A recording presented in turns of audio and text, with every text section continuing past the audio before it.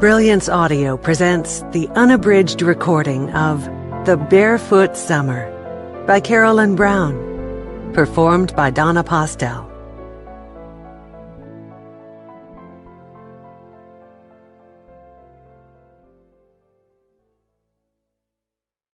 Chapter 1.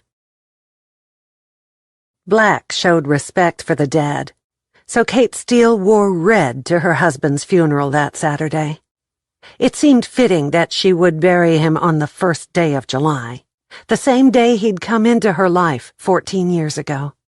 It brought everything full circle, right back to the afternoon that she'd met him, in the cemetery, when visiting her father's grave.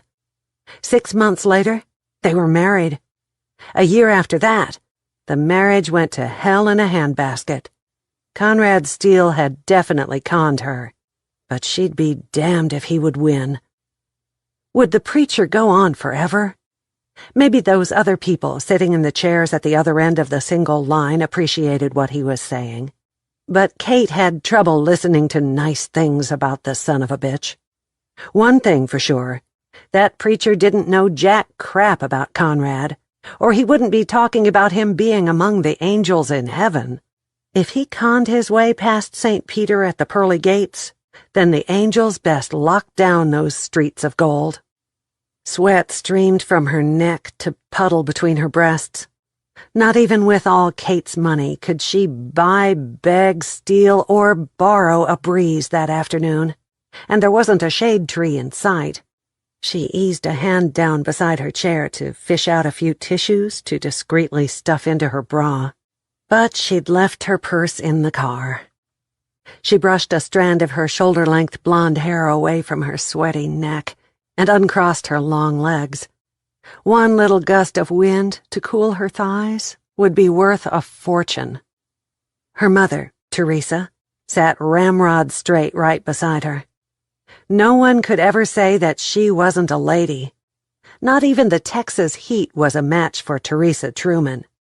She'd face off with the devil on his best day.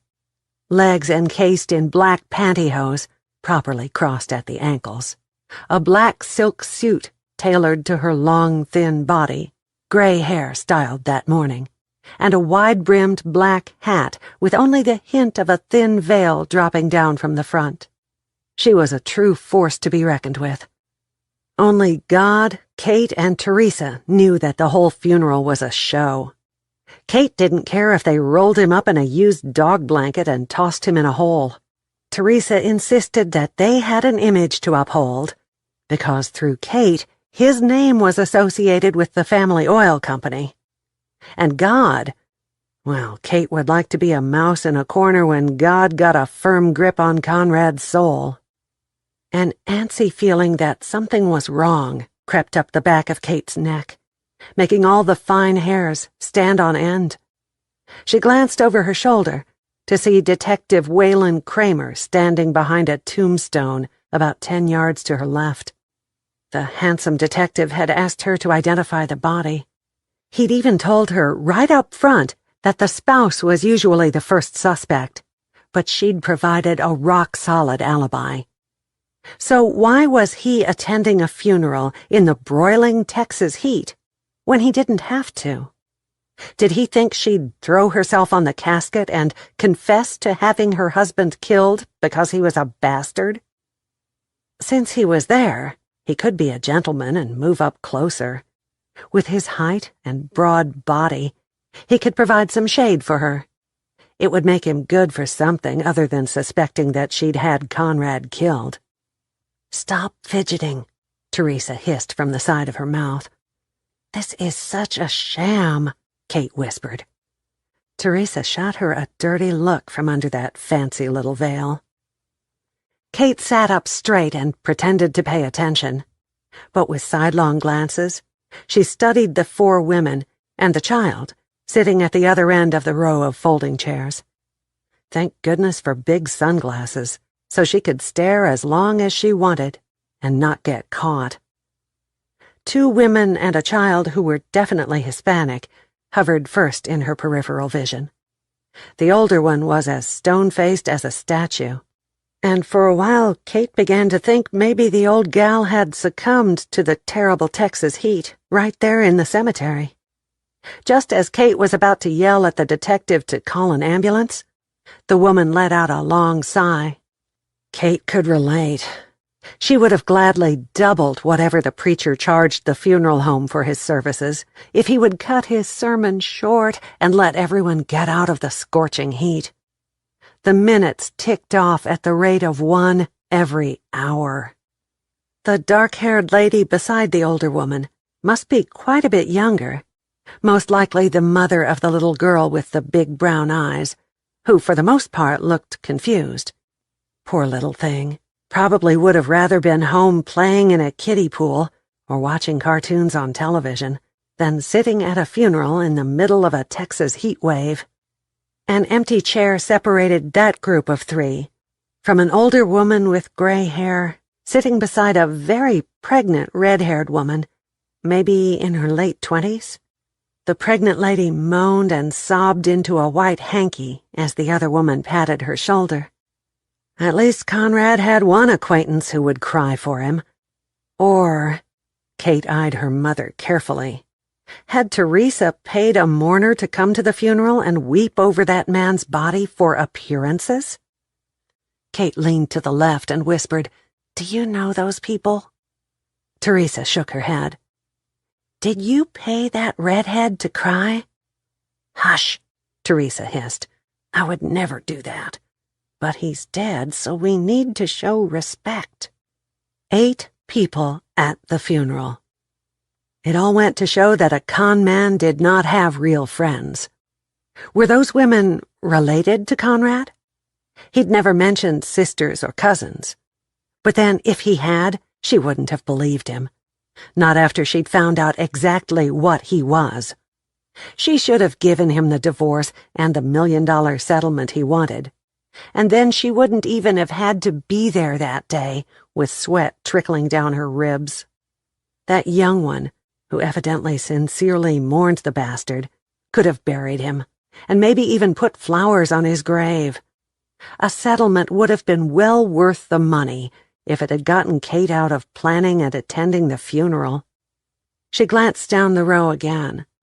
The little girl held her red rose as if it were a piece of delicate china. The expression on the face of the woman beside her left no doubt that she wanted to get this whole thing finished as much as Kate did. The pregnant girl had wrapped her wrinkled handkerchief around the stem of her rose, and now wiped her tears away with the back of her hand. "Let us pray," the preacher said.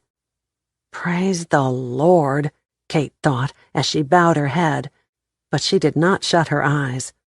She stared straight ahead at the shiny black casket with the reflections of the mourners, real or obligatory, right there before her. Their faces distorted in the casket's curvature. But what she saw was sorrow, disgust, confusion, acceptance, and something akin to indifference. "Amen," the preacher said, and Kate mouthed the word, even though she had no idea what he'd petitioned God for that afternoon. He could have begged the Lord to open up the ground and swallow Conrad Steele's wife right there on the spot, or he might have read that week's grocery list, but she could definitely say amen if it got her out of the heat. The preacher nodded toward her. "And now, Mrs. Steele, do you have any last words or something you want to say before we conclude the service?" She shook her head, stood up, and hoped her slim skirt wasn't stuck to her sweaty thighs, as she took the red rose the funeral director had handed her when she arrived, and laid it on the top of the casket. "Yes, I have something to say." The pregnant girl laid one hand on her baby bump and pushed up out of the chair. "Conrad was an amazing husband, and I cannot believe he's gone." She burst into another round of deep sobs. Sweet Jesus! Surely the heat had fried Kate's brain cells. That kid couldn't be married to Conrad. And yet the scenario didn't change, no matter how many times Kate blinked. The older woman quickly stood up and wrapped an arm around the girl's shoulders. "It's all right, Amanda, darling. Just give your flower to Conrad, and please stop crying." "I can't. He was such a good man, and now he'll never see our baby grow up," she wailed. Kate's eyebrows shot up so high that it gave her an instant headache. Conrad had married without divorcing Kate, and the woman was pregnant.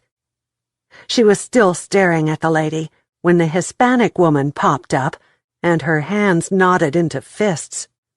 "You can't be married to Conrad. I am his wife." Kate inhaled and let it out slowly, but then she couldn't make herself suck in more air. Her chest ached, and her hands went clammy as the scene played out in slow motion. "You are lying." Amanda threw off the older woman's arm and stomped up to the other woman until she was nose to nose with her. "I married him 7 months ago. You might be his ex-wife, but you are not his wife today. I have the marriage license showing that I've been married to him for 7 years, with no divorce. So if he married you last year, kiddo, you aren't even legally married. This child right here is his daughter." Her dark eyes flashed. Kate's mother sighed. "I told you he was bad news." "Holy smokin' hell," Kate finally gasped. "Okay, ladies." Detective Waylon Kramer stepped between them. "You can both take a step backward. Neither of you are legally married to Conrad. This lady right here," he pointed to Kate, "is his legal wife of 14 years. "You can't tell me that. I have a marriage license. Amanda Hilton and Conrad Steele were married the last day of December last year," Amanda argued. "So do I," the dark-haired woman said, and poked herself in the chest with a forefinger. "Jamie Mendoza and Conrad Steele were married the last day of December 7 years ago." Waylon glanced at Kate. She shrugged. "The last day of December, 14 years ago." "You?" Amanda raised her voice to only an octave below what it took to break glass. "Are his sister, and that old woman beside you is his mother. He showed me pictures of you awful people together. His mother liked you better and gave you most of the money. He only got a little bit from his trust fund, which would be mine if something ever happened to him. And I need it for this baby." Her hands went to her rounded stomach. "Old woman," Teresa gasped. Kate bit back a nervous giggle. Nothing was humorous about anything that was going on, but that pregnant redhead had no idea that she'd just opened the cage to the scary Teresa Tiger, who could rip her throat out with nothing but icy words. "I am his legal wife, and there is no trust fund," Kate said. "Bringing up money at a funeral," Teresa muttered under her breath. "This is worse than the Jerry Springer show. If I'd birthed that son of a bitch, I would have thrown him in the river before he was a week old. Old woman, my ass." "You are both wrong. Come on, Aunt Ellie. We're going home, and we'll get a lawyer to sort this out." Amanda set her mouth in a firm line. At least that annoying sobbing had stopped. Kate didn't give a baby rat's rear end about her late husband, and when that woman woke up and realized that she'd married a con man, she might change her tune. "Your rose?" her Aunt Ellie reminded her. Amanda laid it on the casket with her handkerchief. "Darling Conrad, take my rose and my tears to heaven with you, and someday we will be together again." It might be funny if it wasn't so bizarre. Lord, this kind of fodder just might be good enough to make it to those tabloids beside the grocery store checkout counter. Kate shuddered as she pictured all 3 wives with sweaty faces lined up beside a picture of Conrad on the front page of a magazine. What would that do for her reputation as president of the oil company? Conrad had 3 wives. At the same time. She held her hands to keep from counting them off on her fingers. Kate, Jamie, and Amanda, married 7 years apart on the same damn day.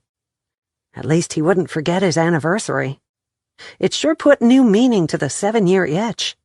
"Did you know this?" she asked Waylon. "I did yesterday."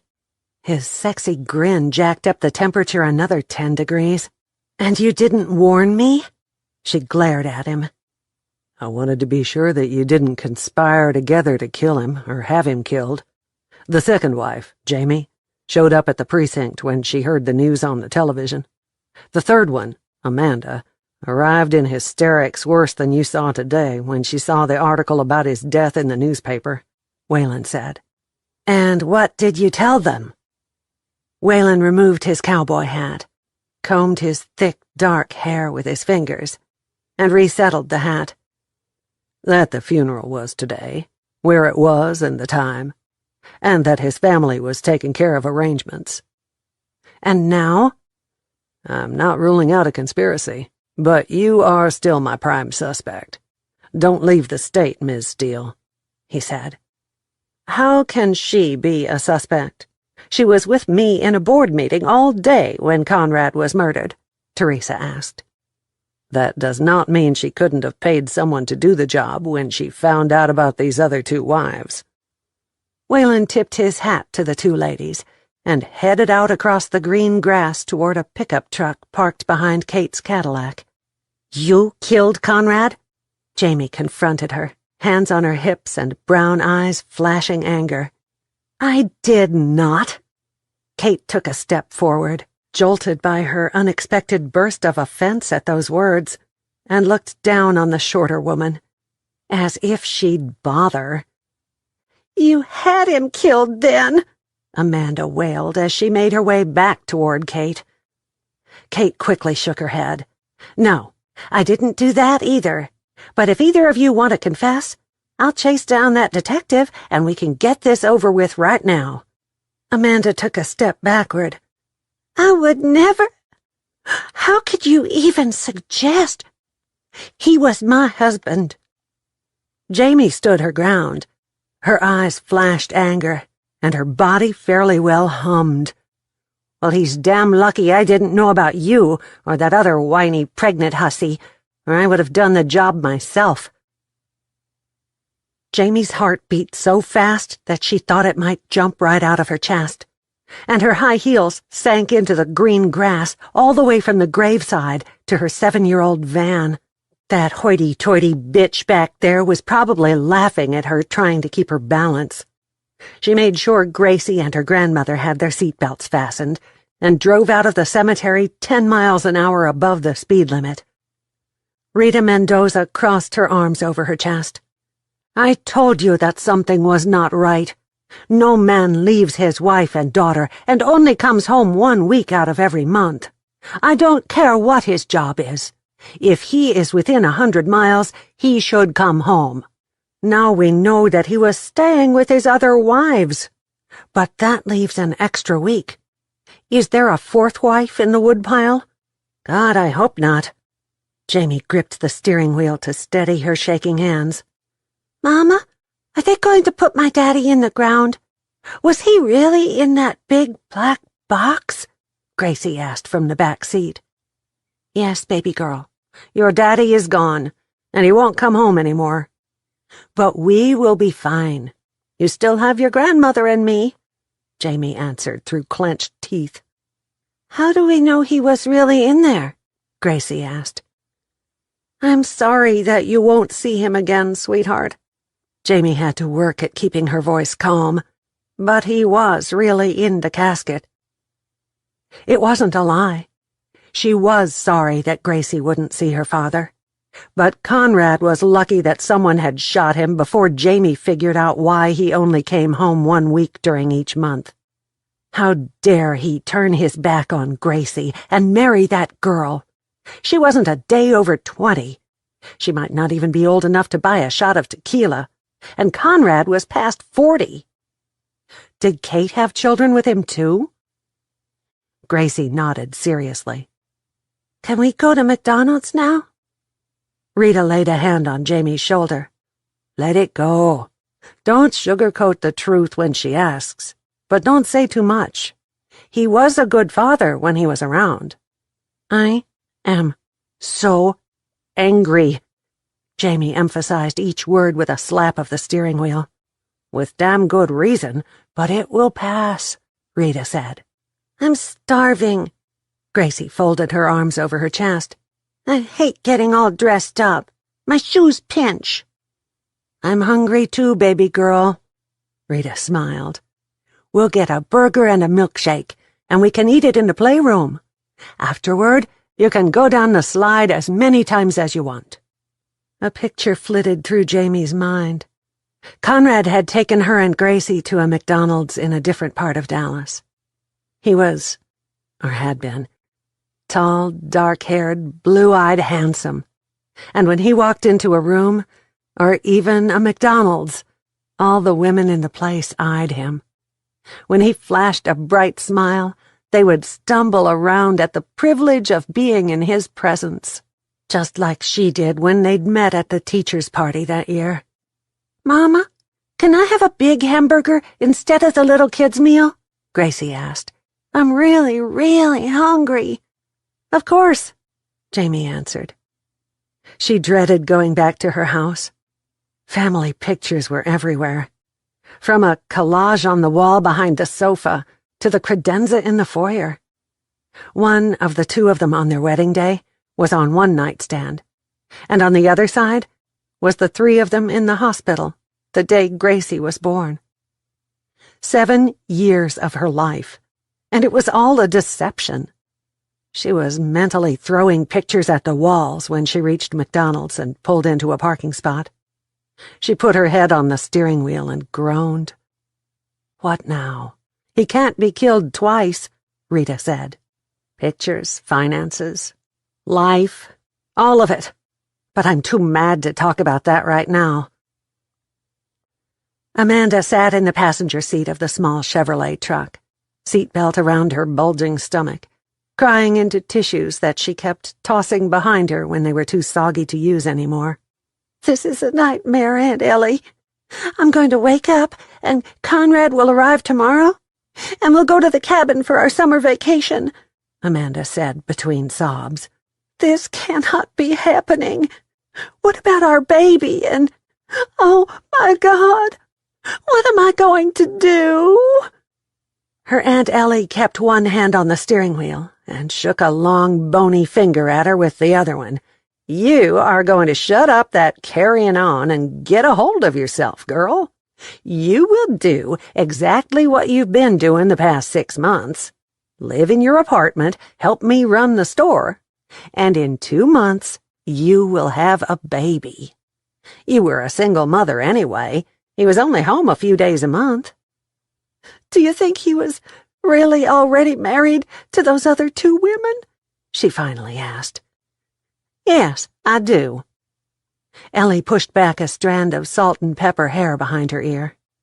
Why would they attend the funeral, and why would they lie? Be thankful you didn't have to pay for that ceremony. I bet the casket alone cost a fortune. Do you think, Amanda hesitated, not wanting to even utter the words, that he slept with them when he wasn't with me? Most likely, Aunt Ellie said. You aren't any help at all, Amanda pouted. He might have married them, but there are divorce papers somewhere. They will show up, I'm positive of it. You are acting like a dramatic teenager. Shit happens. Men are sometimes bastards. You had 6 months of bliss. Count that a blessing and be glad that someone shot that fool, because I would be tempted to get the pistol out of my purse and do it if they hadn't. Ellie scolded. You were going to leave tomorrow for your vacation time. I suggest you take the week off and get yourself together. I hate those other 2, she said. I don't expect there's much love in their hearts for you either. Aunt Ellie turned north on Highway 287 toward Wichita Falls. Put the seat back and rest your eyes. I'll wake you when we reach the city limits. Wanda will have closed the store by the time we get there, so I'll take you straight to your apartment," Ellie said. Amanda obeyed her aunt's orders, but she couldn't sleep. Conrad was dead. Really dead. She'd seen the article about his death in the Dallas newspaper yesterday, and laughed at first, thinking she would tease Conrad about there being two of him. What appeared to be a robbery had gone bad in a well-known flower shop in Dallas. Conrad Steele had been fatally shot. The owner described two people who came into the store wearing masks. He'd given them the money without an argument, but then they'd both turned their guns on Conrad. One blew his face off with a shotgun, and the other shot him in the groin with a pistol before they ran out of the store and sped away in a black, late-model SUV. She'd called the Dallas police station and talked to a detective who verified that Conrad Steele was dead. She wanted to go see the body, but he told her that the family had decided on a closed casket under the circumstances. Kate Steele, a member of the family, was taking care of the arrangements.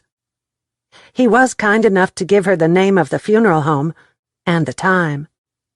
That was yesterday, and she had barely had time to buy a decent black dress and make arrangements for their part-time help to run Ellie's boutique so that she could go to the funeral. It was all so surreal. No one buried a person that fast. 3 days was the minimum. Conrad had been shot on Thursday afternoon, and he was already in the ground, and it was only Saturday. There'd been no wake, no family night for friends to come and console her for her loss, not even a church luncheon after the funeral, nothing but a short graveside service. There was no closure in that. Amanda needed something to hang on to, anything at all, to replace the fact that Conrad had 3 wives at the same damn time. Chapter 2. Emotions should have been swirling around Kate on Sunday afternoon when she opened the door into Conrad's bedroom. She expected the memories to bring back something, anything. Something in the room should cause a flutter of love, anger, sadness. But there was nothing. She'd been depressed when she met Conrad, and he'd made her happy for the 6 months they'd dated and for nearly a year following their marriage. Surely she could latch on to one happy memory. But any happiness had been drowned the day that she lost their baby, and the doctors said she'd never have any more children. Depression had set in, and Conrad began to hound her for a divorce and his money. Anger joined depression when he became mentally abusive. Now he was dead, and she should feel something. Relief? Even if he had been nothing more than a con artist who had lived in her house a couple of days a month for more than a decade, he was still her legal husband. She dug deep into her heart, but there was nothing. She would have had a bigger rush of emotion if one of the janitors at the oil company had died. Teresa pushed past her into the room.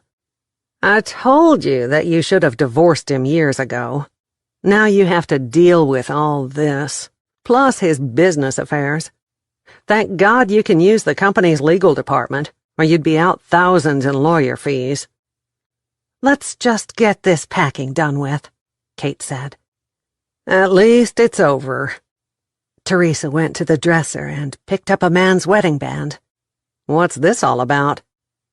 "He took it off years ago. I'm surprised he didn't hawk the damn thing." Kate took it from her mother and tossed it into the bottom of the black garbage bag she'd brought with her. "You could get something for that in a pawn shop," Teresa said.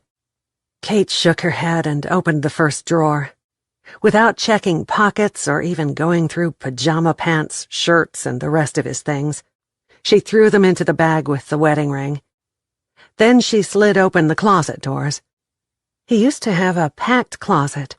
but now there were only a few suits, dress shirts, and slacks in front of her. "I told you not to buy all those fancy things for him when you were first married," Teresa said. "Now they are hanging in one of those other women's closets. They'll take them to a consignment shop and make a fortune on them. I don't care if they burn them and dance naked around the flames. I just want this thing settled. I never want to see those women again." Kate shoved it all into the bag. "Well, this isn't going to take long." Teresa reached for a box on the shelf. "Are you even going to look in this, or do we just put it in the bag, too?" More to appease her mother than anything else, Kate flipped the lid off onto the bed. His last 5 years' tax returns were there, but no will, which might have simplified things. The deed to the cabin he owned up by Lake Camp, along with the taxes and insurance papers concerning the cabin, were tucked into a big manila envelope. She flipped through the federal business. No dependents. Married, but filing separate, with her listed as his spouse. And very little return for any of the 5 years. They'd been prepared by an accountant whose card was stapled to the front of each copy. Kate set the box aside. "I'll take this to the lawyers tomorrow. Looks like that cabin where we went on our honeymoon is his primary asset, so I'll have to deal with it. I'll get in touch with his accountant tomorrow to see if he has kept the utilities paid." "How many times did I tell you that man was trouble?" Teresa sighed. Kate didn't answer. Arguing with her mother was like fighting with a tornado. Lots of wind and noise, with only mayhem and destruction remaining at the end of the argument. It wasn't totally unlike fighting with Conrad these past 13 years, but at least he didn't start every other sentence with, "I told you so." Teresa glanced around the room. "Anything else?" "I don't think so." Kate looked down at the bag. 14 years, all neatly tied shut with a red plastic drawstring. Nothing remained but a few phone calls and selling a cabin located 2.5 hours north of Fort Worth. "I'll take this out to your car and put it in the trunk." The mistake she made 14 years ago was finished and over. He wouldn't appear at her house once a month and rant about a divorce. "Nothing else in the rest of the house?" Teresa put the lid on the box, picked it up, and followed Kate out into the foyer. "Not one thing," Kate said. She'd long since gotten rid of pictures or anything that might remind her of him when he was gone. What he had was contained in a room she hadn't set foot in since she came home from the hospital after losing the baby. That was the first time he'd asked her to divorce him. Emptiness was worse than any emotion that she could imagine. But that's the only thing she felt as she carried the trash bag out. "Okay, then. I'll drop the bag by the charity donation center at the church. I'm going to the office an hour or so this afternoon, so I'll put this box on your desk," Teresa said as they made their way out to the curb where her car was parked. "You could come home for a few days, if you don't want to be alone." A sweet offer, but Kate would rather ask her housekeeper to come over and stay a couple of days, as spend time in a house with her mother. "No, thank you. I'm fine." Kate tossed the bag into the trunk and slammed the lid shut. "I'll deal with the accountant and start proceedings for probate on the cabin tomorrow." She didn't need or want sympathy that day.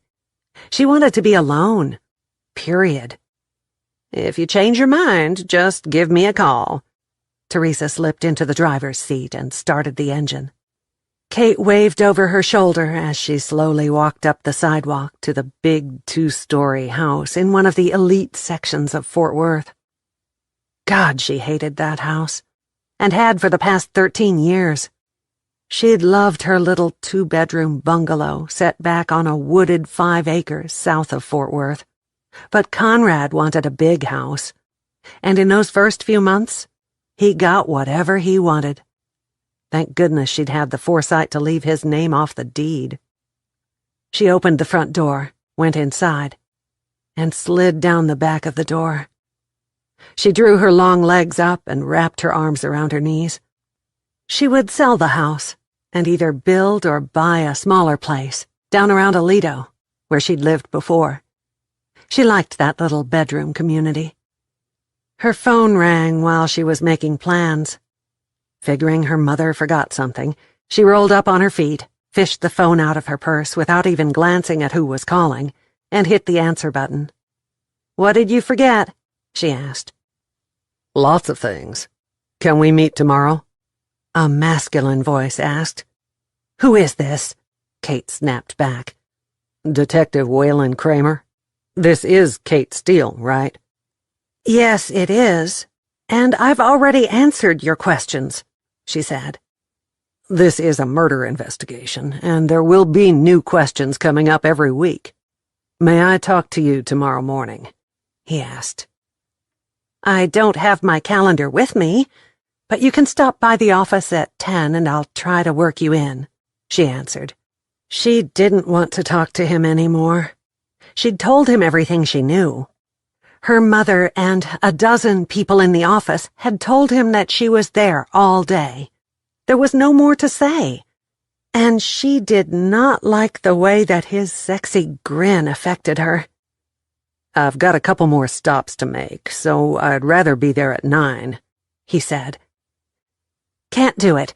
It's 10, or it'll have to wait until Tuesday or Wednesday," she told him. She could rearrange her schedule, but Detective Waylon was not going to call the shots. "Then I'll be there promptly at 10, he said. "You could ask me whatever you want to know right now and save a trip." "I do not do interviews on the phone." Without a goodbye, have a nice day, or kiss my butt, he was gone. She tossed the phone onto the sofa and headed up the stairs to change from her cute little peach suit and high heels into something more comfortable. She had nothing to hide, so the detective could interview her every day for the next year, but by damn, he would do it on her terms. If he thought he could just pop into her business any old time, then he'd better bring a sandwich and a cup of coffee, because he might spend a lot of time in the waiting room. With her Sunday outfit hung up and her shoes put back in the right box, she flopped back on her bed and stared at the ceiling. Maybe she wouldn't sell the cabin. If it didn't harbor bad memories when she went up there to take care of all the legal matters, she might just keep the thing. It was big enough, with 3 bedrooms, to use as a weekend company getaway. The lake provided fishing and swimming. She could envision a spreadsheet where employees could write in days for either week-long or weekend vacation time. That way the place could be a company tax write-off. Cold air from the ceiling vent chilled her body, so she swung her legs off the side of the bed and slipped into a pair of pajama pants. Pulling a chambray shirt on over a tank top, she made her way back down the stairs, picked up her phone, and carried it outside to sit beside the pool. "I hate you, Conrad Steele." She threw her hand over her eyes to block the setting sun. "You could have waited another year to get killed.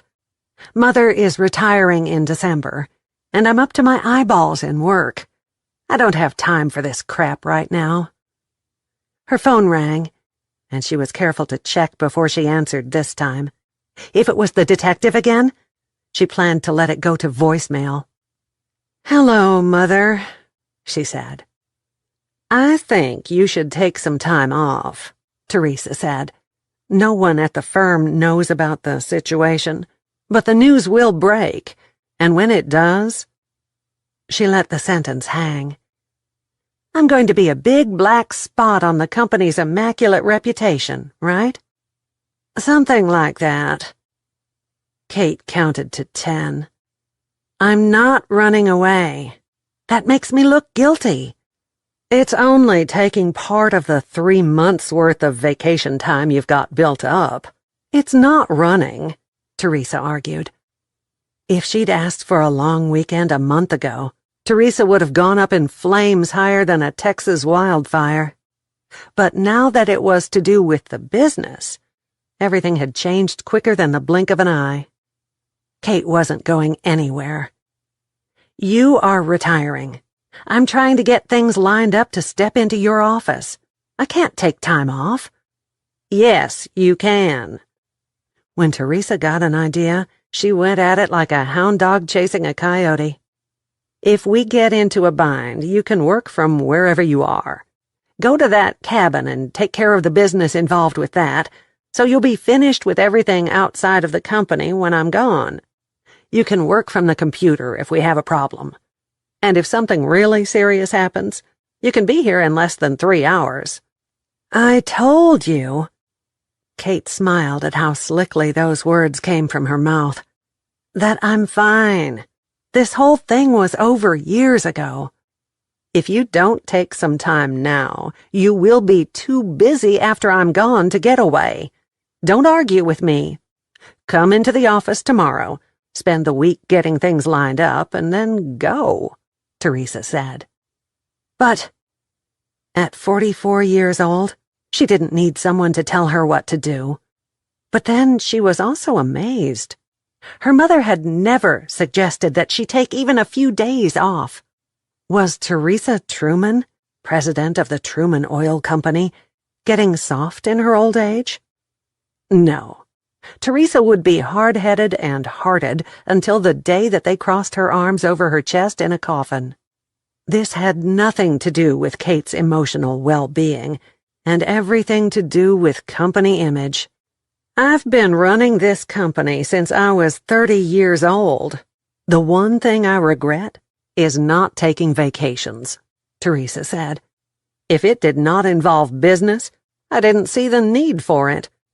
Don't get to be 70 years old with regrets, like I'm doing now." "I'll think about it," Kate said. Regrets, my naturally born white ass. The only thing that you might feel sorry about is not buying out Texas Red when it was a small company, or maybe letting me buy stock in this company through the years. Now I own 30%, which is only slightly less than what you own. Good. That's at least a baby step. See you in the morning. I'm leaving the office now and going home to get a few laps in the pool before dark, Teresa said. Bye, Mother, Kate said, and hit the end button.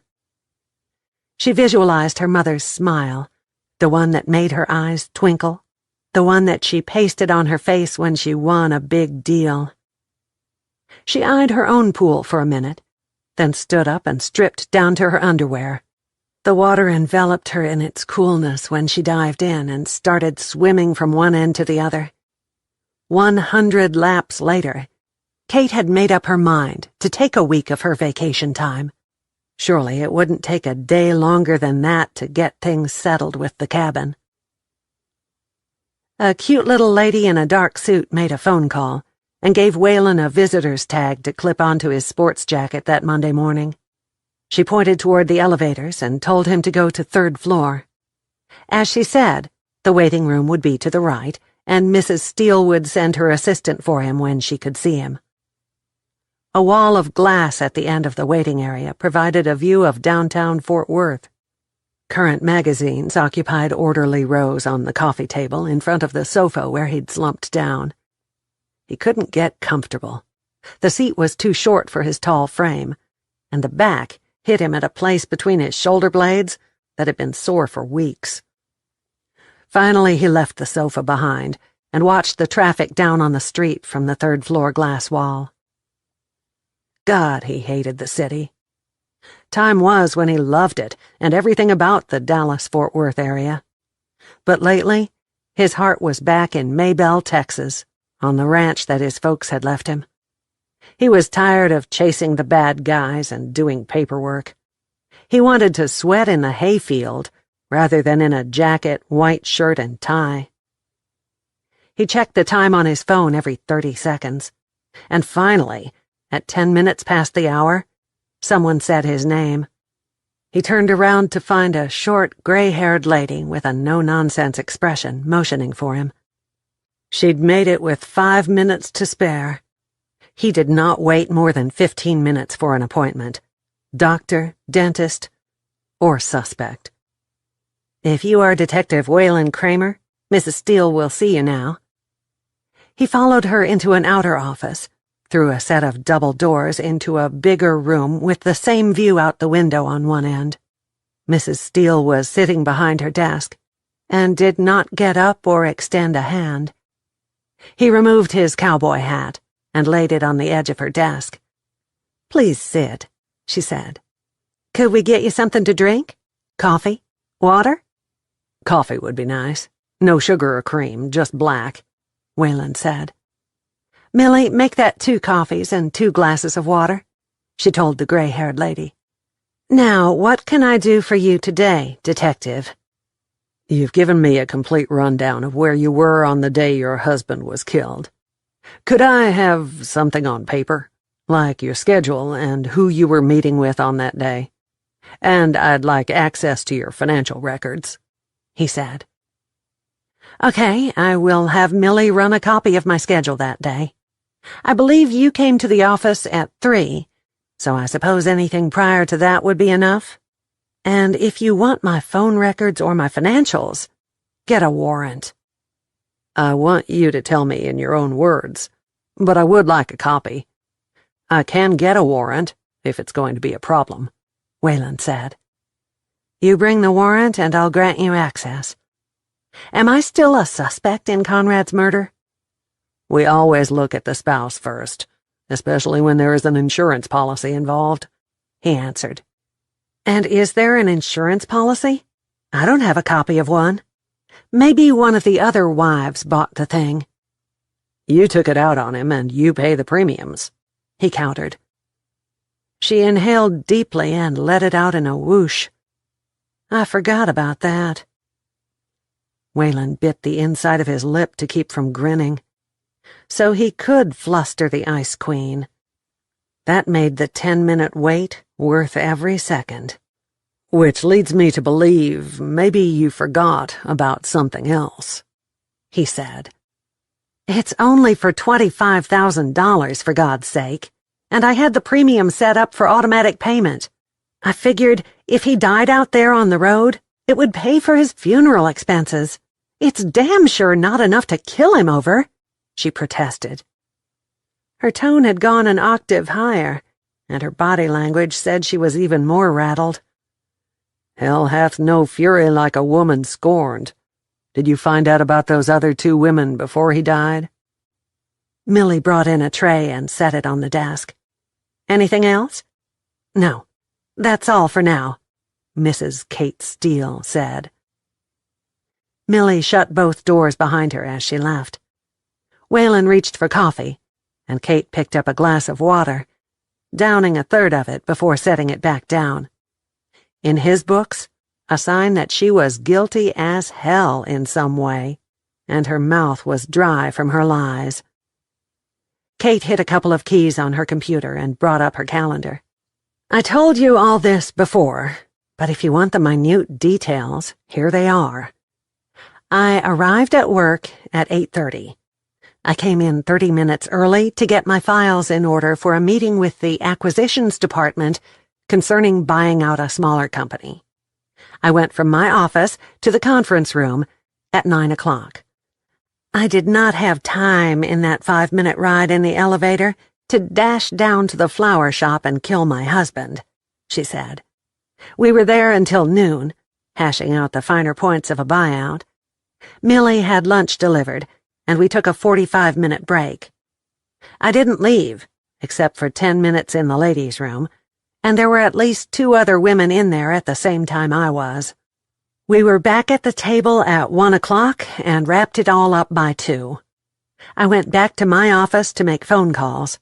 I did not kill Conrad or have him assassinated." Wayland took out his notebook and wrote down the timeline as she talked. Most of the time, folks got real antsy when he made notes in his book. It didn't seem to affect Kate Steele as much as he wanted. She sat across the desk from him, sipping her ice water, as if he were no more than a gnat that she would squash with that glass paperweight any minute. He put his pen and notebook into his pocket and finished off his coffee. "You got anything else you want to say this morning?" he asked. Only that, if I'd wanted to kill Conrad, I would have done it years ago, and I would not have hired someone to do my dirty work, she said curtly. Don't leave town. I might have more questions. Thanks for the coffee. He rose up out of the chair slowly and settled his hat back on his head. I am leaving town next weekend, but I'll still be in the state, she said. You have my cell phone, and before you accuse me of murder again, why don't you pull your head out of your butt and do some real detective work? Who was he sending flowers to? They damn sure weren't for me. And if there are 3 of us, there might be another wife in the wings. Find them and see if that person has a gun to match the bullets that killed dear old Conrad. Waylon nodded. Good day, Mrs. Steele. Think about what I said. She raised her voice slightly as he left. Damn it, he muttered as he pushed L on the elevator. She'd brought up 2 good points that he was already investigating. Was she covering her own tracks by throwing him off course? And why was she taking a vacation right now? Hiding evidence? Chapter 3. On Tuesdays, the trash man picked up the garbage, but since that particular day was a holiday, they wouldn't get it until Wednesday. Still, Jamie was determined to get rid of anything in her house that had belonged to Conrad. She did leave one picture of Gracie with her father in her daughter's room. Even though Conrad had been a son of a bitch, he was still her father. Was it something in the genes? Jamie's mother hadn't had a lick of sense with her relationship, and Jamie had been the result. She twisted her black hair up the back of her head and held it with an oversized clamp, dragged 2 bags out to the curb, and returned for a 3rd big black one that held their actual garbage for the week. It would be ready for the trash man when he came the next day, and it would damn sure be out of her house. Her grandmother had suggested giving his things to a charity, but Jamie was a little superstitious. She sure didn't want another man to put on one of Conrad's shirts, or even his socks, and feel the urge to become a con artist. The trash truck rumbled down her street before she even made it back to the porch of the small 3-bedroom house that she and Conrad had bought together the week after they'd married. They'd planned on at least 2 children. A boy and a girl was what Conrad wanted. Moving from a small 1-bedroom apartment, she'd felt as if she had bought a mansion when she first moved in. Now it seemed small, because memories lurked in every corner, and every damned one of them fueled the red-hot anger inside her. She would sell the place and move into an apartment.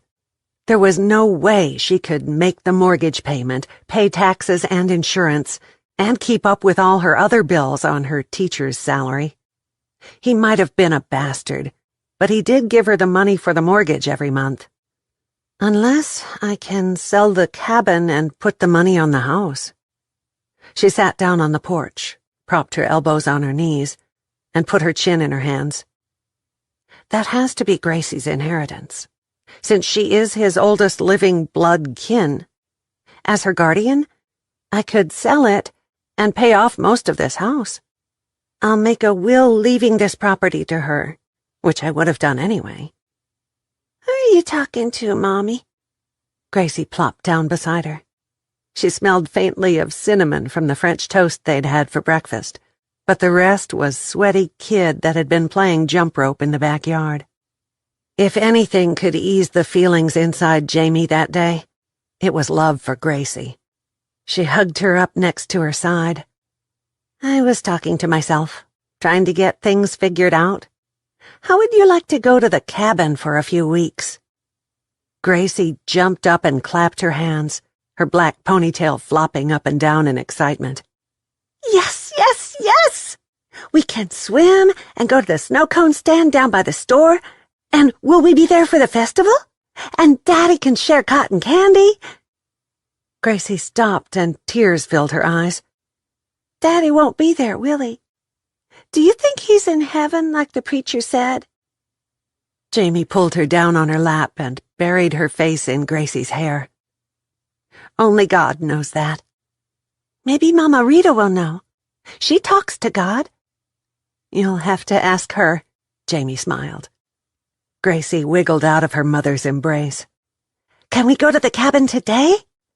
We've got some stuff to take care of first, and tonight we have to go see the fireworks display with Mama Rita. How about this weekend?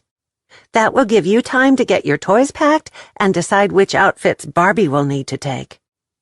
Jamie smiled.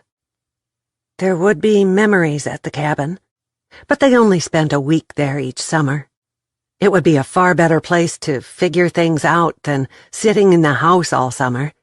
And besides, Gracie loved it there. I think I left one of my Barbies there last time we went. I bet she's lonely. Gracie sighed. I will miss Daddy. We never been there without him. I know, sweetheart. But we'll have a good time. And maybe you can turn some balloons loose when we leave. They can rise right up in the sky, and he might even see them. Jamie fought the desire to cross her fingers behind her back. Okay, Gracie said with a serious nod. Now I'm going to start packing my Barbies and their clothes. They'll need bathing suits, and I'll have to take Snugglies, or I won't be able to sleep. She disappeared into the house in a blur, leaving the sound of a slamming screen door in her wake. An official-looking black vehicle slowed down as it passed her house, then backed up and pulled into her driveway. She shaded her eyes with her hand and hoped to hell it wasn't more bad news. That detective from the funeral got out, shook the legs of his jeans down over cowboy boots, and tipped his hat toward her. Tall and dark-haired, he shot a winning smile her way and swaggered over to lean on a porch post. Mrs. Jamie Steele. That's me, she said. Could I come inside and ask you a few questions? No, but you can sit on my porch with me and ask anything you want, she said. The hat and clothes might make him look like an innocent cowboy, but she'd been conned by a professional for 7 years. Detective Whalen could barely be classified as an amateur in the field, even with his winning smile and those sexy eyes. Hot one, ain't it? He sat down on the top step and rested his back against a porch post. I've never expected snow in July, she said. Let's cut to the chase. What do you want to know? He pulled out a notebook and a pen. You are a schoolteacher, right? She nodded. Are you angry right now? Not that it's a bit of your business, but hell yes, I'm mad. I just found out my husband is a polygamist and he's got at least 2 other wives. Have you found more? Not yet, but I'm still investigating. Whalen smiled. Might as well pack that grin up in your shirt pocket, because it's not going to win you any favors in my court. Then why are you here? I want to know where you were on the day he died, from early morning until after 3, he said. Why until then? Why not until midnight? He looked up from the notepad. He died instantly at 3 o'clock in the flower shop. And who were the flowers sent to? They damn sure didn't come here, Jamie said. It's an ongoing investigation, so I can't tell you that. A new rush of pure old mad flowed through Jamie. Conrad never sent flowers to her. Not one time. When they were courting, he'd brought her a bouquet of wildflowers in a quart jar. And on their first anniversary, he showed up with a box of chocolates that he'd bought on the half-price after-Christmas sale shelf. At the time, she'd thought it was sentimental. Now that she knew he was shopping at an expensive florist, it was downright cheap. Did that son of a bitch spend money for flowers on those other 2 hussies? He never sent me a damn thing. Or Gracie either, for that matter. Jamie fumed. The detective poised his pen over the notebook. I told you I can't answer that, but it will help if you can tell me where you were all day. Thursday, I spent the morning with my grandmother. We went to a farmer's market and bought vegetables. At noon, we stopped by a burger joint down near DeSoto, and then we came home and put away the produce, had waffles for supper. And I heard about the murder on the television that evening. My grandmother and Gracie were with me all day. Do you think I killed him? Was the detective mentally challenged? If Jamie had killed him, she would have been standing on the roof of that flower shop shouting to the whole world. She was not a woman to run and hide, and Mr. Detective could write that in his little notebook. "We are covering all bases," he said. "Tell me the truth. Did you find out about those other women before or after he was killed?" If I'd known about those other 2 wives, he wouldn't have been alive on Thursday to be buying flowers in that shop. Now, let me ask you something. He owns a cabin up near Lake Kemp. Since Gracie is his oldest living blood kin, won't she inherit that? He put his notebook and pen back into his shirt pocket and got to his feet. "I have no idea about property. You'll have to talk to a lawyer if you want to get into it with his first wife." Surely that hoity-toity witch won't end up with the cabin, since he has a child, Jamie said. "She is his legal wife, unless one turns up from before 14 years ago. But a lawyer will have to help y'all with the property thing." He started to walk away and then turned back. "Don't leave town. I'll have more questions as the investigation continues."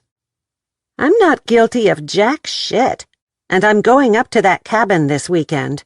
It's Gracie's, and nobody is taking it from her, Jamie declared. Amanda heard the squeak of the door to her tiny one-bedroom apartment open, and didn't need to open her eyes to know that her aunt had stopped by. Again. She could hear her in the kitchen putting food in the fridge, right along with what she'd brought the past 3 days. Very little of it had been touched. Amanda hugged her wedding picture closer to her chest and curled up around it on the sofa. She couldn't eat. She couldn't sleep in the bed they'd shared last week. She could barely look at the bassinet with the cute little airplane mobile above it. Conrad was dead, and those other 2 horrible women were telling lies about him. He might have been married to them, but he'd divorced them long before he even met her. And that little girl didn't look anything like him, so she couldn't be his child. Conrad loved her with his whole heart, and he would have told her if he'd had another child. He talked all the time about the excitement of his first baby with her. She frowned. Or had he said, his first son? She couldn't remember, but still he would have told her.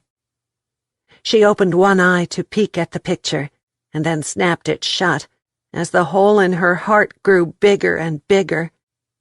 She vowed that there would never be another man in her life.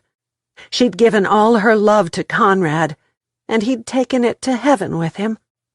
"You might as well open your eyes," Aunt Ellie said. "This has gone on long enough. Today you are going to take a shower and get dressed, and you will leave this apartment. We are going to the store, and you are going to do your job. You've had 3 days past the funeral to wallow around in sorrow." "I can't," Amanda whined. "You will, or I will drag you into the bathroom and put you in the shower. This is not good for that baby," Aunt Ellie said with enough conviction that Amanda opened her eyes and sat up. "I loved him so much," she said with a long sigh. "I reckon he was good at making the women love him." Aunt Ellie pointed toward the shower. "Go. I'll be right here when you get back. Put on makeup and something nice. You're not going to the store looking like hammered buzzard shit." It took an hour to shower, get dressed, and put on enough makeup to cover the circles under her eyes, but when she finished, Aunt Ellie nodded in approval. "Now eat," she said. "I made bacon, eggs, and toast. Your plate is in the microwave. Coffee's in the pot. You've got 15 minutes, so don't argue." Amanda wanted to revert to her old rebellious days, flip off her aunt and curl back up on the sofa with the picture for the rest of the day. But she'd promised Jesus, when she accepted him into her heart, that she would put her wild ways behind her, and so far she'd kept her word. Besides, Conrad had told her repeatedly how much he loved her sweet goodness, and that she was going to make a wonderful mother to their son. She could not let him down, not even if it meant eating food that would taste like sawdust. "I want to start my maternity leave next weekend," she said. "Fine by me. But you are not holing up in this place with the curtains pulled and the lights turned off," Aunt Ellie said. "I'm going to the cabin.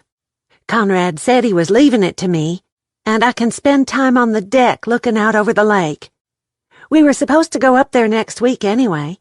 I think I can find closure there. Maybe I'll even stay longer," Amanda said. "I can agree with that," Aunt Ellie said. "But a week before the baby's due date, you should come on home. Your doctor is here." "And I will make all my appointments." She laid a hand on her baby bump. "I'll take good care of this little guy. That's the least I can do for Conrad." Waylon arrived in Wichita Falls right at noon, so he stopped at a pizza place advertising an all-you-can-eat buffet and had lunch. He'd found out this morning that the florist had no idea where Conrad was taking the dozen yellow roses he'd bought that day. He hadn't signed a card before he was slain. He had only just been in the process of paying for the roses, which he'd had in his hands when the two men in masks burst through the door and shot him. Mr. Drummond, the florist, let Waylon look at the record of Conrad's purchases. At least once a week, for the past 3 months, he'd bought yellow roses on Thursday. In the past year, he usually bought flowers right after the first of the month, and that order varied from daisies to orchids. The store owner was too eager to help, which meant he was probably hiding something big. Waylon made a note to call him later, or go back to see him in a week or so. Maybe he'd deleted a couple of orders to protect someone. Waylon couldn't manage to keep one wife at a time happy. How in the hell did Conrad keep 3 on the hook and still have time to buy flowers for other women? He had to have had a date book or a calendar somewhere. Waylon made a note to go through all the evidence they'd found in his van. He had to be a smart man, so he would not have kept it in any of the 3 wives' houses. The only other place it could be was in his van, with that load of clothing he was peddling across the state. If he didn't find it in the evidence boxes, he'd tear apart the van one piece at a time. He snagged the last parking space in front of Ellie's boutique that afternoon. He left his cowboy hat and sunglasses in the car, but pasted on a big smile when he opened the door. "Whew, it's a hot one. This cool air feels good." He spotted a lady with 2 little girls looking at children's clothing in one area, and an older woman flipping through hangers on the other side of the store. "What can I do for you?" the woman who'd been sitting beside Amanda at the funeral asked. "You look familiar. Have we met?" "Yes, ma'am, we have. At Conrad Steele's funeral. I am Detective Waylon Kramer." He showed her his badge. "I came to talk to Amanda, if she's available." The woman crossed her arms over her chest. "She's not?" Amanda rounded the end of a rack of clothing. "I'm right here, and I have questions for you, Detective. Follow me back to the office." She led the way past the checkout counter and into a small room, where she pointed at an old, straight-back wooden chair. "Have a seat right there. Would you like a soft drink or a cup of coffee? We've got both." "Something cold would be nice." Waylon sat down in a chair that was more uncomfortable than the sofa in Kate's fancy office. Amanda took a Pepsi from a small refrigerator and twisted the lid off before handing it to him. "Did you find out who killed my Conrad?" "Not yet." "Then why are you here?" she asked. I need a play-by-play of where you were all day Thursday, he said. Good Lord! I didn't kill him. I wouldn't. I couldn't. I love him. She threw a hand over her forehead in a dramatic gesture. I would never. Her eyes welled up with tears that spilled down over her cheeks. Kill the father of my baby. She reached for a tissue and dabbed at her face. And if you do your job, you'll find that he divorced those other 2 women. We've been looking into that since his death. It appears that there are records of him marrying all 3 of you, but no divorces on file. Could you please just tell me where you were on Thursday? She pointed down at her stomach. Did either one of those masked people who shot my Conrad have a belly like this? They did not, he answered. Okay, then. Take me off the suspect list. How could I? And I have dozens of people who were in and out of this store all day Thursday who will testify that I never left the place. Opened at 9 and didn't close until after 5 that day. We had a pre-Independence Day sale going on, she said. Besides, it's 3 hours to Dallas. There's no way I could have gone there and come back without being missed. Can you tell me who might want him dead? Whalen pulled out his notebook. Probably one of those other 2 who have burned the divorce papers, she said. There was enough venom in her voice that Whalen had to fight the urge to make the sign of a cross over his chest. You think they might have conspired together to kill him when they found out he was a polygamist? He is not! Her tone shot up so shrill that it could have cracked glass. They did something with the papers. I'm his only wife. That rich bitch could have hired someone to kill him, but she wouldn't get her hands dirty with the job. The other one looked mean enough to me to have done it herself, just like she said. Your job is to find the divorce papers so my baby won't be a bastard. She shook her forefinger at him. My job, ma'am, is to find who killed him, Whalen said.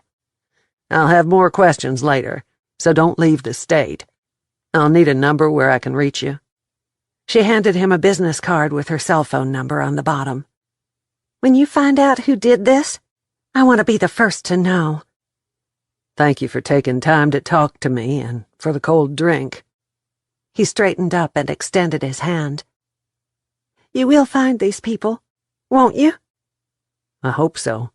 I'm retiring before long, and I don't want to leave an open case on my desk. He smiled. And you will let me know? He nodded. You have my word. He would tell them all when he closed the case, starting with Kate, the legal wife, and working his way down to Amanda. After the hysterics from her at the funeral, he'd expected to find her still weeping and whining. Maybe it was all for show, and they were in it together after all. If so, he'd see them all behind bars before he left the precinct for good. Chapter 4. 14 years hadn't changed the old cabin much. 5 mismatched rocking chairs awaited her in a line across the wide front porch. The one on the end, with the wide arms, sat a little higher than the others, and she'd claimed that as her chair on her honeymoon. Kate would wrap a big quilt around her body and bring her morning coffee out to the porch. There she would listen to the soft laps of the lake as it rolled up on the shore.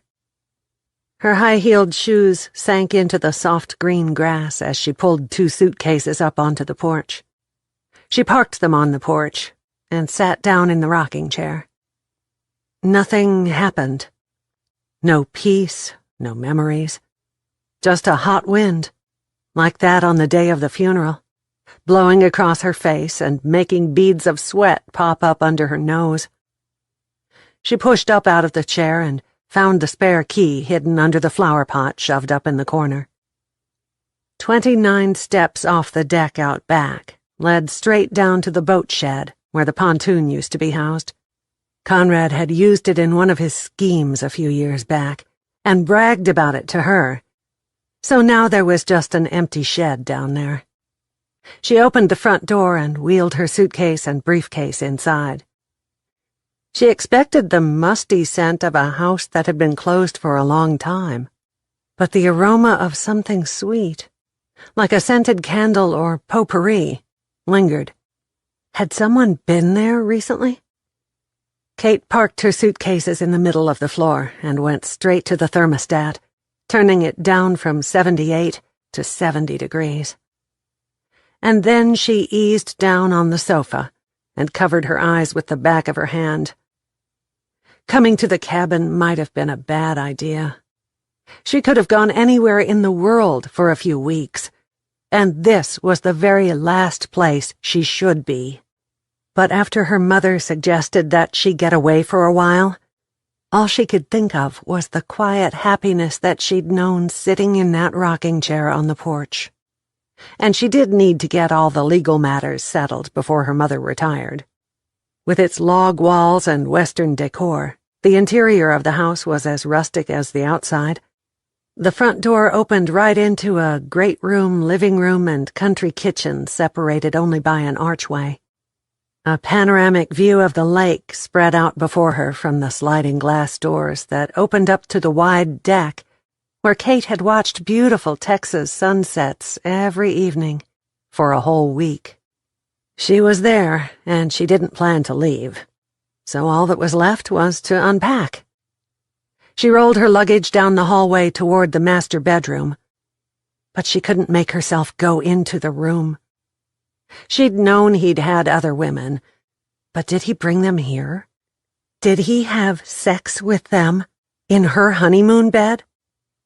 There was no way in hell she could sleep in that room. The therapist would call it love-hate, what she experienced as she stood there, her feet glued to the floor. She'd loved him. He'd tricked her. She hated him. All those feelings finally hit home and rolled up into a hard ball in the middle of her chest. They did not make for the happy, peaceful feeling she'd hoped for. She crossed the hall to a second bedroom and noticed a furry paw sticking out from under the bed.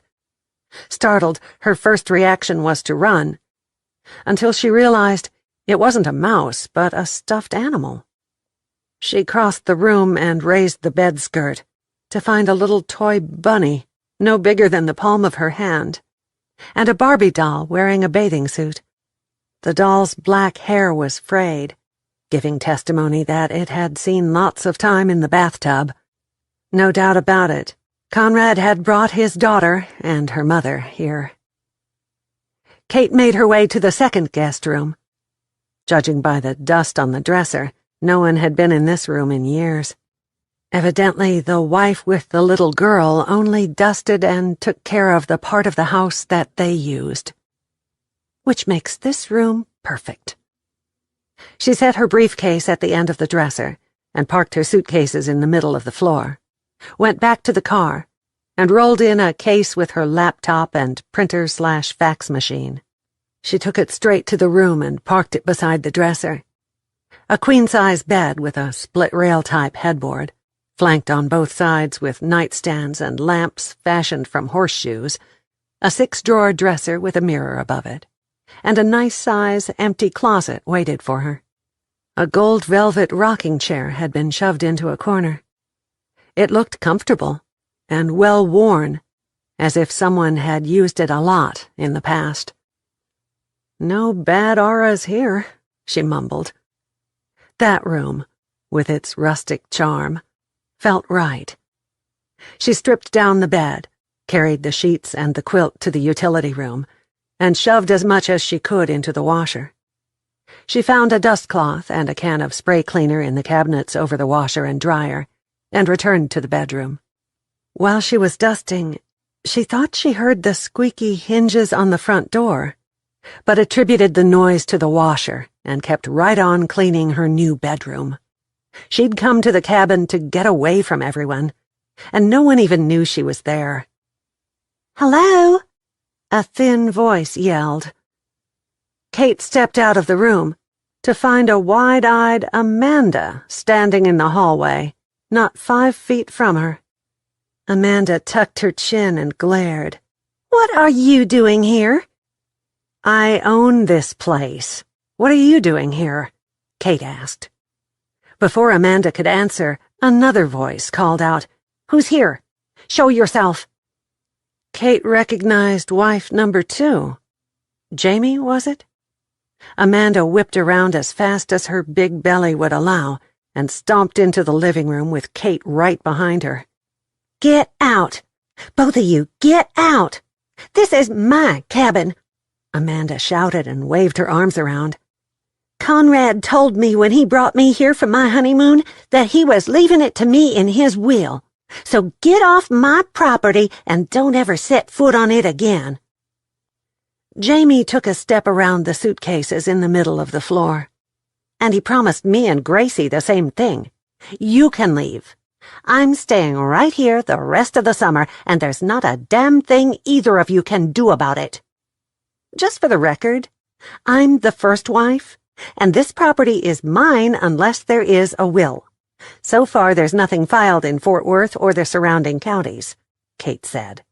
"He's only been dead," Amanda winced at the word, 9 days.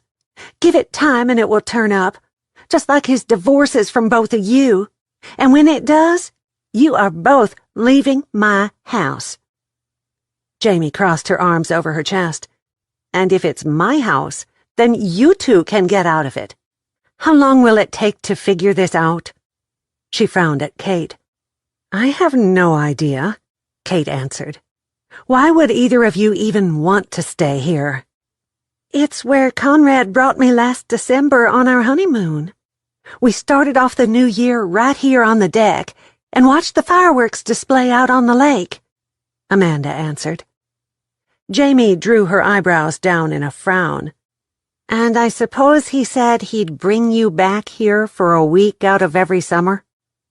Amanda nodded. "We were supposed to arrive tomorrow, and now," she sniffled, "I'll just have to imagine that he is here with me." Gracie tugged on her mother's shirt tail. "Mommy, are they really going to live with us?" "Looks like it, because we aren't leaving." Jamie grabbed the handles of 2 suitcases and rolled them down the hallway. Kate wrapped her arms around her body in a hug, but it didn't help. Her blood still ran cold through her veins. Conrad had been a smart con. He kept his stories straight by keeping them the same, starting with her. Or did he? Was there another wife out there who was even older than Kate? A week in the same house with those two was not the peaceful time she'd been looking forward to. But there was no way she was backing down from the challenge. Whether she wanted to be or not, she was the real wife at the time of his death. She'd paid for his funeral, and it would cost her a lot of money to get all this crap cleared up. So she was staying right here. Amanda tilted her chin up a notch. "I'm having the master bedroom." "I don't want it," Jamie said. "Gracie and I were planning to use her room anyway." Kate shrugged and turned around, her high heels sounding like a BB gun on the hardwood floor. Jamie's cowboy boots echoed like shotgun blasts as she stomped down the hallway. Amanda's blinged-out flip-flops reminded Kate of a series of slaps as she stormed toward the master bedroom. 2 doors slammed before Kate eased hers shut. She fell back into the rocker and closed her eyes. Evidently, Amanda had kicked off her flip-flops, because Kate heard bare feet pacing from one side of the room to the other. Jamie had shut the door to her room, and although Kate couldn't understand a word of the rapid-fire Spanish, there was no doubt that she was ready to blow. "I'm going to stay until I get all this stuff settled, not only with the cabin, but with the investigation. I'm not going back until everyone knows that I was not responsible for Conrad's death. A hard rap jerked her into an upright position. She opened the door so she could discern between the noise of the washing machine and maybe someone knocking on the door. The second rat-a-tat-tat assured her that someone was at the door. She headed that way, wondering the whole time if wife number 4 might be standing on the other side. If so, she was shit out of luck unless she wanted to sleep on the sofa or out on the deck, because the honeymoon cabin had no vacancies. Kate found Waylon Kramer standing there, cowboy hat tilted back so she could see his blue eyes, a smile as big as a happy Cheshire cat on his face. "Ms. Steele," he said. "How did you find me?" she asked. "Easy. I called your office and your mother told me where you'd gone. She's as eager as I am to get this solved. Am I right in assuming that all 3 of the wives are going to spend time together in this house? Are you sure that you never met any of those women before the funeral?" "I guess that's what's about to happen. And I'm very sure I never met them before then." "Did y'all plan to be here at the same time?" "Hell no," she said. He chuckled. She crossed her arms over her chest. "What's so funny?" "A cuss word coming out of your prim and proper mouth." "I don't think you can arrest me for cussing on my own property, can you?" she asked. "No, ma'am. But I'm beginning to think maybe you all 3 did find out about the others and planned a perfect murder. You've all got alibis, but one of you had to come up with the money, and I'll bet that person was you. And, honey, I will close this case," he answered. "You drove all the way from Dallas just to tell me that?" she asked. "No, I have a small ranch in Maybelle, so I was close by. But if you'd like to confess, I brought my recorder." He patted his shirt pocket. "I have nothing to confess.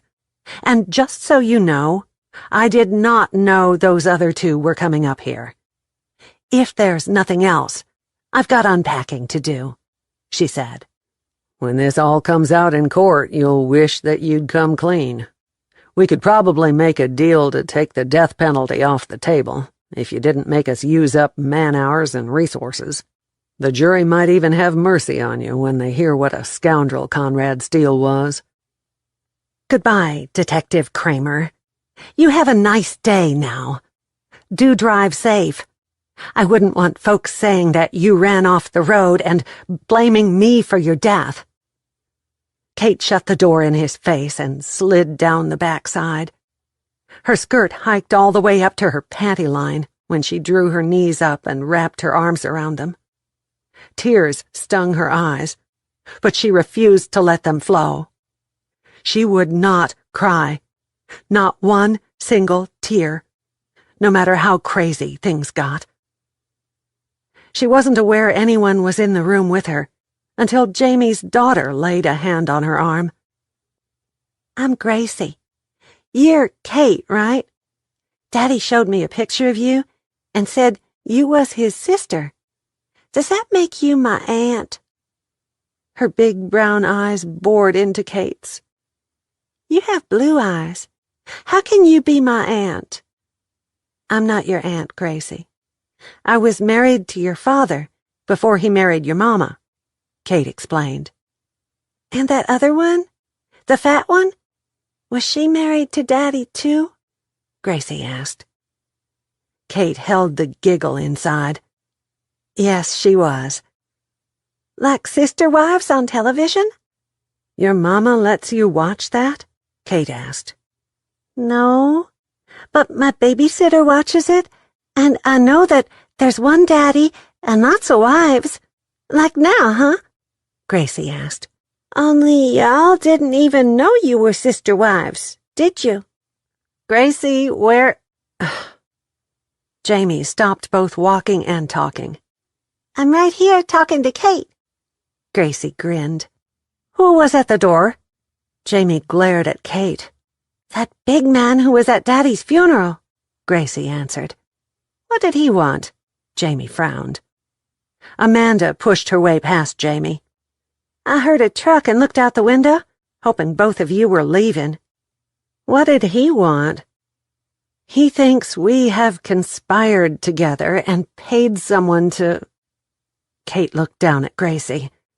You know. Is he insane? I told him I would never. Amanda puckered up again. I loved him too much. She threw up her hands and hurried to her room. You better believe I told him I would have, Jamie said bluntly. In a split second, if I'd known for sure. For sure? Kate asked. Oh, yeah. I had my suspicions this last year, when he started arriving late and leaving a day or two early. Import-export my behind, Jamie said. Mama, can I take my toys out on the deck and play? Gracie asked. Yes, but you can't go to the lake or even down the steps without me. Stay on the deck. Jamie nodded. She turned to Kate. So exactly what is import-export? I never got a straight answer. He was a jobber. Do you know what that is? Kate asked. Jamie shook her head. He was an independent buyer of clothing and jewelry from stores after they had finished their seasonal sales.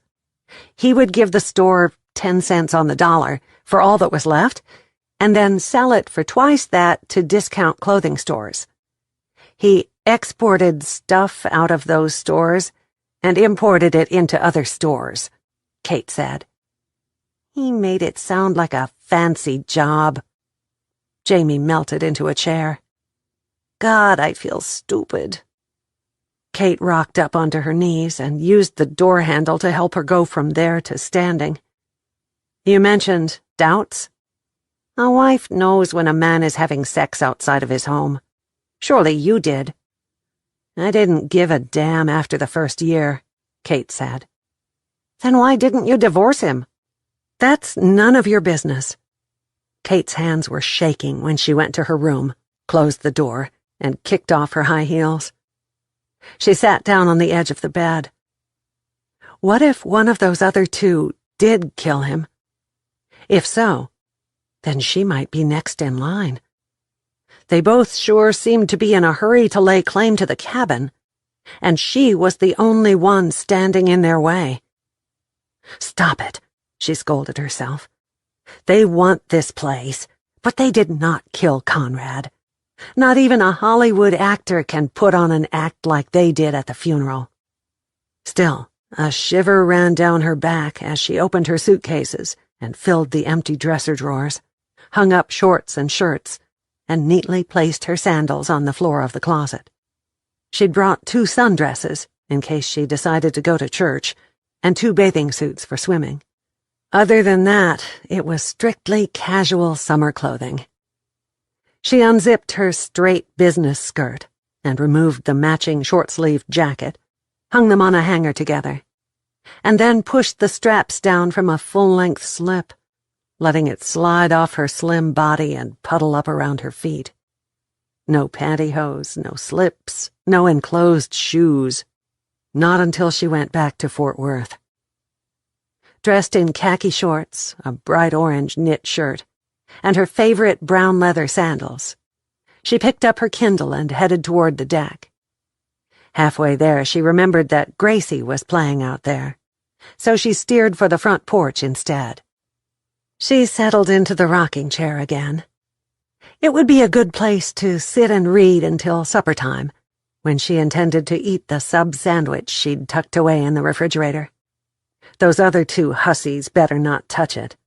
They had shared a husband, and they might be sharing a house, but by damn, that sandwich was hers, and they'd do well to keep their hands off it.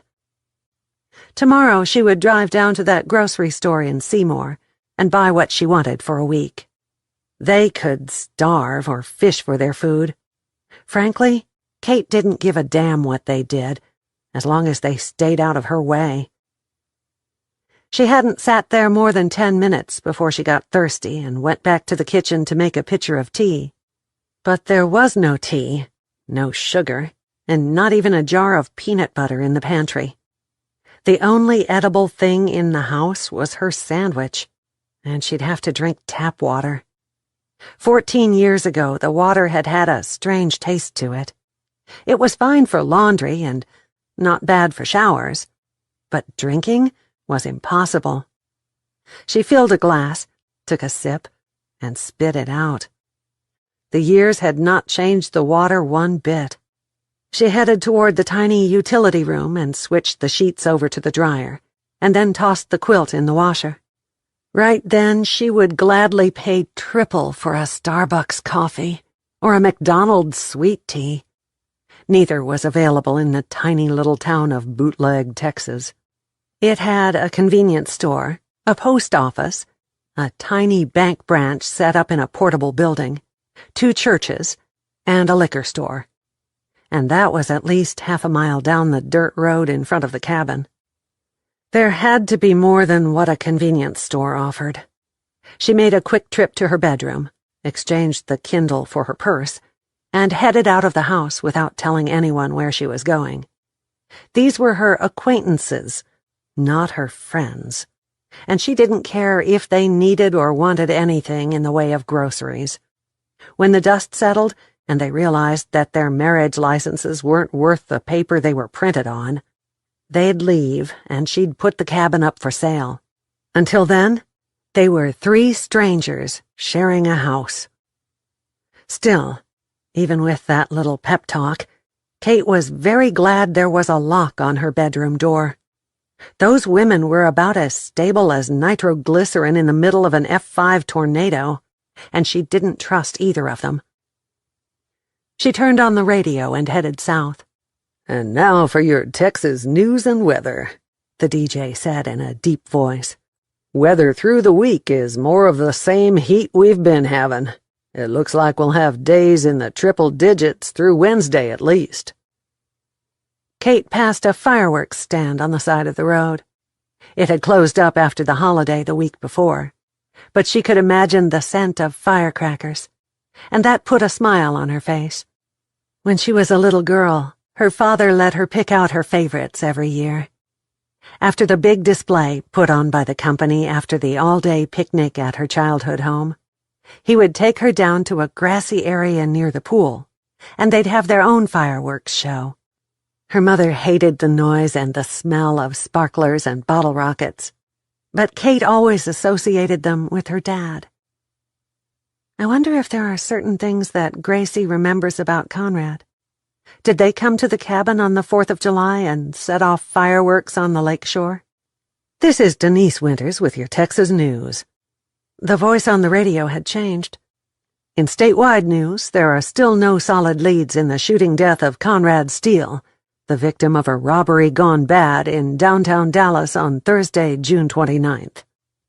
Kate's whole body stiffened as she waited for the next sentence to be that it had been discovered that Conrad had 3 wives at the same time, and that none of them were aware of the other 2. That was sensational news. The kind of thing that those magazines beside the cash register at the grocery store checkout counter always had plastered on their covers. The headline, in big red lettering, would say, "Oil company heiress suspected in polygamist husband's death." The lady went on to other news, talking about the new political front since the election, and how gasoline prices were on the rise. But she didn't mention Conrad again. Hopefully, pretty soon they'd stop even mentioning him, and it would just be another shooting that slipped into the cold case file. At least she hoped that was the case. Maybe Waylon Kramer's supervisor would put him on more pressing cases. 15 minutes later, she was inside the small grocery store in Seymour, Texas. She pulled a cart loose from a long string of others and stopped at a display with all kinds of cookies, cakes, breads, and pastries. She was trying to decide between iced sugar cookies or pretty little miniature cupcakes when she felt a presence behind her. She whipped around to find Detective Kramer, so close that she could have slapped him without even stretching. Seeing him in the grocery store, for God's sake. Was like throwing gasoline on a bonfire. Was he going to show up in her shower stall next? That put a picture in her mind that shot the temperature of the store up 20 degrees. "What are you doing here?" She looked up into his eyes and visualized taking the top off the cupcake package and smashing the whole dozen into his face to get the picture of him naked in the shower out of her mind. Would that be considered assault? "I might ask you the same thing. You are a long way from Fort Worth." Detective Kramer grinned. "A woman has to eat. Are you stalking me?" she asked. "Don't answer that. I don't even want to know. Did you find out who Conrad was buying flowers for that day?" "You know I can't tell you anything about an ongoing investigation. He had 2 more wives. Did you have an open relationship? How many men am I going to find in your little black book?" She looked him right in the eyes. "First you have to find the black book." "From what I can piece together, y'all didn't have much of a marriage. No kids, no joint property. Why didn't you divorce him?" Waylon asked. "Keep piecing it together," she threw over her shoulder as she walked away from him. It was a damn good thing that Kate did not have a weight problem, because when she was angry, she had a voracious appetite. She ripped open the cookies and ate the whole dozen as she loaded her cart. Twice she passed Waylon on an aisle, but she didn't speak, and neither did he. She did sneak a peek at his purchases, and was surprised to see flour, sugar, and staples that most folks bought if they were planning on preparing meals from scratch. Where was it he said that he lived? It was a woman's name, like Marysville. No, Maybelle. Didn't they have a market there? Maybe he really was following her. Did that constitute harassment? Back behind the steering wheel, with the AC running full blast, she checked the statistics on Maybelle, Texas. Population at last census was 9. That wasn't big enough to be considered a community, much less a town. It was about 9 miles southwest from Seymour, and maybe 5 miles from Bootleg, which sat on the edge of Lake Kemp. "I guess this is the closest grocery store. So at least he's not stalking me," she said as she started the engine and pointed her car north toward Bootleg. Chapter 5. Kate let the engine run, keeping the vehicle cool, while she studied the lineup in the rocking chairs on the front porch. Jamie sat closest to the door, with a strange lady with short, curly hair, a faint shade of purple, beside her. Gracie was in the middle chair, bare feet dangling about halfway to the porch. Next to her, an old gentleman with thick glasses and a rim of gray hair around an otherwise bald head nodded as she chattered nonstop. Neighbors? Grandparents? Friends? Hopefully they weren't there to spend the night, or they'd have to pull out the sofa bed. She'd decided to treat this whole thing like her freshman college dorm days, a building full of rooms with a single kitchen and lobby/living room. She turned off the engine and hit the button to open the trunk. By the time she got around the car to unload her supplies, the old gentleman was lifting out 2 bags of groceries. "I'm Victor Green, and I'm your neighbor to the left." He nodded over his shoulder. "That's Hattie Bell up there on the porch, and she's your neighbor to the right. We know Gracie and Jamie from their week in the summer, but we ain't seen you." "I was here about 14 years ago, but only for a week," Kate said. "So you'd be the oldest wife?" Victor asked. Ouch, that stung, even if he didn't put emphasis on the word, or even act surprised that they were all there at the same time. "I might be," she answered. Hattie followed them inside and unloaded the bags, setting the food on the table while Victor went back to the porch. "Jamie told us what happened with Conrad. I'm not a bit surprised. I told Iris when she married him that he was a shyster and just out to get her money. A year later, she was dead, and he owned this house. Plus, he had all of her savings. Her poor daughter didn't get a thing, not even the wedding rings that her father had given Iris. Poor Iris was only 55 when she had that heart attack. Hattie lowered her voice to a whisper. I always suspected that he had something to do with it. And she narrowed her eyes until they were mere slits in a bed of wrinkles. I wouldn't be surprised if he hadn't done the same thing before Iris. Is the daughter still alive? Kate asked. Oh, no. She died in a car wreck about 6 months after her mama. And Iris was 55? Kate opened the refrigerator to find her sandwich gone. That's right. Conrad said he was 28, but I always thought he was younger than that. He was a charmer, all right. Iris was a fool to think he was in love with her, and not what he could con her out of, Hattie said. Why are you telling me this? Kate put away milk, cheese, and lunch meat. So all three of you understand that you weren't the first, and if he'd lived, you wouldn't be the last, Hattie said.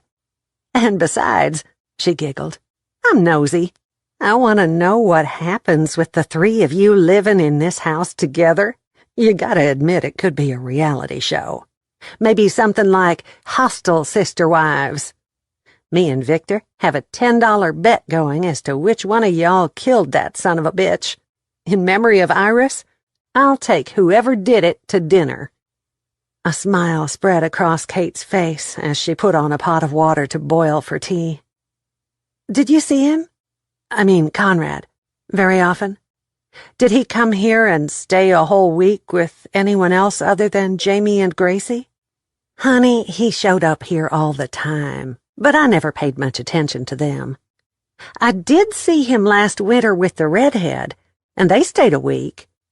Most of the time he'd slink in here with a different woman over weekends. He knew we didn't like him, so we all ignored one another, Hattie said. He came near the end of each month? Oh, yes. How'd you know that? Just a lucky guess. She dropped 4 tea bags into the boiling water, covered the pot, and set it aside. While they steeped, she ran water into a plastic pitcher until it was half full, added a 1.5 cups of sugar, and stirred it until it dissolved. Just the way I make tea. Your mama taught you well, Hattie said. Would you look at the time? 30 minutes until Sunday night church services. Y'all are all invited any time you want to attend. It's the little white church on the north side of town. The one on the south side has been closed down for a couple of years now. We usually have a potluck after Sunday morning services, so bring along a covered dish if you want to join us for that. Thank you for your help, Hattie, Kate smiled. Any time. Me and Victor will be popping in to check on you girls. She grinned. Like I said, I'm nosy. And besides, I'm old. That means I get to ask rude questions and say what I want. Then I can't wait to get old, Kate said. Bye now. Hattie waved as she crossed the room to the door and disappeared. Kate removed the tea bags, squeezed all the water from them, and then poured the tea into the pitcher. When it was stirred well, she took a glass down from the cabinet, filled it with ice and tea, and carried it to her bedroom. She gulped down 1/3 of the tea, set it on her dresser, and reached for her laptop. She opened a new folder and typed, Information about Conrad. Conrad came home at least one day toward the end of every 3rd week. He would meet with his accountant to discuss his business and sign any tax papers or forms that she needed him to take care of. He'd draw out his monthly paycheck at that time, and he'd be at the house when I got home from the office. The conversation was always the same. He wanted me to divorce him. I refused. He'd have his evening meal in the dining room, and I'd take mine to my bedroom. My house was simply a free hotel for the night.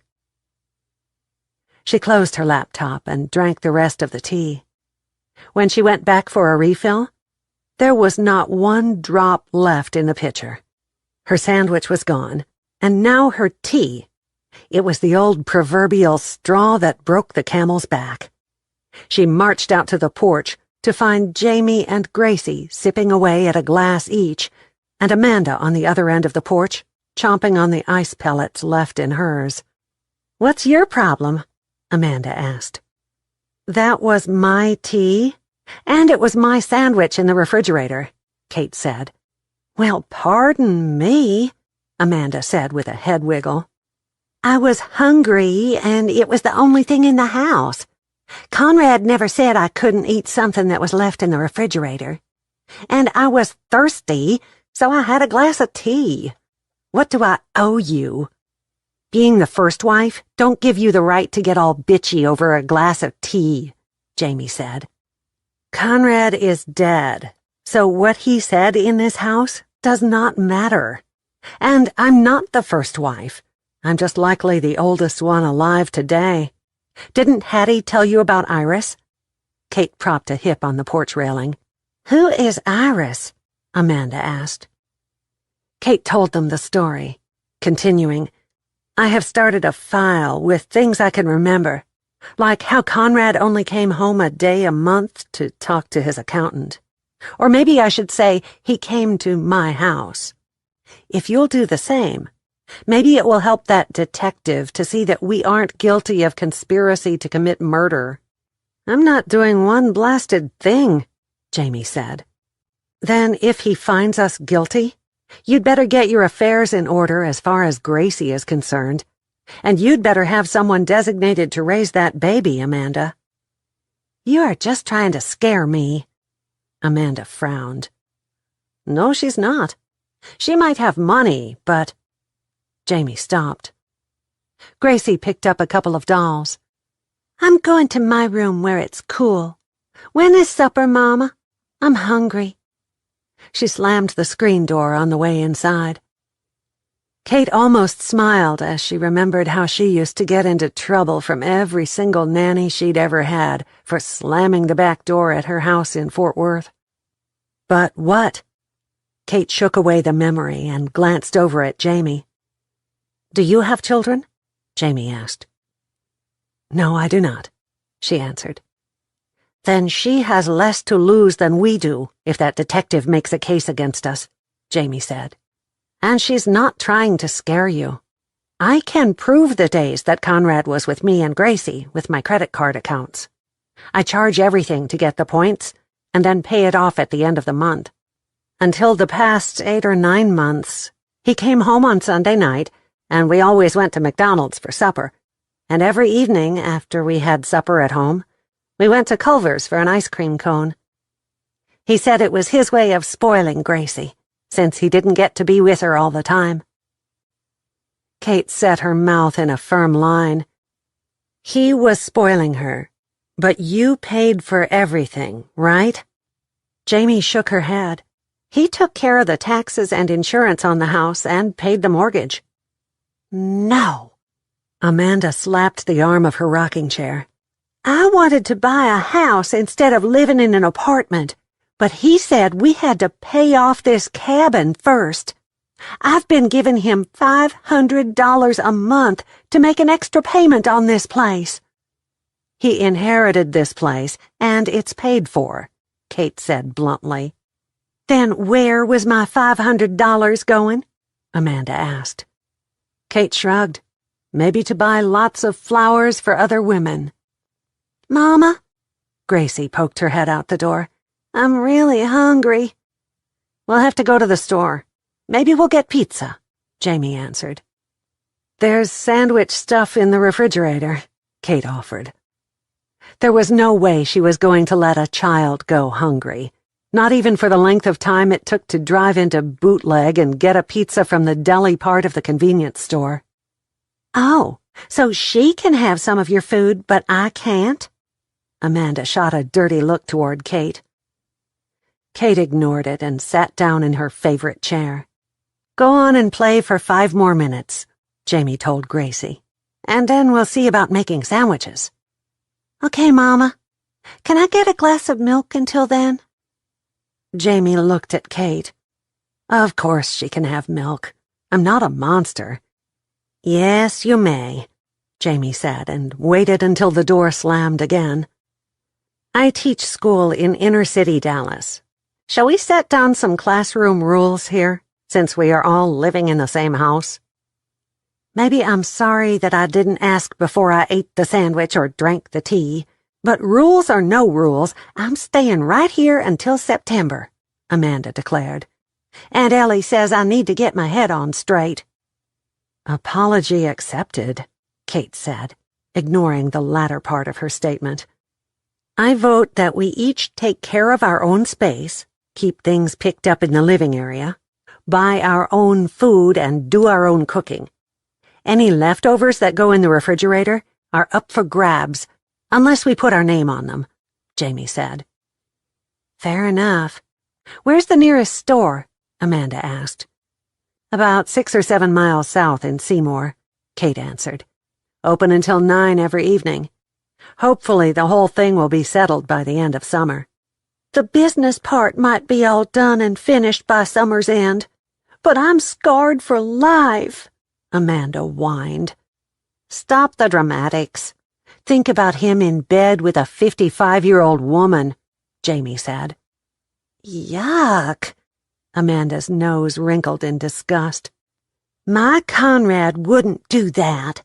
He might have married her, but he didn't go to bed with her. Or all those women he brought up here toward the end of the month. You stupid enough to believe they weren't screwing like minks? Jamie argued. How do we know Hattie isn't lying or just saying those things because Iris was her friend? Amanda asked. It'll be easy to verify, Kate said. I can check his bank records as soon as the lawyers get this straightened out. I bet we see where he deposited your money, Amanda. There are probably receipts where he bought gasoline right here in Bootleg at the end of every month. How could he do this to me? Amanda whispered. You? Do you think you are the only one? He was cheating on all of us outside of being married to us, Jamie said. Grow up. How old are you, anyway? 28, Amanda said defiantly. Then stop acting like you are 16. And you? Kate looked over at Jamie. I'm guessing you are about 35? 36, Jamie said. I'm 44, Kate said. We were all about 30 when he married each of us.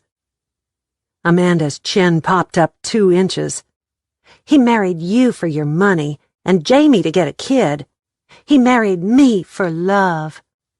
Kate shook her head slowly from side to side. Wake up and smell the bacon, girl. Jamie, how much is your mortgage? $489.50 a month, Jamie said. Amanda, Kate pointed at her. Your $500 made her house payment, so he could use his money to look around for rich women to fleece. No, he wouldn't do that, Amanda declared. If you are so smart, then why didn't you divorce him? Oh, wait, because he divorced both of you. When the papers show up, you'll both feel like fools. Jamie pushed up out of the chair and stretched. I'm tired of this crap. If you were serious about us using your food for tonight, I'm going to make sandwiches for our supper. I was serious, and, Amanda, he would never divorce me, Kate said. Why? You are old, Amanda said. Kate took a couple of deep breaths. Because the prenup said that if he divorced me, he only got what he brought into the marriage, and that could fit into a suitcase. If I divorced him, then he was entitled to a lot more. He said on the day that he signed it that he loved me so much that he would never leave me. A year later, he vowed to make my life so miserable that I would divorce him and give him what was legally his for marrying someone no one else would have. And? Amanda pressured for more. I inherited my mother's stubborn streak, Kate said as she headed inside the house. Chapter 6. Kate spread an old quilt out on the ground and sat down. The past 2 days had been a time of cool adjustment, sometimes a bit awkward, most of the time simply learning to stay out of one another's space. She'd already said more than she'd intended to ever share with these women, and she'd given them permission to use her tea and her food. That was enough. It would take more than listening to the gentle waves lapping against the grassy shore to comfort her that day. She wished that she was back in her office, where the carpet was every bit as plush as the soft green grass beyond the quilt. Once this was over, she would go home, put it all behind her, and never deal with those 2 snippy women again. Gracie's giggles drifted across the slight breeze. She had the spirit of an angel and the smile of an imp. It would take a heart of stone not to be even a little charmed by Miss Gracie. She skipped around the edge of the lake, running back and forth to the lawn chairs Jamie had brought up from the old boathouse for Hattie and Victor. Kate smiled at the child, and a weight lifted from her soul for a moment. Jamie sat at the end of the dock with her bare feet in the water. Amanda had propped her swollen feet on a chaise longue up on the deck. If Kate turned her ear just right, she could hear country music coming from an old boom box that had been in the house 14 years ago. At least she liked the same kind of music Kate did, and not that hard rock stuff. The hair on Kate's neck prickled, and a chill chased down her spine in spite of the heat. She glanced up to see Waylon walking down the hill, carrying sunglasses by one stem, the brim of his cowboy hat obscuring his eyes. Maybe, just maybe, he was going to tell her that the whole thing had been solved. So are you all still here? He sat down uninvited on her quilt and stretched out his long legs. His short-sleeved, pearl-snapped shirt hugged his body and biceps like it had been tailor-made. I figured one or all of you would last about 24 hours and then go scampering back to your own places. I don't scamper. Kate's smile at Gracie's antics disappeared, taking the happiness with it. He chuckled. But you still aren't best buddies? Sure we are. We're as close as sisters. That's what happens when you plan a murder together, she said sarcastically. I hope you came to tell me that you found out who killed Conrad and that you won't be showing up here anymore. Your wishes and hopes aren't coming true this week. She didn't know if it was a physical attraction brought on by that confident swagger that jacked her pulse up several notches, or if it was anger that he would even entertain the asinine assumption that she would be involved in a crime. He set his straw cowboy hat on the quilt and tossed his sunglasses inside it. The sun was still bright when I left Dallas, he said. So, have you always worked in your family's oil business? I'm sure you have checked into my job, my alibi, talked to my mother, and know where I got my education, and that I do not have children or pets, she answered. A little prickly tonight, are you? Wouldn't you be if someone accused you of murder? Maybe. Gracie's dark ponytail flipped back and forth, and her bright-colored shorts and shirt flashed in the moonlight as she ran from the edge of the lake toward the dock. When she passed Kate's quilt, she stopped. Kate, guess what? I just stuck my toes in the water, and Mama said if it ain't cold, we can swim tomorrow. She threw herself down on the quilt, barely missing Waylon's hat and sunglasses. And guess what else? Hattie says we need to go fishing. Did you know about the festival? It's got a carnival and rides and a Ferris wheel and funnel cakes, and it's all got to do with fishing, so we need to practice. She inhaled and went on. I'm going to catch the biggest fish for little kids this year and get the prize. Hattie says it's 4 tickets to 6 Flags, and I want to go. Daddy said he'd take me someday. But now he's gone away, and Mama will have to take me. But we will get some extra tickets so you can go with us if you want to. Wouldn't that be fun? Kate smiled up at her, pausing the entertaining monologue. "Gracie," Jamie yelled from the dock. "I gotta go. Bye." Gracie ran as hard as her little legs would carry her toward the dock. Cute kid. Yes, she is. Ever wish you had a couple of children? He had no idea how much his question stung. She'd always wanted children, especially a daughter.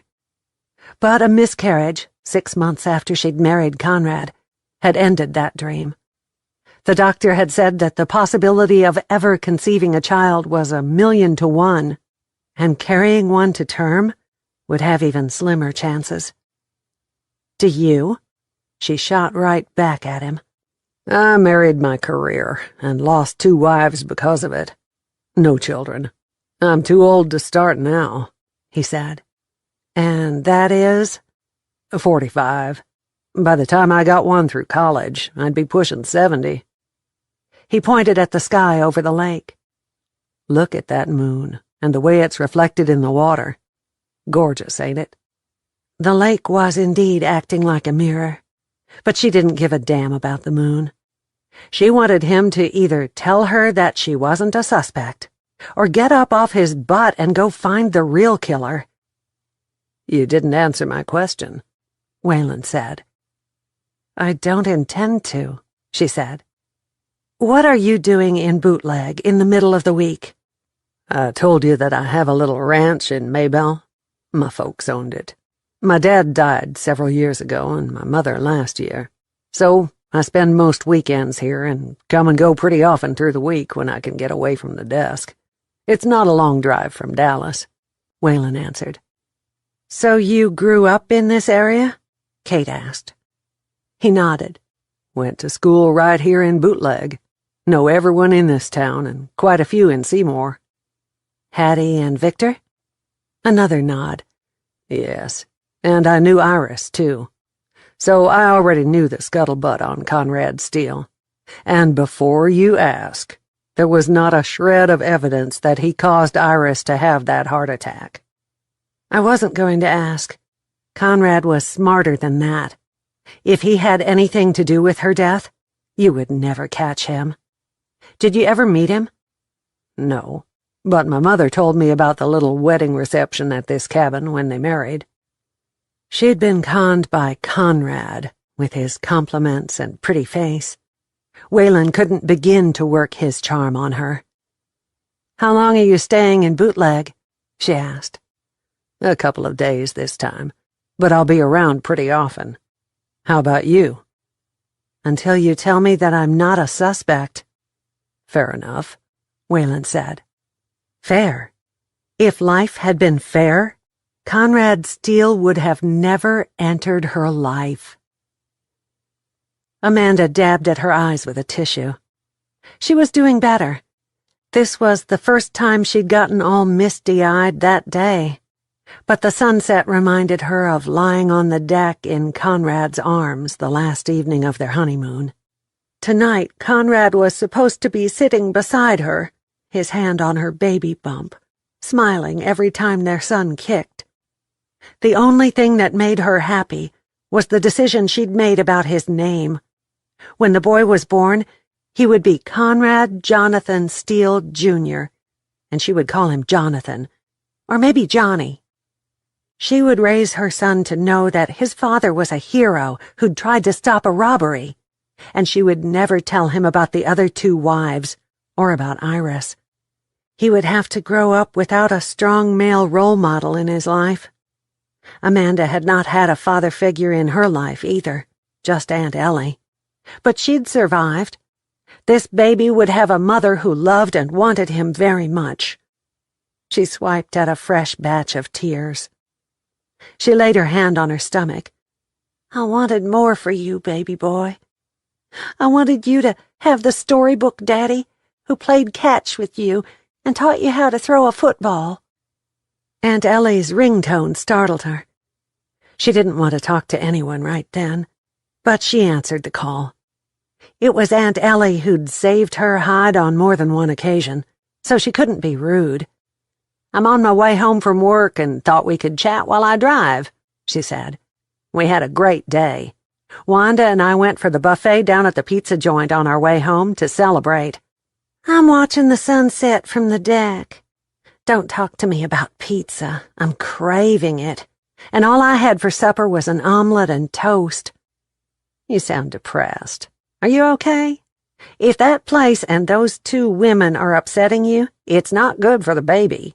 Come on home. Wanda has said she'll help me out in the store the rest of the summer, so you won't have to come to work every day. But you'd be close to your doctor, and you'll be near the people who love you. Amanda managed a weak smile. I'm only an hour away from you and my doctor, and I'm fine right here, where Conrad and I spent the happiest time of our marriage. And those other 2? We're staying out of one another's way for the most part. Jamie and Gracie spend a lot of time down near the lake. The deck is mine, unless Gracie decides to play out here. But she's a good kid. She doesn't bother me much. And the front porch is Kate's. Well, I hope you find some closure, Aunt Ellie said. I'm driving into my garage. Talk to you later. Love you, kiddo. Amanda flipped through the pictures of her and Conrad on her phone, taking time to touch his face on every one. He'd said his sister, Kate, called him Conrad, but he hated that name. He'd always wished that their mother, Teresa, would have called him by his middle name, Jonathan. But his father's name was Jonathan James Steele, so he had to be Conrad. She rolled over to the last picture of them together. Aunt Ellie had taken it in the shop, right before he had to leave, the last time she'd seen him. His smile was genuine, and his eyes were twinkling. Yes, Conrad loved her. He might not have divorced those other 2 women, but she would never believe those stories about Iris or about him bringing other women to the cabin. Iris had probably only loved him like a son. If he was here, Conrad could explain the women that Hattie thought she saw at the cabin. They were most likely clothing store owners that he was trying to cultivate to sell him their sale merchandise at the end of every season. Are you an idiot? A voice in her head shouted. Strange, but it sounded exactly like her best friend Bailey, who had served as maid of honor at Amanda's wedding. You should be throwing a hissy at that bastard, not mooning around after him. She sat up a little straighter. Bailey was in Germany, stationed there with her husband, who was in the service, and Amanda hadn't told her about the situation. Still, that was exactly what she would say if she knew. Just to be sure, she sent a text to Bailey. Call me when you have time. Lots I need to tell you. The phone rang before she could lay it back on the table beside her. Amanda hit the screen and answered. Bailey, what are you doing awake at this hour? It must be 4 o'clock in the morning there. It is, but I'm having one of those sleepless nights. Catch me up, Bailey said. Conrad was killed, Amanda said, and went on to tell her the rest of the story. I knew there was something hinky about that man. I wouldn't say anything only because you were so much in love with him. He had shifty eyes and wandering hands. I steered clear of him. What a mess. I thought you'd support me, Amanda pouted. Support you, yes. Listen to you defend a son of a bitch like that? No, ma'am. You need to wake up and smell the coffee or the roses or whatever the hell it is that you smell when you wake up. Take a lesson from those other 2 you told me about. Get an I don't give a damn attitude, or I'd like to kill him again one. But stop feeling sorry for yourself and see him for what he was. And that's a con man, Bailey told her. He loved me, Amanda declared. No, he did not. He didn't love anything but the game, Bailey shot right back. I'm going to hang up now, and you think about the fairy tale you're telling yourself, and then think about the reality. Call me in a day or 2 when you figure out which one is really right. Good night. "Night," Amanda said, not bothering to hide her upset. She hefted her weight off the lounge, stomped barefoot into the house, and went straight to her bedroom. She eased down on the bed and curled up around a pillow, pretending that it was Conrad's back and he was there with her. A dozen pictures flashed through her mind, starting with the week she'd met him, the whirlwind romance, the small but pretty church wedding, the honeymoon in that very room, and then the shiny black casket at the graveside service. Then the pretty things all disappeared, and she could see a line of faceless women, all with numbers in their hands, lined up from the bedroom door, through the house, down all those steps, and out to the lake. There was no counting the women that Conrad had slept with in this very bed. Her eyes popped open as reality hit her smack in the face. She slung the pillow across the room. Anger set in. She wanted to hit something, kick holes in the walls, burn down the cabin, anything to get the misery out of her heart. Damn him for doing this to me. Feeling as dirty as if she'd been violated, she went straight to the bathroom and took a long, cool shower, washing her shoulder-length hair twice and lathering up her belly 3 times. "I will not name you after that man, my son. You'll have a good, strong Irish name, like Liam or maybe Desmond, and I will think of something else to tell you about your father. It won't be that he was a hero, and you will not have any of his looks or ways. I'm your mother." She felt a little better once she finished and was dressed in a baggy t-shirt that came halfway to her knees. But when she went back into the bedroom, she could not make herself even sit on the bed. She paced around it a few times, and finally turned her back, closed the door, and went to the living room, where she pulled the cushions from the sofa. She tossed them to one side and pulled out the hidden bed. It might not be comfortable, but it would be a place that Conrad had never used. Or was his name even Conrad? Maybe that wasn't even the name on his birth certificate at all. "How do you know that?" Bailey's voice was back in her head. "He might have used all the beds, including the sofa." "Because the one thing that I can believe that he told me was that he hated to sleep on sofas. It reminded him of his childhood," Amanda answered out loud as she went out to the deck, picked up her phone, and found a message from Aunt Ellie. Rather than sending a text, Amanda called and ranted for half an hour about the bed. When she finished, her Aunt Ellie was laughing so hard she had the hiccups. "Now there's the red-haired fireball of a niece that I raised.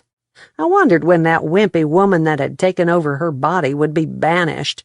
Welcome back, real Amanda Hilton." Ellie chuckled.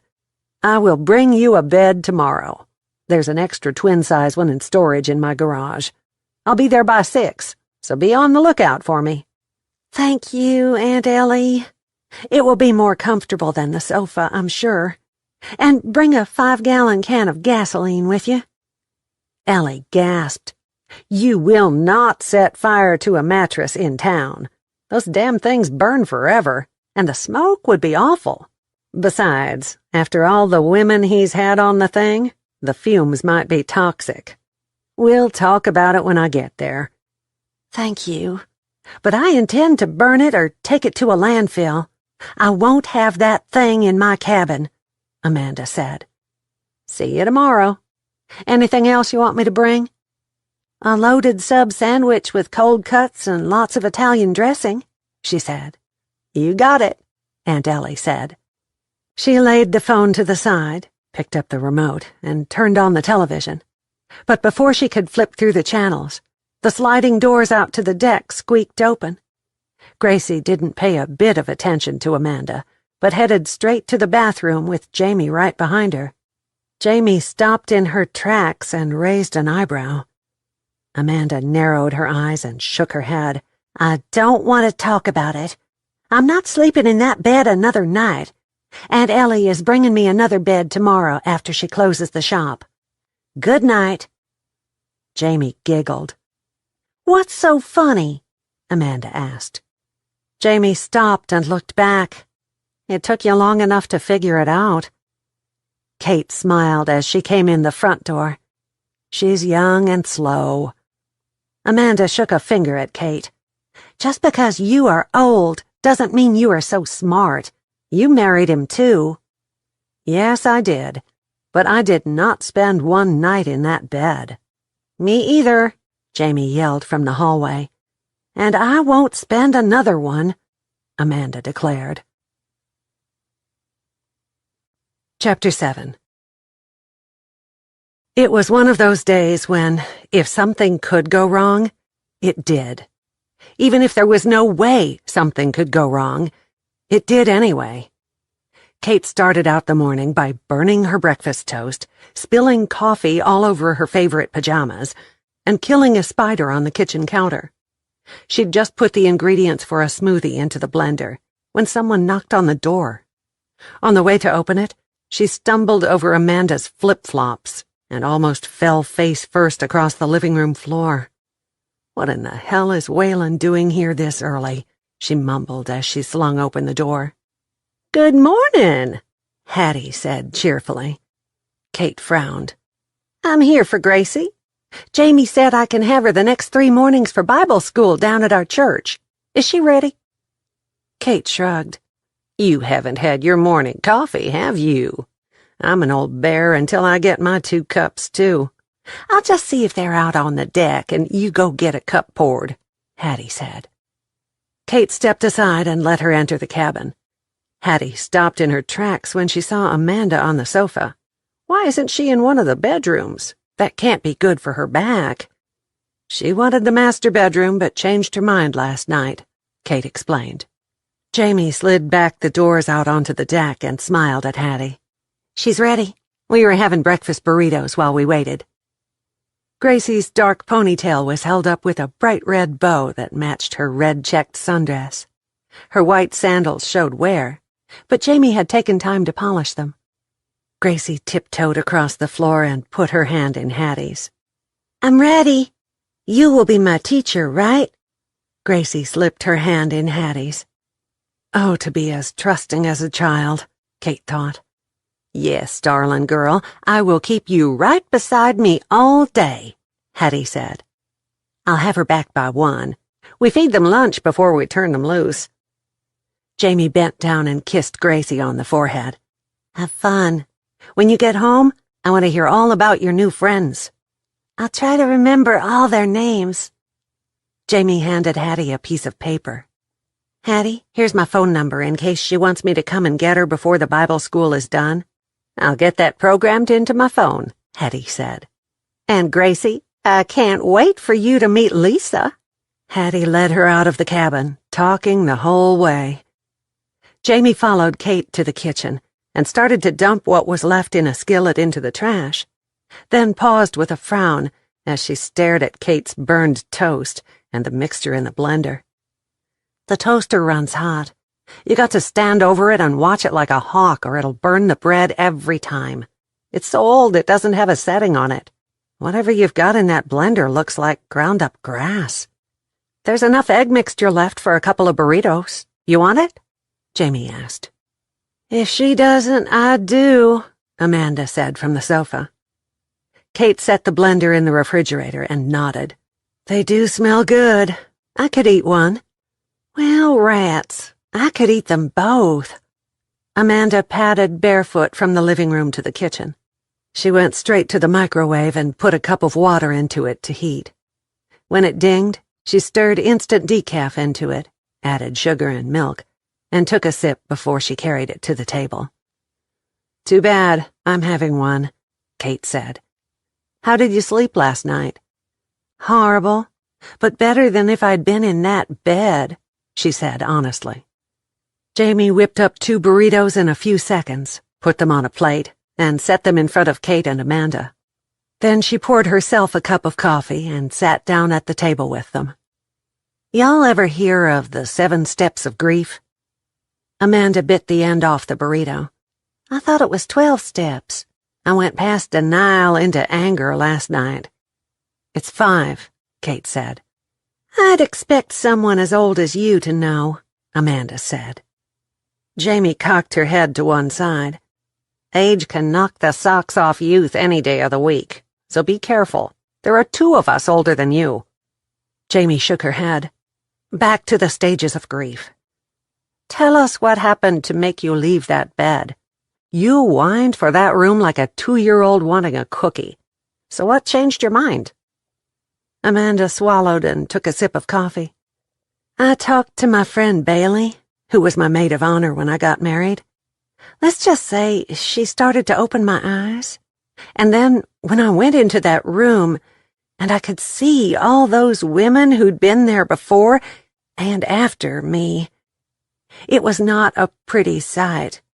I went from denial and shock straight to anger. Pain and guilt is step 2, Kate said.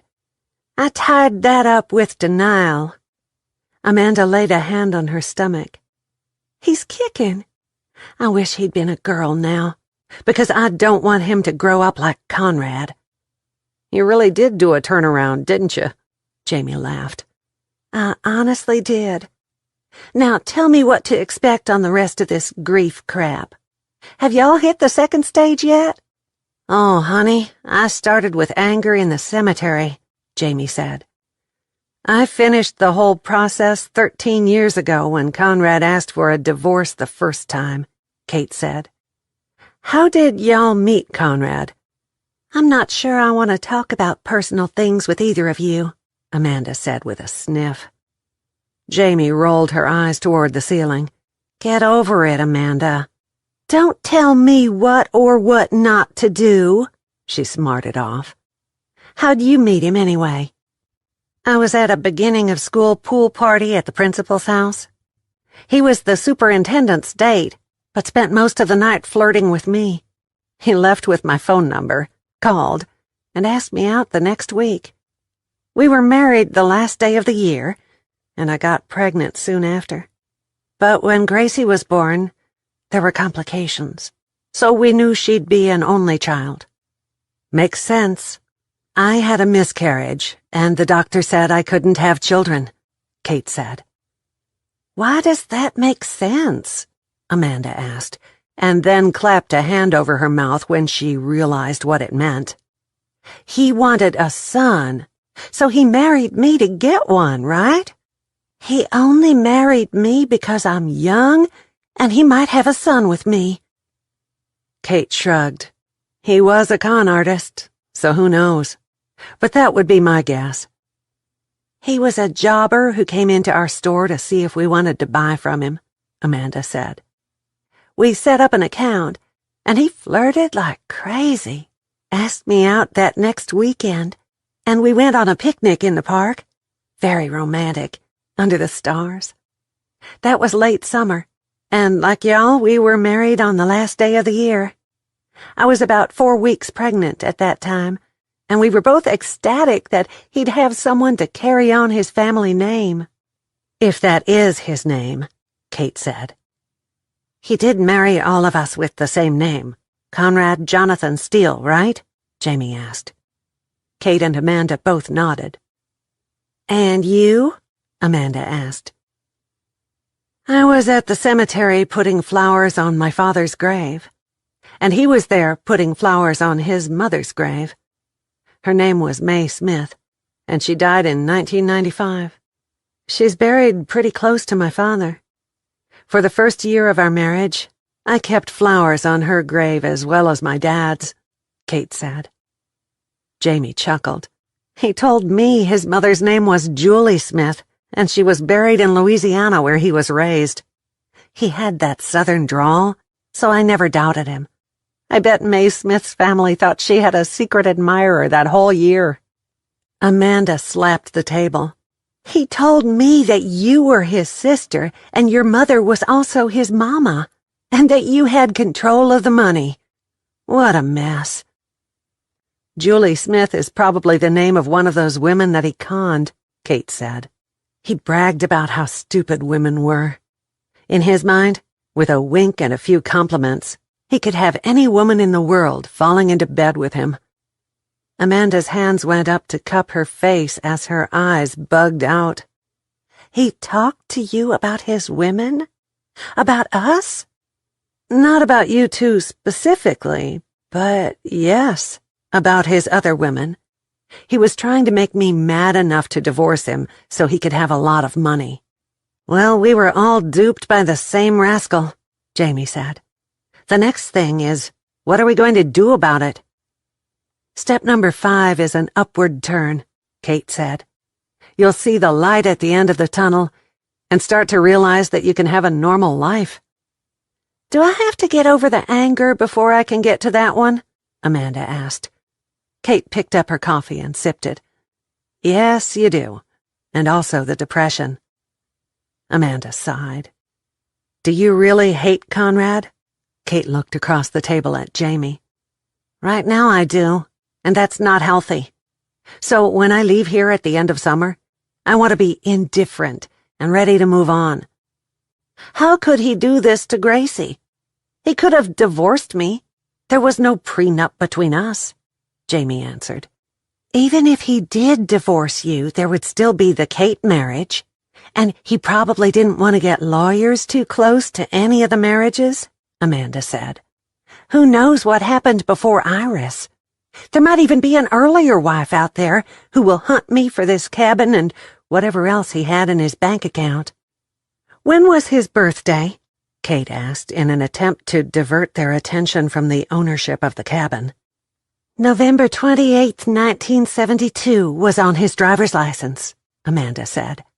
That made him 44 last fall. That's when we celebrated it too, Jamie said. The birthday and the wedding dates are the same for us all. Kate pushed back her chair and headed to her room. Where are you going? Amanda asked. I'm writing this down, like I told you. I may hire my own private investigator. If they find a living wife before me, then she will be in line for this property. If it's not mine, then I'll go home and let her worry with the legalities of the thing, Kate said. I want to know the truth, and once I know that, I can truly have closure. Know the truth, and the truth shall set you free, Amanda whispered. But I will fight anyone to the death for this cabin. Quoting scripture? Are you religious? Jamie asked. Oh, yes, I am, Amanda said. Conrad and I went to church every Sunday when he was home. Damn it! Both Jamie and Kate giggled.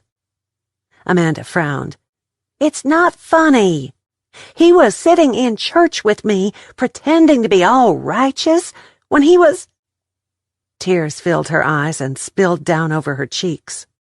I can't believe that he even conned God. Kate smiled. A touch of depression is setting in, right? Amanda nodded. He doesn't deserve to make me sad. I'm more depressed with myself than anything, because I was so gullible. That's what con men prey on, Jamie said. Do you think I wasn't gullible? Or Kate? And honey, you can fight, but I've got a legal claim on this place that you can't unseat. Gracie is his oldest child, and she will inherit this place. We'll see when it all comes out that there are divorce papers hiding somewhere, and that I'm his wife. And gullible, you might have been, but not Kate. Amanda shot a glance toward Kate. With a sigh, Kate turned around and returned to the table. Of course I was. I'd spent my entire life working on my career. I was 30 when we married, which isn't old, but I was established in the business, had 3 degrees, and was working on my doctorate at that time. I have a level head on my shoulders, until it comes to men. Then all my common sense flies right out the window, Kate admitted. And on that note, I have to go write down details before I forget them. Thanks for the breakfast, Jamie. You are welcome, Jamie said. Kate changed from pajama pants and a tank top into shorts and a t-shirt. She wrote down every single thing that they'd discussed, and then she folded her shirt and pajama pants. When she tried to open the dresser drawer to put them away, it hung about halfway. She tugged on it, but it wouldn't budge. She tried to push it back in, but that didn't work either. Finally, she dropped to her knees, and with her face on the floor, she peeked under it to find the corner of a thick piece of paper jamming up the works. She needed something long and thin to slip under there. But if she removed the two top drawers, then she could reach under the back side of the bottom one and pull the paper out. All it took was one little yank, and the envelope was free. She tossed it onto the bed and shoved the drawer back, but just before it closed all the way, something else fluttered underneath. It didn't give her a problem to pull the drawer all the way out and set it on the bed with the other two. Good grief, she muttered at the sight before her. At least a dozen envelopes had been hidden under there. She gathered them all up and laid them on the bed with the others, and then put the drawers back. Curiosity made her pull out the bottom drawer on the other side of the dresser, and she found a dozen more. When she was sure she had everything, she sat down on the bed with letters in unsealed, legal-size envelopes stacked up in front of her. Dates had been written where a stamp should have gone, starting with June 1st and ending with July 3rd. Nothing to indicate a year, but from the yellowed look of the paper, they'd been written a long time ago. She held the one dated June 1st in her hand. They could have a bearing on who killed Conrad. Besides, she wanted to know more. She pulled the paper out, gently unfolded it, and gasped when she saw the first line. My dearest Darcy, I know you will find the new will and the letters I am leaving you, because this was your favorite hiding spot for treasures when you were a little girl. I must be a very strong woman in the coming days, because Conrad has threatened that if I don't do what he wants, he will divorce me, take his half of everything your father and I worked for all our lives, and then he will seduce you into marrying him. He can be very charming, and I cannot bear the thought of you being taken in by that man. Though he is very sweet when we're out, when we are alone, he is mentally abusive. After the first 2 weeks of marriage, I moved into your old room, and he seems fine with the situation. I love you, Darcy, and I'm very sorry for this terrible mistake I have made. There is a will in a sealed envelope. From what I found out, it had to be signed in front of 2 witnesses and the seal unbroken to be valid. Take it to our lawyer. He knows my handwriting and my signature. And the key, taped to the bottom of this letter, is to my deposit box at the bank. Conrad does not know about the box. What's in it belongs to you, as well as this cabin where you grew up, and whatever money that Conrad has not blown through. Love you, Mama. Kate laid the envelope with Will written on the outside on the dresser, and opened the next one in the stack. When she'd read through half of them, she lay back on the bed. Her heart weighed heavy for Iris. But why hadn't the woman mailed the letters and the will? Why had she left them hidden to be found after her death? The next one answered her question. If Darcy knew what was going on, she'd do something about it, and Conrad had promised retribution. Evidently, he'd convinced Iris that he would hurt her daughter, or worse yet, seduce her, if she breathed a word of what was happening. So she wrote letters with the hopes that Darcy would find them as soon as she was dead. She would be warned about what kind of man he was, and she'd fight him for the property. Kate laid the letters aside when she'd read them all. Iris damn sure had some grit. What should she do now? Darcy was dead, and if she had a will, how would it affect the cabin? If she didn't have one, what then? Should she share them with Amanda and Jamie? Should she give them to Waylon? "I'll call the lawyers at the company first," she said. "But first, I've got to think." According to a report from a private investigator Iris had hired after she and Conrad had married, he'd been married twice under a different name, Swanson. One of those women died in a suspicious car wreck, and Kate would bet dollars to donuts that he got insurance money on the death, as well as a settlement with the divorce. A copy of the full report was there. Conrad's birth certificate name was Kane Smith, and he was born in New Orleans, Louisiana. Mother was listed as Linda Smith. Father was unknown. He was raised in foster homes because his mother had been an alcoholic, or maybe still was, if she was still living. But the detective could not find her. Kate's blood ran cold in her veins. Maybe none of the three of them were married to him, since there wasn't anything in the report about him legally changing his name. Now wouldn't that be a royal kick in the butt? She heard the crunch of gravel, and then a vehicle door slam. She hurriedly gathered all the letters, plus the will, into a pile, and shoved them into her suitcase. Waylon was in the living room when Kate arrived. His biceps filled out every bit of the sleeves of a blue chambray work shirt, and bits of straw and hay stuck to his jeans. His sunglasses had slipped down on his nose, probably due to the sweat she could see at his hatband. He removed them and hung a stem in his shirt pocket. "What are you doing here?" Kate asked. "My partner called from Dallas. Do any of y'all know an Estrella Gonzalez?" Kate shook her head. "Is that who killed him?" "Name sounds familiar. Does she live in Wichita Falls?" Amanda asked. "There's a little girl in Gracie's classroom named Estrella Gonzalez. That's a really common name," Jamie said. "Why are you asking?" Kate asked Waylon. "It must be important for you to leave the farm and come here to ask us, when you could have called."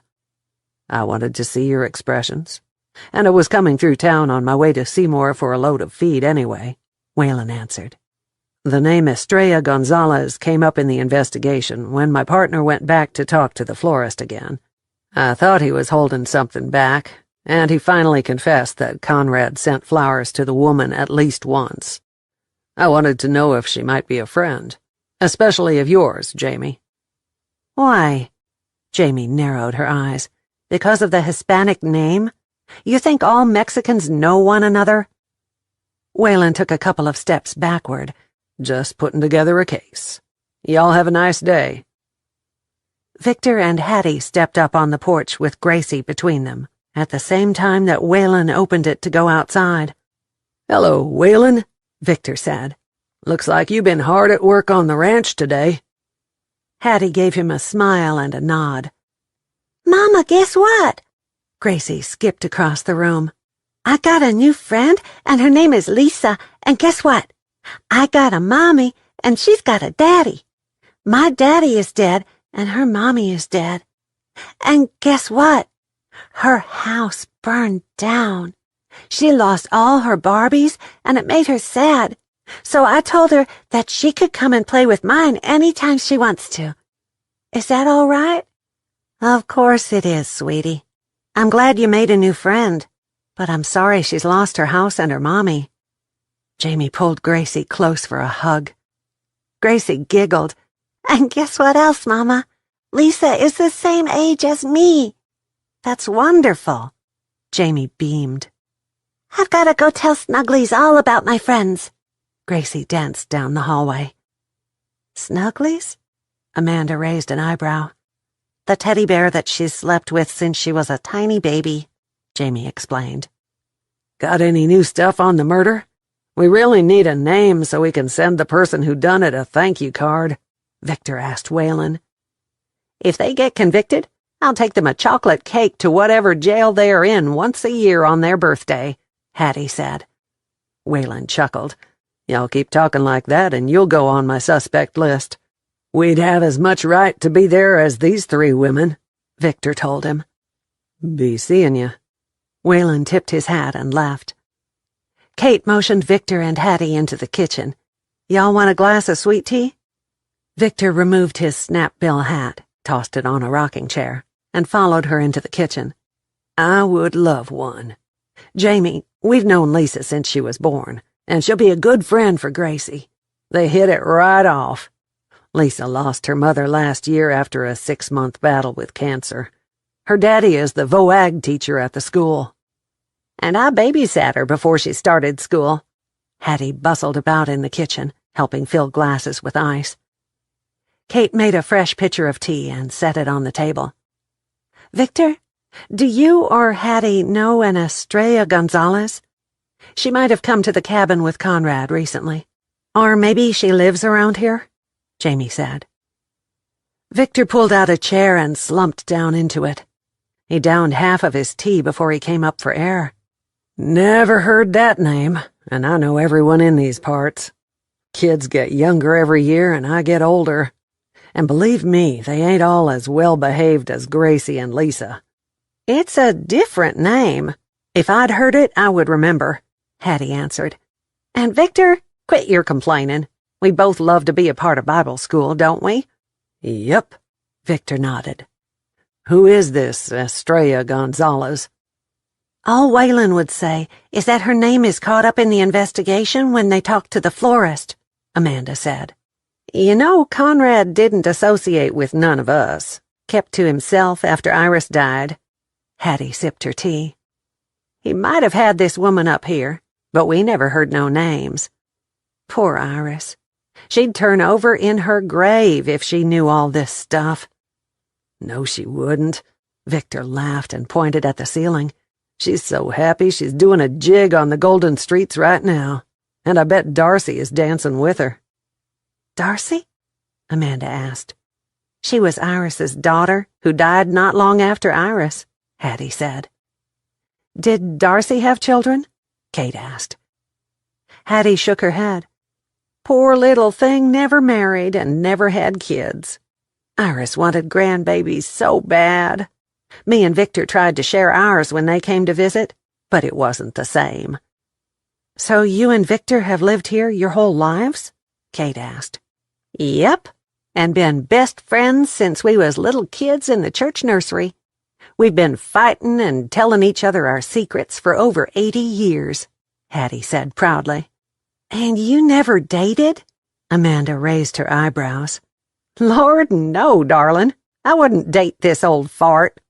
And I wouldn't date her. She knew too much about me. Wouldn't be no fun in that, Victor laughed.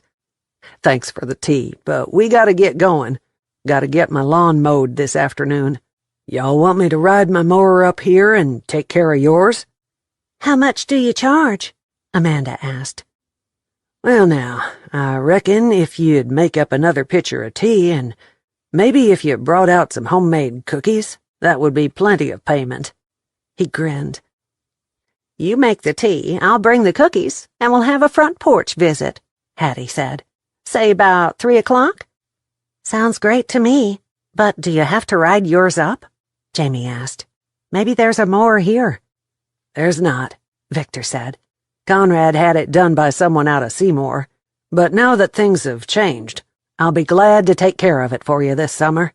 He's got a new riding mower, one of them zero-turn things, and the new ain't wore off yet, Hattie teased. You know what the difference between men and boys is? Kate thought they were the same, especially the ones she'd met. What? Amanda asked. The price of their toys, Hattie giggled.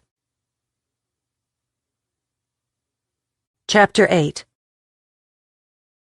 Kate almost didn't answer the phone, hearing a ringtone she'd rather avoid.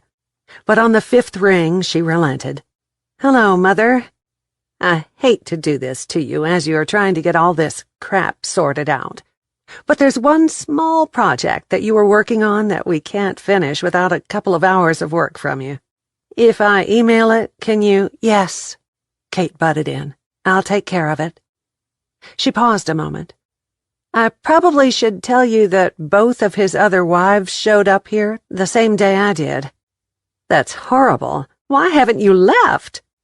Teresa's voice went all high and squeaky, but by golly, not a single "I told you so" came out of her mouth. "Conrad brought all three of us here for our honeymoons, and we're trying to find some closure," Kate answered. "That pregnant red-headed one is liable to kill you in your sleep. You can see it in her eyes. Even after all the theatrics, my money would be on her as a suspect in the murder. She might not have done it, and she might be sorry about it, but I bet she knows something. Now I'll worry about you," Teresa said. Kate held the phone out from her cheek and stared at it. Where was her mother, and who had taken over her body? Kate's father had worried about her, but Teresa? Never. She barely had time to acknowledge that she even had a daughter. A savvy business partner, yes, for sure. But a daughter that she worried about? "Are you there? Did we lose the connection?" Teresa yelled. Kate put the phone back to her ear. "I'm fine," Kate said, "and I would love to work from home on whatever you need done. Just send it to me and I'll get right on it." Teresa chuckled. "We're workaholics. I'll tell Joyce to send it over to you, and maybe it will keep you from killing off the other wives for one day. But if you get really bored, I could send work every day. It might keep them from killing me if I get bitchy from boredom. I'm not sure I want a daily regimen, but if I change my mind, I will let you know," Kate laughed. "I haven't heard your voice that cheerful in years," Teresa said. "Crazy, isn't it?" Kate said. "I'm in a situation that borders on bizarre, and I'm actually kind of content. Tell Joyce hello for me, and I'll have the work done by quitting time today." "It's on the way. Keep me up to date on this soap opera. I never had time to watch those things, but then my daughter wasn't starring in one." "Will do, and thanks," Kate said.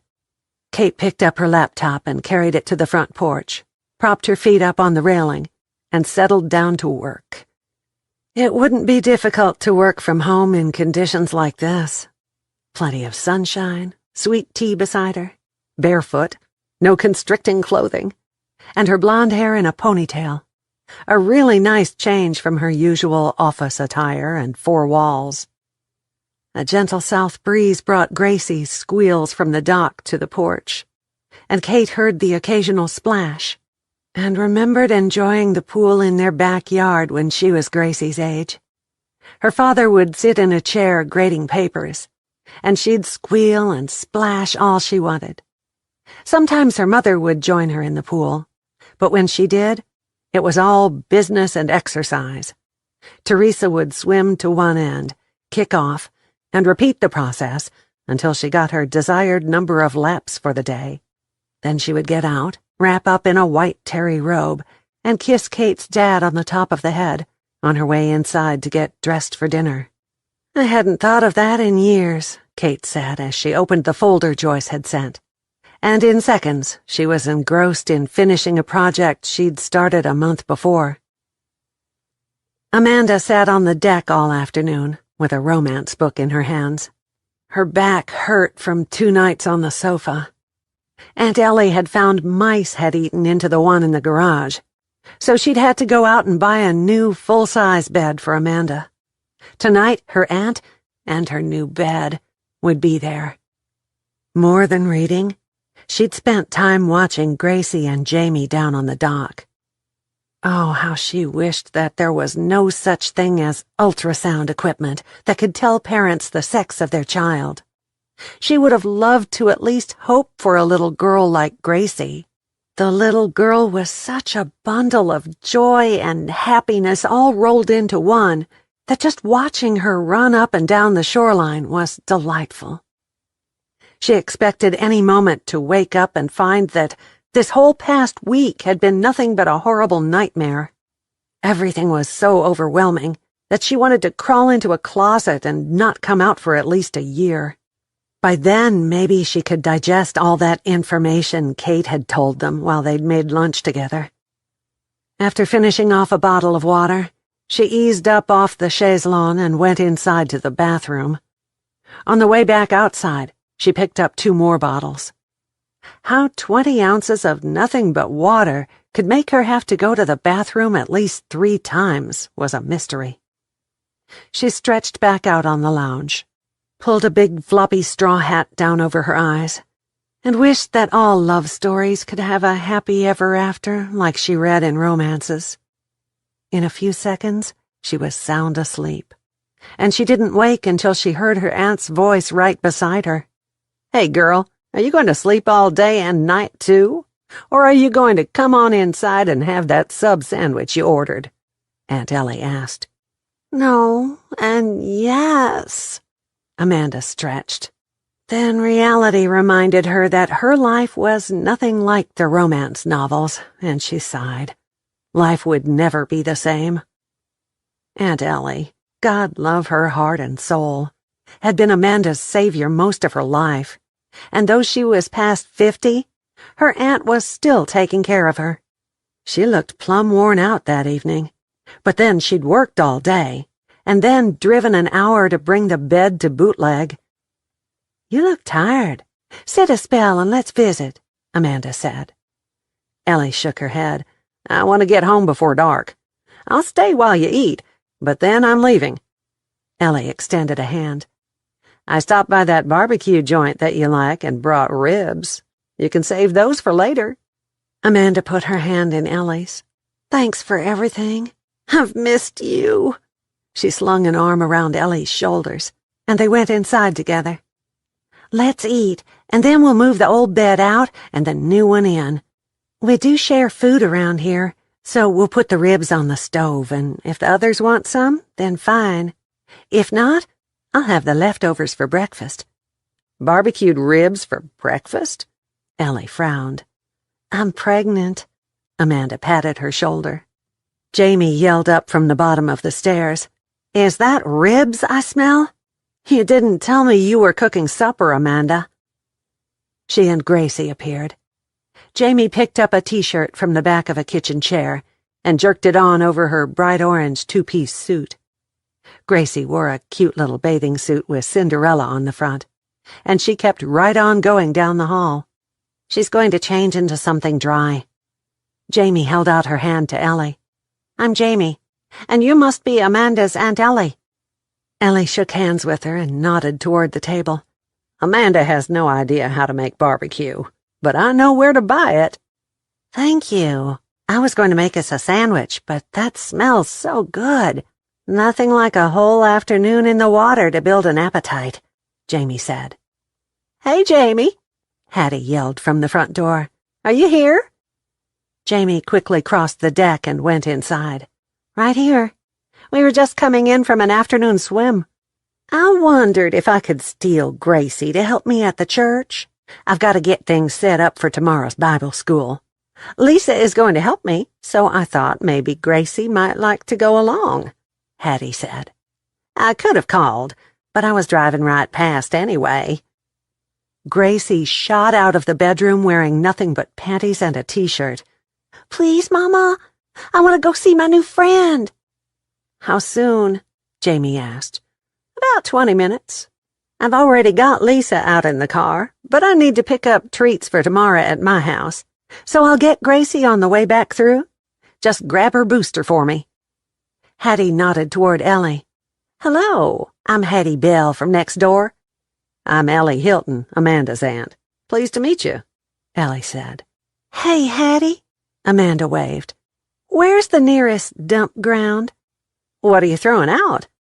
"The king-size bed in the master bedroom," Amanda answered. "Would you mind donating it rather than tossing it? You remember Gracie's friend Lisa, whose house burned down? Her dad could probably use it," Hattie said. "They live in the second house down from the bank. It's yellow with white trim. Belonged to his grandma, and she let him use it until he can settle up with the insurance company." "Be more than glad to donate it," Amanda said. "But it's a bed and, well, you know. It does have a mattress cover, right? And it's washable? Hattie asked. Amanda nodded. That's wonderful. I'll call them and let them know. They have a pickup truck, so if you'll just set it out on the porch, I'm sure they'll come by and get it. His name is Paul Terry. Someone donated a bed for Lisa, but he's been using an air mattress, and I know he'll be real happy to have a bed. Even with the history? Ellie asked. Honey, once it goes out of this house, the history is wiped clean. Hattie grinned. Gracie has time to eat, and I'll have plenty of cookies so she and Lisa can have some later. Can I go out to the car and see Lisa now? Gracie bounced up and down like a wind-up toy. No, you can eat your supper and then get on some shorts. She doesn't have to be dressed up tonight, does she? Jamie asked. Play clothes is fine. Hattie started toward the door. I'll call Paul as soon as I get to the car. In the middle of getting Gracie settled at the table, Jamie heard someone knock on the door. It was too soon to be Hattie, so it was probably that detective. Where was Kate? She was the one he usually had questions for. I'll get it. Jamie wiped her hands on a paper towel. She was expecting Waylon to be on the other side of the door, but it was 3 younger men, none of them over 30. Can I help you? She asked out of caution. I'm Paul Terry, and these are 2 of my buddies from the church. Hattie called and said you had a bed to give away. We thought we'd come help you tear it down and put up the new one for you. It's the least we can do. Light brown hair, some crow's feet around the hazel eyes. A man that wouldn't turn many heads until he smiled. And then bushels of charm came out. Jamie opened the door and motioned them inside. Come on in. The bed is in the last room on the left, and the new one is out there on the back of that pickup. And the bassinet? Does it come into the house too, or is it leaving? Paul stopped in the middle of the room. It's arriving, Amanda called from the kitchen. Jamie heard Aunt Ellie say something about how having it there would help Amanda get through the hard times. If you'll bring it in too, it would be a big help, she said. Paul smiled again. You got it. To get to sleep on a real bed, I'd move a whole house full of furniture. Amanda yelled from the kitchen again. Hey, Paul, you can have all the bedding too, but you'll have to wash it. Thank you. Paul raised his voice, but his eyes were on Jamie. This is the answer to a prayer. I am very grateful. Then he nodded toward Jamie. You are Gracie's mother, right? Yes, I am. Jamie nodded. She's all Lisa has been talking about. Paul's smile got even wider at the mention of his daughter. Well, Gracie is quite taken with her new friend, too. Jamie was reluctant to return to the kitchen. I'm not going to propose to him. I just want to get to know him better, if his kid and mine are going to be friends, she argued with the voice in her head. Kate pushed open the sliding doors into the kitchen and raised an eyebrow at Jamie. What is going on? We're giving away the bed. You got a problem with that? Amanda answered quickly. Kate shook her head and yawned. I do not. What time is it? 6:30, and barbecue is on the stove if you're hungry, Amanda answered. Good grief. I was working down on the dock and time got away from me, Kate said. The guys came out with the bed and loaded it onto their trucks. Then they took in the new bed and a bassinet filled with cute baby things. Ellie wanted to get home before dark, so she hugged Amanda and hurried off, while Jamie finished getting Gracie's plate ready. I would have helped tear down and unload for this supper. Jamie held up a rib. Mama, I got barbecue on my shirt. Does that mean I can't go to church with Hattie? Gracie whined. It will wash. And you sound pretty tired to me to be going somewhere again tonight. Bible school until after lunch, and then more than 4 hours of swimming and playing in the water? Jamie laid a hand on her shoulder. Please, Mama. I want to see Lisa, Gracie begged. And she's looking forward to seeing you. Paul said on a trip back out to his truck.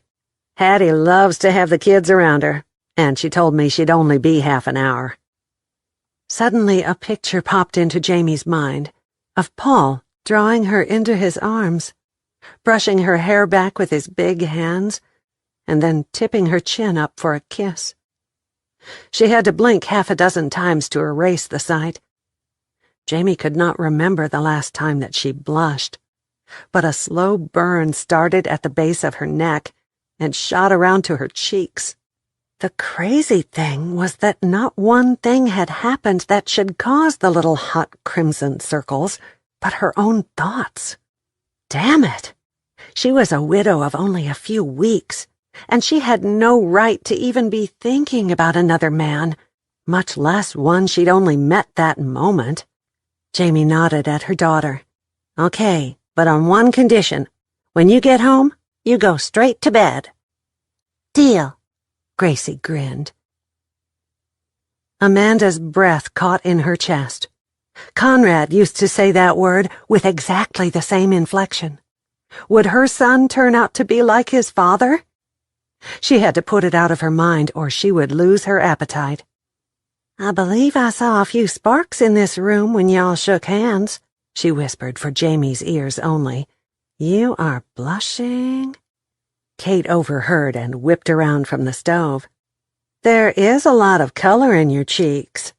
I am not blushing, Jamie protested. I've been out in the sun too much today. And y'all would do well to remember that we've all only been widows a few days.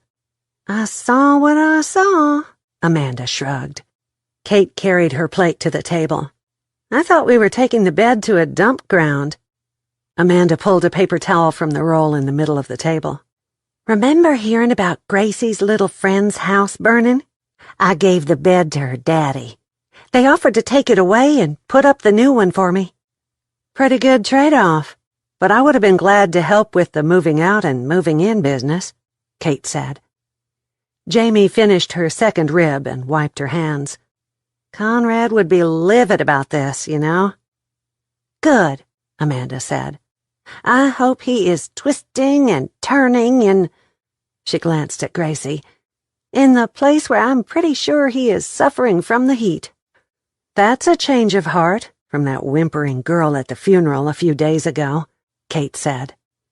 The veil has been lifted from her eyes. Jamie took Gracie by the hand. This little girl needs to get a clean shirt on.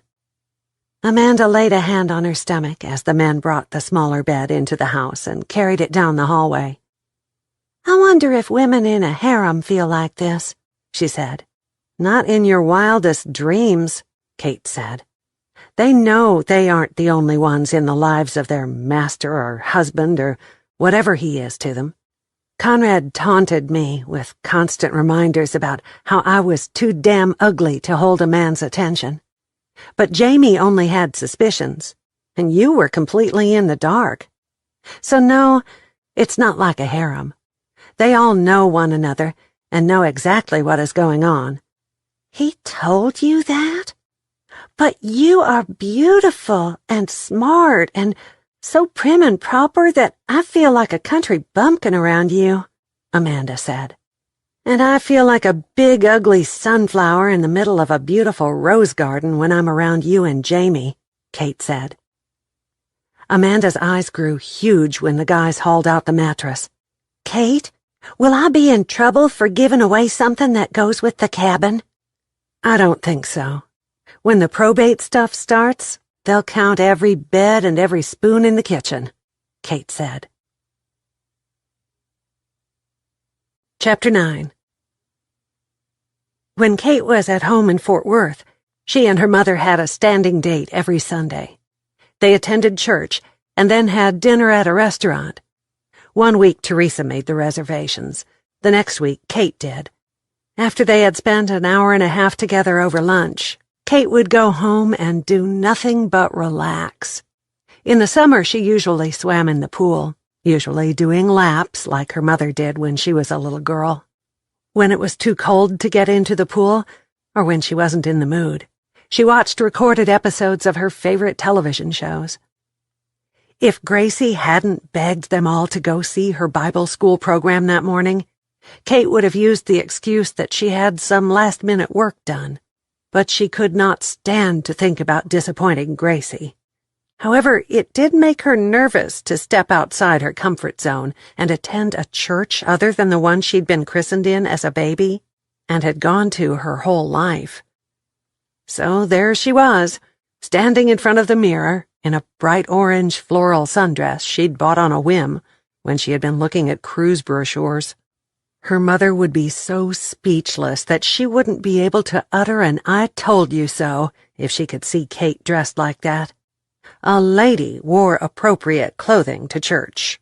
She had an image to uphold, one that included a tailored suit, pantyhose, and high heels. The image did not have time for a casual sundress and sandals. She ran a brush through her shoulder-length blonde hair one more time, reapplied lipstick, and picked up her purse. She found Jamie and Gracie already in the living room and breathed a sigh of relief. Jamie wore a cute little denim skirt that skimmed her knee, and a sleeveless chocolate-brown knit shirt, and cowboy boots. Gracie was in one of her sundresses and white sandals. Her hair was pulled up into a side ponytail with a big white bow at the top, and Kate wanted to pick her up and swirl her around the room until they were both dizzy. "You got all dressed up," Jamie said. "Not really," Kate smiled. "I was afraid I'd be underdressed. My mother wouldn't even sit beside me if I wore this to our church." "It's not what you wear on your body, but what you have in your heart." Amanda appeared from the kitchen with a casserole dish in her hands. "Remember Hattie said if we were staying for the potluck, we should bring something? I made a fruit salad this morning." "Are you staying?" Kate asked. "Of course," Amanda nodded. "I never turn down a big dinner like that. Since we all live in one house, this covered dish will take care of as many of us as want to stay." Gracie clapped her hands and did a wiggling dance in the middle of the floor. "Can we stay, Mama? Lisa says they always stay, and now I can play with her more. And Mama, can she go swimming with me someday and maybe even have a picnic on the dock?" She stopped for breath and then went on. "And we could even play Barbies on the deck and—" Jamie laid a finger over Gracie's lips. "Right now, you need to settle down, little girl." "Yes, ma'am," Gracie said. "Did you know that Lisa already lost a tooth and the tooth fairy gave her a whole $1?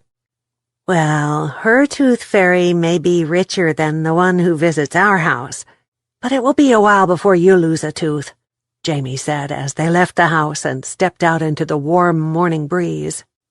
"Why don't we all go in my van? Seems kind of crazy to take 3 vehicles." Amanda headed straight toward the van, her baby bump well-defined in a sleeveless bright blue tunic worn over capri-length leggings. She'd changed her regular flip-flops for a pair of electric blue ones with multicolored stones. With her red hair twisted up in a messy bun, she looked downright adorable that morning. Kate hesitated, but only for a moment, before she fell in behind Amanda, opening the door for her so she didn't drop the fruit salad. She'd never been to a potluck. Oh well, it was only half a mile from the church to the cabin, so if things got too awkward, she could excuse herself and walk home. She really did feel like a duck out of water. "Do you realize what we are doing?" Kate asked. "Riding together to church and staying afterward to eat every kind of potato salad and chicken casserole imaginable?" Amanda asked right back. "No, she's talking about the 3 of us all arriving at the little country church together," Jamie giggled. "Well, if Bootleg is anything like most small towns, it will provide fodder for the gossip mill for a whole week." "Hey, Amanda, did you and Conrad ever attend this church?" "No, we were on our honeymoon the one Sunday we were here," she answered. "Us neither. Not on the honeymoon or any of the weeks we spent here in the summertime." Jamie glanced across the console and met Kate's eyes. "I thought that's where you and Gracie met Victor and Hattie," Kate said. "No. Gracie piped up from the back seat beside Amanda. "We met them down at the lake. They were walking, and we were fishing, and they stopped and talked to us. And then we saw them at the festival." That's the first time she remembers them. "She and I actually met them first when she was in a stroller, and we went to the festival while Conrad did some business from the cabin," Jamie explained. "And you? Did you go to church with him?" Kate lifted one shoulder in a slight shrug. "I was only here for the honeymoon week. By the time the second summer rolled around after that, I wouldn't have gone anywhere with him. So I guess this is a first time for all of us." "Except me," Gracie piped up. "But don't y'all worry. I will show you around and tell everyone who you are. Lisa is going to be so surprised that you came with me." According to her grandmother, Mama Rita, Jamie was 90% bluff and 10% mean. But the mean was so bad that no one had better call her bluff. That particular Sunday morning, mean was taking a back seat to bluff. It wasn't that she was afraid to go inside the church, but it would be insanely awkward. She was lucky to find a parking space not far from the front, where people were still going inside. "Best I can do," she muttered.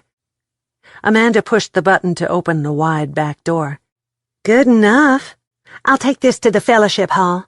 Save plenty of room on whatever pew you find." "I'm going to find the restroom before I come in, so save a seat for me, too," Kate said. Gracie put her hand in Kate's as soon as they were out of the van. "I'll show Kate where it is. I gotta go, too." Jamie intended to slip in the back door and sit on the back pew, but evidently every mama, daddy, grandpa, and granny in the whole county had come out to see the Bible school program that morning. She searched both sides of the church for empty seats as she made her way from the back to the front, and found absolutely no space except for the front pew. She sure wasn't going to turn around and take a second look, so she slid into the corner of the long oak pew and picked up the songbook right beside her. Her hands trembled as she turned the pages, without seeing the words at all. She could feel the people behind her staring and hear the buzz of whispers. It didn't take a lot of imagination to figure out what they were saying. She'd never thought of quietness having a color, but it felt stone-cold gray that morning when everything went silent.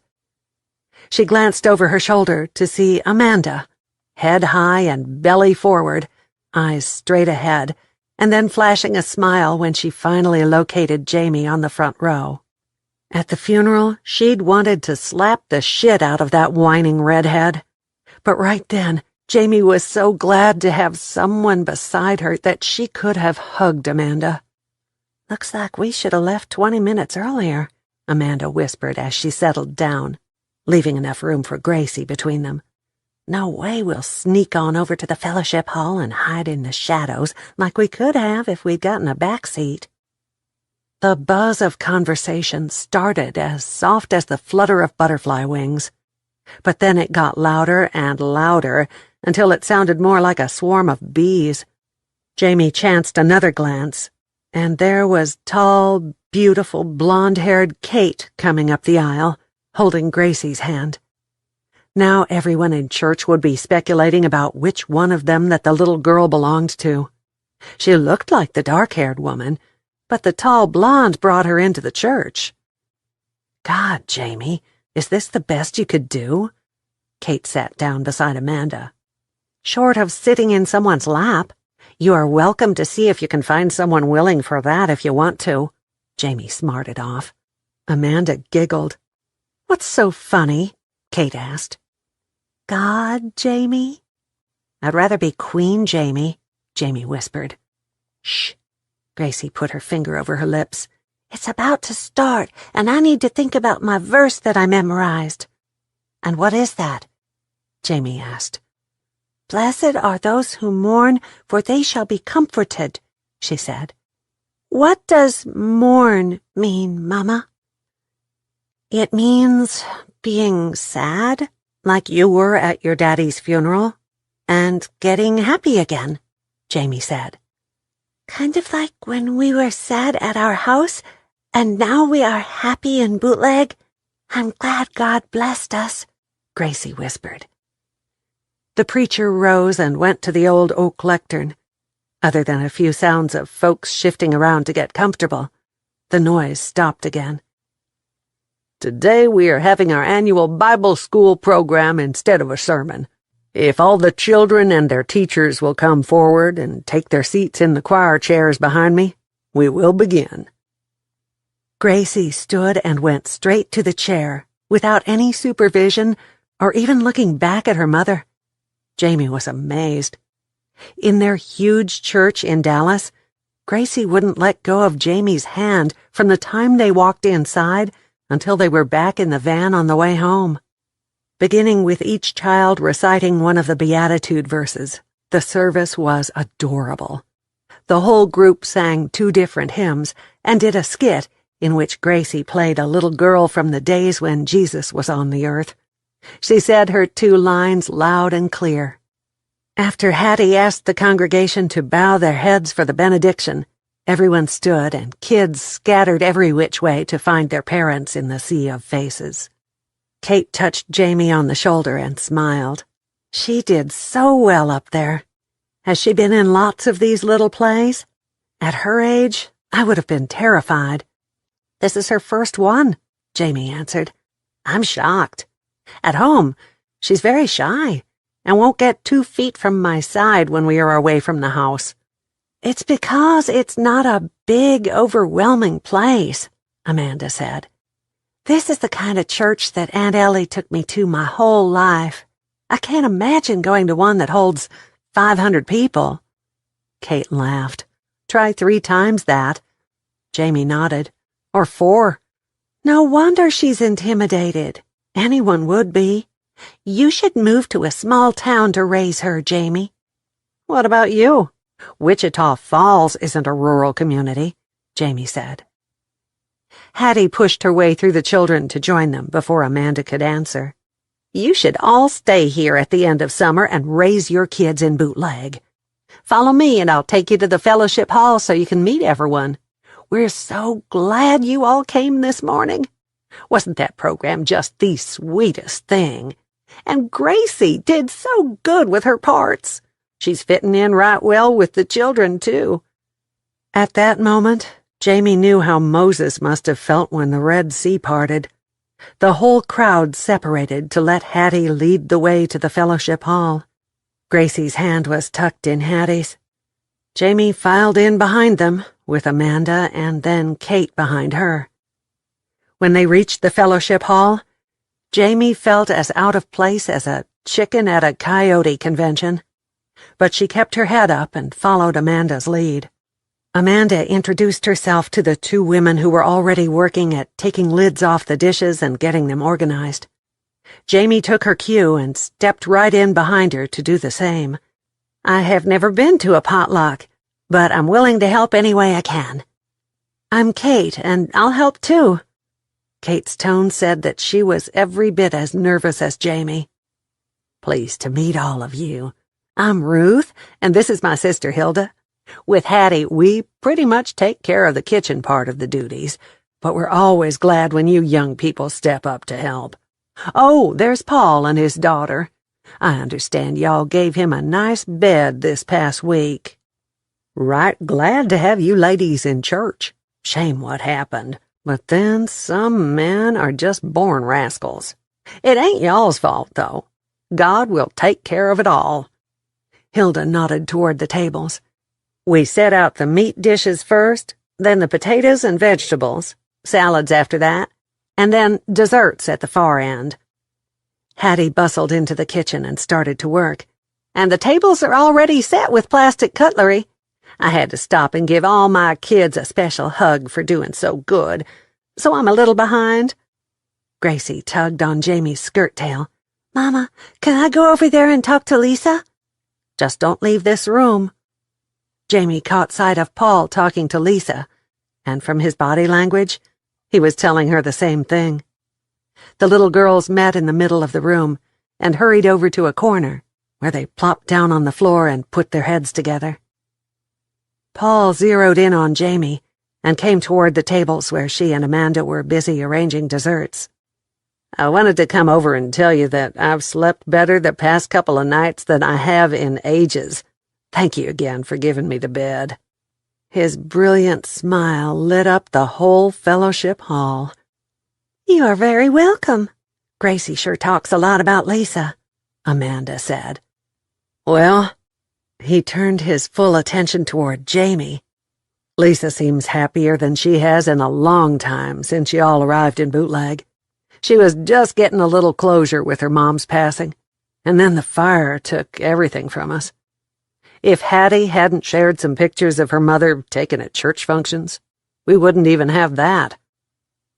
Guilt pricked Jamie's heart.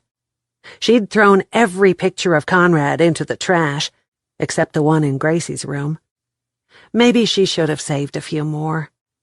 In later years, that one could get torn or misplaced, and then Gracie would have nothing. Hattie pushed her way in between Amanda and Jamie and set 2 pies on the table. "I was glad to share what I had with you, and it makes me happy to see Lisa and Gracie helping each other get through these tough times." "Where's Kate?" Amanda glanced around the room.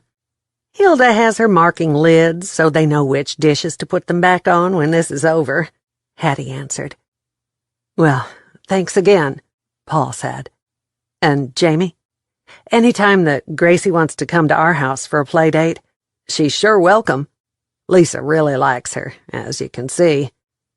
Paul nodded toward the other side of the room, where the girls were whispering to each other. "I wonder what they're talking about," Amanda said. "Probably what dessert they'll snag first." Paul laughed as he walked away. Jamie fought the urge to fan her warm face with the back of her hand. Damn it. She wasn't a teenager with a crush on a new boy on the block. "And there's that blush again," Amanda teased. "Hush," Jamie hissed. "I get flushed when I'm hungry. Right now, I'm thinking about moving to a little church when I go home. I cannot believe how these folks are treating us." "He makes you nervous," Amanda sing-songed, and then lowered her voice to a whisper. "And in church, and so soon after widowhood." "I've been a widow for months, ever since you came into the picture," Jamie said. "You mean?" Amanda asked. "Only a few times, and only because I insisted," Jamie said. "Well, damn!" Amanda rolled her eyes to the ceiling. "Forgive me, Lord, I didn't mean to cuss in church." "Did you think you were the only one he was sleeping with?" "No."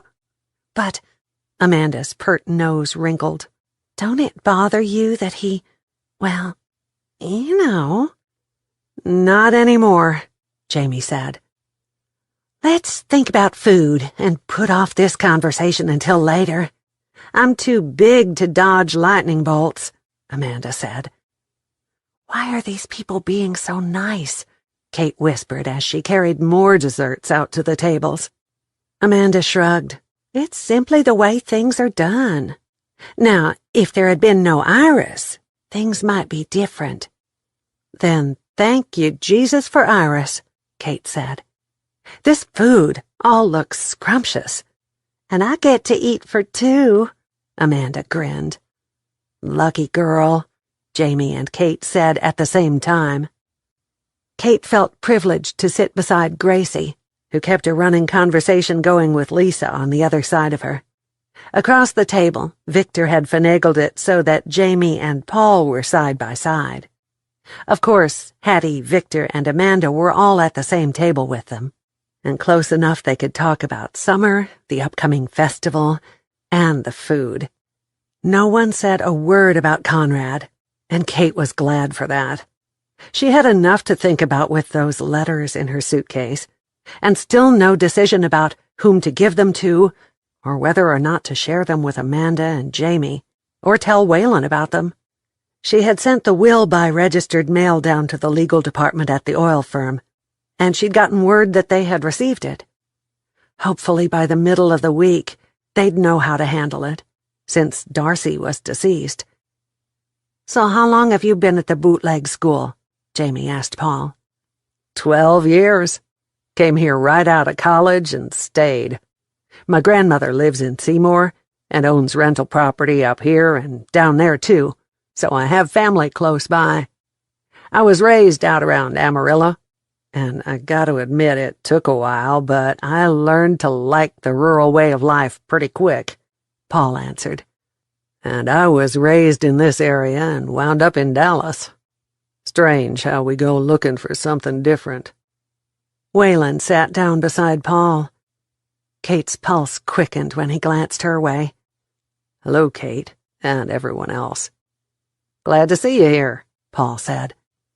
"How'd your students do at the spring livestock show this spring? Got any showing during the summer?" Waylon asked Paul. "They did real well at the show. Several of the cattle and sheep got ribbons and trophies," Paul said. "No one is doing anything this summer. I'm kinda glad. What with the fire and all, I'm pretty busy. Got any guys that'd be willing to do some hay hauling? Send 'em out to my place. Looks like I've got a bumper crop coming in," Waylon said. "Maybe. I'll ask around, and if I find any, I'll tell 'em to call you. You going to be in town all week, or down in Dallas chasing bad guys?" Paul glanced at Jamie. "Back and forth. Got hay to get into the barns, but we're still looking into leads in the case," he answered. Well, la-dee-da, Kate thought. That's more than you've told us. We don't even get that much when we ask. Unless you start telling us something, I won't share the letters. And believe me, what's in those could help. Chapter 10. I love potlucks, but I will be so glad to get home and get out of my Sunday clothes, Amanda said on the way home. Potlucks all the time would be a disaster on the waistline. There was no way Kate could eat like that every week and not be the size of a small elephant by the time summer was over. I'm taking tamales next week. Jamie parked in front of the cabin. When it's my turn, I'll get fried chicken from the deli at the convenience store, Kate offered. Then we get to stay every time? Gracie asked. I love it here, Mama. Let's not ever go home. Who's that on the porch with your Aunt Ellie?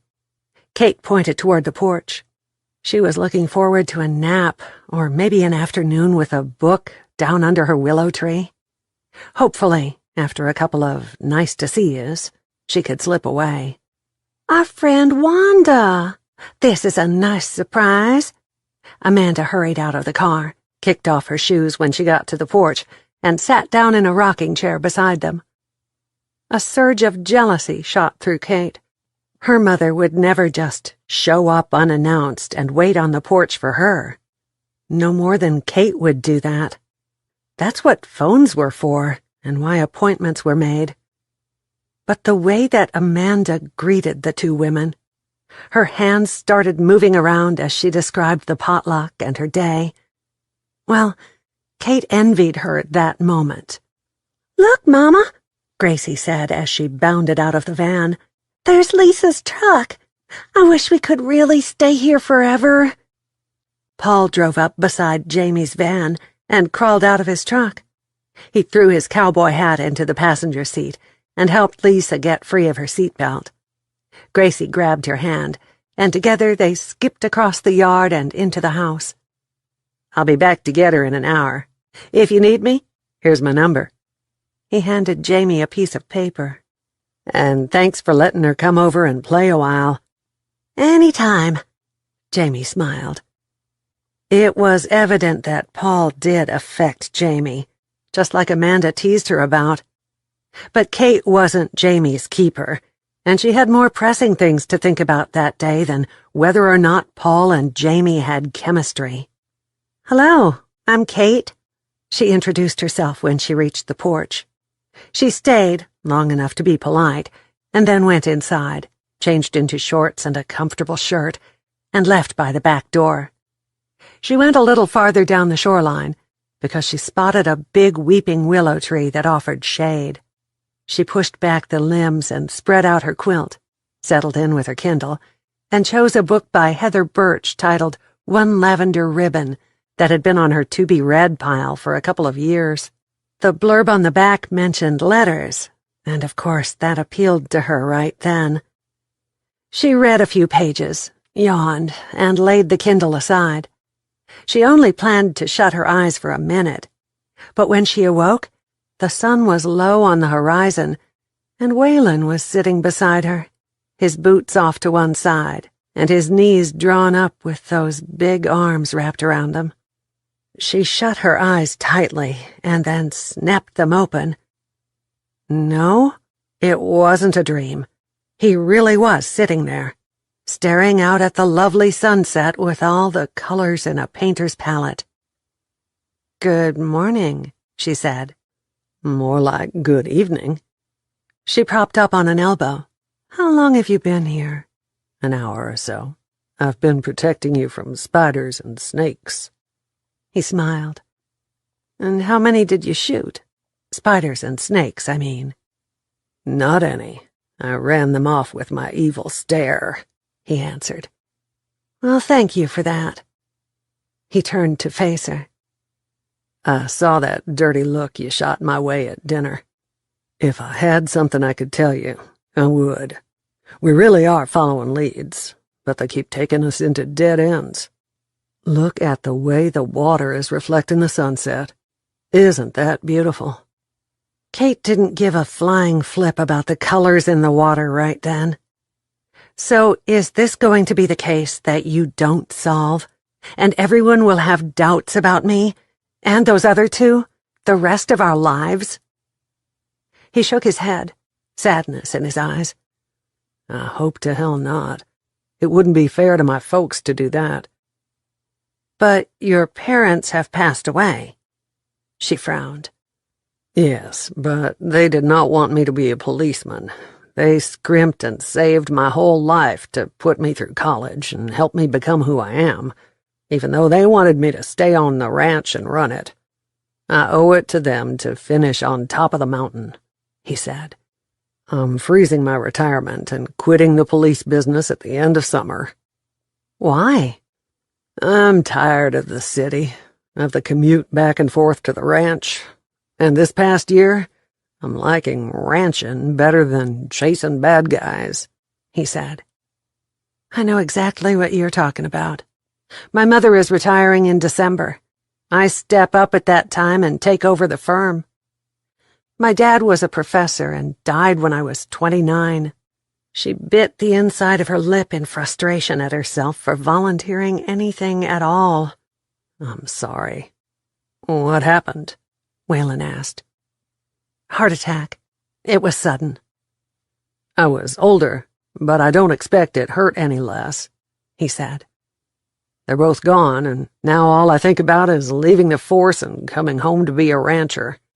I waited too long for them to ever see it." "Were you close to your dad?" "I adored him.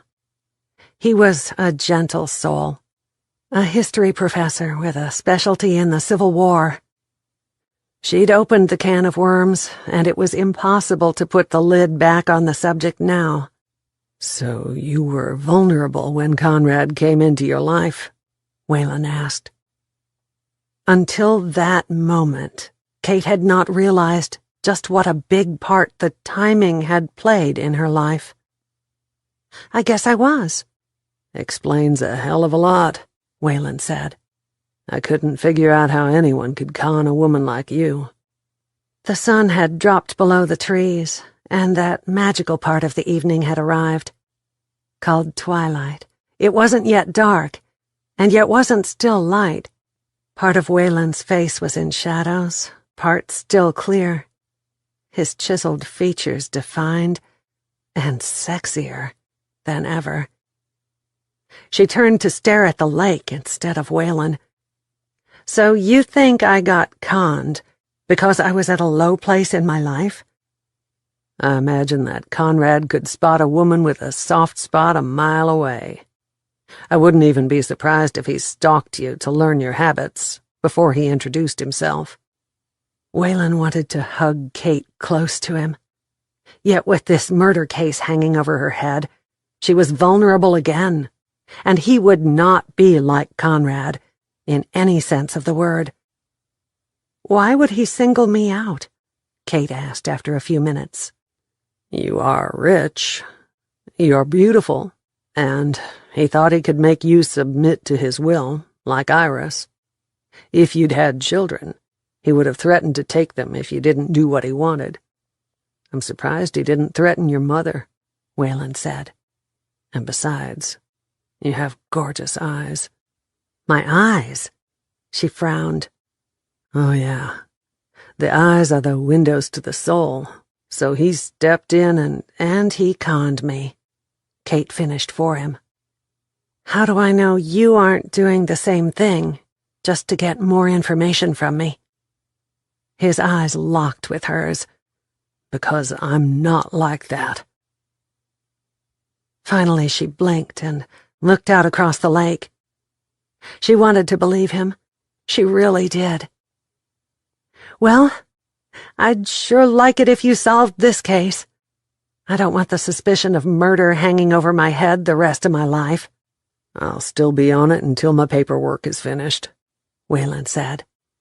"And for your sake, I hope I do get it all tied up with a pretty bow." They sat in silence for a few minutes. Twilight had deepened into full dark, the moon providing the only light under the weeping willow tree branches. "Did you ever have any regrets about going right into the family business?" he asked. To his surprise, she nodded. "I was groomed to take over the oil business from the time I was a little girl. Disappointing Mother was not an option. I don't know what I would have done differently, but it would have been nice to have a choice," she said. "Well, if you'd like to—" He stopped mid-sentence and pulled his phone from his shirt pocket. "Well, shit," he muttered after he'd listened a few seconds. "Maybe Paul will find some guys willing to help." Another moment and he rolled his eyes. "Then we'll be working until midnight and using spotlights to get it all in." He inhaled and let it all out in a whoosh as he shoved the phone back into his pocket. "That's the foreman of my ranch. He says that 3 of my summer hired hands have come down with the flu, so I'm really going to be short-handed for the rest of the week." He rolled up on his knees and then stood. "If you'd like to see if you'd like the ranching business, I sure could use a hay truck driver. I wouldn't ask you to throw bales, but any time you want to come out to the place and drive, I'll pay you minimum wage." "I might take you up on that." She smiled. He offered her his hand, but she shook her head. "I think I'll stay here a little longer. I want to think some more before I go back to the cabin." "Thanks for the visit, Kate." "Right back at you," she smiled. Driving a hay truck might be just exactly what Kate needed for a few days to convince her that her job in the city was ideal. She picked up her Kindle and the quilt and was on her way to the cabin when the buzz of conversation on the deck above caught her attention.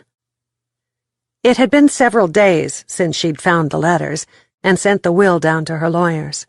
She'd hoped to have that part of the thing settled when she told Jamie and Amanda about the letters and let them read them, but there were still no answers to what would, or could, happen to the cabin. Still, tonight might be the right time to go ahead and tell them. "What's going on here?" Kate asked. "We don't need you to settle our argument," Jamie said. "You don't even want this cabin, so just butt out," Amanda said.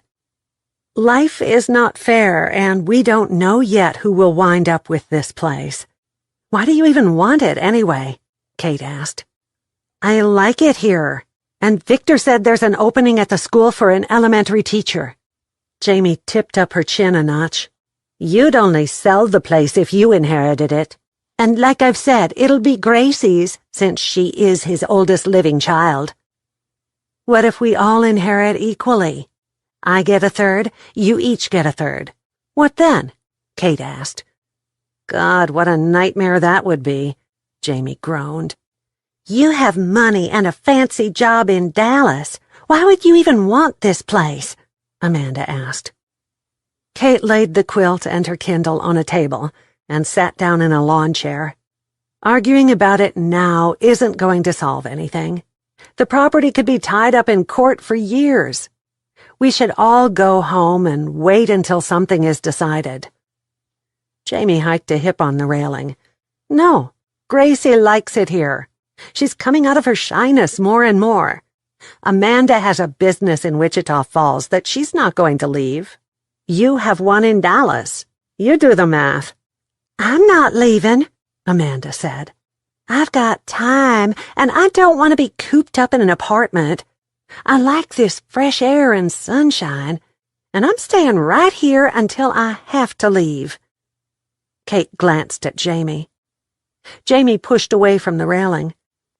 Like I said, it is amazing how much Gracie has come out of her shell this past week. I want her to have the rest of the summer here. So we'll all have to agree to disagree about who's going to wind up with this property, Kate said. Tonight was definitely not the time to bring out those letters. Everyone needed to have a level head when they found out what was in that will. Hopefully, in the next few days, something would be decided about Darcy's involvement. And maybe the argument is an omen that it's not the right time, that niggling little voice in her head said. I don't believe in omens or fate. Choices that we make determine our future, not fate or karma, she argued. Amanda almost snorted. Miss Fancy Pants with money speaks, and we're supposed to bow down and worship her wisdom. The smart-ass statement brought Kate back to reality. Don't take it out on me because you are angry at Conrad. Besides, that's downright mean, Jamie said. So now the two smart wives are going to gang up against the one that barely made it through high school, Amanda smarted off. And now you're getting malicious. Jamie's tone said her claws were about to come out. I'm not looking down on anyone. She glanced toward Kate. Or up to anyone either. Yeah, right, Amanda said. Mama Rita says that familiarity breeds contempt. I'll take care of part of that tomorrow. Gracie and I will be gone all day. Victor offered me a job at the school just for the summer. The secretary quit without notice, so Gracie and I will be spending our days there. Well, thank you, Jesus. Amanda raised both arms toward heaven. Kate looked from one to the other. Jamie was right. They did need some time apart, and there was no way she was staying in the cabin with Amanda every day. That hay truck job was looking better and better. Chapter 11. Jamie inhaled the familiar scent of what could only be described as school when Victor took her inside Bootleg Elementary that morning. Pure vitamins to her heart and soul. He led her down the hallway to the office and pointed at the desk. Basically, you will answer the phone all morning. Office closes at noon during July and August, and the principal will stop by later today to visit with you. There's a stack of filing over there, if you don't mind doing it. The secretary that quit left the files in a mess. So you haven't hired a secretary yet either? Jamie asked. Haven't had a single bite on the job. Got someone in mind? Jamie immediately thought of Amanda, but shook her head. She damn sure didn't want to work with that woman after the argument from last night. Don't y'all keep this on the computer? She asked. We do, but these files are a nightmare. She's put stuff in them that hasn't been entered, and they need to be organized and then checked with what has already been put in the computer. You want to tackle it? Victor asked. Jamie didn't even flinch when she looked at the stack of paperwork. I don't like to be bored, so yes, sir. Gracie tugged on her arm. I can help, Mama. Yes, you can. Jamie smiled. You'll be a big help. Victor winked broadly. Man, this is the school's lucky day. We're getting 2 secretaries for the price of 1. He lowered his voice to a whisper. Hattie says if Gracie gets bored to call, and she'll be glad to keep her for you at no charge." "Thank you," Jamie said. "And now I will leave you to it." Victor waved as he left the room. First things first, Jamie found the teacher's lounge across a small hallway and made a fresh pot of coffee. The cabinets were empty except for one lonesome little package of cheese crackers, and she earmarked those for Gracie's mid-morning snack. When the coffee was ready, she chose the biggest mug in the dish drainer and filled it. She made a mental note to bring her own tomorrow, and to pick up a package of crackers or cookies on the way to work. "Hey, Mama, look at that!" Gracie pointed toward a television and a basket of DVDs.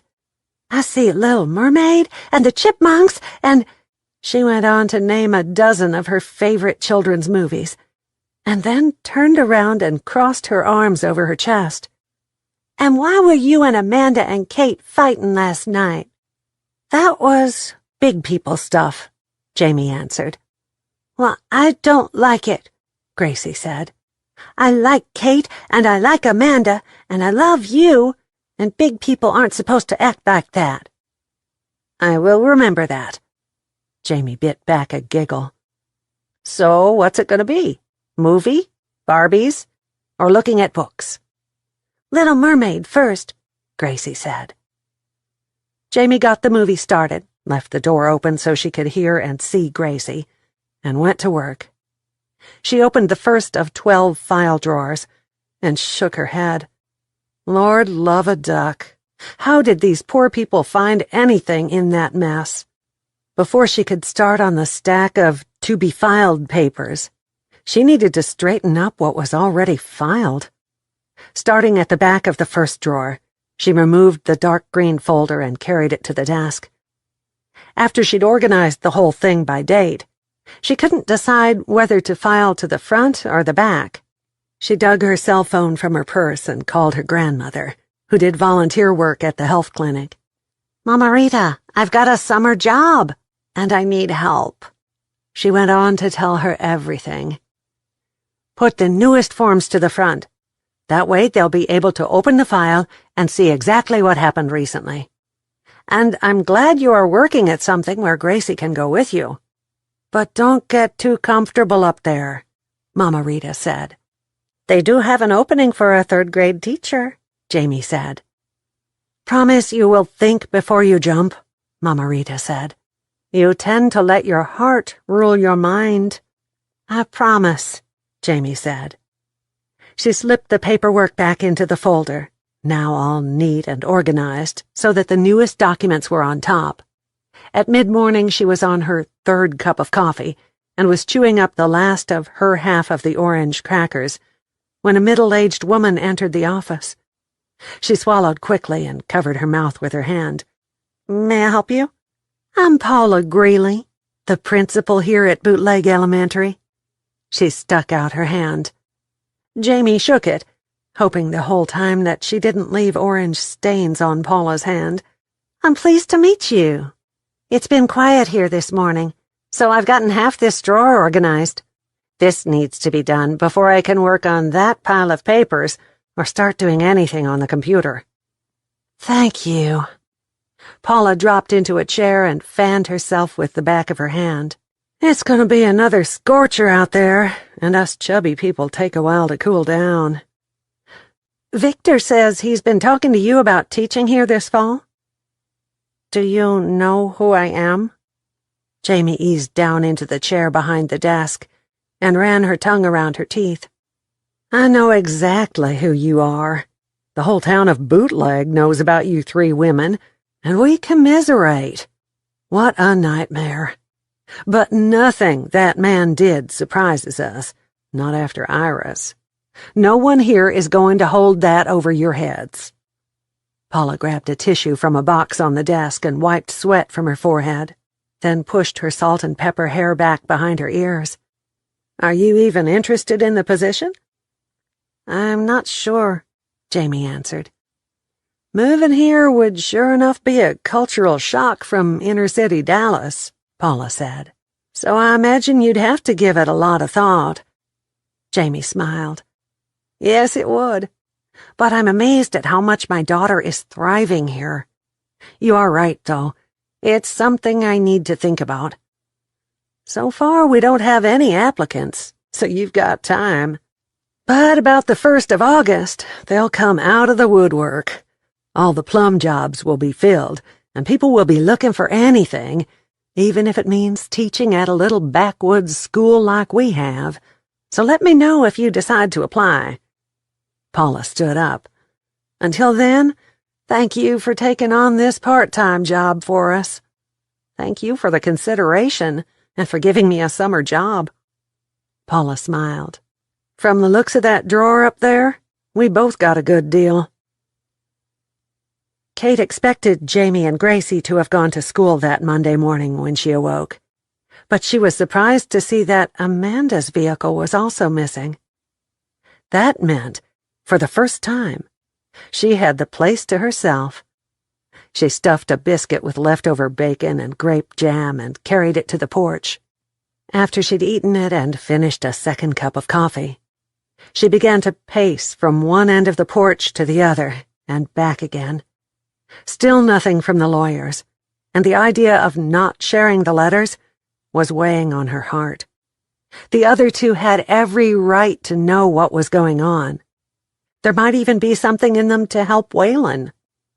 She picked up her phone and called the lawyer. While it rang, she crossed her fingers like she'd done as a child when she really, really wanted something. The angels who granted wishes must have been on strike that day, because the news was that they hadn't found anything out yet. She could go home and let the dust from all the drama settle. She'd go to court and get her maiden name back, and since she'd be the new president of Truman Oil, no one would dare voice out loud anything about the Conrad scandal. She'd about talked herself into packing her bags and leaving when her phone rang. "We're about ready to go to the hayfield," Waylon said. "Were you serious?" she asked. "Pays minimum. Work until we can't see anymore. No dress code. You can work barefoot if you want in the truck," he said. "Where's your place?" "The ranch is easy to find. Take the county road out of Bootleg toward Wichita Falls. The ranch is about 3 miles down that road on the right. You'll see a big metal sign above the cattle guard that says Double Back Ranch. Turn there and follow the path. I'll meet you in the front yard. How long until you can get here?" 20 minutes. "You'll drive an old work truck with no air conditioning, so you might want to pull that pretty blonde hair up in a ponytail," Waylon said. "See you soon," she said, before she changed her mind. She picked up a cooler from the kitchen and stopped by the convenience store in Bootleg to buy bottles of water and a 6-pack of cold Coke. The thermometer in her caddy said that it was 101 degrees, and driving a truck with no air conditioning would make for thirsty work. She had to stand in line to pay, and noticed a rack of baseball hats for sale. She picked out a pink camouflage one, removed the price tag, stuck it on her head, and pulled her ponytail out the hole in the back. Then she saw the sunblock and picked up an extra bottle of that. She paid for her items, followed his instructions, and drove up in the front yard 22 minutes later. He was leaning against a flatbed truck, a bottle of water in his hands, and sweat glistening on his arms and face. "Sorry I'm late. I had to make a stop, and there were 5 people ahead of me," she said. "I don't count 2 minutes as late, darling," he drawled. "I like the hat. You ever driven a stick shift?" Her mouth went dry at the endearment, and all she could do was nod. "Well, this truck is your caddy for the afternoon, and I'll gladly give you all the work you want to do," he said. "We'll be in the hay several days a week for the rest of this month, so anytime you want to come out here and take a look at country life, you are welcome." "I learned to drive stick in my dad's reconditioned '55 Chevrolet." She set her little cooler in the back of the truck. "Here's some water and Coke so no one dies of thirst." "Beautiful and smart. A woman after my own heart." He grinned. Your dad really was a trusting soul to let you drive his vintage car. Oh, he never did let me drive the '63 Corvette that Mother bought for their 20th anniversary, even though he did leave it to me. She grinned. You own a vet? He asked. And the '55 Chevy, and his pride and joy, a '32 Ford Deuce. She grabbed the cooler and carried it to the truck. Like Abby's on NCIS? Waylon asked. Her car is red, mine is black. Daddy said that it might have been a moonshiner's car at one time. You driving out to wherever you're hauling hay? Or do I need to give you a demonstration of my skills? Where are those cars? Waylon asked. In a special climate-controlled room at the oil company. I drive them every so often, just to keep the cobwebs blown out. You want to see them sometime? She asked. Can I drive that Deuce? That depends on lots of things. For now, who's driving this rig, me or you? Why did you decide to drive for me today anyway? Trouble in paradise. Inheritance does bring out the claws. She settled into her seat and reached for the seatbelt. But there wasn't one. Fighting over the cabin? Looks that way. And since you are the one with the biggest bank account, they are taking sides against you? He asked. Nope, I'd say we're all pretty much standing on our own rocky soil. He started the engine and put the truck in gear. I'm kinda glad to hear that. If y'all were getting along like sisters, I'd continue to think you were putting on a show to cover something up. We might argue and even come to blows someday, but I'll stake my oil company on the fact that not a one of us had anything to do with Conrad's death, she said. That's pretty positive. How can you believe in those other two that strongly? Jamie might have been thinking about divorcing the son of a bitch, but she would never kill Gracie's father. Amanda, bless her heart, will bitch and moan, but she wouldn't have the nerve to pull the trigger. And besides, she was still living in that first year of bliss, Kate answered. And you? Waylon stopped the truck at the edge of a field. I didn't give a damn. To kill someone, you have to care. I would like to have my maiden name back and have it cleared from all doubt. Other than that, I was over Conrad a decade ago. Are those guys going to work with me? She pointed to 4 teenage boys waiting under a shade tree. That's your crew. What you do is drive this truck at about 5 miles an hour. 2 will be on the ground throwing bales up to the catcher, who will toss them back to the stacker. When the truck is full, you'll go back to the barn, where they will unload it, and then start all over again, Waylon said. Where is this barn? She asked. The guys will give you directions. There's a bathroom in the tack room if you need it. You'll have a few minutes while they unload and stack in the barn. I think I can remember all that, she said as she slid across the bench seat. Now give me the wheel. Does the radio work? Like a charm. It'll probably still be working when this thing finally bites the dust, but the air conditioning went out years ago. Waylon opened the door and hopped to the ground. And thanks, Kate. This is a big help. It frees up a man to throw or stack. Hey, I'm doing this for the money, not thanks. He chuckled as he slammed the door shut. And what are you going to do with your huge paycheck? Buy tickets to Six Flags, if Gracie doesn't win them at the festival, she said. If I work all week, she and I might even send out for pizza from down at the convenience store one night. And if Jamie and Amanda are still bitchy with each other, we won't share with them. Beautiful, smart, and funny. He shook his head as he walked away. Waylon would never know what those 3 words did for her ego that day. She smiled as she shifted into low gear, let out the clutch, and eased forward with a single lurch. A young cowboy hopped up on the back, and 2 others started throwing bales up to him as she inched the truck along.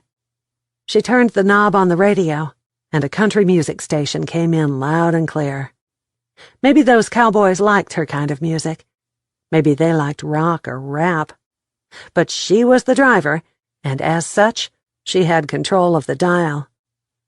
"Hot enough for you folks?" the DJ asked when the first song ended. "Well, turn up the air conditioner and enjoy the Monday madness. We'll play 10 of the most popular songs from last year in a row. At the end of the 10 songs, the 13th caller who can tell me what month these were on the list will win 2 tickets to Six Flags over Texas. First one is Carrie Underwood's Heartbeat." "Was it February or March?" Kate asked as she kept her foot steady on the gas pedal. She'd listened to country music every day on the way to work at the oil company, on the way home, while she took her shower, and sometimes while she did extra work at night so she wouldn't be behind the next morning. When they made trips to the barn to unload the hay, she got out and helped stack the bales, but she kept the engine running so they could hear the music. By the time Waylon sent a text calling it a day, she'd put away 4 of the Cokes and 6 waters and was still thirsty. Never before in her life, not even at the gym, had she sweated so much or felt so grimy. Lord, she'd have to have her caddy detailed and fumigated by the weekend if she rode home in it every day smelling like hay, sweat, and dirt. She drove the loaded truck to the barn and parked it, bailed out, and headed for the bathroom.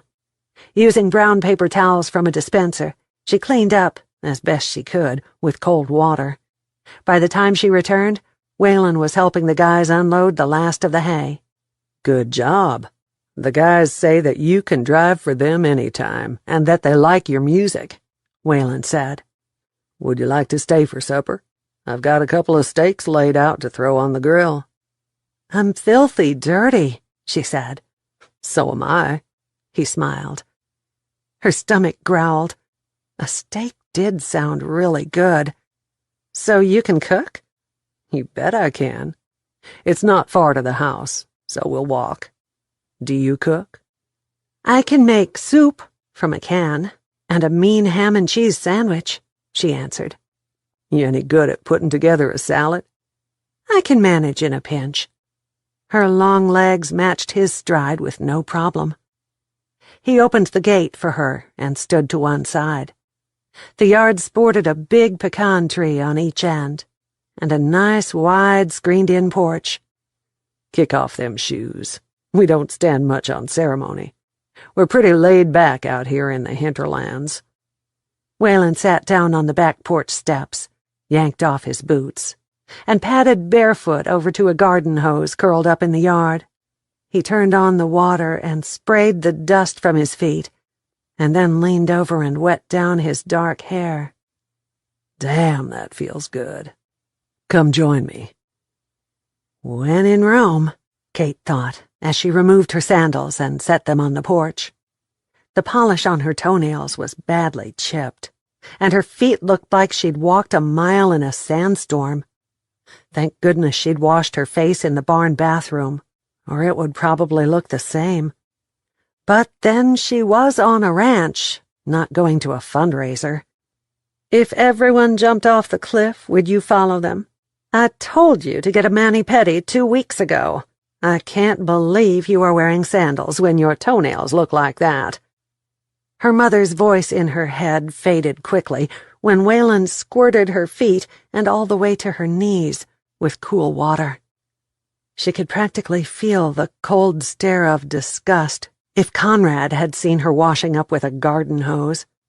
He'd expected her to maintain the image that he wanted. She banished him from her thoughts and concentrated on getting as clean as possible. "Hey, did you find anything out about that girl you asked us about? Stella?" "Estrella," Waylon said. "We checked on her after I called and leaned on the florist again. Conrad sent flowers to her address once, but they were for her sister. Both the sister and Estrella had a rock-solid alibi, so that didn't pan out. And that's more than I should be saying. Want your hair done?" He changed the subject. "I'll pass on that, but my hands and arms won't." She held them out. He squirted the water up to her elbows and then turned off the hose. There are paper towels on the porch. He motioned for Kate to follow him. Want a cold beer while we get supper going? I'd love one. She dried her hands and arms with paper towels and tossed them into a trash can. Cool air greeted them as he opened the door into the house. He went straight to the refrigerator, took out 2 cans of icy cold beer, and handed one to Kate. Bottoms up. She pulled the ring at the top and drank deeply. Tastes great after a long, hot day. Nothing like it, Waylon nodded. Have a seat and catch your breath. I made a little hash brown casserole, and it'll take 5 minutes to heat it in the microwave. I need to make the salad, she told him. I've been sitting all day, remember? Then we'll get to it. He nodded. I gotta admit that I was surprised when you showed up. I expected you to be some hoity-toity city gal who didn't know the gear shift on a hay truck from the back end of a cow. Or from the underside of a bull? Kate asked. Waylon spewed beer all over the tabletop. He grabbed a towel and wiped up the mess. I was damn sure wrong about you, Kate. He whistled as he lit a gas grill in the middle of the stove burners. As a person or as a killer? She asked. As a person, for sure. The jury is still out on the killer issue, but my gut says that I might have been wrong there, too. Time will tell, he answered. Well, we got that hoity-toity business out of the way, and maybe a step away from me being one of the bad guys you chase.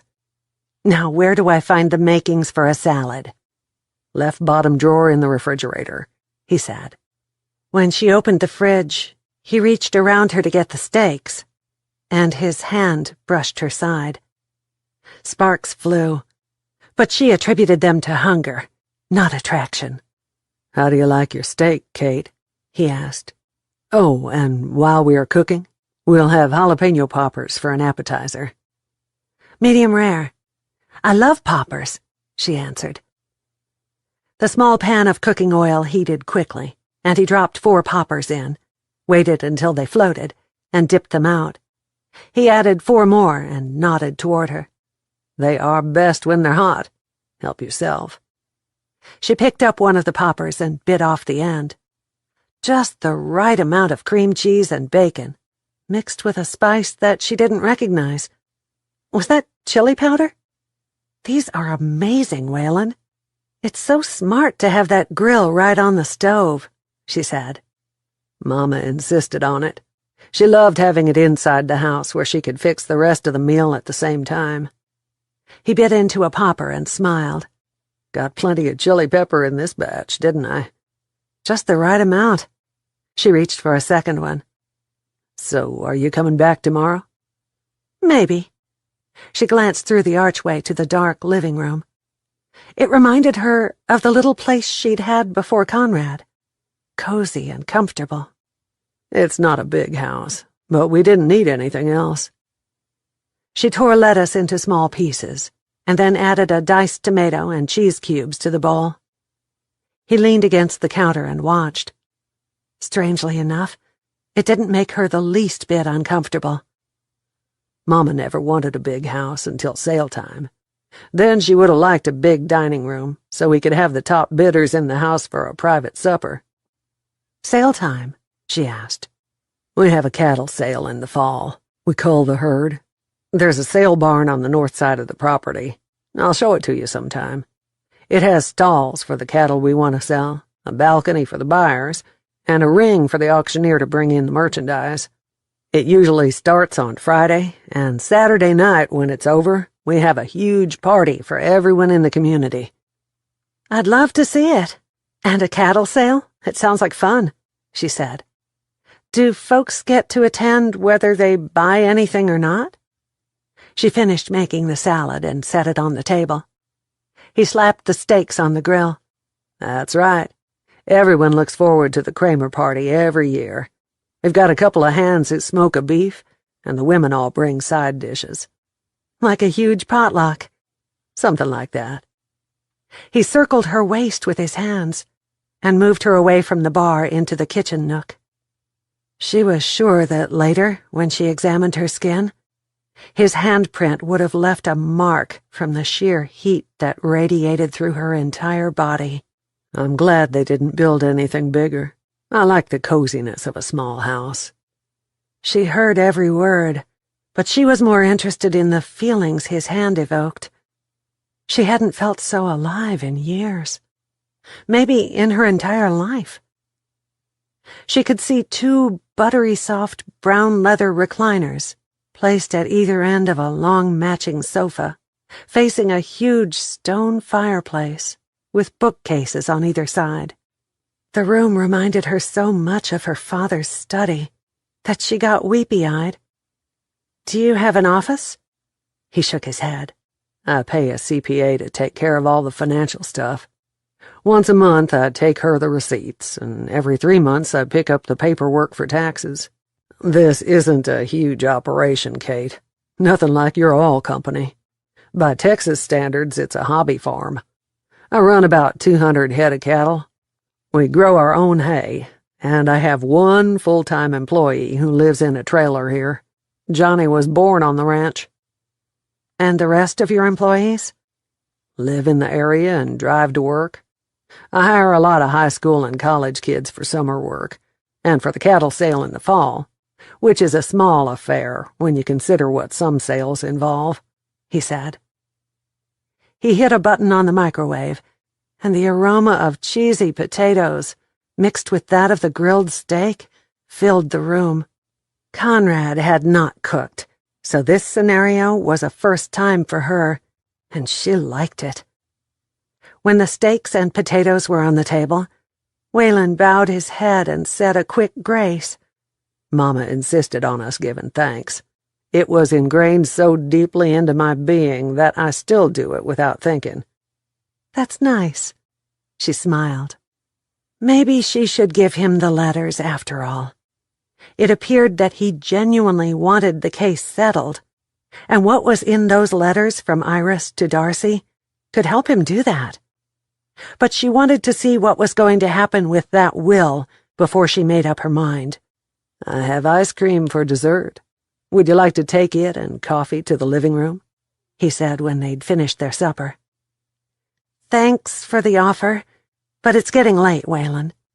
If we're going to have a repeat of this day, then maybe I'd better go on home.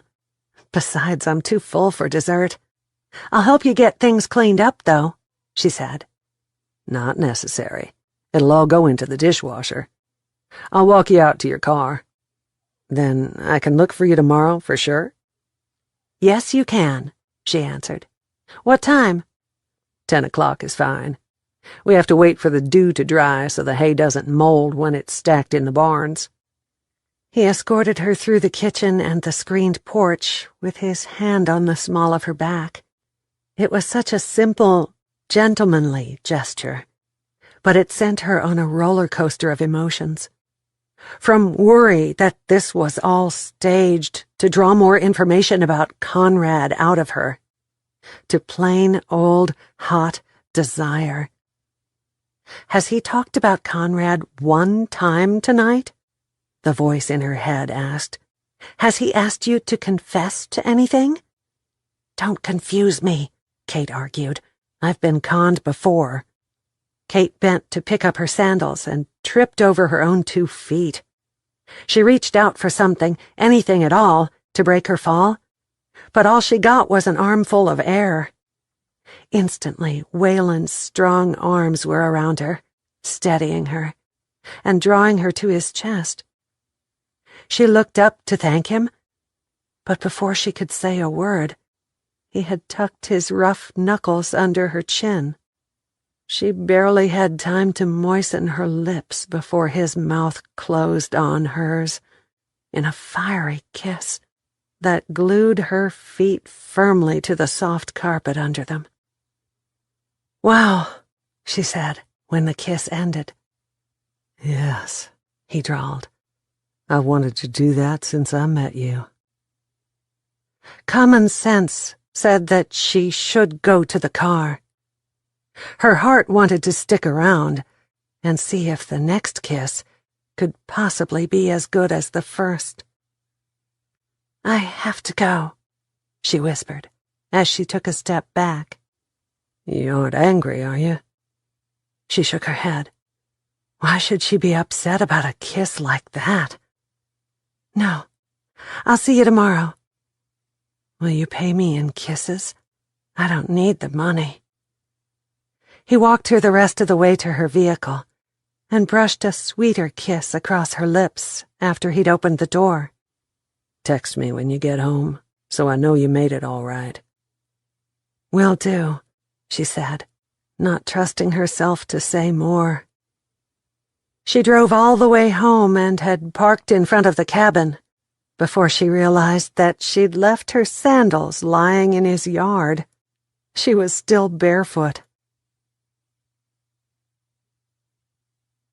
Chapter 12.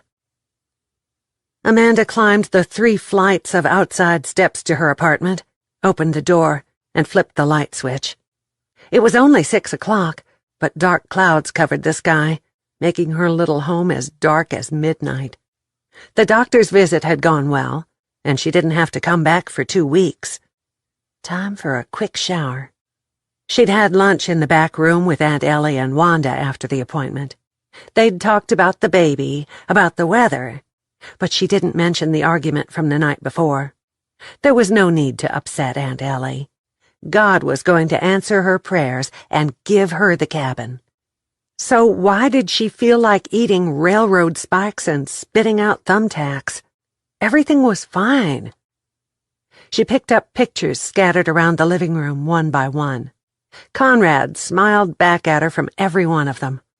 She gathered them up and laid them on the coffee table. With one hand on her back and using the arm of the sofa as a brace, she lowered her body to a sitting position. Then she started to study the pictures. Her eyes sparkled in every one of them, but Conrad's looked bored in all the ones after the wedding. "I was so happy," she whispered, "and such a fool. Why did you marry me anyway? You had Gracie, and she's a beautiful soul." No answers fell from heaven to land in her lap, but a loud clap of thunder did startle her.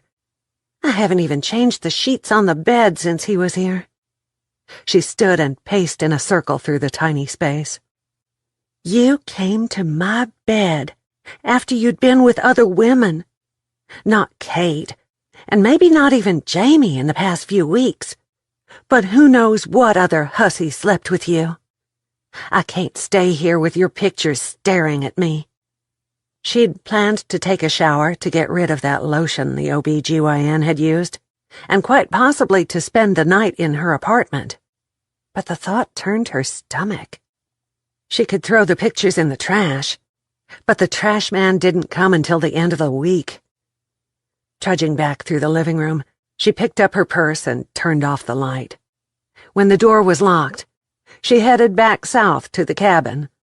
Even with the arguments, she felt more at home there than she did in Wichita Falls. The heavy summer rain on the road obliterated everything from her sight except a vision of Conrad in those pictures in her mind. In the next half hour's slow progress, she finally admitted to herself that there were probably no divorces. She was nothing more than the third wife of a polygamist who'd married her because she was gullible. At Dundee, the rain slowed to a drizzle, and by the time she got to Maybelle, the skies were clear. But the sun had set and it was dark. Stars twinkled around a 3/4 moon. Conrad had loved looking at the moon with her out on the minuscule balcony at her apartment. Had it all been a farce? Or were some of those tender moments the real deal? Now she'd never know. She wasn't sure she even wanted the answer. She had hoped that she could slip into the cabin and go right to her room. She didn't want to argue or to even see those other two that night. She wanted to lie in her bed, stare through the darkness at the ceiling, and beg God to help her find closure. Kate's Cadillac pulled up in front of the cabin at the same time Amanda did, canceling that idea.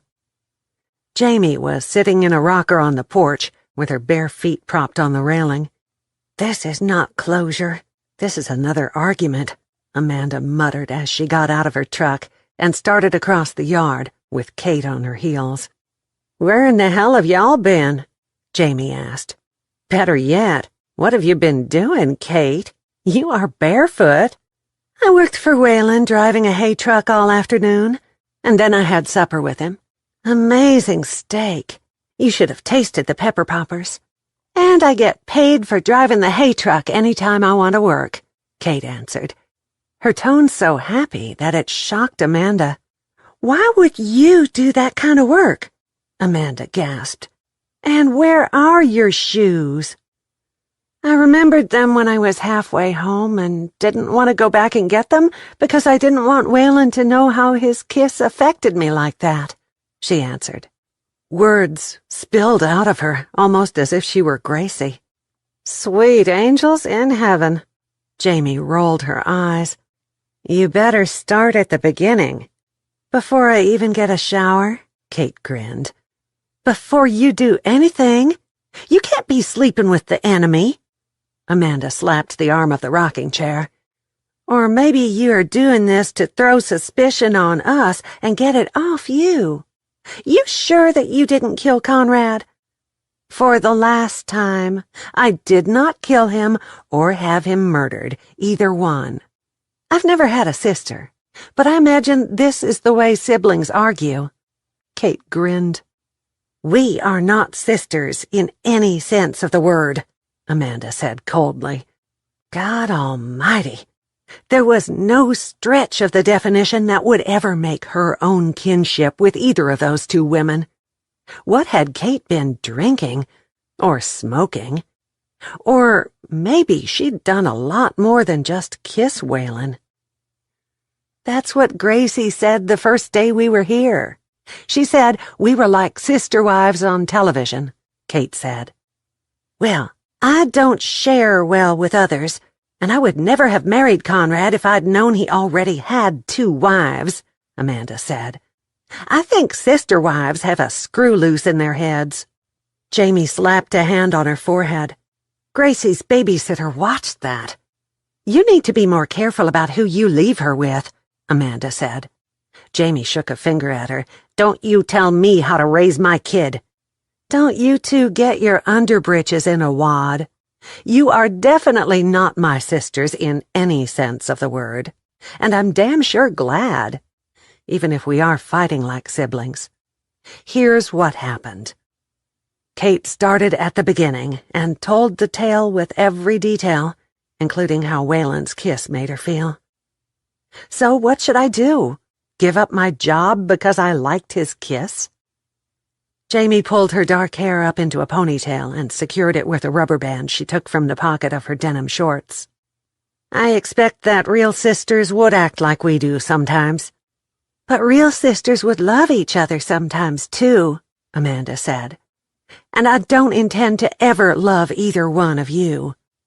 However, if a parent died with no will and only one piece of property, they might all get a little greedy. As for you and your summer job, Kate, go for it." "I disagree. He's just softening you up for information," Jamie said. "No, he is not," Amanda argued. "He needs help on the ranch." Jamie held up a hand. "We'll have to agree to disagree. Now, on to another subject. I got offered a job today, too." "Well, crap," Amanda thought. "That means she'll probably stay here." Kate sat up straighter. "Go on." "The principal and Victor want me to apply for a position that's open, but I only have a week or 2 to think about it." Jamie paused. "I could sell my house, and I wouldn't have that mortgage hanging over my head. I could rent something here a lot cheaper, or maybe even live in the cabin until the probate court decides what's happening to it. Which, like Kate said, could take months, maybe years." Amanda sat down in a rocking chair and frowned. "Did living in the cabin mean the same as possession being 90% of the law?" Kate nodded and headed inside. The cabin is better off if it's occupied. What about Gracie? You should ask her what she thinks." Jamie and Amanda followed her. Amanda opened the cookie jar in the middle of the table and took out a fistful. Jamie went to the refrigerator and brought out a pitcher of freshly squeezed lemonade. "Of course I'll talk to her before I make a decision, but I know what she'll say. She's always loved this place, and she'll float on clouds if she thinks we can stay here forever," Jamie said. "Well, she's definitely like a breath of spring, spreading laughter and smiles everywhere." Kate filled 3 glasses with ice cubes and set them on the table. "That lemonade looks wonderful. I haven't had the real thing in years." "Looks good to me, too," Amanda said. "About last night and all this arguing?" Kate poured 3 glasses full of lemonade. No one can live in the same house 24 hours a day, 7 days a week, and not disagree. It's not possible. Doesn't matter if it's a married couple, a parent-sibling situation, or an insane one like we have. We are only here for the summer. At the end of it, we'll split and go our separate ways. You two might stay in touch, since you'll be raising half-siblings, but I'll have no connection with you." "Not even for a Christmas card?" Jamie asked. "Well, maybe that much. And maybe you'll invite me for Gracie's birthdays or graduation," Kate said. Jamie threw up a hand. "Don't have her growing up so fast. She's the only baby I ever get. I want to save her every moment." "You should," Kate said. "And my baby? Are you coming to his birthday parties and graduation?" Amanda asked. "If you invite me," Kate answered. "You will be invited." Amanda sipped at her lemonade. "This is a big jump from what we are talking about, but I went to my apartment, and I looked at Conrad's pictures. It was in his eyes." "What?" Jamie asked. "I thought it was a twinkle, but when I really studied him, it was something else. Like you see on those big game hunters on television, when they bag a tiger or a huge white-tailed deer. I can't describe it." "How did it make you feel?" Kate asked. "Used," Amanda said without hesitation. "Do you feel Conrad in this house? I don't. I came here hoping to feel him, but I never have. At first, all I had was anger at y'all and then at him." She sighed. "This is gonna sound corny, but I think Iris is smiling that we are here and we're finding out about him." Kate would probably have something to say about that, but Amanda didn't care. She wasn't going to let either of them intimidate her. "I believe she is," Jamie said. Amanda glanced at her, and then back at Kate, expecting some kind of super-intelligent remark about the dead being dead, forever amen. Kate shrugged. "I agree, Amanda. I have no idea about what happens to good folks in eternity. But it would be nice if Iris and Darcy could see that things didn't go Conrad's way." Amanda could hardly believe her ears. "Well, thank you for that. It's just my opinion," Kate yawned. Kate took a long shower and was on her way to her bedroom when she noticed that someone had left the kitchen light on, so she went to turn it off. Jamie was sitting at the table with a cup of hot tea in front of her. "Still pondering the idea of a drastic move?" Kate asked. "Did you talk to your grandmother about it?" "Yes, I did. And she told me to think about me and Gracie before I leap. Sometimes I turn a blind eye to common sense and don't check to see if I'm leaping into fire or water," Jamie answered. "You have to do what your heart tells you," Kate said. "Things happen in our lives to turn us around. I've never believed in fate or karma or any of that stuff, but I do believe in our choices directing our future." Amanda had gone into the bathroom right behind Kate, and now joined them with a big white towel wrapped around her head and a terry robe belted above her pregnant tummy. "And that means?" Think back to the most horrible moments in your life, and the happiest ones. Didn't they both have a bearing on who you are right now? Kate asked. Jamie pushed the cup of tea back. I saw a lawyer right after Christmas last year. He told me how much it would take for me to get a divorce. I was saving my money. What has that got to do with what Kate said? Amanda asked. Just going there made me happy, even though I was terrified. It gave me back some of my power. I understand what she is saying, Jamie answered. When were you going to divorce him? Amanda asked. I'm not sure I would have gone through with it. Gracie loved her dad, and even having a part-time father was more than I had as a kid. Sometimes anything isn't a bit better than nothing, Kate said. Hindsight, Jamie chuckled. My 2 cents? You should apply for the job, Kate said. If they hire you, then it was meant to be. If they don't, you won't have regrets later. And you need to get in touch with Social Security. I think Gracie is entitled to some benefits. You could put it in a trust fund for her college if you are too proud to use the money to make her life easier. I never even thought of that, Jamie said. And I'm not crazy. Moving here would be an adjustment, going from the big city to bootleg, from being a team of teachers for any given grade to being the single third-grade teacher in the whole elementary school. It'll be a tough decision, but only you can make it, Kate agreed. Jamie smiled. It would be great if we were little kids and our parents still made our decisions. Right, Kate? Hell no, Amanda yelped. I wouldn't want my mother to make a single decision for me. For me, this is only a summer thing, not a lifetime change. At the end of my vacation time, I'll put on my high heels and go back to work, Kate said. And Amanda's right. I don't want my mother making decisions for me either. What do your shoes have to do with anything? Jamie asked. Kate pointed to her toes. Think about it. Symbolism, Amanda said with a big grin. Even if we fight and even if we hate the one who gets the cabin, maybe we will see this as being the summer we shed our fears as well as our shoes. Kate yawned again. And on that philosophical note, this tired woman is going to bed. Chapter 13. When Amanda was bored, she baked. Cookies and yeast breads were her 2 specialties. That Wednesday morning, she was almost to the point of being so tired of doing nothing that she was ready to go back to Wichita Falls and go to work again. She opened the pantry doors to find all the makings for chocolate chip cookies, peanut butter cookies, and snickerdoodles. In 30 minutes, the house smelled like the cinnamon and sugar topping on snickerdoodles, and she was stirring up the dough for a double batch of peanut butter.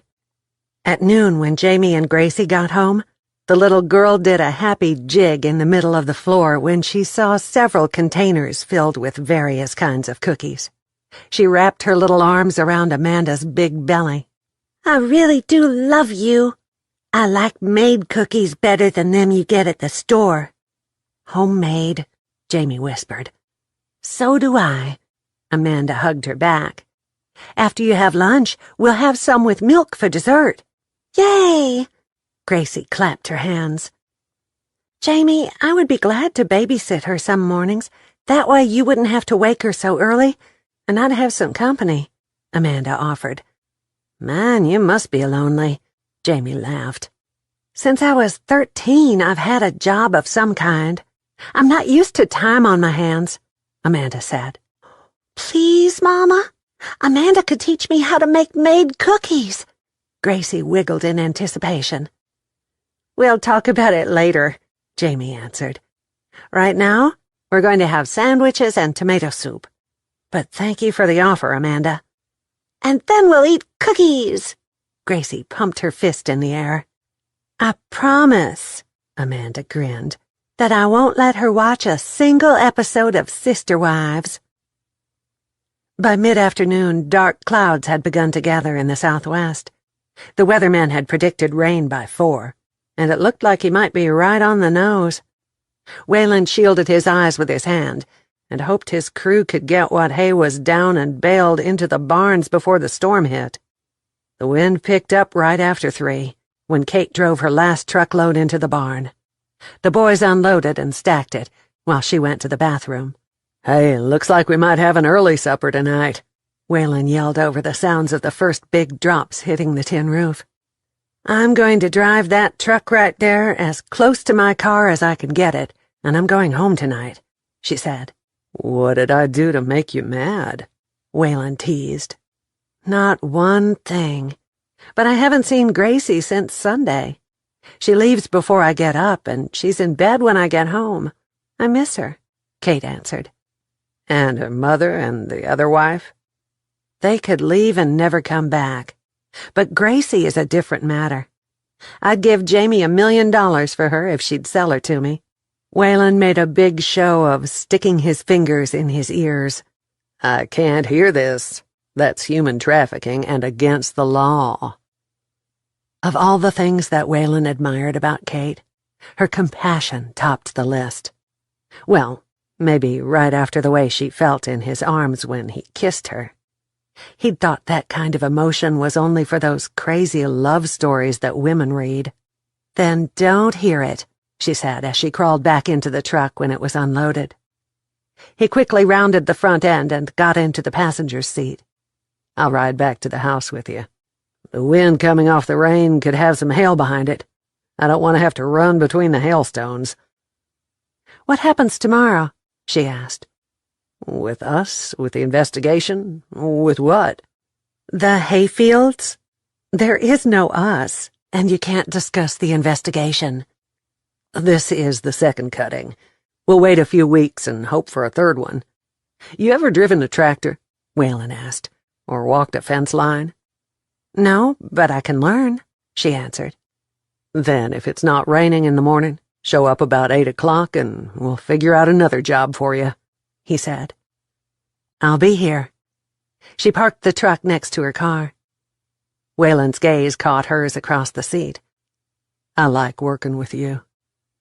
"I like working at something that doesn't require me to think about numbers of barrels, the price of crude, and whether to have enough faith in my geologists to drill in virgin territory." She smiled. "Wait right there." Wayland jumped out of his side, raced around the truck, opened her door, and scooped her up like a bride.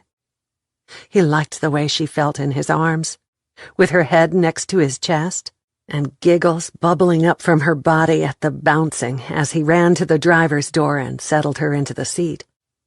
"Wouldn't want you to get your feet all muddy," he said. "You could have laid your coat across the puddles," she teased.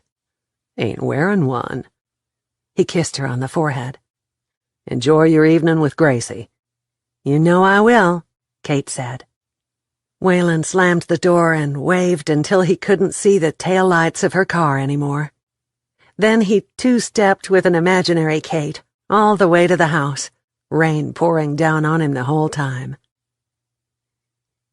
Kate drove slowly so she could savor what had just happened.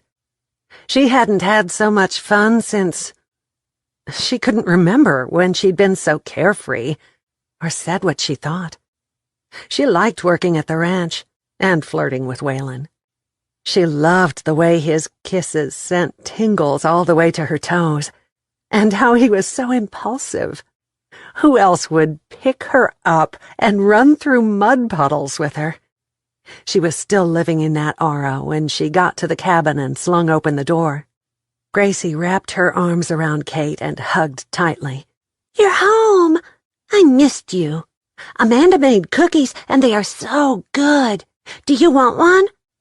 "You know I do, but I could sure use a big, juicy hamburger first. Let's all go to the Dairy Queen for supper. My treat." The little girl backed off a step and looked up into Kate's eyes. "I love you, Kate. I've been wanting a hamburger all day long." Kate wasn't sure at that very second whether Wayland's attention or Gracie's meant more to her. That sweetheart of a child could sure put a smile on a person's face. I thought you loved me and wanted cookies, Amanda said. I got enough love for everyone, and I can want hamburgers and cookies, Gracie said. Well then, if you give me 15 minutes to get cleaned up, and if it's all right with your mama, we'll go to Seymour for burgers. Kate walked on air the whole way to the bathroom. Can we take Mama and Amanda with us? Gracie asked. Of course, Kate answered. I'm in, Amanda said quickly. You don't have to ask me twice, Jamie said. The rain was still coming on strong when they left Bootleg, but by the time they reached the Dairy Queen in Seymour, it had slacked off to a drizzle. Gracie was the first out of the car and ran right through puddles to the door, which she held open for the women. I miss that, Amanda said as she gingerly made her way to the cafe. What, running through puddles? Kate asked. Skipping, giggling, puddles, all of it. I want that for my baby when he gets here.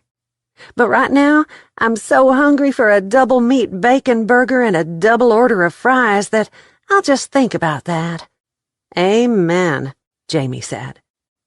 Gracie went ahead of them to the order counter, stared up at the menu, and pointed at the pictures. Amanda was right behind her, so she answered Gracie's questions about hamburgers versus tacos or chicken strips. Gracie! Lisa yelled from across the store. Lisa! Look, Mama, Lisa is here. Can we sit together? She's with her dad, and this is Kate's party, Jamie said. Will you ask if she can sit with us, Kate? Gracie's big brown eyes begged. Sure I will. Give me that Burger Buster basket, a medium drink, and a chocolate malt, she ordered before she steered Gracie toward Paul and his daughter. Paul pushed back his chair and stood up. Hey, you're Kate, aren't you? Yes, I am. We weren't formally introduced when you came to get the bed. She held out her hand. He shook it firmly and then let it go. Nothing in his touch made her blush like Jamie did when he was close by. Gracie wants to know if Lisa can sit with us. We'll be at that table right there. Kate pointed to a nearby one. No problem. As soon as her food arrives, I'll bring it right over. Thank you. Want to go with me now, Lisa? Kate asked. Is it all right, Daddy? Lisa asked. Sure, sweetheart.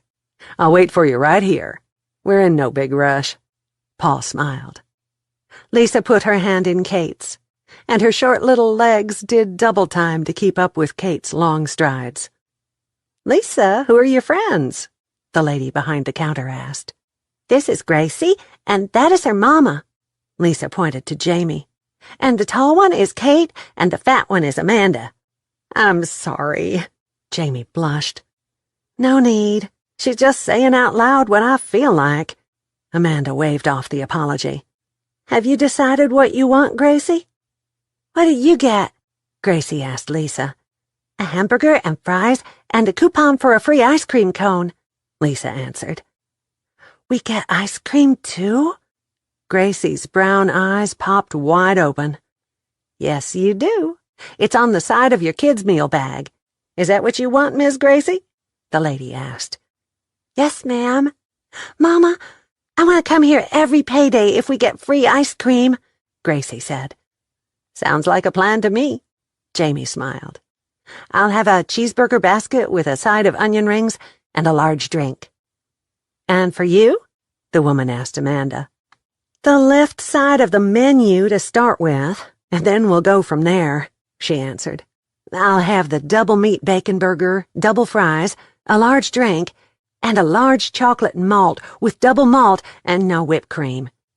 Y'all sit anywhere you want and I'll bring your food out as soon as it's ready. She set 5 cups on the counter. Help yourself to the soda fountain, and you girls don't forget your ice cream. Never, Lisa grinned. Miss Jamie, can me and Gracie sit in a booth all by ourselves? As long as your dad and I can see you, Jamie agreed. What do you girls want to drink? Orange, Lisa said. Me too, Gracie chimed in. Kate remembered the days when orange or grape were her choice of soda.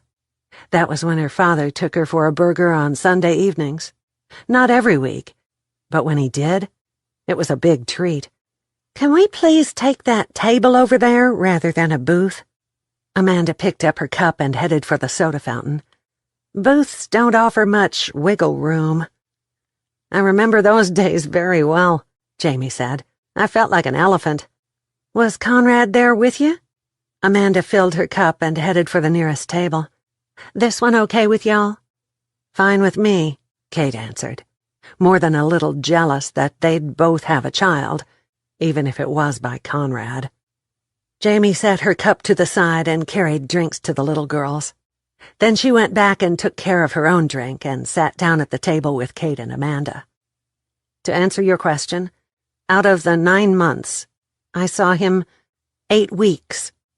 He just happened to be home on the night she was born, and was there the next day when we took her home. But on the following day, he left for a week. Of course he was sad, but he had to work, and his import-export business was just getting off the ground in those days," Jamie said sarcastically. "So you were basically a single mom, too," Amanda said. "Oh, yeah." "Kate, just how long was he in this business, anyway?" Jamie asked. "I'd guess about 8 years. So he might have even told the truth when he said the business was just getting off the ground. Before that, he sold cars, put in his own little used car lot for a while, and did a couple of other things. By then, I didn't care and refused to finance his schemes. The only thing that she had cared about then, and right up to that very moment, was the fact that her child had not lived. And that evening, watching those 2 little girls whisper and giggle made the ache in her heart even more painful. The lady took the little girls' food to them first. Then she went back to the kitchen and returned with a tray laden with their food. "Enjoy! Tonight the peanut parfait sundae is on sale for half price." "Thank you," Kate smiled. "And if y'all need anything, just holler." "So," Amanda picked up her burger and folded the paper back, "what is happening tomorrow? Does this weather make a difference in either of your jobs?" "Not mine," Jamie said. "If you were serious about watching Gracie, I'm going to take you up on it 1 day a week just to give her a break." "And you?" Amanda glanced at Kate. "I'm going to the Doubleback Ranch to learn how to drive a tractor, or walk a fence line if it's not raining," Kate answered. "I've never worked outside before, and I kind of like it. So if you wind up with the cabin, maybe Waylon will hire you every summer," Jamie said. "This would be a good time to tell them about the letters," the voice in her head said. "Not when things are going so smooth. It's going to cause another argument, and I want this evening to be nice. For Gracie. She doesn't need to ride home in a tense car with 3 angry women." "That's still being checked on," Kate said quickly. "How about you, Amanda? You got any desire to make a move to bootleg?" "Well, I called the bank here in town and talked to the president. He says there could possibly be an opening about Thanksgiving. One of his tellers is retiring. Baby is due the 1st of September, 6 weeks to recover after that. So it would work out fairly well." "What about your store?" Jamie asked. "Wanda would buy out my half in a heartbeat. I can put in my application and still have lots of time to think about it," Amanda said without hesitation. "I can't believe we're talking about moving here. Do you realize that Conrad's been gone only a couple of weeks?" Jamie squirted ketchup from a dispenser onto her fries. "Kate, you look as if you're seeing angels floating down from heaven. What on earth is out that window that's mesmerizing you?" "I'm not looking out the window. I was watching Gracie and Lisa. They are adorable." "And about Conrad? Maybe he's only been dead 2 weeks by the clock, but if we're all honest, he's been dead a lot longer than that, right?" Kate said. "Would you ever think of leaving your big, fancy job and moving to a place like Bootleg?" Amanda asked. "I'd never leave my business behind, but if I had a daughter like you have, I might reconsider everything." Never say never, Jamie quipped. Chapter 14. Amanda was so antsy that she decided to bake again all morning on Thursday. She rationalized making more by saying that she would take 2 large platters of cookies to the church for the potluck. Gracie was delighted to sit at the table and help stir, mix, and sample the broken ones as they came out of the oven. "I like cooking," Gracie said, "because I get to eat the mistakes. I like it because it helps keep my hands busy. We'll have to think of something for lunch for your mama, though, other than cookies." "Why?" Gracie giggled. "How about toasted cheese sandwiches and some noodle soup?" "Yes!" Gracie pumped her fist in the air. "And cookies and milk for dessert like yesterday." "You got it, kiddo." "Well, I'll be danged." Amanda caught the cuss word before it left her mouth. "What? Another broken one?" Gracie asked. "No. I think I'm nesting. I cleaned my room this morning and put away all the little boy things that Aunt Ellie brought when she delivered the bed and bassinet." "Amanda, why is it a bad thing that my daddy married all of you?" She fumbled for an answer. "Because it's against the law." "You know what my Mama Rita says? She says that I have to obey her when she tells me something, but what my mama says is the law. Is it like that?" "A whole lot." Amanda put the last of the cookies in the oven and checked the clock. It was time to open 2 cans of soup and get things ready for dinner. "Then if my mama had told my daddy not to marry you, he wouldn't have done it?" Gracie asked. "This is a different kind of law." Gracie frowned. "Like the detective that likes Kate a lot? Mama says he's the law. If he'd told my daddy not to marry you and Kate, then he wouldn't, right?" "I don't know about that. But what makes you think that Waylon likes Kate?" Amanda asked. "I'm a little kid, but I'm not stupid." Gracie folded her arms over her chest and huffed. "I can see the way he looks at her, like Mama looks at chocolate." That was the straw that broke the proverbial camel's back. Amanda burst out laughing, and Gracie joined right in. "Why is that funny?" Gracie asked, when they'd both gotten control. Amanda hugged the child. "I hope my baby grows up to be as smart as you. Mama says it's my half-brother. What's the other half?" "Half-brother means you have the same daddy, but not the same mama," Amanda explained. "Does that mean I'm a big sister for real?" Amanda sure wished that Jamie was there to have this conversation. "It does mean that. Do you want to be a big sister, even though you don't have the same mama as my baby?" "Heck yeah, I do." Gracie grinned with a chocolate chip stuck to her teeth. "I don't care who the mama or the daddy is, as long as it can be my brother." "Hello, what's this about a brother?" Jamie asked as she made her way into the house. "Amanda's baby will have my daddy, but Amanda will be the mama. And we've got cookies, Mama. Lots and lots of cookies." Gracie ran to give Jamie a hug. Jamie grinned. The simplicity of innocence. "We are making noodle soup for dinner, Mama. Tell me about your day," Gracie said. Jamie picked up a still warm cookie. "I want to hear about your day, and then I'll tell you about mine." "I wish Kate was here to tell us about hers. I miss her when she's gone all day," Gracie sighed. Driving a tractor, even with the radio blaring loudly, left a lot of time for thinking, and that's what Kate had been doing all morning. The fact that she'd been selfish with the knowledge in Iris's letters and will kept circling back to haunt her, even when other things took top priority. She liked this mindless work of plowing a field. She liked being outside in the sunshine and wearing sandals or going barefoot.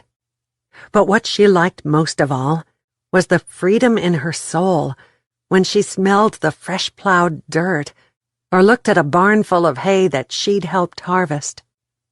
Kenny Chesney was belting out, "She thinks my tractor's sexy," when she made the final loop around the field. "Oh, yes, I do," she grinned, "and my mother would have me committed for saying that." She picked up her phone from the console beside her and poked in the speed dial number for the lawyer as she drove the tractor back to the barn. They'd located Darcy's will, only to learn she'd left all her earthly possessions to her mother's church. Hattie's church. Now it was a matter of getting things legalized and seeing what the church wanted to do with the cabin and the money they'd found in the bank box. She turned off the engine and slung open the door. It was time, past time really, to let everyone know about the will and the letters. Today. That would take her one step closer to getting all this closed and out of her mind. Waylon reached up, put his arms on her waist, and brought her to the ground like she weighed no more than a bed pillow. "Ready to get some lunch?" "The way I've been eating, I'll have to live at the gym when I get home." Her heart fluttered around like a butterfly in her chest. Yes, his touch had that effect on her. But she had to tell him about the will and the letters, and it had to be today. And that was as much to do with the jitters as his hands on her waist. The past few days, she'd started to feel guilty for not telling him, or the other two. Right now, she just wanted it out in the open, even if it caused a fight with Waylon, or with Amanda and Jamie. He laced his fingers with hers, and they started toward the house. "Darling, you will always be beautiful in my eyes." "That's sweet of you to say." She took a deep breath and said, "I've been holding back on you. I have some information that could help." He put a finger on her lips. "If you held something back, then I believe you had a reason. What is it? And why are you going to tell me now?" "I found letters that Iris wrote to her daughter, Darcy. There is a will. She left everything to Darcy. And in Darcy's will, she left everything to her mother's church," Kate said. "That means it could be tied up for a while, if either Jamie or Amanda contest it, I guess." "Let's go in and have some chili. I put a pot on this morning before we got started, and it should be about simmered down real good. You can tell me everything over lunch," he said. "But I don't know what a will has to do with his murder, or a bunch of old letters, either one. Did you read them?" "Of course. The will was sealed, so I didn't open it, but the rest of them were in unsealed envelopes. Can I be arrested for that?" She opened the cabinet doors and took out 2 bowls, while he stirred the chili and then put silverware on the table. "I wouldn't think so." He grinned. "They didn't go through the U.S. mail. Besides, if Iris wrote them, she left them for someone to find, and since Darcy is dead—" He dipped up the chili. She started talking, too fast, but she had to get the load off her chest. "The first letter told Darcy about Iris's last will, so I knew what was in it. She left everything to her daughter and nothing to Conrad. She had hired a private investigator to look into him after they were married, but she was so ashamed of herself. Besides, he was threatening her in some way if she didn't give him control of her money and assets. She was not his first wife, Waylon. He was married twice under a different name, Swanson. One of those women died in a suspicious car wreck.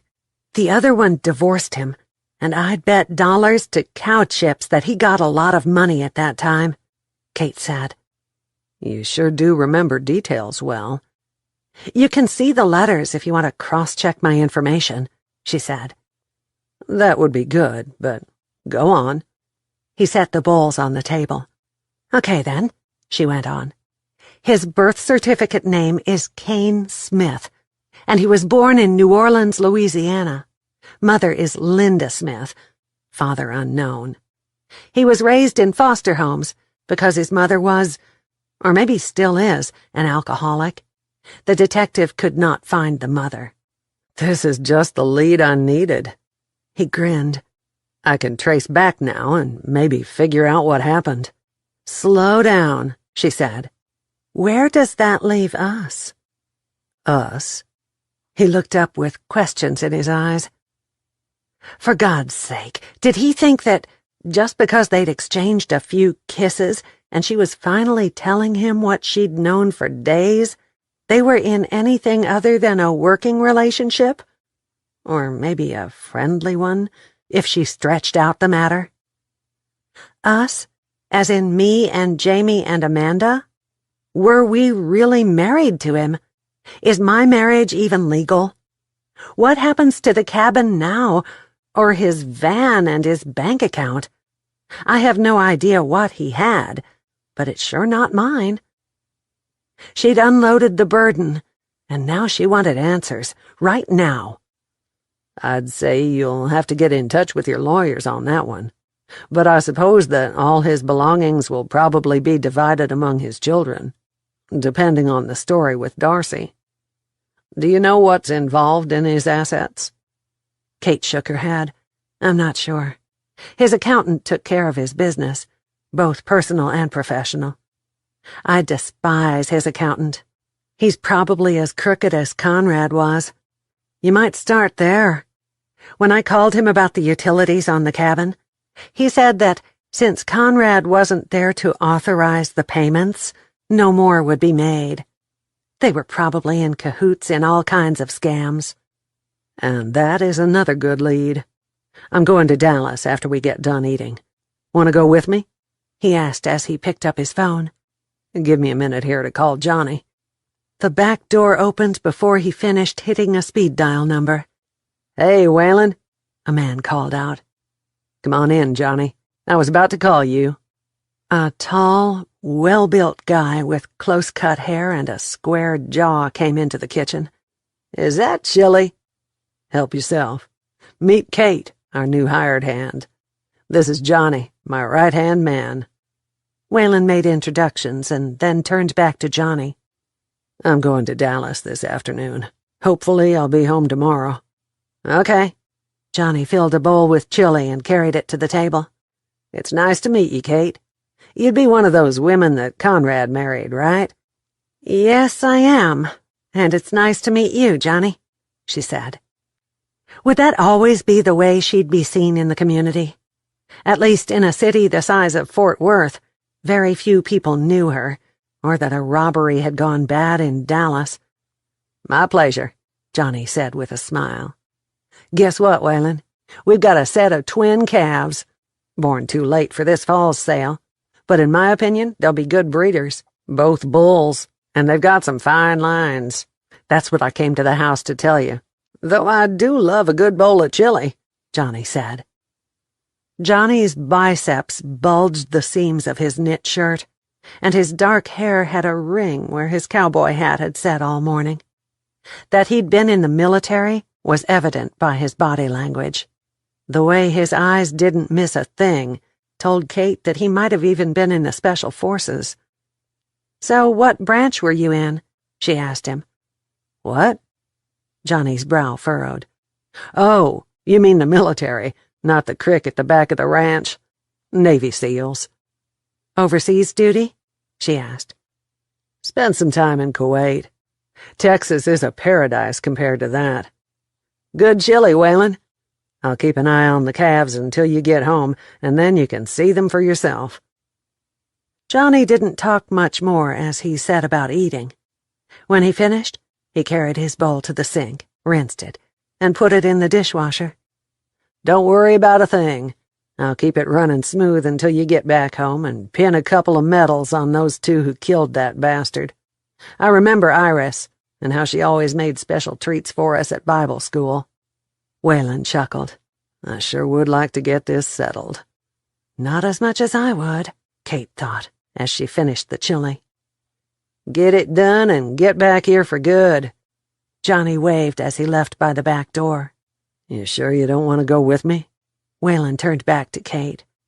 "No, I do not. If I get that close to home, Mother might pull me right back into the business, and I really want to get all this finished before I go back," she answered. "I'm just sorry that Darcy died not knowing that her mother had figured out what a horrible mistake she had made. She talked about a bank deposit box, too. A key was in one of the letters. If that's in your purview, go by my office and Mother will give it to you. Whatever is in there will be Darcy's, and since she is dead, it will go to whomever she listed as the beneficiary. But I would imagine you and those other two are free to live in the cabin until it's all settled," he answered. "I'm going to tell Amanda and Jamie about this. They have a right to know," she said. "You should. Please tell them to keep it under their hats. I want to put my best folks on researching every alias that he used. He did stay pretty true to what con men usually do." Waylon got to his feet. Funny how things work out, isn't it? His choices brought him to a fatal end, for sure. But what did you mean by staying true? They nearly always use the same initials. Would you send me an email this afternoon with all that information? That way I'll have it when I get to the precinct, and we might be able to get something accomplished today. "I will as soon as I get to the cabin," she said. "How will this help you find his killer?"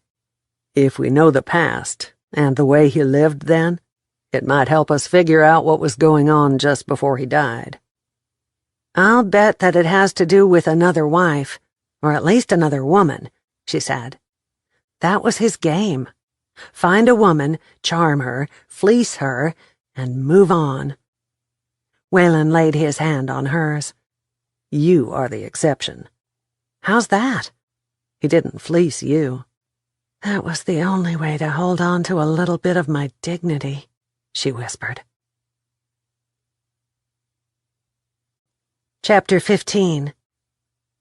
Kate got inside her caddy, started the engine, turned up the air conditioning, and hit the button to roll down the window. "If you clear my name, I'll let you drive my vintage cars as a reward," she teased. "Darling, that could be considered a bribe," Waylon said. "Oh, really? Are you tempted?" She wished the same cool air that pushed the heat out the window could do the same for her body.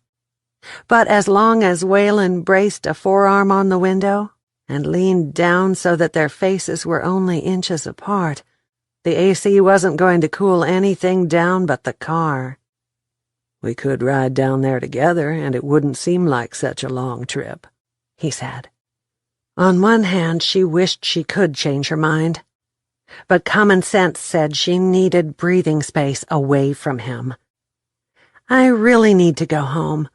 I promised to bring some things from the convenience store, and they'll be waiting for them. Call me when you get back." "I'll be home on Sunday at the latest. If I make it in Saturday night, will you go to dinner with me on Sunday?" Kate laid a hand on his arm. "We have a potluck, remember?"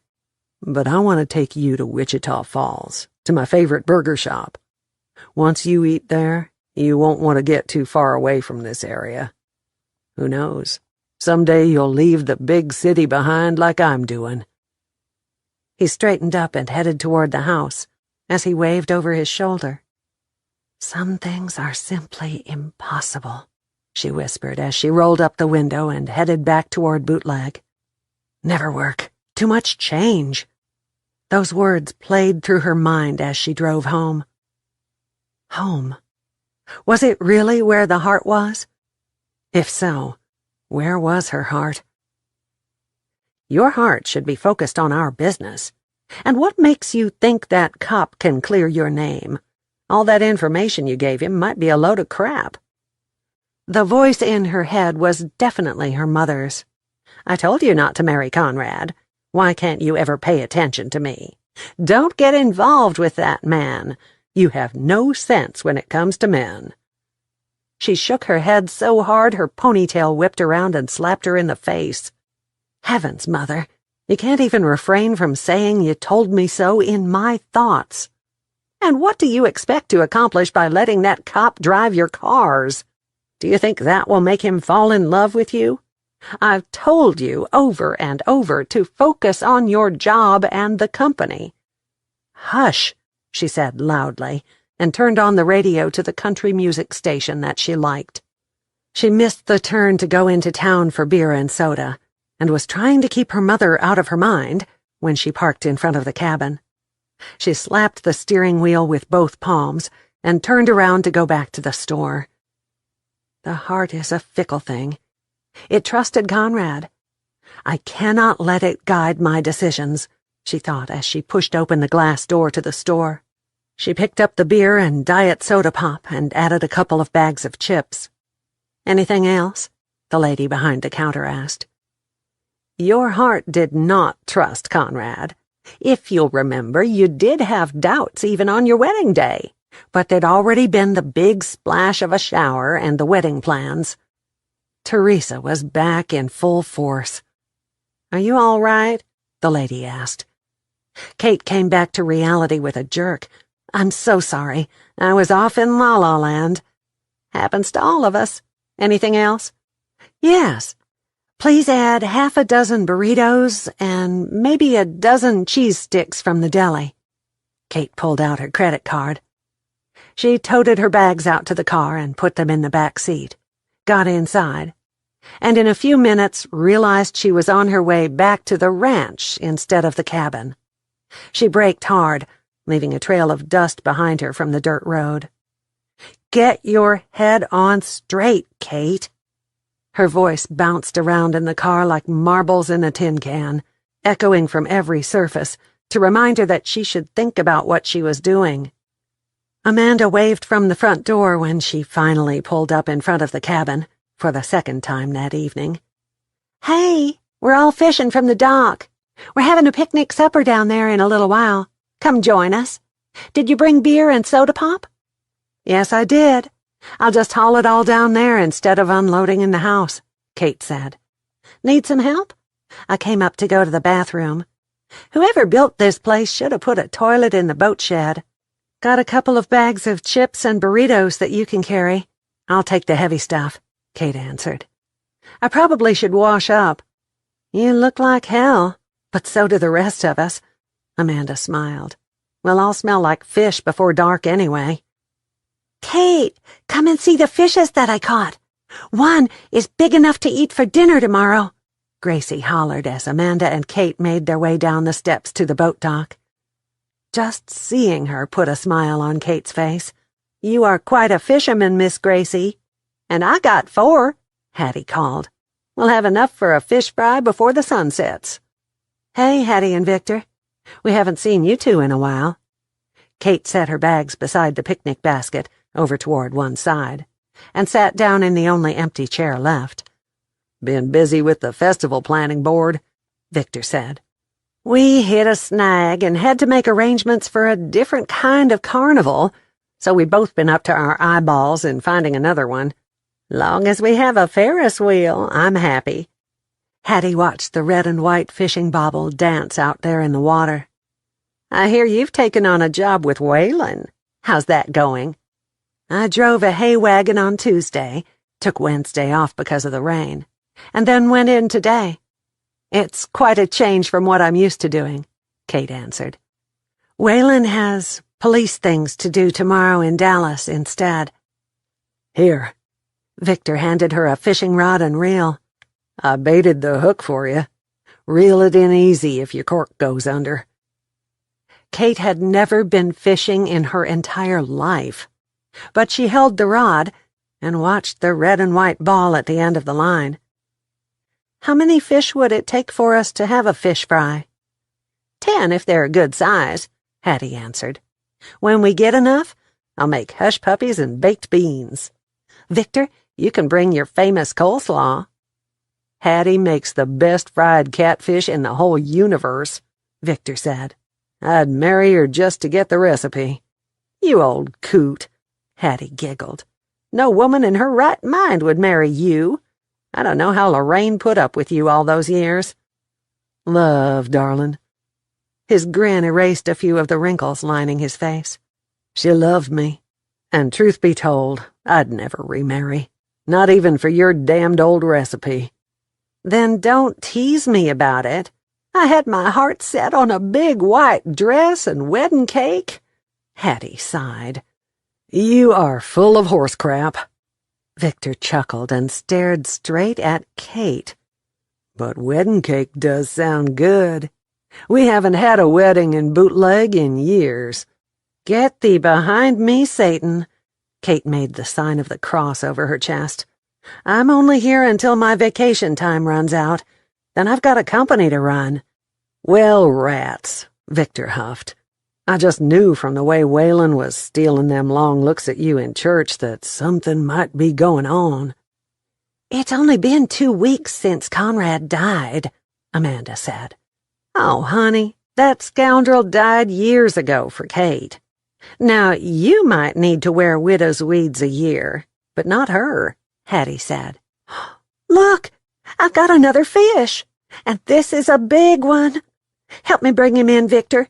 My arthritis has been acting up all day." "Well, so is mine, woman, and I've got a bite on my line. You are on your own," Victor said. Jamie handed her rod and reel off to Amanda and hurried over to Hattie's side. She deftly slid the grip from the older woman's hands and worked the reel until she had a nice 3-pound catfish lying on the dock. "Now that's going to taste really good." "Would it be a winner in the contest?" Gracie asked. "It could be, depending on the age category. For yours, Gracie, it would be big enough to get you those tickets to Six Flags you want for sure," Victor answered as he brought in a smaller bass. "I'll get what we've got cleaned and filleted and put in the ice chest while y'all go on and catch some more. When you get that done, we'll spread out our picnic and take a break." Hattie glanced over her shoulder. "Who are you looking for?" Kate asked. "Oh, I just mentioned a picnic on the lake and kind of invited Paul and Lisa to join us. He said if he could get away early enough, he just might," Hattie answered. "Nothing like sandwiches and beer on a hot summer night," Victor said. "Or fried chicken," Jamie said from the other end of the dock. "If you fry up a good chicken, I'll throw Hattie in the lake and marry you instead," Victor teased. "Not me." Jamie shook her head slowly. "I'm never getting involved with another man." "Me either, so don't ask," Amanda said with a grimace. "Guess that leaves me with no one, since we all know Waylon will sweet-talk Kate into becoming a rancher before the end of the summer." Victor removed a long, thin-bladed knife from a leather sheath on his belt and began cleaning fish. "Oh, hush," Kate fussed at him. "We can buy a wedding cake at Walmart and you can eat the whole thing, Victor, but I'm going back to Fort Worth when summer ends." Were these people insane? Trying to fix Jamie up with Paul was one thing. She planned to stay in Bootleg if she got a teaching job, and they were both teachers. They had kids the same age, and it was plain that there was chemistry. Kate and Waylon had little, if anything, in common, and a few hot kisses and a little flirting would not turn her from an oil heiress into a rancher's wife. She shuddered at the idea of being anyone's wife again. Lover, maybe. Wife, never. "You drank of the Bootleg water, my dear," Victor said. "And that means?" she asked. "Anyone who drinks the water in Bootleg ain't satisfied to live anywhere else," Hattie answered. Kate rolled her eyes toward the blue sky. "That's a crock of horse pucky if I've ever heard one. I'm changing the subject. Was there something that any of you wanted to be other than what you are right now?" "You mean like when we were kids?" Amanda asked. "Any time in the past," Kate answered. "Well, when I was a little kid, I wanted to be Cinderella. But now that I'm a big girl," Gracie said, "I want to be a school teacher like my mama." And if she needed money, an apartment, or anything else to realize her dream, by golly, Kate would take care of it. Hattie patted Gracie's shoulder. "You'll make a wonderful teacher. You were so good at keeping things organized and put back into their proper place in Bible school. I wanted to be in the Air Force and fly fighter jets. But in my day, women weren't allowed to do that. I ran the convenience store in Bootleg for 50 years before my husband took sick and we sold it." Kate could see someone as sassy as Hattie sitting in the pilot's seat of a fighter jet. Too bad she'd been born generations too early to get to do what she wanted. "And you, Victor?" Kate asked. My daddy was the bank president, and I was trained up to follow in his footsteps. But once, when I was about 10 years old, the carnival came to town for the festival, and I had the wildest hankering to run away with it and be one of the crew. Those girls in those cute little costumes were pretty amazing to a 10-year-old. He blushed. Kate could see him mooning around after the ladies in their skimpy, shiny costumes, and wishing that he could be a part of the carnival. "And what would you be?" she asked. At the time, a tightrope walker. He grinned. "Lord help my soul," Hattie gasped. "When you were 10, you were like a long-legged newborn colt." "But it sure looked exciting," Victor said. Was the excitement surrounding everything in Bootleg what had gotten a firm hold on Kate's heart and soul? If so, it would end and be nothing but a memory after she got back home in a few weeks, much like Victor's excited idea of joining the carnival. Kate was an oil woman, born, bred, and raised to work in that field. Could she ever be anything else? Jamie reeled in a fish about the size of the one Victor had caught. "I wanted to be a teacher from the time I was a little girl." Kate had no trouble believing that. Jamie was one of those people who had tunnel vision. It's a good thing that she didn't find out about Conrad before he was dead, or that one-track mindset might have landed her smack in jail for life. "I've worked in lots of places since high school." Amanda reeled in her line and laid her rod and reel on the dock. "Convenience store, auto supply business, lumber yard, retail clothing, banking, and now my little discount clothing place. But as a child, I only wanted to be a mother. I guess I'm finally getting my wish. What about you, Kate?" Kate kept her eye on the bobble dancing out there on the gentle lake waves. "I'm like Victor. I was raised to take over for my mother in the family business, and I suppose it's too late now to think about anything else." "It's never too late to change," Hattie said. "When we sold the store, I didn't think I would ever get used to staying at home every day. But I did, and before long, it was the best job I ever had. I get to be more involved with the church and the festival, and I get to go fishing when I want. So don't ever think that you can't change your mind." Even at 44 years old? "So if I want to run away with the carnival in a couple of weeks, no one will shoot me?" Kate teased. "I wouldn't shoot you, but I'd rather you stayed here in Bootleg," Victor said. "My mother would drop graveyard dead if I even mentioned such a thing," Kate said softly. "No, she wouldn't." Victor chuckled. "She might rant and rave for a while, though if she came to visit you here, she'd understand. And she might even taste the water here and be willing to join us." "Well, I think the water tastes terrible, but I like it here," Gracie said. "I talked to Snugglies last night, and he said he wouldn't mind if we lived here forever." "Who is Snugglies?" Victor asked. "He's my teddy bear, and I tell him everything," Gracie said.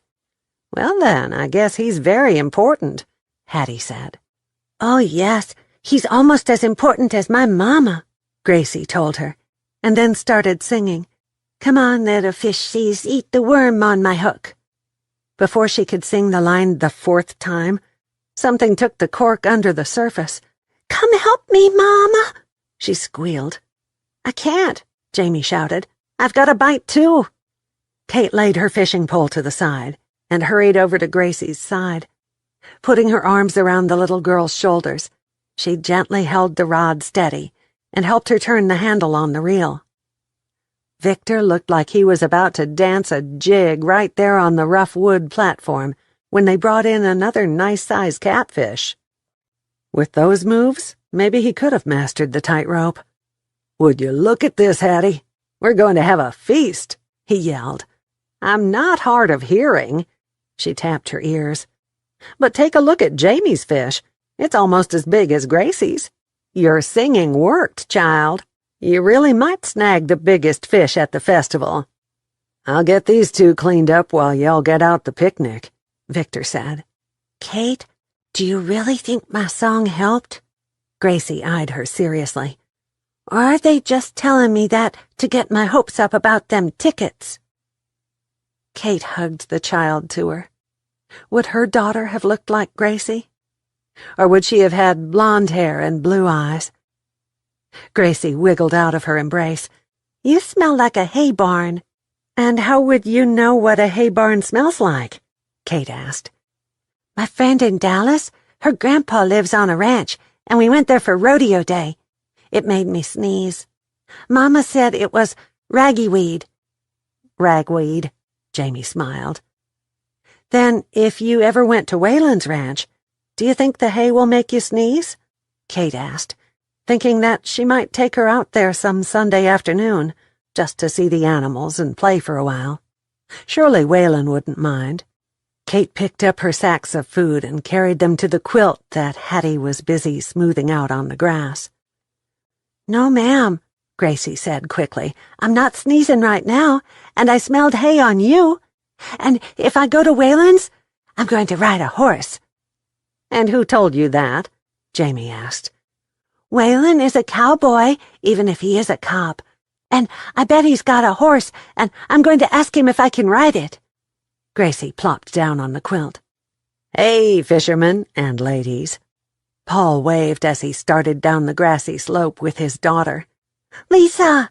Gracie squealed and took off up the hill to meet her little friend. Hattie waved.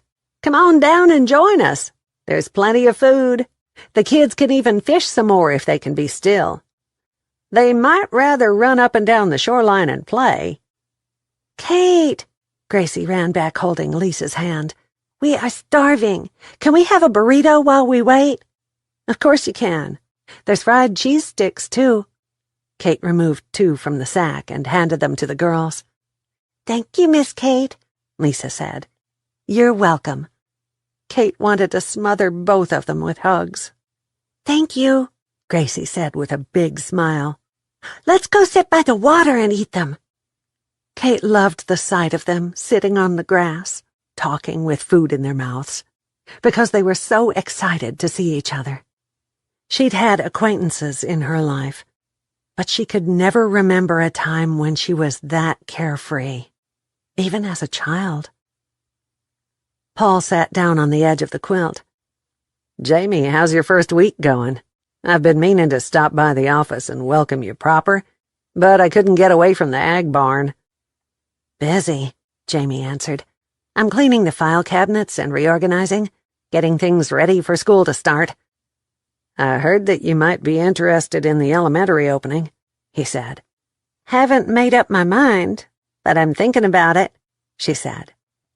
Well, Lisa will be over the moon if you decide to stay in Bootleg. So will Gracie. Jamie smiled, her pulse kicking in a little extra beat when the summer breeze wafted the scent of his shaving lotion her way. I'm confused, Amanda said. Here we are, 3 women who were all married to the same man, and Bootleg is taking us in and acting like we are sisters. Is there something wrong with all you people? Or with us? Aren't small towns supposed to be all cliquish and gossipy? Oh, we are both of those things. Hattie set out a platter of chicken salad sandwiches and a relish plate. But Iris wouldn't want us to treat y'all badly. But I got to admit we are all glad that one particular man got what he deserved. Victor opened his mouth to say something before he snapped it shut and whispered out the side, He is Gracie's daddy, so we need to be nice, Hattie. And therein would probably be a big problem with any kind of relationship between her and Paul. He, like the rest of Bootleg, despised Conrad, and Gracie was Conrad's daughter. Not that Jamie was entertaining notions of the chemistry between them leading to anything. No, sir. It was far too early in this thing for her to... She felt crimson flooding her cheeks. Again. Hattie sighed. She's such a lovely child that I forget that she's his. It's easy to do, Kate said. Well, let's get on with our picnic. We don't need to talk about rubbish. What's been going on at the ag barn? Victor asked. Not much, but I hear that the office is getting a thorough straightening. He winked at Jamie and turned to face Victor. Her heart tossed in an extra beat, and she couldn't have wiped the smile off her face, not even by sucking on a lemon. Not many days turned out to be almost perfect, but for Kate, that one had. Even with the threat of nothing at all good coming from the information that she'd given Waylon, she still felt good about the day. She'd gotten part of the load off her chest, and now all she had to do was tell Amanda and Jamie. Down deep inside, she hoped neither of them asked exactly how long she'd known about all this. Maybe they'd be so excited, or bummed out, about the will business, that they wouldn't even think about the timing. Jamie had started reading Pipsy Nature Detective to Gracie on the deck that evening, but she'd fallen asleep in her mother's lap before the second page was finished. It was another of those moments when Kate wished she'd had a daughter, but then realized if she had, the child would be 13 now, and in those I know everything years, and certainly wouldn't want Kate to read a children's book to her. Jamie carried her into the house, returned with a bottle of beer, and got comfortable by sitting in one chair and propping her legs up in another. She set the bottle on the table between her and Kate. You still smell like hay. Well, I haven't had a bath yet. That's next on my agenda. You still smell faintly of fish, Kate said. So, Amanda laid a hand on her stomach. I hope I can be as good a mother with this baby as you are with Gracie, and as Paul is with Lisa. You will be as good as both of them. But I've got something serious to talk to y'all about now, Kate said. More serious than kissing the detective who's trying to hang us out to dry? Jamie asked. Yes, it is more serious. And I hadn't kissed a man in 13 years, Kate said. Good God Almighty! Amanda's voice got higher with each syllable until it completely squeaked out at the end. You mean you were faithful to Conrad? Not by choice, more by workload. I lost the baby and found out what a horrible person he was, all the same week. After that, I buried myself in my job. Now, back to this other thing. I found a whole pack of letters hidden in my bedroom. They were up under the dresser, addressed to Iris's daughter, Darcy. I read them, and believe me, they will open your eyes. I've given all the information to Waylon. He's asked us not to tell anyone. Not your aunt, Amanda, or your grandmother, Jamie, or my mother, either. It has to be a secret, so that it doesn't interfere with the investigation, Kate said. Oh, I love secrets, Amanda said. Will it help us to figure out who gets this cabin? Probably not, but we won't have to move out anytime soon. It's likely that the church will own it when everything is settled, she answered as she headed down the hallway and returned with her suitcase. Good Lord, how many are there? Jamie asked. There are a few. You need to read the letters for yourselves. Did you know the room I'm staying in is Darcy's? Iris's daughter grew up in this house. When she was a little girl, she used to hide things under the bottom drawer of the dresser. One morning, that drawer got stuck. Kate went on to tell the rest of the story, leaving out none of the details of the letters that were still fresh in her mind. Oh, my God. Amanda threw her hand over her eyes when Kate finished the story. I'm changing my name back to Hilton as soon as I can get it done, and I'll be changing mine and Gracie's to Mendoza when we go home. I wonder how much it will cost, Jamie said. A little over $200, Kate answered. How do you know that? Amanda checked the potatoes. Kate stirred the small pot of beans. Because I looked into it one time, and I'll gladly pay for all of us to get it done. You'd do that for me? Amanda asked. He cheated us all, and I have the money, Kate answered. I can pay for the name change, Jamie said. I'm not in the habit of taking charity. Me neither, but I'm pretty much broke, unless I want to get into my small savings account. I'll take you up on the offer, Amanda said. I'll get the legal staff on the name change papers sent to us tomorrow morning. They'll send down whatever we need to do, and when it's time to go before the judge, we can make a day of it. Only 2 weeks ago he was alive, and now we are talking about changing our names. It's surreal, Amanda whispered. Not as much to me as to you, Kate said. But I wish I'd hired someone to dig into his past like Iris did. I knew he was a con, yet it never dawned on me that he wasn't even Conrad Steele. I had no idea either, Jamie said. Amanda laid her hand on her stomach. It all hit me with so much force that I might be reeling for a month, or maybe a year. Kate was sorry that she'd lost her chance at motherhood, but she was glad she'd never have to worry about raising a child with Conrad's, or Cain's, blood. She couldn't imagine Gracie being anything but a sweet child. But a boy? Amanda would have a heavy load raising a son, if he was like Conrad.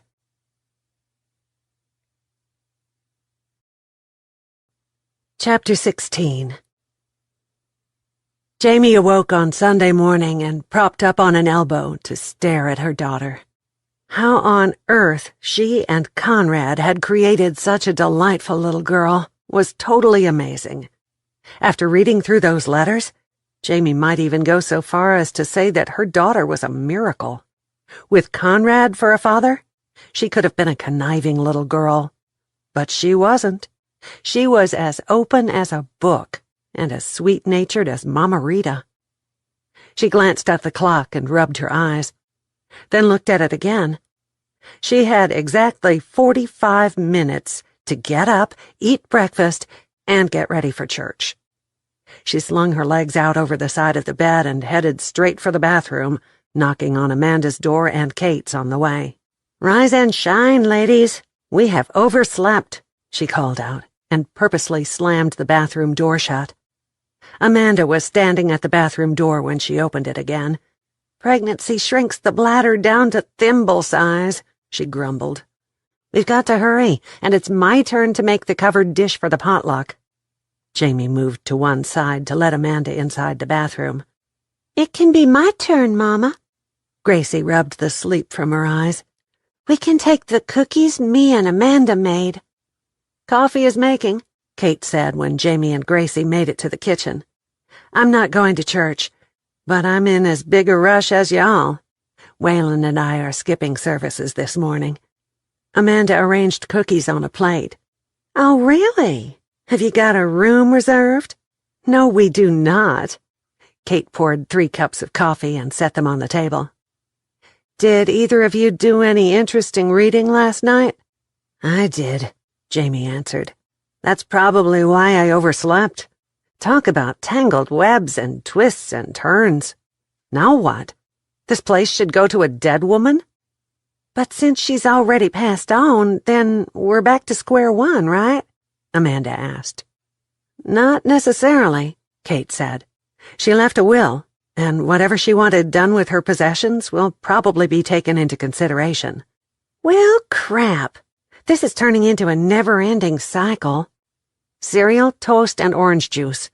Jamie talked as she set things on the table. "Gracie, don't diddle-daddle around now." "I won't, Mama. I don't want to miss church. Do I still get to go home with Lisa after church is over?" "Oh, shoot," Jamie sighed. "I forgot about that. But yes, you can go home with her. However, if you want to take your backpack with toys in it, you might have to let me bring them over later." "I got it ready, and I got my play clothes in there and my old shoes." Gracie poured cereal into a bowl, added a teaspoon of sugar and milk, and started to eat. Misorganization there. Amanda buttered 2 pieces of toast when they popped up. Kate patted Gracie on the shoulder. That's a good thing. So are you going to sit with Waylon this morning, Kate? The little girl asked. No. Remember what I said a while ago? I'm going to skip out on church. Waylon and I have some business to take care of, Kate said. You can miss church 1 time, Kate, but if you miss 2 times, it makes God cry. Right, Mama? Gracie said. That's what Mama Rita says. Jamie nodded. It took some serious hustle, but Amanda, Gracie, and Jamie walked through the church doors with 3 minutes to spare. Folks were still meandering in from Sunday school and taking their seats. Hattie rushed over to Jamie and hugged her tightly. I'm so glad to see y'all. I was afraid Gracie was sick. Where is Kate? She asked. We just overslept. Jamie patted Hattie on the back. Kate and Waylon are off to Wichita Falls this morning. I hope it's something to help close the case. Why don't you and Victor sit with us today? We'd love to. And there's plenty of room for Paul, and Lisa too, on that empty pew right there. She motioned to Victor. Amanda giggled and whispered, They are playing matchmakers? But don't say a word. And at least he is an intelligent man with a credible background. Jamie won the fight with the blush. Yes, he is. I've already figured Victor and Hattie out, and we've got a lot to get settled before any of us can take steps, even into friendships, don't we? You might preach that sermon to Kate, Amanda giggled. Kate wore one of the sundresses she'd brought along to bootleg, topped off with a cute little turquoise and silver necklace and her sandals. Using a curling iron, she managed to give her hair some extra volume. Makeup consisted of a brush of light brown eyeshadow, mascara, and a little lipstick. And then the time was gone. She picked up her purse and carried it to her favorite rocking chair on the front porch. But Waylon drove up in his big black crew cab truck before she could sit down. She waved and started in that direction. He shook the legs of his starched and creased jeans down over the tops of his boots when he got out of the truck and rushed around to open the passenger door for her. You look like a fresh breath of spring after a long winter, he said. Thank you. I hope that is a good thing, she answered. He pulled the seatbelt across her body and snapped it shut, and then brushed a soft kiss on her lips before shutting the door. She watched him in the side mirror until he disappeared. Good Lord, but he did fill out those jeans well. She would far rather be looking at him than singing hymns. So how was your weekend in Dallas? Was what I gave you any help at all? I let Amanda and Kate read the letters, she said.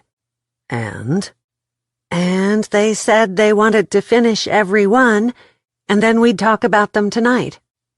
Your turn, even though I know you can't discuss the case, she said. The information was a tremendous help to my partner and his new partner, whom he's bitching about. Waylon chuckled. Anyway, between the 3 of us, we've got some solid suspects on the list and aren't out there chasing our tails. It's looking good, so thank you. The letters? I'd like copies of them for the evidence files, just so we have something tangible with all those names he's used. We'll run our own investigation, but if we had a copy of the old report, it would be good, he answered. I'll get that done this week. She had to clasp her hands in her lap to keep from clapping and doing a wiggle dance right there in the truck. To keep from acting like she felt, she turned on the radio and flipped through several stations with preaching before she found one that played only country music. She could tell by the way he had fidgeted that he was nervous that morning, not wanting to tell her something, and yet needing to do so. The closer they got to Wichita Falls, the more he relaxed. Was she losing her famous ability to read people? Or had the music calmed him down? If she'd been in her office trying to broker a deal to buy a smaller oil company that was failing, right then would have been the moment when she made her big move. The buyer would have arrived all tense, and with a little small talk, he would relax, and then she would ease into the business aspect of the deal. Suddenly, she realized that she didn't miss the business. It was her turn to tense. Maybe Hattie was right, and she was ready for a big change. Her hands went clammy, and her chest felt like it had stones in it. "You okay?" Whalen asked. "Yes, why do you ask?" She'd admitted that she liked working on the ranch. She'd owned up to the fact that she loved Gracie. Jamie and Amanda could pick up and move, but she shouldn't entertain such a foolish notion. "You went all stiff and the air in the truck got heavy," he answered. "So what were you picturing in your mind that made it hard for you to breathe?" I was thinking about work, and it hit me that I didn't miss it. I'm a workaholic like my mother. I love my job. I hate change. I should miss being there at the office, right? "You are preaching to the choir. At least up to 6 months ago, when I sat down on a bar stool with a beer in front of me and my precinct friends around me, and suddenly I didn't want to be there. I wanted to be on the ranch full time. I love my job too, and I sure hate change. So I know where you are coming from." "So what is your goal?" she asked. "To finish this case, get my paperwork all signed and sealed, freeze my retirement, and come home to the Doubleback Ranch for good. The closer the time gets, the more I want that now that I've made up my mind," he said. "What about your partner? Is he quitting the force too?" she asked. "No, he's still got 10 more years before he gets to decide whether to stay or go. And besides, I know he secretly likes the woman who's his new partner. She's smart and has all the newest ways of doing things that get the job done," he said. "And she's a hell of a lot better looking than his last partner." "That would depend on who was doing the judging," she said. "So you think I'm a little bit good looking?" He smiled. "Whalen Kramer, that's the low end of the scale. You measure way on up past that," she flirted. "Well, now that chases away even more dark clouds." He grinned. "Speaking of dark clouds, look over there." She pointed toward the southwest. "Think that might be bringing in some rain?" "I hope so. The hay is all in, and the next crop could sure use some watering. Maybe we'll get caught in it and have to spend the night up here in Wichita Falls," he said. "And now we have Luke Bryan with one of his top tunes from last year. Strip it down," the radio DJ said. "Have you seen this video?" Kate asked. "Yes, I have. The city boy knows he's lost it with the country girl, and the country boy can't forget the city girl," Whalen said. "Which one am I? And which one are you?" "At heart, you are a country boy, but you've been in the city too long. At heart, I'm a city girl, but I'm learning to love the country life. Where does that take us?" "To a happy medium, I hope," he answered. "What do you get from the video?" She ran what she could remember from the video through her mind. "I see a young farmer who needs to take his woman to a nice place and let her get all dressed up. And then I see a corporate bigwig who used to be a cowboy and fell for a woman in cowboy boots. Now they're both miserable and wanting another shot at love. Which one are you?" Kate asked. "Both. I've worn the suit and the cowboy boots. Which one would impress you the most?" he asked. "Neither," she answered. "Oh, come on," he said, grinning. "Surely you know if you like a cowboy or a detective better." "Right now, I'd like for all this crap to be cleared up, and I don't care if a cowboy, a detective, or a big old tomcat does the job," she said. The grin faded. "A tomcat?" Like in those cozy mystery books, she said. The cat really solves the case? Sometimes. Maybe you'd better get a cat. He shook his head. Okay, then. With all the information you gave us, we do have some good leads. But you were in that cabin with Conrad after Iris died, and so were Amanda and Jamie. A good prosecutor would argue that one or all of you found those letters months ago, and, individually or collectively, you all murdered him.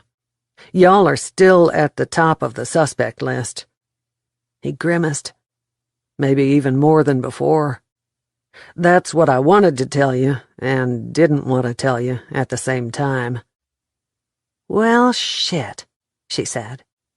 So that's the reason he'd been so antsy that morning when he picked her up. Nothing was decided, and everything was even worse than before. In all the scenarios she'd thought about, that one never entered her mind. Exactly. He frowned. I can turn this truck around and take you home if you want.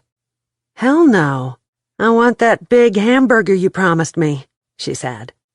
Okay then, but I'll understand if you turn me down on the next news. You mean that's not all of the bad news? This has nothing to do with the case, but knowing that the bunch of you aren't in the clear by any means might mean that none of you want to cooperate. You've heard about the festival? She nodded. What in the hell could a fishing festival have to do with the case, or anything else for that matter?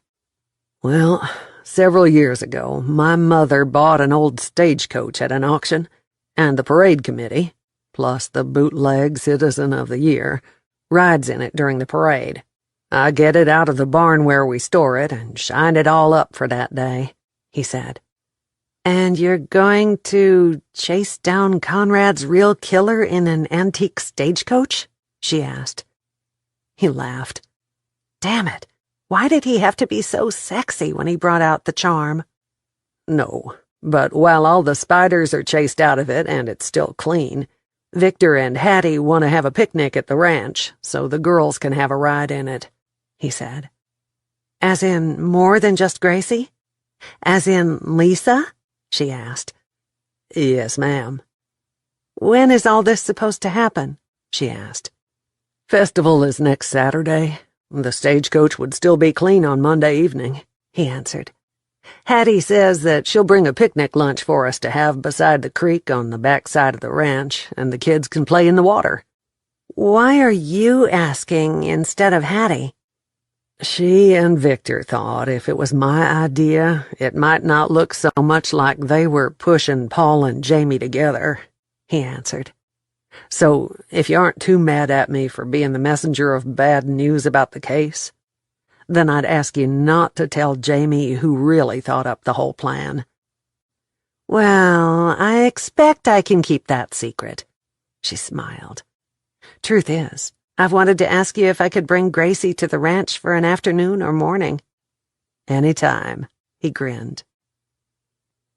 Waylon had let emotions get in the way of his job for the first time in his career.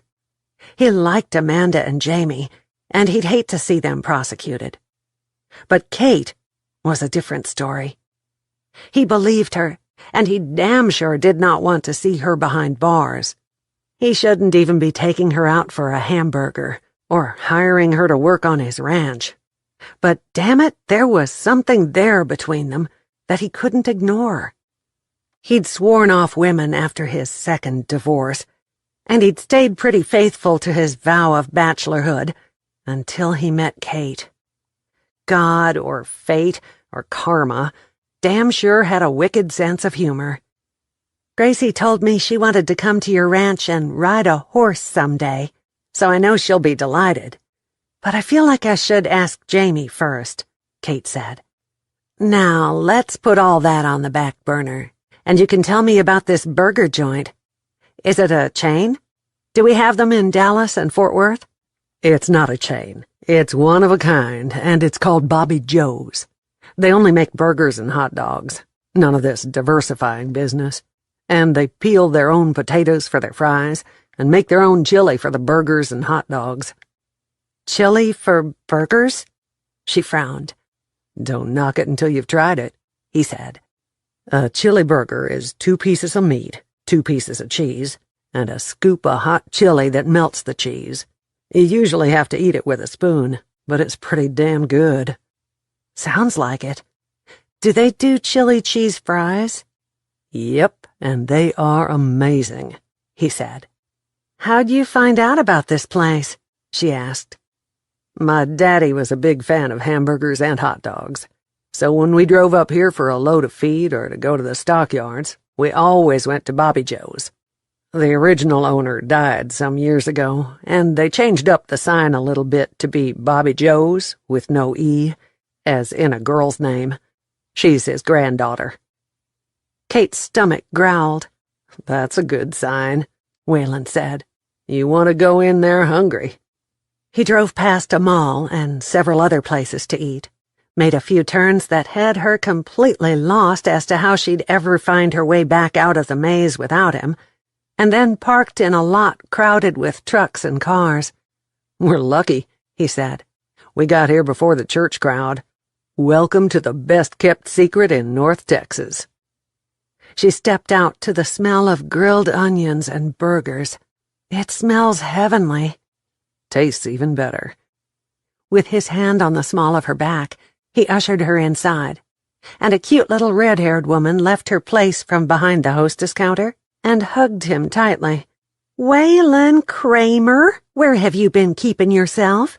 This gorgeous woman is too good for the likes of an old cop like you." Kate, meet Bobby Joe. Bobby Joe, this is Kate Steele. And I agree with what you said, which makes me the luckiest man in the place today. Kate blushed scarlet, but did remember to hold out her hand. "I'm pleased to meet you, Bobby Joe. I hear you make an awesome burger." Her handshake was firm, and her blue eyes twinkled. She had kinky red hair that she'd pulled up in a messy bun, and she wore a T-shirt that advertised the business. "My cooks do, and I'll fire their asses the day they don't. Y'all come on back here. You can have the VIP table today." She dropped Kate's hand and motioned for them to follow her, leading them through a maze of tables filled with people who had already been served. "First class," Waylon said as he seated Kate. "Thanks, Bobby Joe."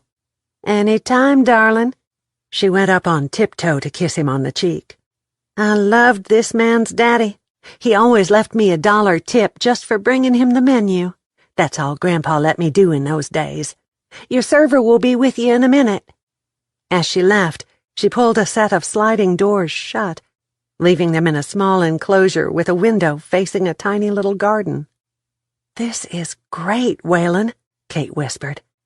"I've been in here dozens of times, and I didn't even know there was a VIP table." He grinned. "She must like you." The doors opened, and a waitress appeared with 2 glasses of water and a couple of one-page menus. "What can I get for y'all today?" "I want the double bacon cheeseburger, chili cheese fries, and a Coors in the bottle. Long neck if you have it," Kate said. "Well, that was quick. How about you, sir?" "The same. And add a foot-long hot dog with cheese and chili. No onions on anything for me," he said. Kate handed her the menu. "Hold the onions on mine, too." Waylon's hand closed over hers. "You know this means we have to sit here and talk for an hour, so the beer will be out of our system before we leave." "As long as we don't talk about the murder, I don't suppose that will be a hardship," she said. "I have a question to get us started. Have you ever thought of drilling for oil on the ranch?" The waitress brought their beers and set them down. He took a long sip of his before he answered. "No, thank you. We make a fine living with our Angus cattle. I might look into the equipment to make big round bales of hay in the next couple of years, though. It would mean not having to go out to feed cattle twice a day. But I'd rather talk about something other than ranching." "Such as?" "You. The future. What happens when your vacation ends? How much I like the color of your eyes. Those could be starters," he said. Maybe we'd best see if I'm indicted for murder before we think about us or the future, she said. That could have a huge bearing on whether he'd ever see the color of her eyes again. He covered her hand with his. I do not believe you killed Conrad. I just have to find out who did so that you're cleared. Thank you for that. Now, let's talk about today, and whether the chili in this place is as good as what you make. Or we can talk about how much I adore Gracie and really would steal her if I could figure out a way to do it legally. Whatever you want to talk about is fine with me. Hell, woman, you could read that menu backward to me, he said. Now that's a pickup line if I ever heard one. She laughed. When we finish eating, would you mind if I did some shopping? Darling, I'll sit outside the dressing room door and enjoy the show as you try on clothing. Think you could model one pair of jeans for me? It could be arranged. She nodded. Jeans? She hadn't bought jeans in years. She worked in power suits, and when she was at home, she wore sweatpants and t-shirts. It might be fun to try on a pair, and maybe some boots. If she was going to work on a ranch in the wintertime, she would need boots. Where in the hell did that thought come from? She almost gasped. Chapter 17. Is my mama going to die? Gracie asked Amanda over breakfast the next morning. Of course not. Why would you ask that? Amanda frowned. My daddy just up and died. He didn't tell me he was going to die. And if my mama is going to die, will my Mama Rita take care of me? Will I have to go back to Dallas and leave the cabin? Your mama would have told us if that was happening, don't you think? My daddy didn't tell me anything. I wish I could stay here forever. Gracie propped her elbows on the table and rested her chin in her hands. I didn't like that funeral. Everyone was so sad.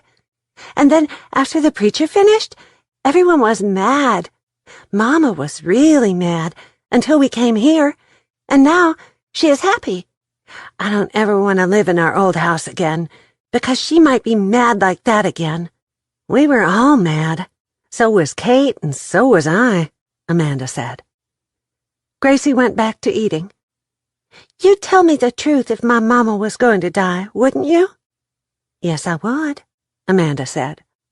Would you tell me if Kate was going to die? Gracie asked. I promise that no one is going to die, Amanda said.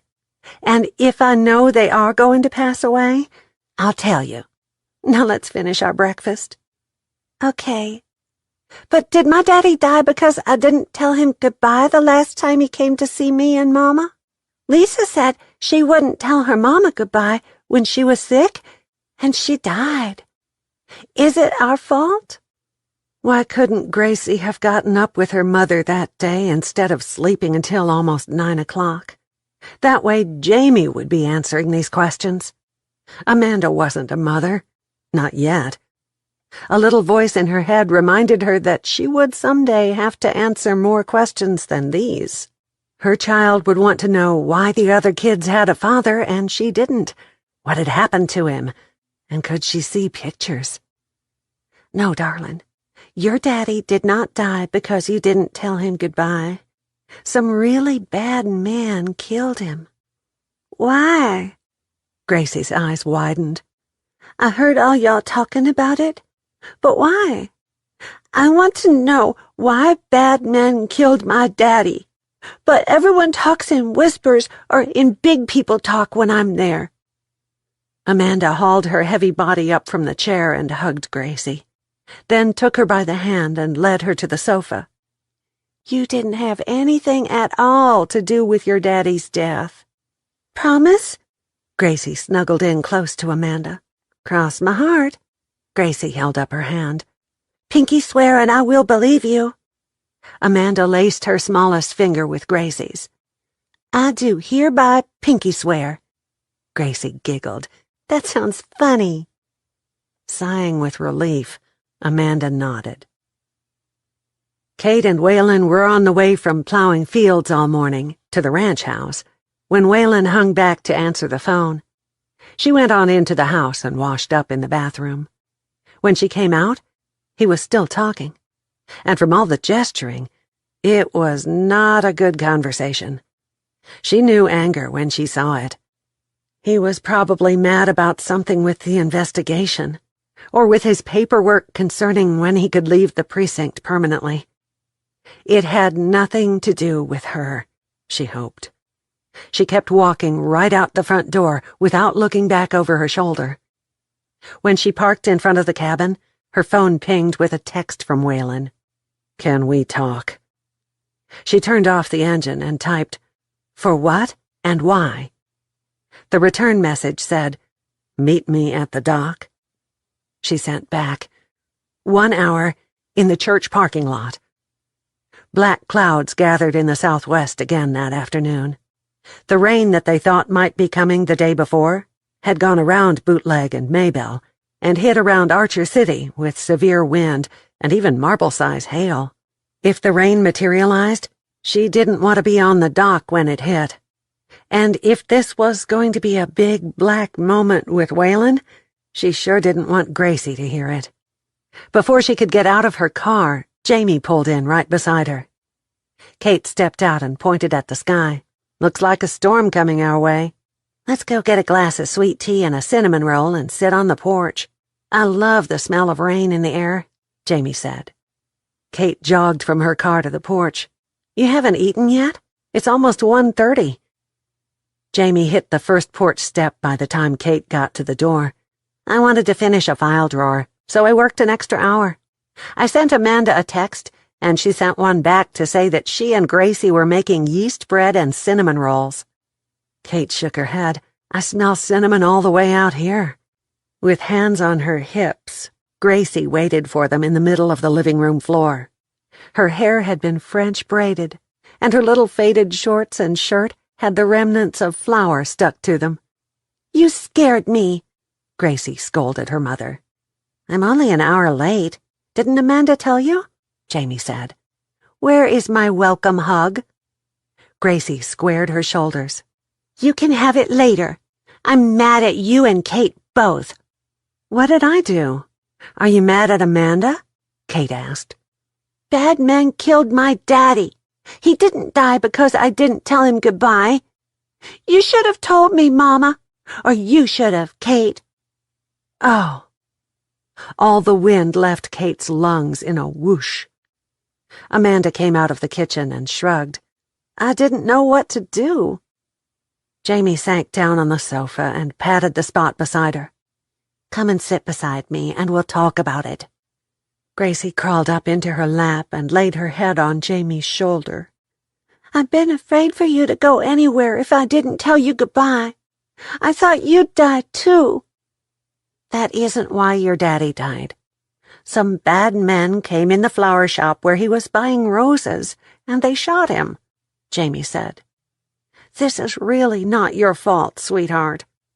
Kate had been almost 30 when her father died, and she had not told him goodbye. They'd had a horrible argument the night before his heart attack, and she'd stormed out of the house in anger. Poor little Gracie was only 6, and she'd been carrying this burden around the better part of a month.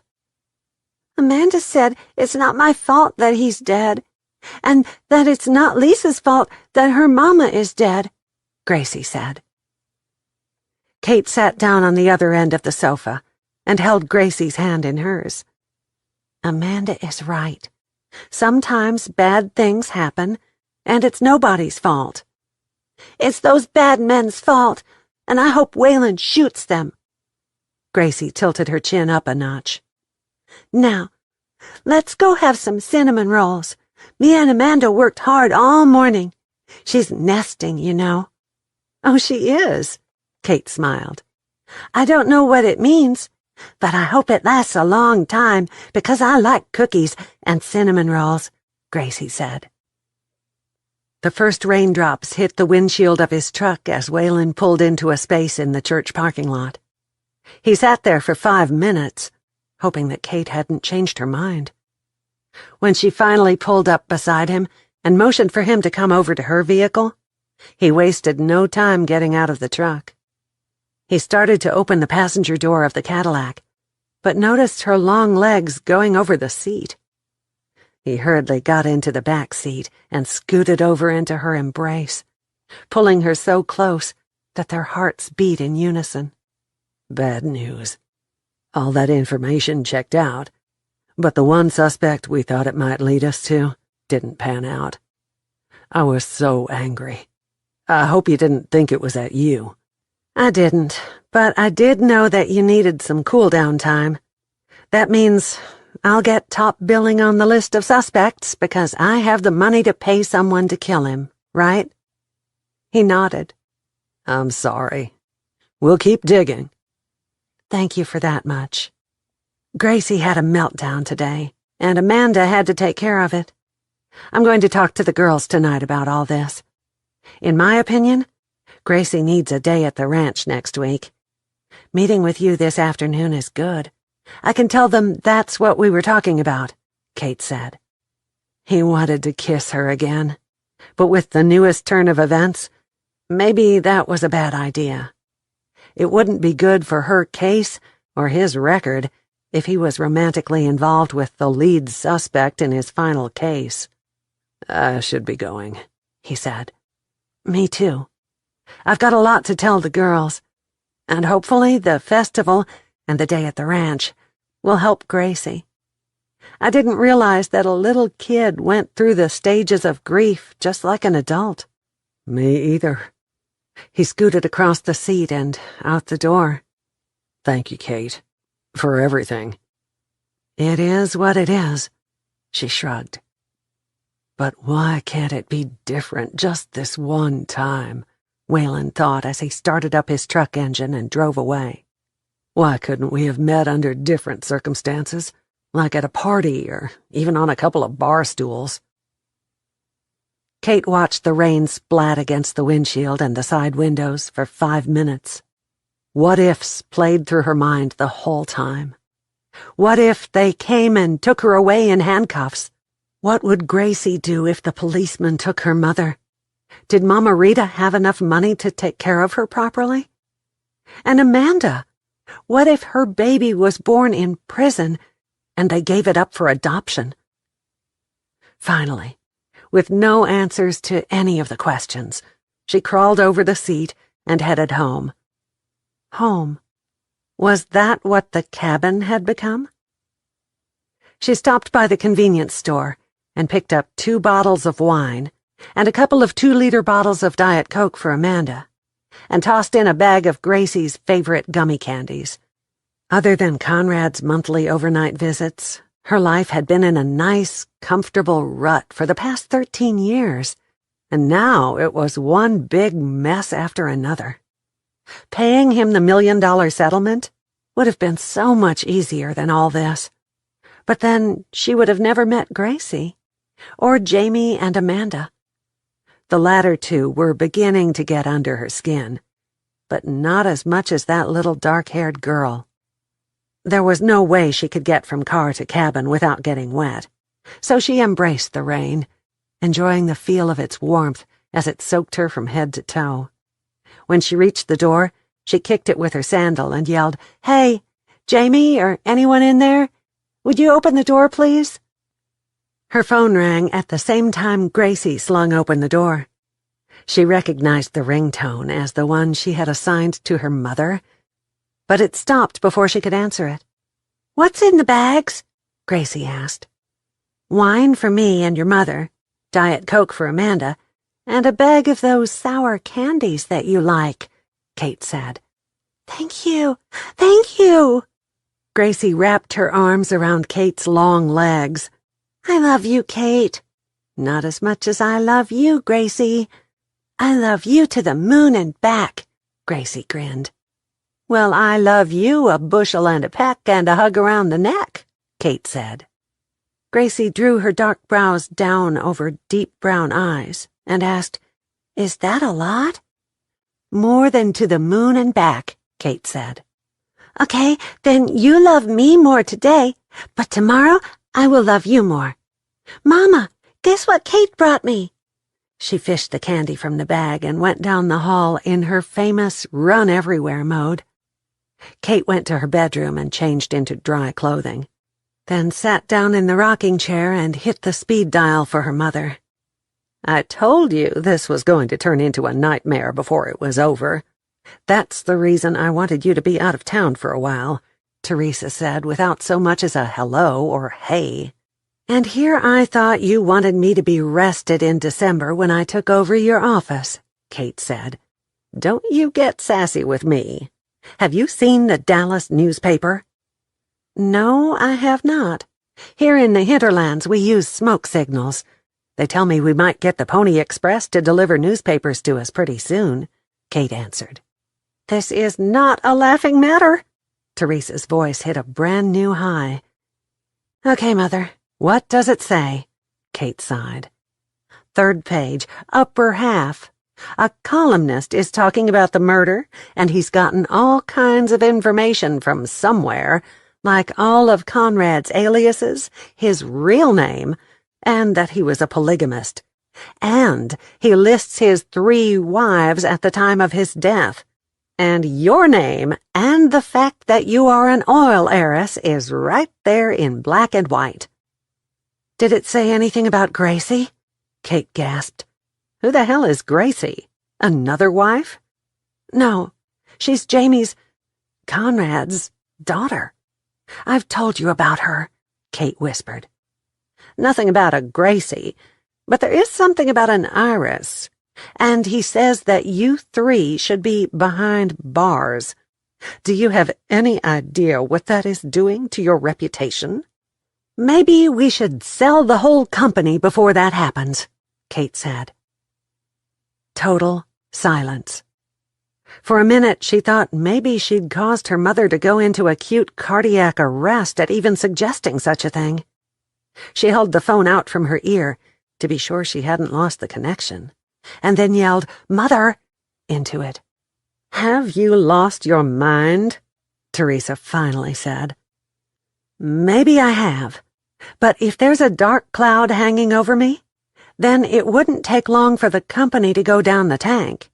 People don't trust multi-million-dollar business deals to women who may or may not have murdered their husbands." "Are you drunk?" "Haven't had a drink yet, but I'm planning on having half a bottle of wine before I go to bed, so I might be willing to give the company away about midnight," Kate answered. "You know that several bigger companies have been sniffing around us for years. Talk to them and get a backup plan before this gets any bigger." "God almighty," Teresa fumed. "I can't believe you'd even suggest such a thing. If anyone had told me 6 weeks ago that I would think about selling out, I would have thought they'd lost their marbles. But—" Kate let the sentence hang. "But that was before you got labeled a murderess in the Dallas newspaper," Teresa said. "That's right. Think about what I said. We'll talk later. Right now, I need to have an important conversation with Jamie." "More important than your future? Maybe what I should do is stay in my office, weather the storm, and send you to a country where they won't extradite you back here to stand trial," Teresa said. "Buy 4 tickets if you do." "Good night, Mother," Kate said, hit the end button, and headed for the kitchen. "Hey, Gracie said there was wine, and it's even cold." Jamie already had the glasses on the table. Amanda came from the hallway into the kitchen. "And I hear you bought Diet Coke for me. Thank you." "You are both welcome, and you are spoiling Gracie, but we both love it," Jamie said. "I'm enjoying every minute of it. To Gracie." Kate poured the wine and then held up her glass to clink it with Jamie's. "Wait, I want to toast too, if it's to Gracie. She and I have so much fun when Jamie lets me keep her." Amanda hurriedly filled a glass with ice and Diet Coke. She touched it with the other 2, and they all sipped at the same time. "We made the Dallas newspaper," Kate said, and went on to tell them what her mother had said. "Well, shit," Jamie said. "I wonder what that will do for my teaching job there. Probably put you on the fired list there and might get you an award here." Kate giggled. It's not funny, Jamie fumed. Did they mention names? Amanda went pale. Oh, yes, and probably even where we are all from. I didn't ask, but we could pull up today's paper on the internet and read the column, Kate answered. I looked into that banking job. They couldn't hire a suspected murderess, Amanda said. There's a job at the school that you could do, Jamie said. They haven't hired a secretary yet. And if they aren't going to throw my application in the trash, then they'd probably consider you for that job. Thank God Victor is on the school board. Wow. Amanda slumped down into a chair. That would be an amazing job. I'd be off when my child was out of school, and during the summer. Thank you, Jamie. You are welcome. Jamie poured more wine into the glasses. Was your mother angry, Kate? I remember her from the funeral, and she looked pretty fierce to me. Oh, yeah, she was furious, but not at the paper or the columnist. At you? We're innocent. Why can't people believe that? Amanda wailed. It's not the guilt or lack of it that is the problem. It's the taint it leaves behind. Who is going to trust me if they even think I might have had a hand in this? Trust is what our business is built on. It's our image. We do multi-million-dollar deals. And right now, I wish that I was a plain old dirt farmer. Crazy, ain't it? But the only place we might be welcome is right here in Bootleg, Jamie said. This settles it. I'm putting in my application for the job tomorrow. Want me to get the paperwork for you to apply for the office job, Amanda? Yes, she answered without hesitation. Reckon I could be a janitor? I've learned how to run a tractor. I bet I could master a floor buffer in no time, Kate teased. On another note, listen to Gracie giggling back there as she talks to her dolls. That is the sweetest sound in the world. Jamie smiled. This is going to sound hinky, but like Amanda said earlier, I think Iris likes us being here. It's like her spirit needed to find rest. You found the letters, Kate. Gracie is bringing a little girl's laughter back into the cabin. I believe that spirits linger until things are settled, Amanda said. It's taken a long time, but maybe us being here is bringing Iris and Darcy closure. And if it sounds crazy, then so be it. I read those letters today, and they are so sad that they made me cry. I've got a couple more things to tell you while Gracie is out of earshot. Kate told them they were still on the suspect list, and then asked what they thought about the ranch day for the kids. If they don't win the fishing contest, it wouldn't be such a big blow to their little egos. Yes, Amanda and Jamie said at the same time. Then that's settled, Kate said. I'll tell Waylon that it's a date. There's nothing we can do but pray that the real killers do something stupid and get caught, Amanda said. I know I didn't kill him. I also know that neither of you did. The cops just have to figure out the rest, and we'll sit right here in Bootleg until they do. We're protected here. I can feel it. Jamie stretched up her hand, and Amanda gave her a high five. I'm going up to Wichita Falls tomorrow, so I'll be gone all day. Aunt Ellie and I are having supper together after she gets off work. I'll try to be home by dark, so I'll be back in my safe place. Amanda giggled. And I promised Gracie that we'd go back to Dallas after we get finished at the school and get more of her clothing and toys, so we'll be gone most of the day. Paul has given Lisa permission to go with us, and we're planning on McDonald's for supper. We'll slip in and out, and hopefully the police won't slap the cuffs on us. Jamie grinned and poured more wine in her glass. This is pretty serious stuff for y'all to be teasing about, Kate said. Lighten up, we're innocent. Jamie held up her glass.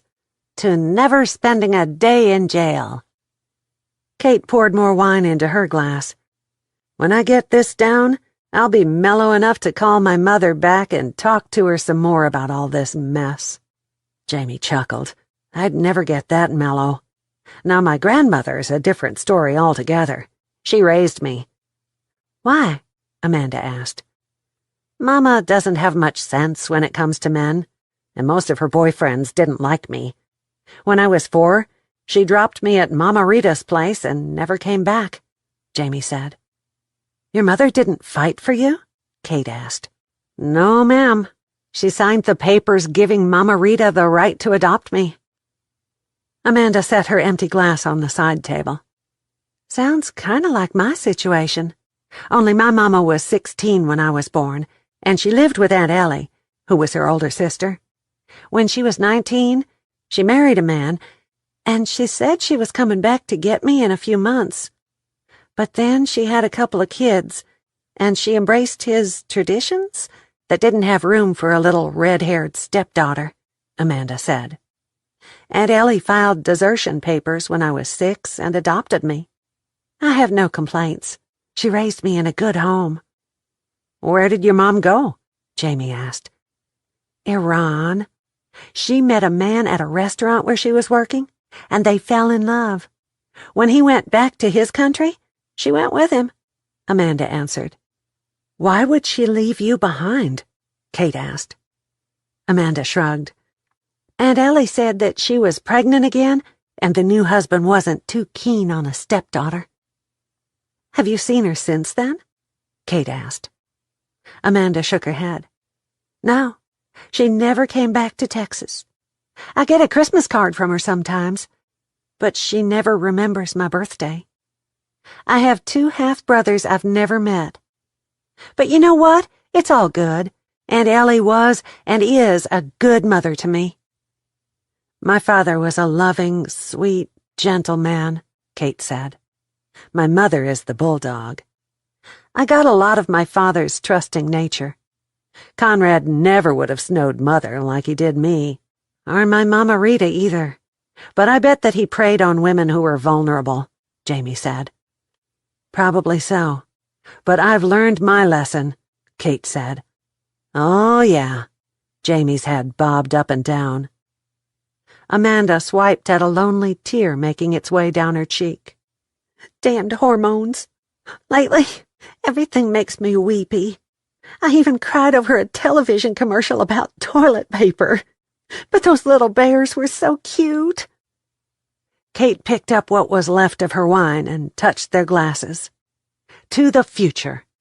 To the future," Amanda and Jamie said. "And now to bed."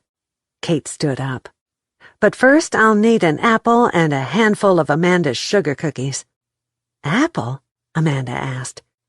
"If you eat fruit, it nullifies all the calories in cookies and wine, like if you drink diet soda pop after or with a candy bar." Kate grinned. "She jokes," Amanda pretended shock. "Hey now," Kate teased. And it felt really good. Chapter 18.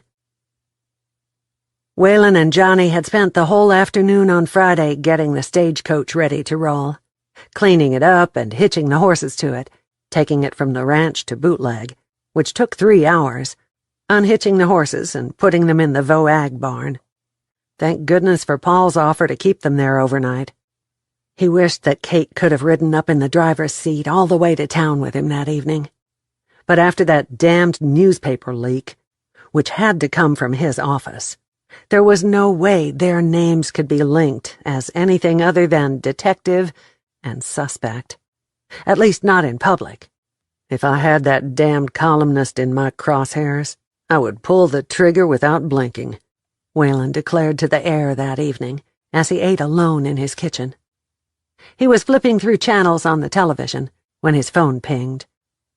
The message was from Kate. "Princess Gracie has requested your presence at a living room movie showing." "Yes," he wrote back.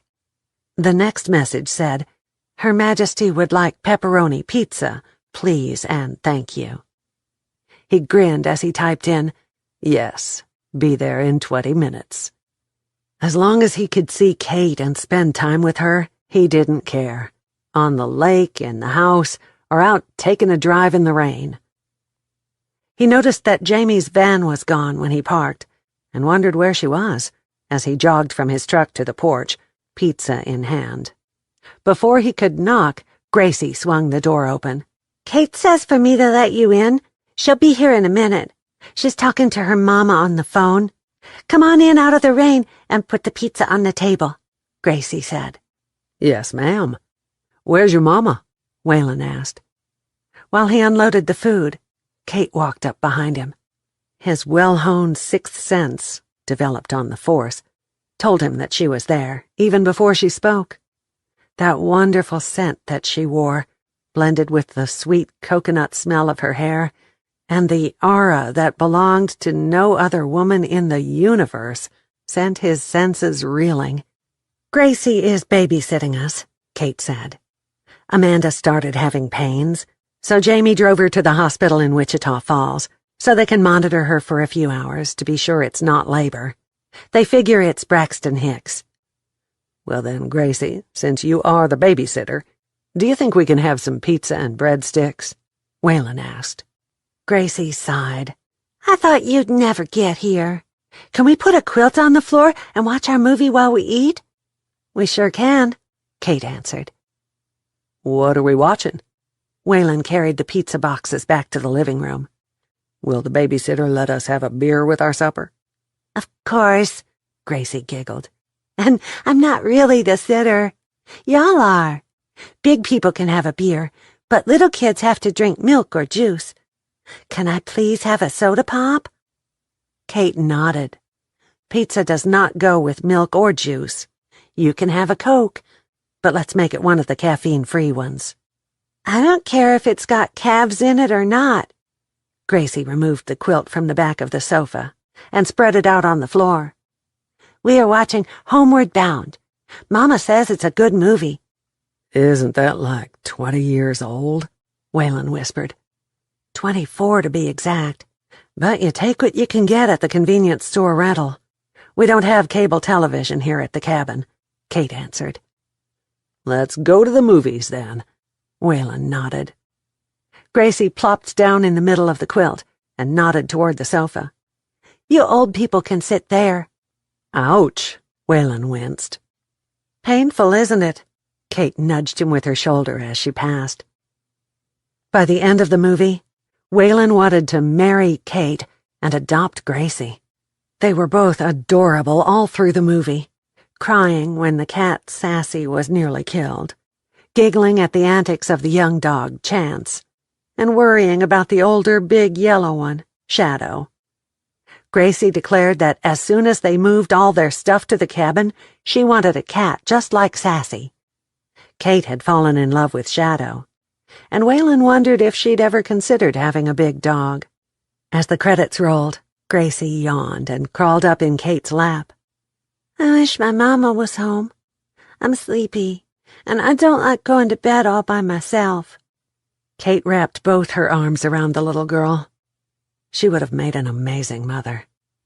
Gracie was the child that her husband produced with another woman, and she was humming to her. That took some kind of special person. The strumming of a guitar playing the first chords of Girls Like Us came from the end table. Waylon chuckled. "What?" Kate asked. "It's either Jamie or Amanda." He handed her the phone.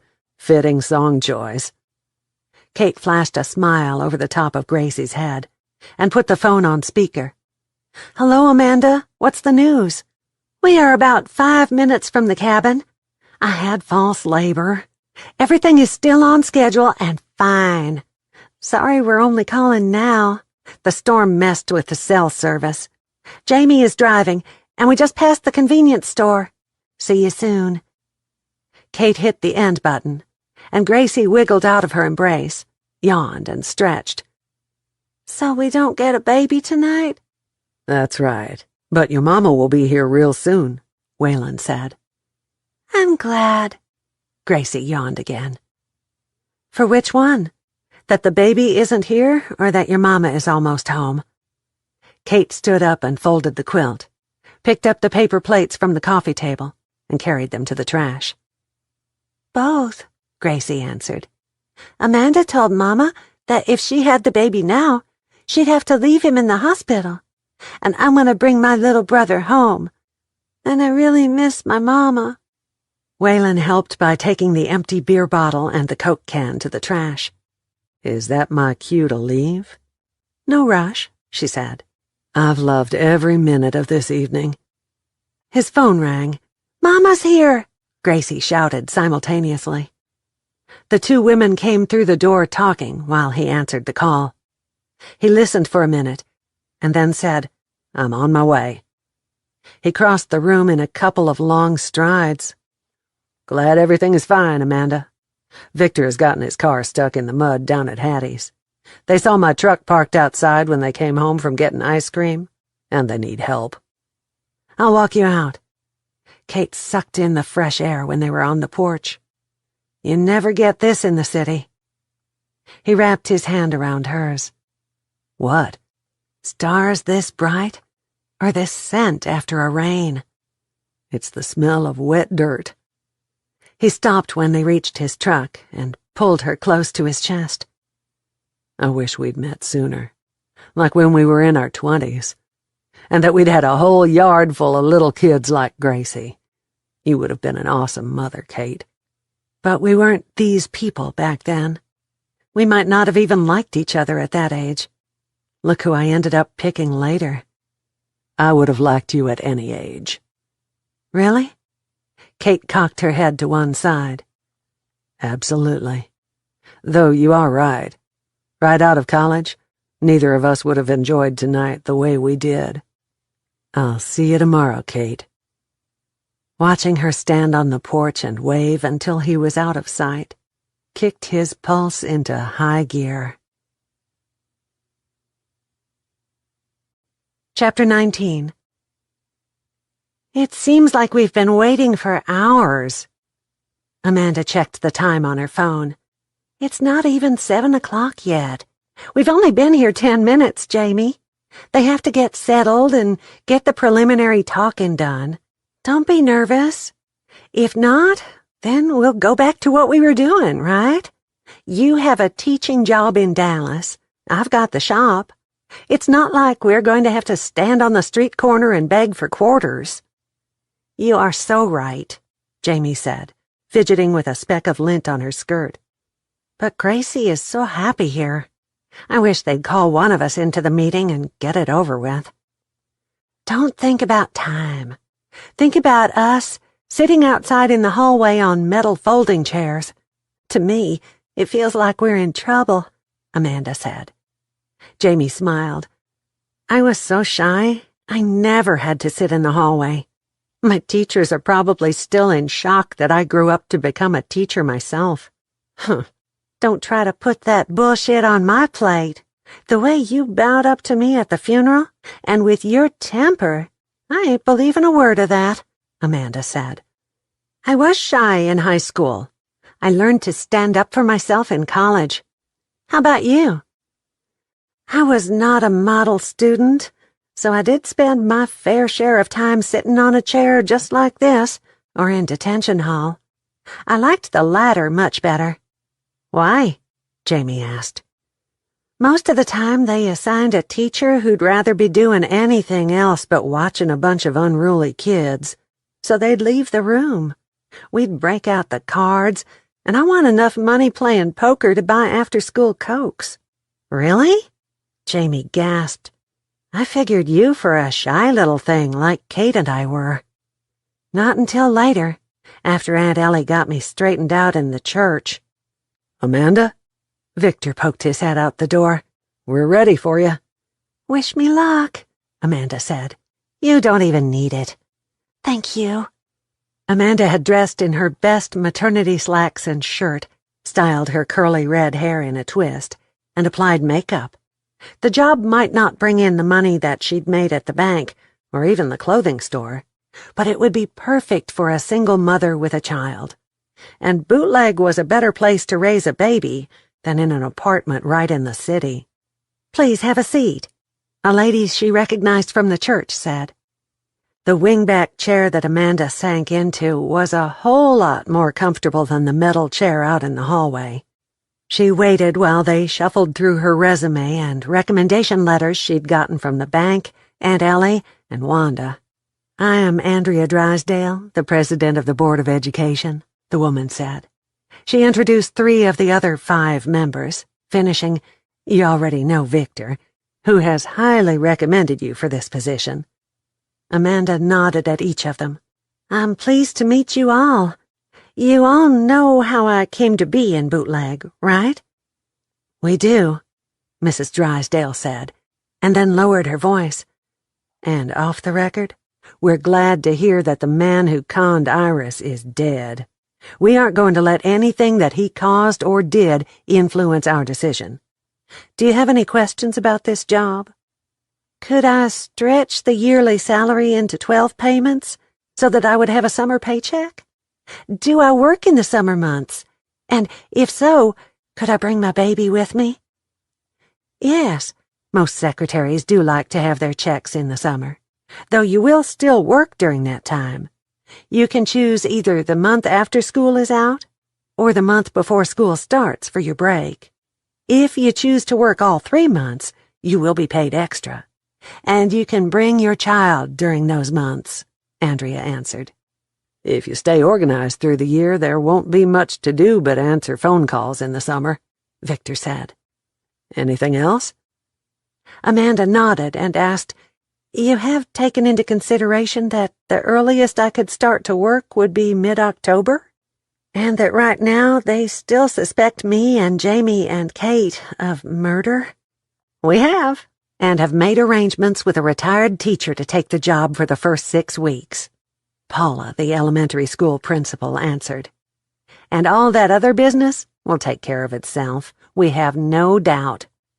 "So?" "Yes, I'm interested." Amanda's heart kicked in an extra beat as she fought the urge to do a wiggle dance in her chair. "Amanda, we are offering you the job. We have the contract drawn up. The salary comes with health insurance. You will have to add dental and vision, but that will all be decided later when you put your baby on the policy," Victor said. "Oh, then you are hiring me right now?" "Yes," Victor grinned. "Are you accepting?" "Yes, I am. Where do I sign?" Kate waited on the porch with Hattie and Gracie that evening. She was every bit as antsy as Gracie, and nothing helped. Not ice cream, or playing games, or counting stars, or trying to figure out how far the moon was, kept them from wondering what was going on at the school. When Jamie parked her van, Hattie raised a hand into the air. "Well, praise the Lord, they are home. I called Victor twice, and he won't tell me anything. All he'll say is that it's classified, the old coot. I'll get him back." Kate tried to read Amanda and Jamie's body language, but they didn't give a single thing away until they reached the porch.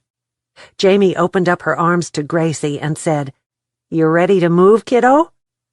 Gracie torpedoed herself into Jamie's arms. "This is just what I wanted, Mama." She planted kisses all over her mother's face. "So you got the job?" Kate exhaled loudly. "Amanda? I will start work 6 weeks after school begins. And you will let me babysit, right?" Hattie asked.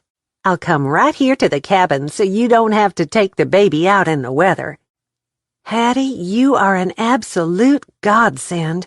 I'm so lucky to have you. They said if I work through the summer, I get extra pay." Amanda beamed. "I'm hoping that when I wake up, this is not a dream. I can even take the baby with me in the summer." How could Conrad have treated these 2 women the way he did? Kate could understand why he was such a son of a bitch with her. He'd married her for money, and when he didn't get it, he rebelled like a petulant child.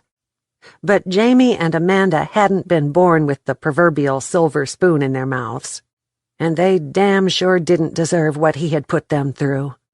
"Is it real? They won't change their minds?" Gracie whispered. "We are really going to live here." Jamie hugged her again. "I promise. We should call Mama Rita. I think you should tell her." Gracie squirmed out of her mother's arms and danced around the porch. "Can we tell her right now?" Jamie handed her the phone. "Don't hang up when you get done. I want to talk to her, too." Kate hugged both Amanda and Jamie. "Congratulations to both of you. To all three of you, really. Gracie wanted this as much as you did. I have been racking my brain trying to figure out what you could do at the school." Hattie glanced over at Kate. Kate patted the elderly woman gently on the shoulder.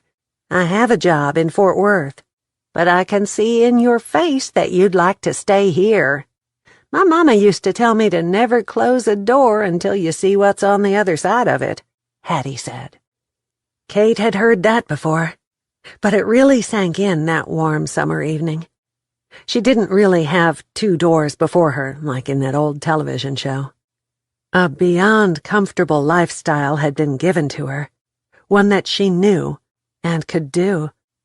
She imagined an extra door in her office.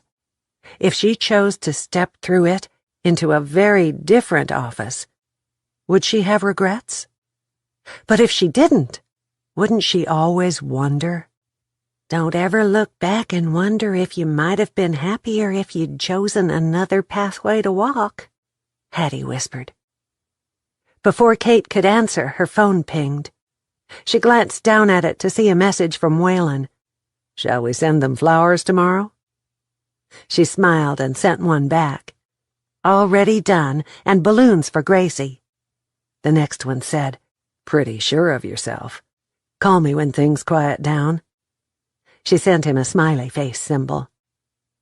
"That was Waylon, wasn't it? I can tell by the expression on your face," Hattie said. "I'd make a poor poker player," Kate smiled. "When it comes to Waylon, I can read you like a book, girl." Kate was so jealous of Jamie and Amanda that evening that it was a wonder she wasn't the same shade of green as the Hulk. They knew what they wanted and went after it. Kate knew what she wanted, but a nagging fear kept her from being willing to make a change. Pure insanity. She'd been in bootleg less than a month. Not long ago, she and Conrad's other two wives were at his funeral. That was not enough time for her to even consider a drastic change. Decision based on the heart. Hattie's words stuck in her mind. The only time that Kate had done that, she'd wound up married to Conrad. "Be honest," the voice in her head argued. "You weren't paying a bit of attention to your heart in those days. That was one time your mother was right." Kate pushed the voice away. "Hey, I've got a chilled bottle of wine waiting, and Hattie brought over a sinful chocolate cake." "And I can have milk with my cake, right?" Gracie was still wiggling in excitement. With an arm around Gracie's shoulders, Kate whispered, "Out of a stemmed wine glass so you can pretend." "Dear Lord, what have I done?" was the first thought in Jamie's mind that Saturday morning when she awoke. The thrill of getting the job had passed, and the reality of actually moving from the city to bootleg set in. All through the process of making up her mind and then signing the contract, she'd thought she was making the right decision, even if it did seem rushed. But that morning, she doubted herself. She moaned and immediately checked to be sure that she had not wakened Gracie. Her child was gone. For a split second she panicked, and then she heard her out in the house, laughing with Kate. Jamie hopped out of bed, and something fluttered in her peripheral vision. She whipped around to find Gracie's balloons straining against the strings holding them down. Right beside them was her bouquet of daisies. The congratulatory card was unsigned, but there was no doubt in her mind that Kate and Waylon had sent them. "Stop it," she scolded herself, not the balloons. "You made this choice. Now plow ahead without regrets." She sniffed the air and caught a whiff of warm maple syrup, bacon, and coffee mixed together. Pancakes and coffee sounded like a right fine way to start the day. Neither Amanda nor Kate looked a bit better than she did. Did we do the right thing? Amanda asked. Jamie sucked in a lungful of air and said, Of course we did. It's normal to second-guess such a drastic change. Not as radical as if Kate said she wasn't going back to Fort Worth, Amanda said. Jamie poured coffee into her mug. Maybe not, but to her, it was every bit as big a decision as any one Kate would make. And now, with the cabin undecided, she might have to rent another place and move furniture. Kate motioned toward the stove. Amanda left pancakes for you, and the syrup is warm. Still nesting, are you? Jamie glanced at Amanda, remembering her days in that mode, just before Gracie was born. Yes, and weeping at commercials, too. We're discussing whether or not we'll ever get married again, Amanda said. Not me, Jamie said. What I've been through is enough for me without having to adjust to married life all over again. Although, if she was honest, she'd never really done much adjusting with Conrad. He'd popped in and out occasionally, only staying a week at a time. That wasn't much of a marriage. Amanda sighed. It seems like all that happened years ago, instead of just a month. Don't it, though? Jamie set her mug on the table and went back to get the plate of pancakes. Where's Gracie? She's waiting on the porch for your Mama Rita. So, say the perfect man came along and you fell in love with him. Would you change your mind? Amanda raised an eyebrow toward Jamie. She poured syrup on the pancakes and thought about the question for a full minute. I'd have to do double time on the trust issue. He'd not only have to be good to me, but also to Gracie.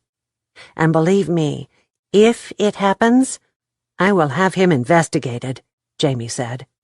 If he finds out and don't like it, he can hit the road. That's exactly what I said. I may even hire 2 separate investigators to make sure it's done right, Amanda said. Did you ever...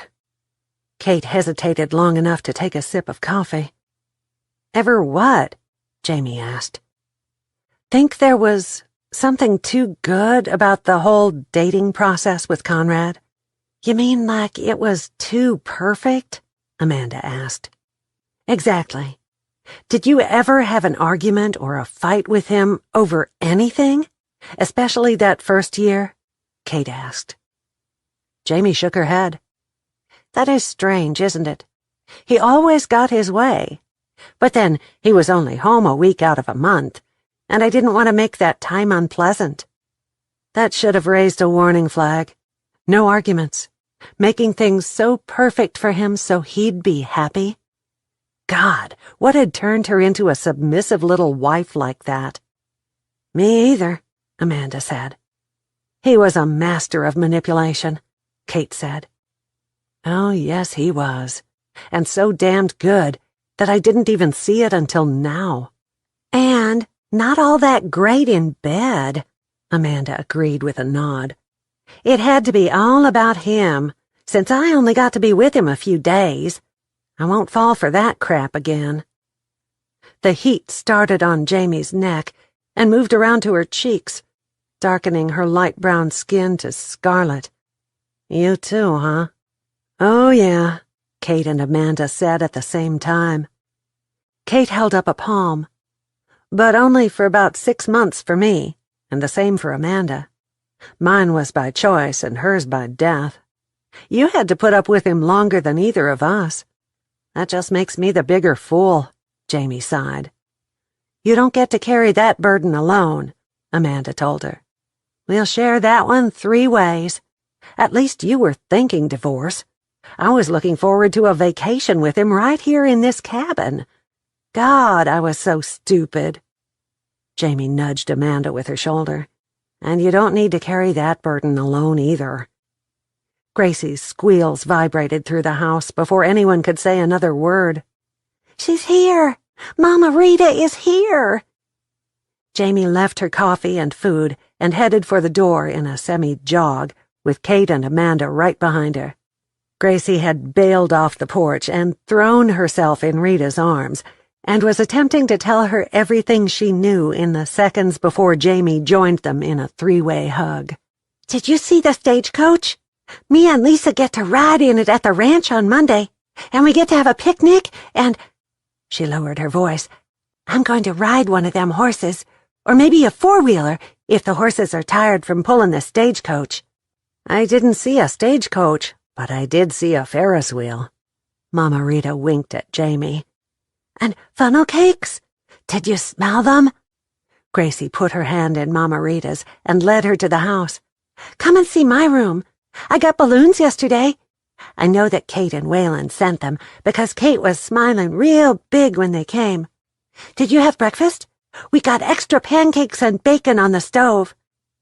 "I'm waiting for funnel cakes," Mama Rita answered. "You can give me a tour of the house and the deck while everyone gets ready." Gracie skipped along beside her great-grandmother, chattering the whole time about the cabin. "She does love it here," Mama Rita said to Jamie from the side of her mouth. "You made the right decision." "Want to move with us?" Jamie asked, half in jest. Rita chuckled.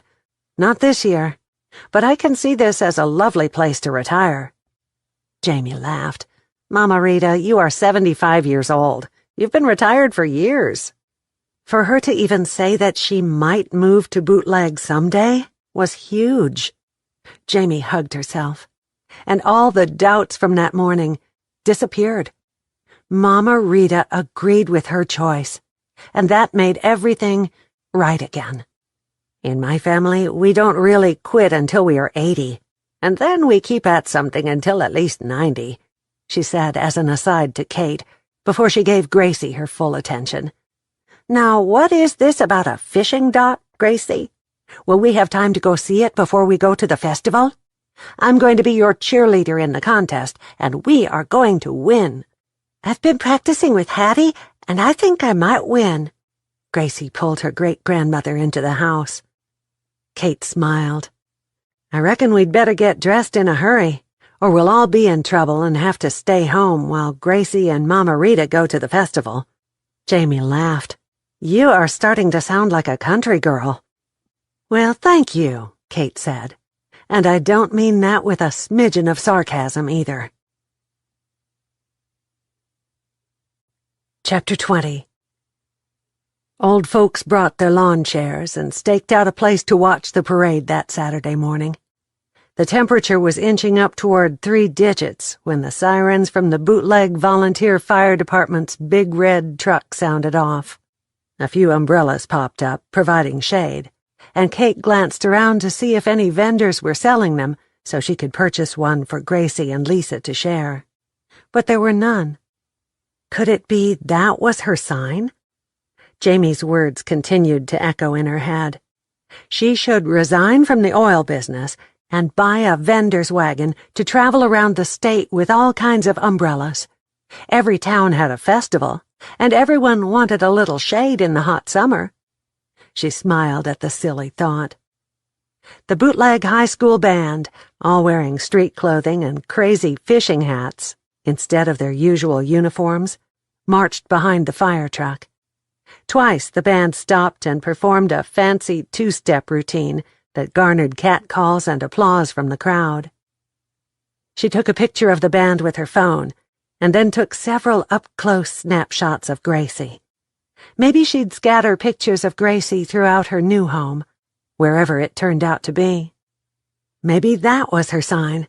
She could travel around to the festivals taking pictures like they did on cruise ships and selling them to the people.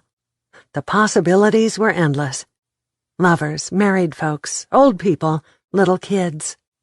She turned her camera up and shot another picture of Gracie and Lisa, with their heads together, as they watched the band. Then she took one of Paul and Jamie, standing about a foot apart, as they minded the children. There was a float from the church, with the preacher and his wife riding on the back and throwing candy out to the crowd. One from the elementary school, with all the teachers on it. Next year, Jamie would ride on that one. And Waylon was right. Katie would need to be there to watch Gracie. "No, you won't. Her Mama Rita will always be here to do that job," her conscience said above the loud band music. Kate didn't even argue. She'd be there anyway to take pictures of Gracie through the years, recording her growth by the festival pictures. People dressed in all kinds of fishing costumes dashed between the next several floats, making the onlookers laugh with their antics as they gave out rubber worms and inexpensive lures to the crowd on the sidelines. The whole thing had a Mardi Gras feel to it. She'd been to New Orleans once on a business trip and watched a parade from her hotel balcony, but it hadn't been as much fun as this one. Finally, the stagecoach appeared at the end, with Victor driving and Hattie waving a lace hanky from inside with several other folks. Gracie and Lisa hopped up and down and blew kisses at her. When she yelled their names, they hugged each other and beamed. And then it was over. People picked up their chairs and headed toward the school, where 2 blocks had been roped off for vendors, and the carnival had been set up in the parking lot. Kate tagged along behind the rest of her group for a few minutes. But then she saw a vendor selling cute hair bows and stopped to buy a couple, with tiny pictures of Cinderella on the ribbons. A booth offering an array of brightly colored scarves and shawls caught her eye, too. The one that stood out was a splash of bright colors swirled around on a background of blue. It reminded her of a sunset over the lake, but she had absolutely nothing that it would match. Amanda has a cute little maternity dress that it would go with, though. She was about to buy it when someone touched her hand. "What do you think of our festival?" Victor asked at her elbow. "Seen Hattie around? I had to get the horses unhitched, and I lost her." Kate hung the scarf back on the display. "I love it. The parade was amazing, and I loved seeing you up there driving that stagecoach. Are you going to be our driver on Monday?" "Oh, no, honey. Waylon gets to drive that day, and Paul will ride shotgun. I'll be in the stagecoach to protect all the girls." He winked. "How many of these festivals have you attended?" Kate asked. "I haven't missed a festival since I was born back in Prohibition. Did anyone ever tell you how bootleg got its name?" Kate glanced over his shoulder, scanning the crowd for Waylon. "No, sir, they didn't." "Well, let's me and you go that way." He pointed toward the left. "I saw the funnel cake vendor over there. We can have a mid-morning snack and talk," he said. "Hattie will find me a lot quicker if I'm sitting down. She and I have got to ride the Ferris wheel together. It's been our tradition since we was 6 years old. I was scared to death to ride it, but I wanted to so bad she rode with me. Helped me out. I couldn't be afraid in front of a girl." Kate followed him to the funnel cake wagon, where he marched right up to the window, laid his money on the shelf, and said, "Give me the biggest that you got. Me and that good-looking blonde are going to share it." The smell of the hot grease and sweet frying bread brought back a memory that she hadn't thought of in years. Her father had taken her to a medieval fair somewhere close to Dallas, and they'd eaten funnel cakes. It had been a fun day, and she'd fallen asleep on the way home that evening. When she awoke the next morning, her fingers were still sticky. She'd licked the sweet sugar from them and hoped that they could go to the fair again that day. Her mother and father had both gone to work before she went down to the kitchen for breakfast, and the nanny fussed about her sleeping in dirty clothing. The memory put a smile on her face and filled her with happiness. Victor carried the paper plate carefully to the table where Kate had sat down. He placed the plate in the middle of the small table and pulled out a chair across from her. "You can have the first bite," he said. Kate quickly pinched off a bite, popped it into her mouth, and then pulled a couple of napkins from the metal holder in the middle of the table. "You were going to tell me about bootleg?" "The lake came about in 1924, back before I was even born. Until then, it was just a part of the Wichita River. Down in this area, it was far enough from prying eyes that folks who had a notion to make moonshine could use the banks of the river to do so. Didn't want to put a still too close to the house. If you got caught, you could lose your property." Victor told the story between bites. When they finished the last strip of cake, he pulled a roll of bills from his shirt pocket and peeled off a 5. "Go get us another one, but don't tell Hattie. She's going to want to share one with me later, and I sure don't want her to know that I've already had 2. Kate didn't have to stand in line, so she was only gone a few minutes. "Tell me more about Bootleg and how it got its name." Victor pulled off a chunk of cake. "My grandpa was one of those bootleggers. Times got tough those days, and he found a spot on the river and started up a business. It's what saved our home place here in Bootleg." Hattie sat down beside Kate, picked off a piece of the cake, and took up the story. "History has it when the community sprang up near the lake, they tried to name it Lincoln after the past president, and then Lakeside, but nothing stuck. Everyone had called the place Bootleg for so long, they all finally gave up on naming it anything else. Hey!" Hattie looked across the table at Victor. "You old fart. I bet you wasn't going to own up to eating one of these before you shared one with me, was you?" Victor held up his hands and grinned. "Busted." "Don't tell me you rode the Ferris wheel without me, too." Hattie's hands went to her hips and her mouth set in a firm line. "Don't get your underpants all twisted up. I wouldn't do that. We got to ride it together or you get scared," he teased. "Not me. I love the Ferris wheel." Waylon sat down in the 4th chair and reached for a bite of the cake. "Good morning, all y'all. I hear the picnic for Monday has been approved. What do I need to do or cook, Hattie?" "You have the stagecoach ready, and me and Victor will bring the rest of it," Hattie answered. "Right now, we're going to go ride that Ferris wheel, aren't we, Victor?" "Yes, ma'am, we are." He grinned. "And I won't eat another bite of this cake, so I'll have plenty of room to share one with you when we get done." Kate loved these 2 old folks and would gladly adopt them. She'd send presents on their birthdays, for Christmas, and even Grandparents' Day, if they'd let her call them her own. She waited until they were out of hearing distance before she said, "We should turn the tables on those 2 and get them together in their golden years." "They are together," Waylon said. "I mean in one house and married." "Old Town has been trying to do that since before my mother died. They are happy, but they will never get married. They're too set in their ways. Are you going to ride the Ferris wheel with me?" "What does riding the Ferris wheel mean? That we are friends for life?" She was flirting and knew it, but right then she felt as free and as excited about the day as Gracie. He picked up the last of the funnel cake, tore it in 2 pieces, and fed half to her. His fingertips grazing her lips ignited sparks that flitted around the air like fireflies. Turnabout was fair play. She quickly picked up what was left and fed it to him, deliberately brushing the back of her hand across his freshly shaven cheek.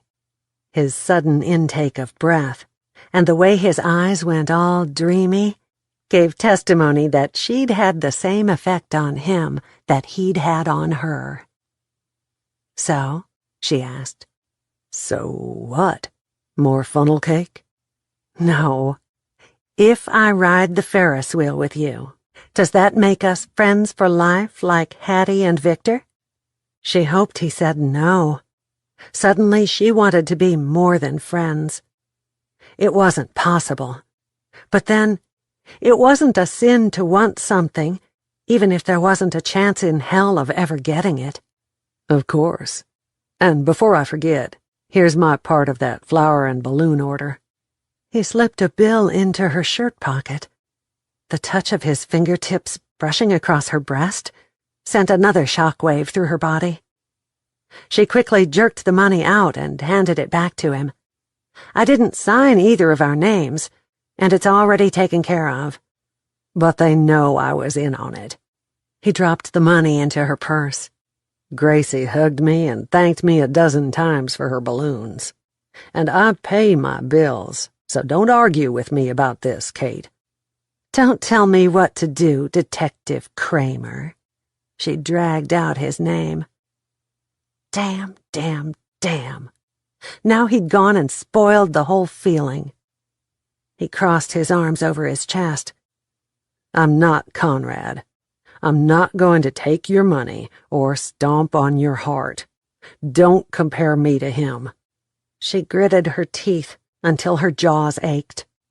Don't accuse me of things I didn't do. And don't bring up his name to me. And another thing.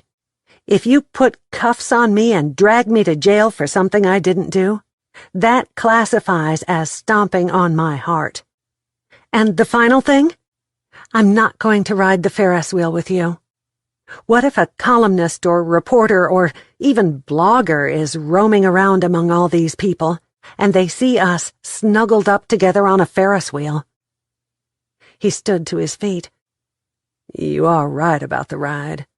But when you come back to Bootleg next year to enjoy the festival with Gracie, this will all be done. Save me a spot next to you. Who says I'll come back? She picked up her purse and was about to leave when Gracie yelled from across the street, "There's the funnel cake wagon, and there's Kate! Hey, Kate! Wait for us!" You could ride with Gracie, and I could ride with Lisa, and we'd be together, but not side by side, Waylon drawled. And I bet if we were really good at matchmaking, we could get Jamie and Paul to ride together, Kate said. Hattie would be so proud of you in this moment. Waylon chuckled, and then grew serious. Trust me, Kate. I'm doing everything I can possibly do to clear your name. Let's go ride the Ferris wheel, Kate. Gracie grabbed her hand and tugged. Mama says each kid has to have an adult. Well, in that case, you think I could ride with Lisa? Waylon asked. And I could ride with Gracie. Kate shot a dirty look over her shoulder at Waylon. Damn, that man could be so frustrating. I'm not getting on that thing. Sure as I did, I'd go into premature labor, Amanda said. Besides, I see Aunt Ellie and Wanda over there. Hey, she called out and waved. I invited them, but I didn't know if they'd get to come or not. This is great. Paul looked over the kids' heads at Jamie. Guess that leaves the two of us to ride together. I guess it does. Jamie smiled. What about these three lovely ladies? Waylon looked back at Aunt Ellie, Mama Rita, and Wanda. He was smooth. Kate would give him that. Wanda and I are going to park right there at that table y'all vacated and eat funnel cakes, Aunt Ellie said. And you must be Jamie's Grandma Rita. Want to join us? I bet we can talk Amanda into pulling up a chair with us, since she's not going on the ride. I outgrew rides years ago. Y'all kids go have a good time, and don't worry about us. We'll catch up to you later on, Rita answered. Where's Hattie and Victor? Gracie tugged on Kate's hand. They are already in line, Kate answered. Are we ready to go? Kate and Gracie had reached the front of the line when the old fellow running it opened the gates to fill up the wheel again. She grabbed the money that Waylon had given her and handed it to the man. This is for the next 4 seats. The man looked at the bill and grinned. How many times you planning on riding? Is there enough for 2 times? Honey, with $50 you could ride all day. I'll make change. He laughed as he handed her several 5s and a few 1s. Have you ridden one of these before? Waylon looked up over his shoulder as the music started and the wheel began to move. Never, she said. When they reached the top, the wheel stopped and the seat swung slightly. Gracie grabbed her hand and squeezed. Don't be afraid. I'm right here with you. I'm glad you are, Gracie. Oh, my goodness. Look out there across the town. You can see the edge of the lake. Gracie let go of the bar and reached up with both hands. I can almost touch the clouds. Kate held her breath until Gracie's hands were back on the bar. just like your father." Her mother's voice was back in her head. "Fearful of everything, even a cruise ship." "Don't bring that up. Don't ever put it in my head again." Thinking it, even in a mean tone, did not erase the words. That was the very thing that had caused the argument between her and her father the night he'd died. She'd given her parents a 7-day cruise to celebrate their 35th wedding anniversary, and he'd told her to get her money back, that there was no way he'd get on a ship like that. "Just like Gracie did not cause her father's death, you did not cause yours," the voice said. This time it was much gentler, and she smiled as the wheel made another turn and her bucket started back up. "Your arms are longer than mine," Gracie yelled. "Hold them up and see if your hands disappear in the clouds." Kate let go of her death grip on the bar and reached for the clouds. She didn't touch them, but there was exhilaration in trying. When the ride stopped, she and Gracie were the last ones to join the group waiting on them. "Can we go have funnel cakes now?" Gracie asked Jamie. "Please, Daddy," Lisa begged. "I've had those already, so I'm going to meander through the other vendors," Kate said. "If I don't see you before then, I'll meet you at the dock for the fishing contest." "I'm going to sit right here a little longer and do some people watching," Amanda announced. "My feet are already starting to swell." "See y'all later, then." Kate took off in long-legged strides to see the rest of the vendors.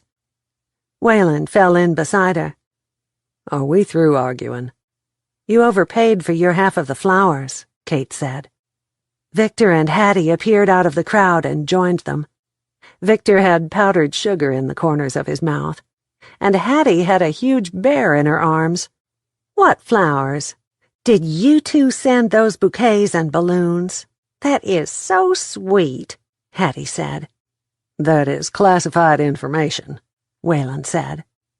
"Too much money appeared in my purse for his half of the classified stuff, so I'm buying us all one of those Indian taco things for lunch," Kate said. "Hot damn, I love them things." Victor patted her on the back.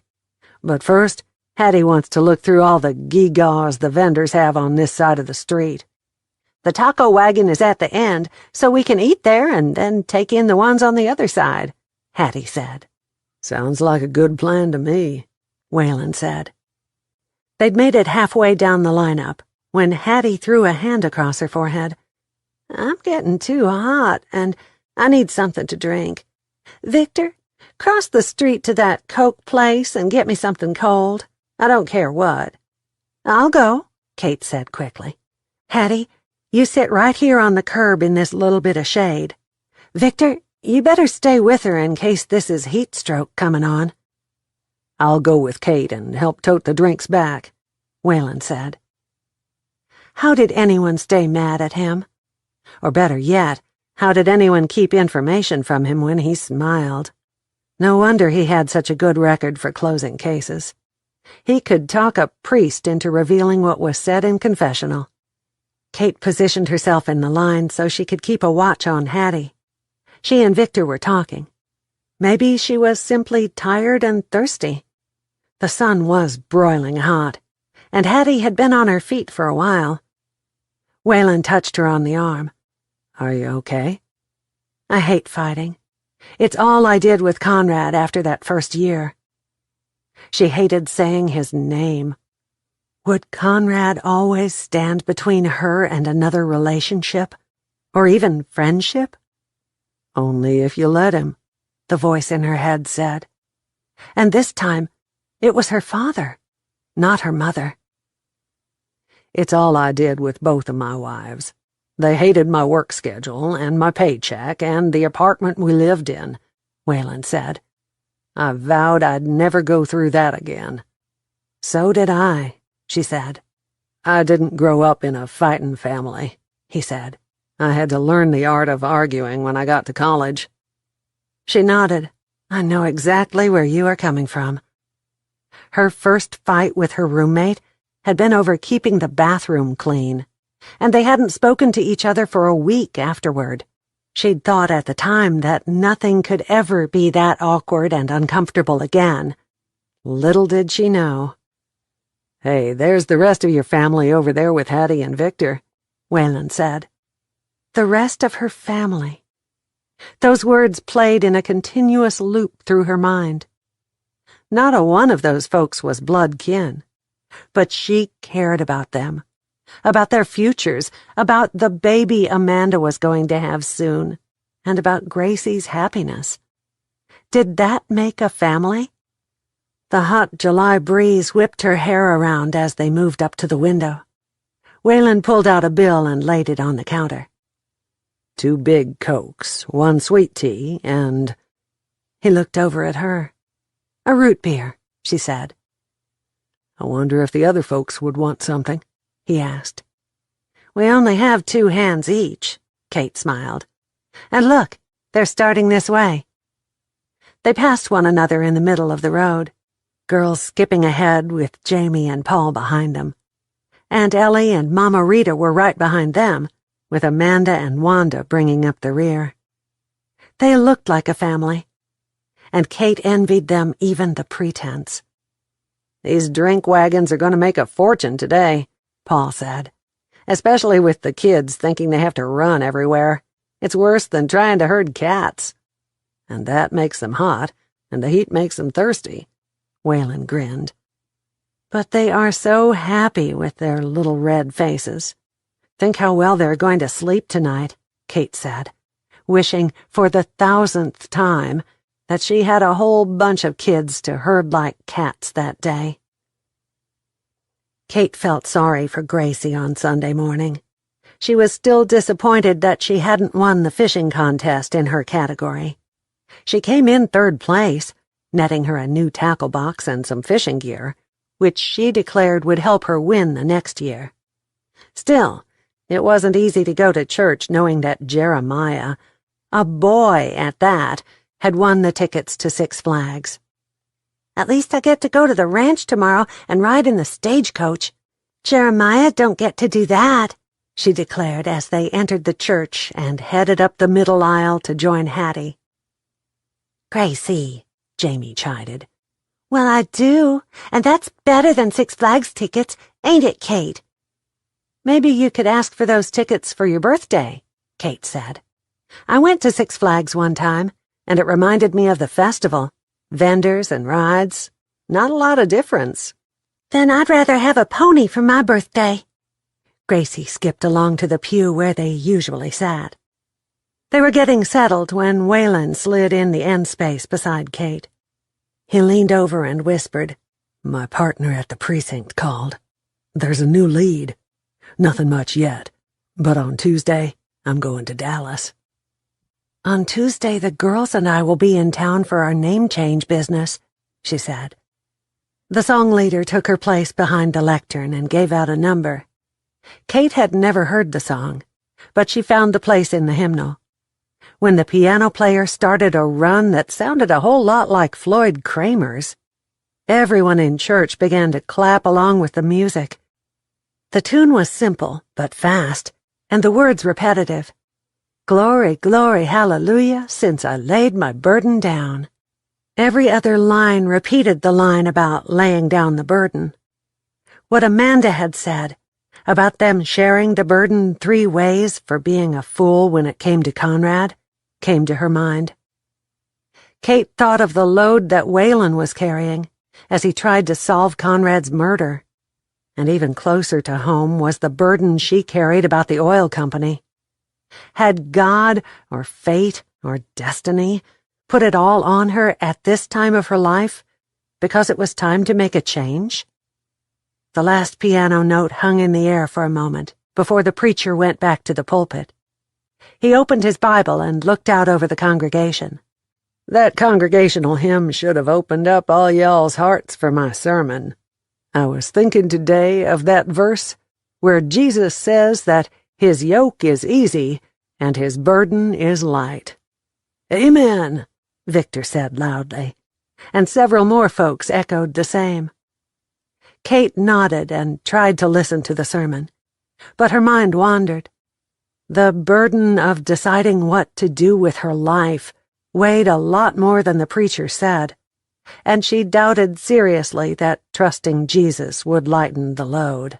But trusting your own heart might, a little voice whispered in her mind. Chapter 21. Jamie awoke at the crack of dawn to find Gracie sitting up in bed and staring at her. "Is it today?" Gracie whispered. She threw a pillow over her head and groaned.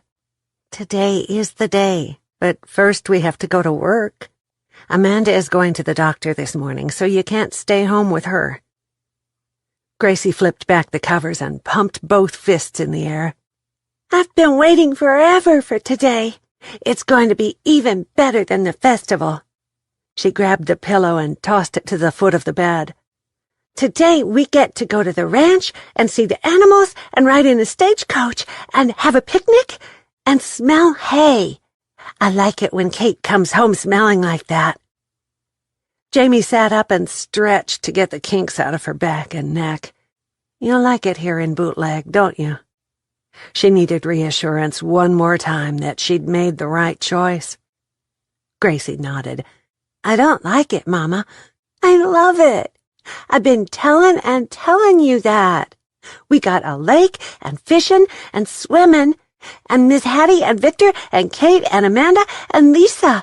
It's the best place in the world." "But will you get tired of this and want to go back to Dallas?" Jamie asked. In 2 bounds, Gracie was back on the bed, hugging her mother tightly. "I'm not going to get tired of it here, Mama. When can we go to our old house and get the rest of our stuff?"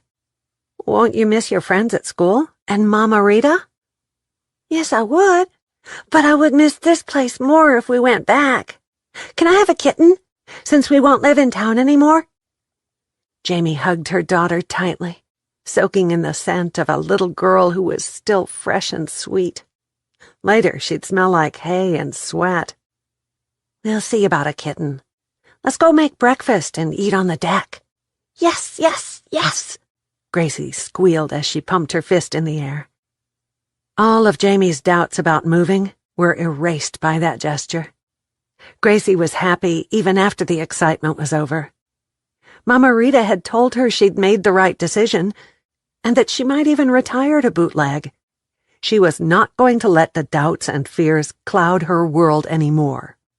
Gracie twirled around in the middle of the floor, arms out to her sides. When she finally stopped, she fell backward on the bed and giggled.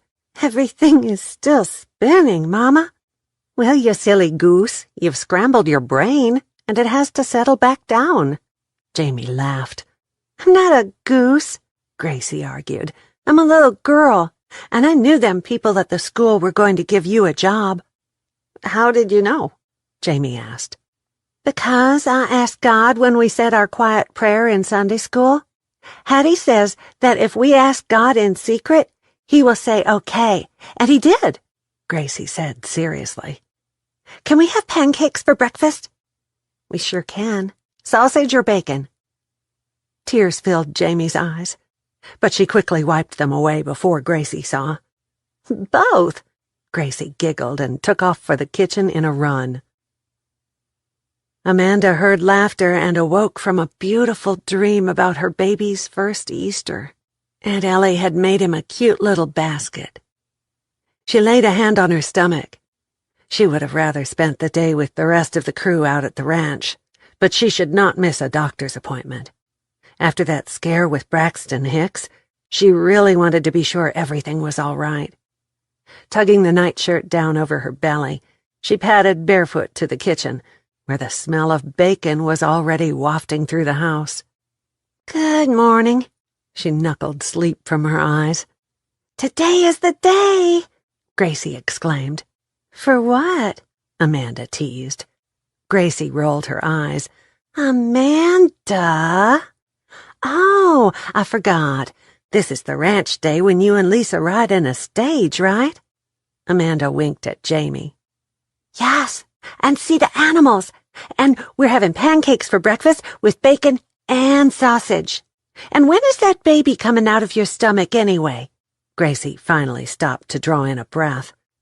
In about 4 weeks, Amanda said. She was about used to Gracie asking so many questions, but that one took her by surprise. Still, she was glad that she'd answered honestly and not stammered around trying to find something right to say. Amanda made a cup of decaf and took a sip. Now my eyes are open. What can I do to help? Get a pound of sausage out of the fridge and start it to cooking? Jamie said. For gravy or patties? Amanda asked. Patties. We're having pancakes, bacon, and sausage. Sweet Lord, Kate said from the doorway. It's going to take a year for me to lose the weight I'm gaining. It beats the devil out of those green things you were drinking when you got here. Besides, with your height and build, I'd be willing to bet that you never gain a pound, no matter what you eat. Amanda poured a cup of coffee and handed it to Kate. Never have, but then I've never tested it like I'm doing now. What can I do? Set the table, Jamie said. We're eating on the deck, Gracie said. Since it's outside, shall we use the good plates or the plastic ones? Kate asked. The good ones, Gracie said. This is a special day, and I'll help you. Amanda carefully arranged 8 sausage patties in the cast-iron skillet, while Jamie did double duty frying bacon and flipping pancakes on the grill. Amanda's thoughts went to the last time she and Conrad made breakfast together, in that same kitchen. That morning they'd had Eggs Benedict, and afterward he'd taken her to the bedroom for one last bout of sex before they'd gone home from the honeymoon. She'd thought that Conrad was the reward for turning her life around. She'd had a rebellious streak right out of high school. For a year she'd hung out with the wild crowd and frequented the bars around Wichita Falls, mostly country honky-tonks, where she could always pick up a cowboy to take home for a one-night stand. Then one morning she awoke to find her cash and credit cards gone, right along with her laptop, her phone, and every piece of jewelry that she owned. It took a lot of courage to go to Aunt Ellie and tell her what had happened, and it took hours of phone calls to get everything taken care of and reported. She'd lost what dignity she had left when she couldn't identify the cowboy to the police, when she didn't know if he was tall or short, had dark hair or light, or if he was young or old. Aunt Ellie put her back in church the following Sunday morning. Do you think we get punished for our past sins? Amanda whispered. Did you repent of them? Jamie flipped 2 pancakes onto the platter and poured 2 more to cook. With many tears and lots of humiliation, Amanda said. Then they are forgiven and forgotten, Jamie answered. Amanda frowned. Why do they keep coming back to haunt me? Who's haunting you? Kate asked as she came back inside. Gracie says she is going to watch the birds until we bring out breakfast. We were talking about sins and whether we get punished for them, Jamie said. According to the preacher at my church in Fort Worth, if we are truly repentant, then God forgives and forgets, Kate said. Why? Amanda drained the sausage patties on a paper napkin before shifting them over to the platter with the bacon. I was wild. I partied too much, drank too much for sure, and had lots of one-night stands before I got myself straightened out. I thought God had forgiven me when I met Conrad, but now I wonder if he wasn't punishing me with Conrad. Kate stole a strip of bacon and blew on it to cool it down before popping it into her mouth. Then he was punishing all of us. What sin did you commit, Jamie?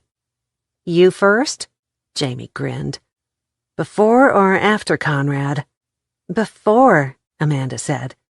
But I can't see you committing a sin. Surely the great Kate didn't ever do anything that resembled sin. Hell's bells, she hadn't even divorced Conrad when he told her that he was cheating with other women. I can't see you taking home one-night stands, Amanda, Jamie giggled. Well, I did, and the last one sure opened my eyes. She told them about what had happened and how embarrassed she'd been. Aunt Ellie made me start going to church with her again, And I finally figured out I was punishing my mother for abandoning me by acting out like that. You have to show ID to buy a beer now. I can't imagine how young you must have looked then, Kate said. I had a fake one from the time I was 16, like every other kid in school. Amanda flipped the sausage over. But you were about to tell us what you did that you'd feel like Conrad was punishment. I was too busy for one-night stands, but I did have a couple of relationships in college. One with a married professor, Kate said. No. Jamie almost dropped the pancakes she was moving from griddle to platter. I can't even imagine it. Was he old and bald-headed? You are joking, right? Amanda whispered. Kate held up 2 fingers and then crossed her heart. It's the truth. He was about 30. It was his first year as a professor, and I was 21. When I found out that Conrad had 2 more wives, I figured it was my comeuppance. But then what? Amanda asked. I truly repented and said I'd never do that again. Still, I wonder about it. Kate picked up a plate and headed toward the deck with it. And you, Jamie? I was very, very good at 5-finger discounts, Jamie whispered on the way outside. What made you stop? Kate asked. Mama Rita. She went through my bedroom one day when I was at school. It was my senior year, and I had enough scholarships and grant money to go to college. And there were enough pretty things in my closet and my jewelry box that no one would ever know I was a poor girl from inner-city Dallas. And? Amanda asked. She put every single thing I'd stolen into a big black garbage bag and put it in the charity donation box down on the corner. She said there was no way that I could remember where it came from to take it back. And then I got the lecture of a lifetime. Which was? Kate asked. If I got caught, all my college money would be revoked, and I'd be lucky to get a waitress job. Then she made me go to confession and tell the truth. And believe me, what I had to do was not easy. For the whole summer, I had to clean the church every Saturday for penance. So you are Catholic? Amanda said. Mama Rita is. I went with her, but after Gracie was born, I didn't always go to church with her. Sometimes I went to a Methodist church down the block from me. And when I found out that Conrad was a thief of sorts, I wondered if it was my punishment for past sins. Mama, look! Gracie yelled from the railing. There's a bunch of baby ducks out there on the lake. Amanda could hardly believe what they'd said. There's bad things in people who are basically good, and good things in people who are bad. When my baby is born, I'll just have to search for the good memories of his father to tell him about. When everyone had left that morning, Kate poured a cup of coffee, carried it out to the deck, and called her mother. "Do you have a few minutes to talk?" she asked when her mother answered. "I don't like working without you here." Teresa's tone was still grouchy. "I would never have made the suggestion that you take time off if—" She stopped. "If you thought I'd really stay this long, right?" Kate finished the sentence for her. "You figured I'd come up here and get bored out of my mind and be back in the office in a week at the most," Kate said. "Yes, I did," Teresa said curtly. "I like it here." Yesterday's church hymn played through her mind as she shut her eyes tightly for courage. "I want to take a year's sabbatical." "Don't you joke with me this morning," Teresa said. "I'm serious as a heart attack. I want a year off," Kate said. She didn't only want it, she needed it. "You are not a priest," Teresa said. "Folks other than the clergy take a year off every now and then. You said the murder things surrounding me right now could ruin my reputation, and I need some time. I swear you sound and act more like your father every day that you live. I've tried and tried to make you tough and ready to take over the business, But I'm... I told you so. Kate laughed. What? You're working around to saying the words, so spit them out. Maybe you should repeat them about a dozen times for future use, so we don't have to go through this whole thing again. Silence on the other end of the phone. Mother? Kate held the phone out to make sure her battery wasn't dead. You can't talk to me like that, Teresa hissed. I'm your boss. And you are my mother, but I'm 44 years old and a grown woman. Just say the words and then we can get on with our conversation, Kate said. I don't say that every time we talk, Teresa argued. I can count on the fingers of one hand the times when you didn't. Mother, did you ever want to be anything other than what you are? What kind of fool question is that? And don't change the subject. Kate flopped back on the bed and stared at the ceiling. Did you ever want to be a nurse or a teacher, or maybe even a stay-at-home mother? I did not, Teresa said each word distinctively. I wanted to grow up and run this business just like my mother did, and like you will be doing before long. What has come over you? Surely to God you weren't serious about selling the company. Do you realize how long it's been in our family? Since the oil boom days, which makes it almost 100 years, Kate answered. It started out as Texas oil, and then it was... I don't need a history lesson, Teresa snapped. I've hauled hay here, and a few days ago, I spent the day driving a tractor. It made me wonder if I chose the profession I'm in, or if you chose it for me. I told you that a trip to that backwoods place was a mistake, Teresa fumed. And there it is. Kate chuckled. She could imagine her mother pacing the floor in her office, her eyes narrowed and her forehead wrinkled, as she tried to figure out a way to manipulate Kate into coming home early. It's probably the single smartest thing I've ever done. A bit unorthodox, having friends that were married to the same man at the same time I was. But all the same, I've made friends in the short time I've been here. Real, honest-to-God friends who don't give a shit if I have money or if I'm poor as a church mouse. Those other women, either one of whom could have killed Conrad, are not your friends, Teresa said. There are more people in this town than Amanda and Jamie. I'm hanging up now. And Catherine Elizabeth Steele, you had better get your head on straight, Teresa said. The phone went silent, and Kate tossed it to one side.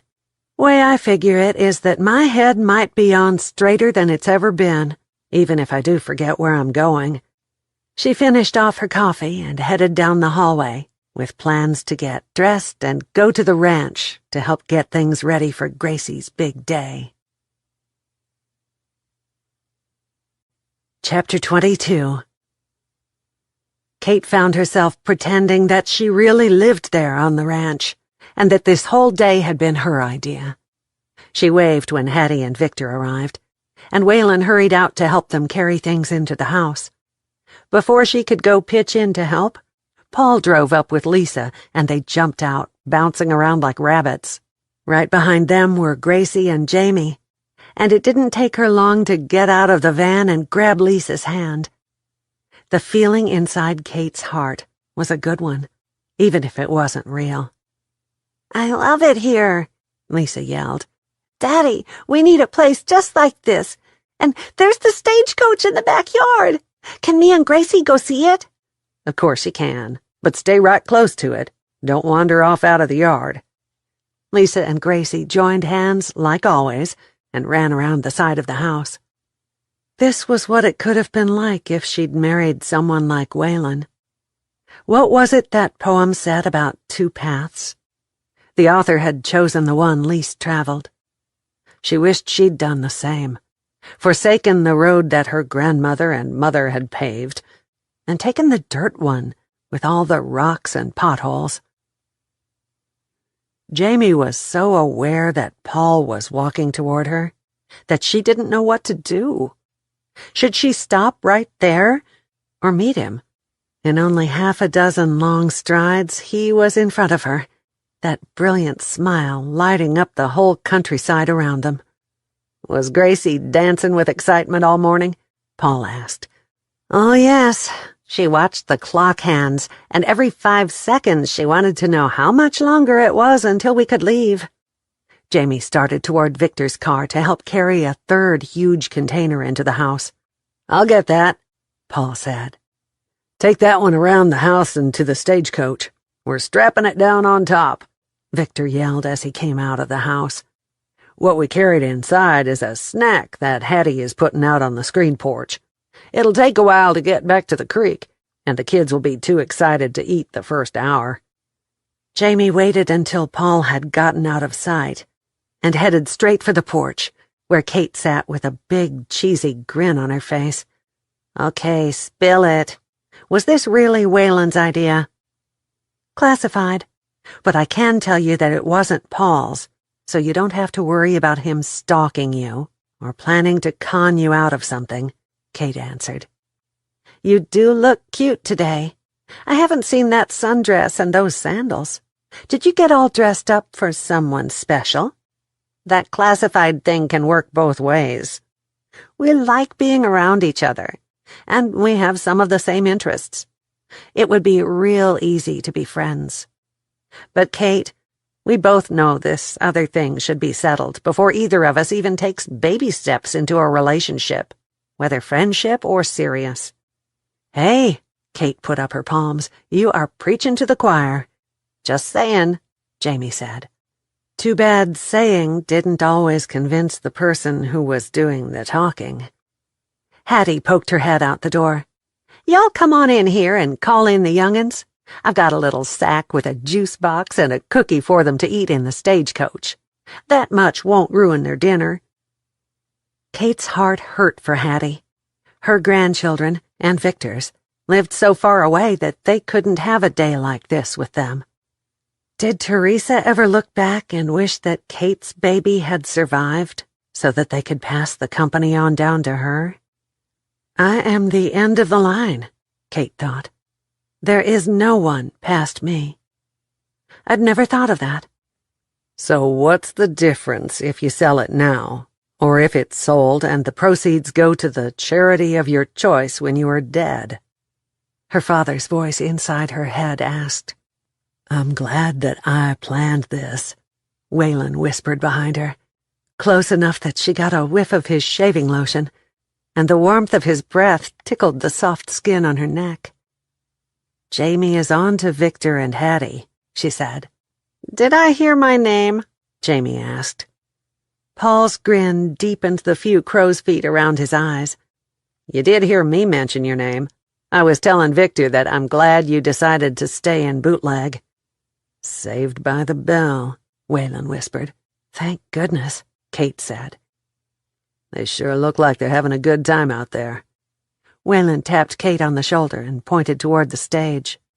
"I'd thought about a make-believe stagecoach robbery, though I was afraid it would scare the girls. Instead, I've got unloaded BB guns for them to do their own pretending."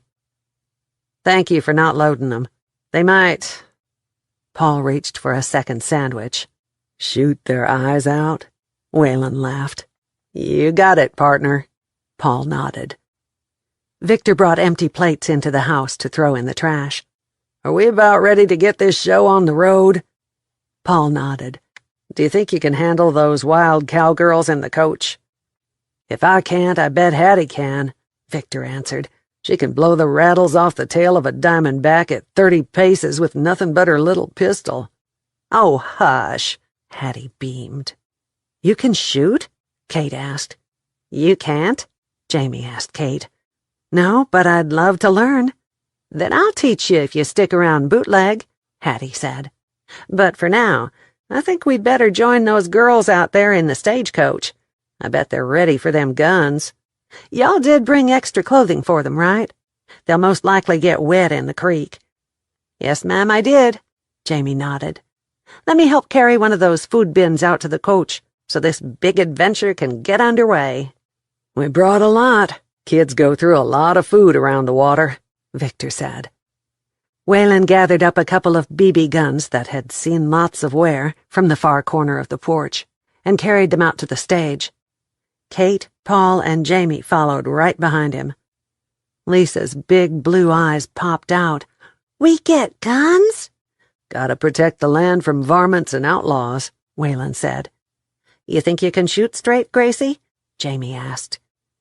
Gracie narrowed her eyes until they were barely slits in her little round face. "Yes, Mama, and if one of them bad guys chases us, I'll shoot him." Victor and Hattie came out with the packed bin between them. 2 pink cowgirl hats rested on the top. Gracie's eyes twinkled when Victor handed one to her.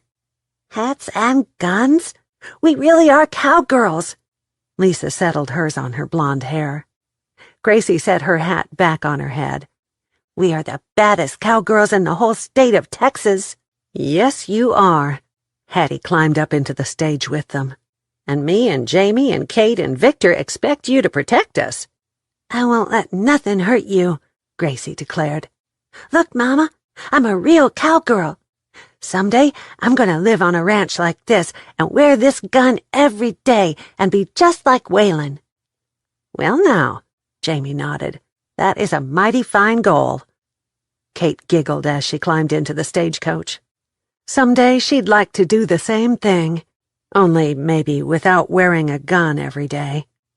"Whoa, Hoss," she thought, and then laughed under her breath. Not one time in her life had those 2 words ever gone through her mind.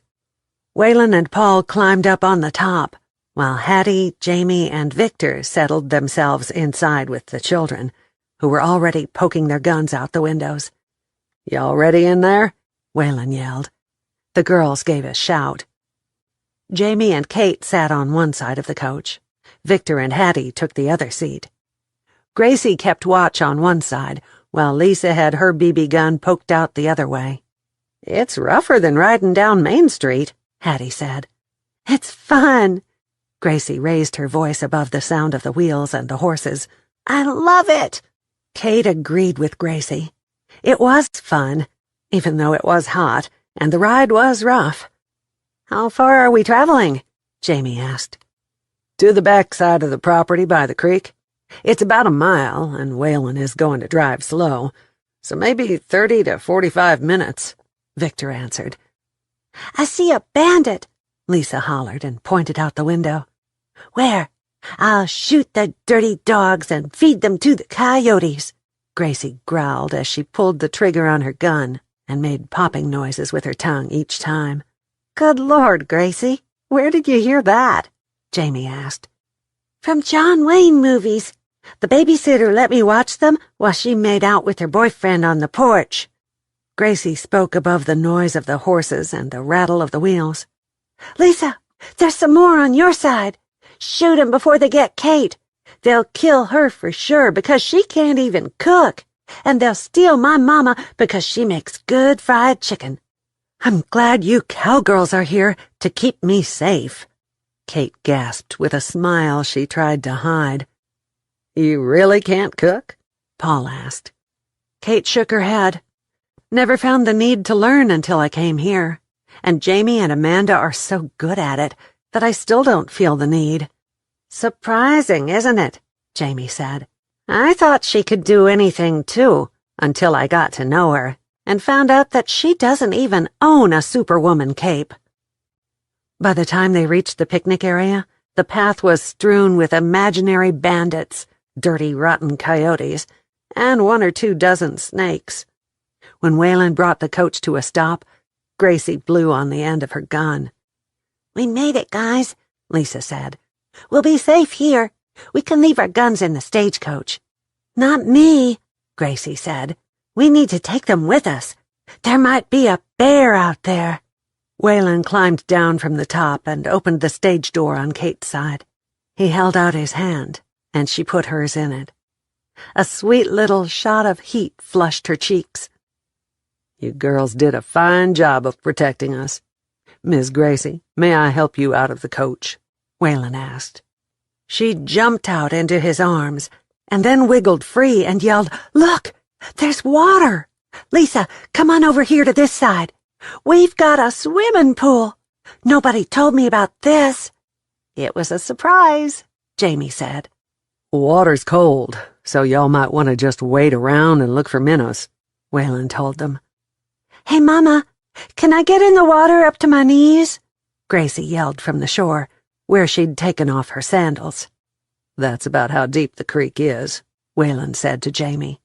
"It's spring-fed and cold as ice, so they won't get in that deep." "Yes, you can, but stay where I can see you," Jamie yelled back.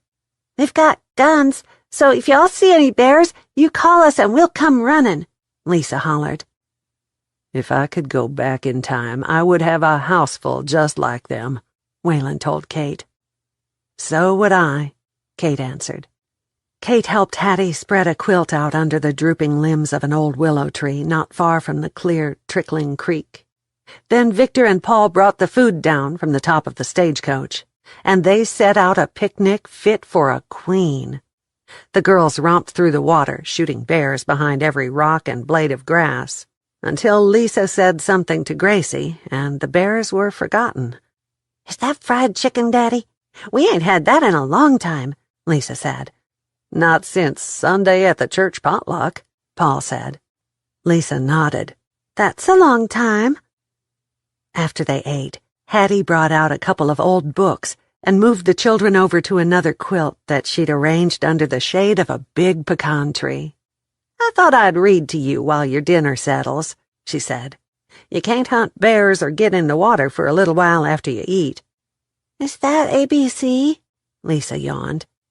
"Camel on the ceiling, see, see, see," Gracie answered. Hattie sat down, and Lisa cuddled up next to her, while Gracie claimed the other side. Somewhere in the middle of the book, Gracie had laid her head on Hattie's lap and fallen asleep. Lisa was asleep before that.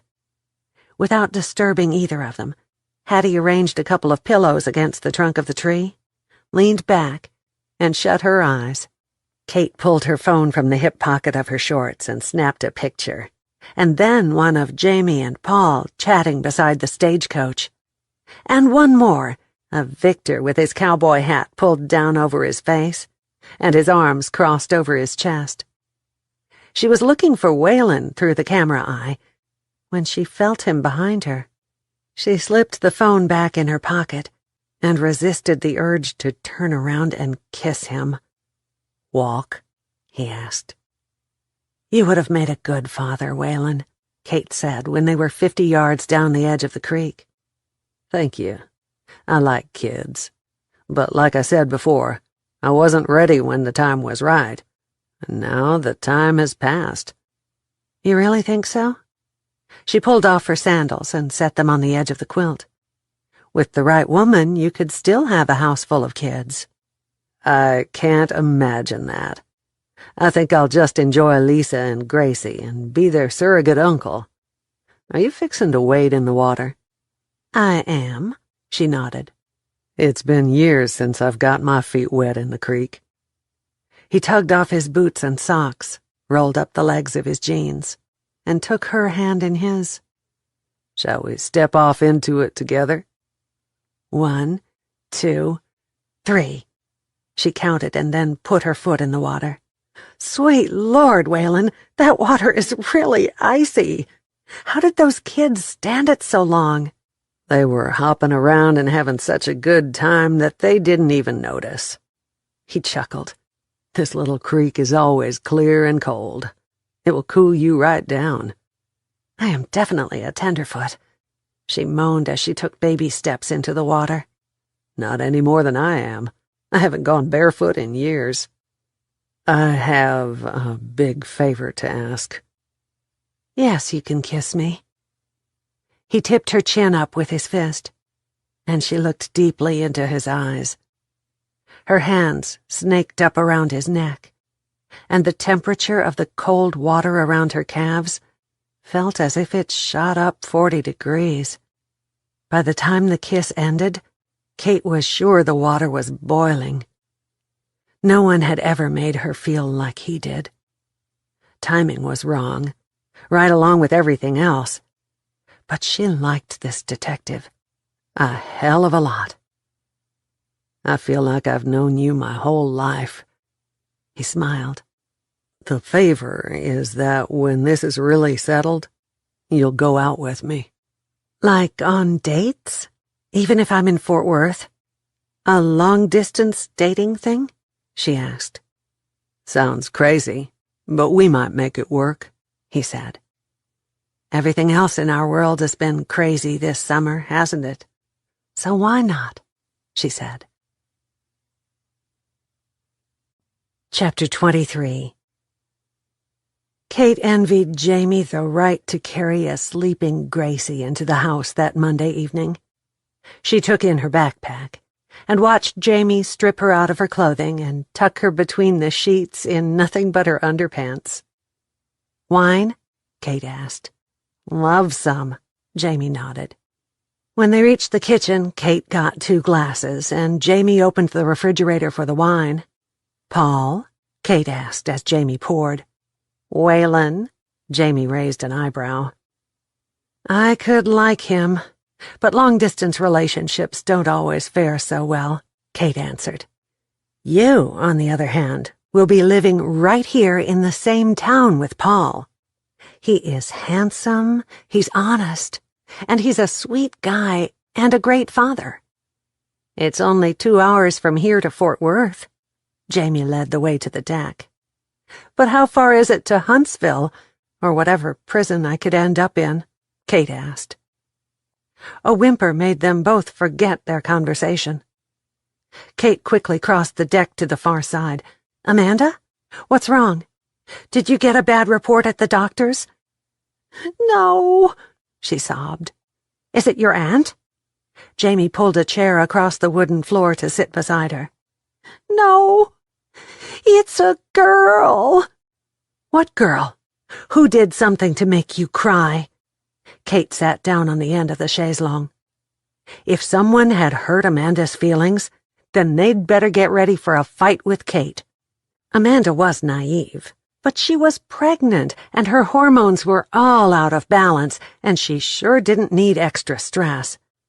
"The baby is a girl, not a boy, and I wanted a girl. I don't know anything about boys, and now I feel guilty because I didn't want a boy." Amanda blew her nose loudly, tossed the tissue into the trash, and reached for another one. "I'm a mess all over again."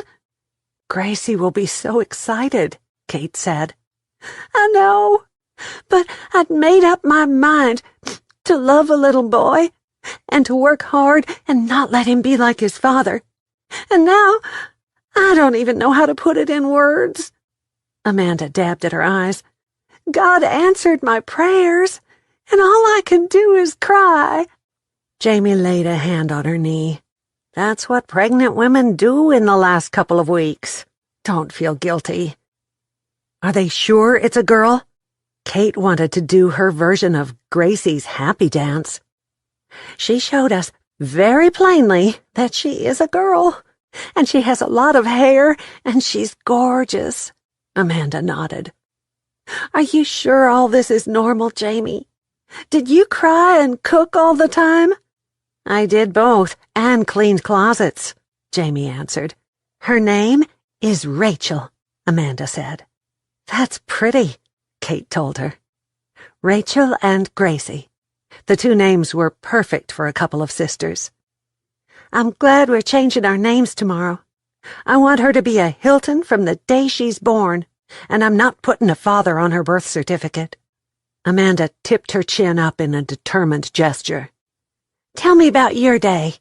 "No, don't, or I'll get all weepy because I couldn't be there." A phone rang. Jamie checked hers and shook her head. Amanda picked hers up from the arm of the lounge and shook her head. Kate didn't recognize the tone or the number, but it was definitely her phone. "Hello?" she answered. "I'm so glad you answered, Mrs. Steele. Cases of you and 2 other women and a child has had a family emergency. The only time he can see you will be at 8 o'clock in the morning. I'm sorry for the inconvenience, and if you want to reschedule, we can do that. We have a date open 4 weeks from tomorrow, or on out past that," a woman said. Kate glanced at Amanda and made a snap decision. "We will be there. How long will it take in the courthouse?" 15 minutes if he agrees. Longer if you have to talk him into it," the lady answered. "We just learned of the emergency. Sorry I couldn't give you more time." "It can't be helped, I'm sure. Have a nice evening," Kate said. "What can't be helped?" Amanda asked. "We're going to Dallas tonight. Instead of seeing the judge at 1 o'clock tomorrow afternoon, we're seeing him at 8 in the morning. With the traffic in the downtown area, we'd have to leave at 3 o'clock in the morning, so we might as well drive down to my house and spend the night there," Kate said. "You got to be joking," Amanda groaned. "I have a perfectly good house. I'll arrange for a car to take us to and from the courthouse so none of us have to drive.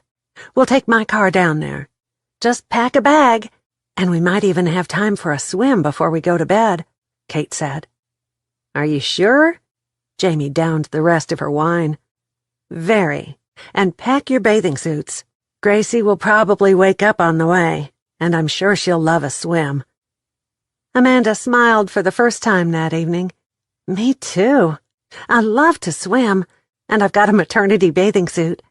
This will be a real treat. Thank you." "Living in Bootleg is one thing. This will be in the middle of all your neighbors," Jamie said. "So, are you ashamed to be seen with me?" Kate teased. "Hell no," Jamie answered. "I was thinking it might run the other way." "Hell no," Kate echoed with a grin. "Let's get ready and go take care of business. I'll call for takeout food on the way. Y'all decide what you want." "Sounds fine to me," Amanda said. Gracie didn't wake up until they were on the outskirts of Fort Worth and had barely gotten her eyes open when Kate parked in the garage of a big 2-story stone house. "Is this a castle?" she whispered. "No, it's my house," Kate answered. But hey, if Gracie wanted it to be a castle, then Kate would gladly let her be the princess who lived there. Gracie stood in the middle of Kate's elaborate living room, eyes big as saucers, trying to take in the whole place at once. Where her daughter felt awe, Jamie was more than a little intimidated by the sheer size of the house. She'd realized that Kate came from money and had lived a life way above Jamie's pay grade as a teacher. But this was surreal. "Where do I sleep?" Gracie finally asked. "My bedroom is upstairs, along with 2 others. Y'all can take your pick of whichever one you want," Kate said. "They're pretty much the same." "Did Conrad sleep in either of them?" Amanda whispered. "He liked the master suite on the ground floor," Kate answered. "We'll unload all this food in the kitchen and open up the containers." Amanda dropped her suitcase on the floor. "I'm so glad we opted for Chinese. I've been craving it for a couple of days." "After we eat, can I see his room?" Jamie whispered. "Of course, but why?" "Final closure?" Jamie shrugged. Kate pointed down the hallway. "It's the last door on the left. Mother and I cleaned it out before I went to the cabin. Unless she stored other stuff in there, it's empty." "Thank you," Jamie said. Amanda had already started removing containers and chopsticks from the plastic bags, and was setting them on the table when Jamie and Kate arrived in the kitchen. Jamie set the sweet and sour chicken in front of Gracie before she went hunting through the boxes for her spicier chicken. "When I get done eating, can I explore the castle all by myself?" Gracie asked. Jamie glanced at Kate, who nodded. "If it's okay with your mama, I don't care if you go on an adventure. Just yell real loud if you get lost, so we can send the prince to find you." Gracie giggled. "You'll have to come find me, Mama. We don't have a prince in this castle. We didn't bring Waylon with us." "So you think Waylon is a prince?" Kate asked. Yup, and you are a princess. He's going to rescue you from this castle and take you to live on the ranch with him. What makes you think that? Jamie asked. It's my story, Mama, Gracie sighed. Jamie didn't voice it, but she felt as if she'd been admitted to a castle, too. That's right, Amanda said, and I like her story. Gracie finished her food, broke open the fortune cookie, and handed it to Jamie. Read it to me, Mama. Jamie straightened out the bit of paper and read, "You will find new things in your future." What does that mean? Gracie asked.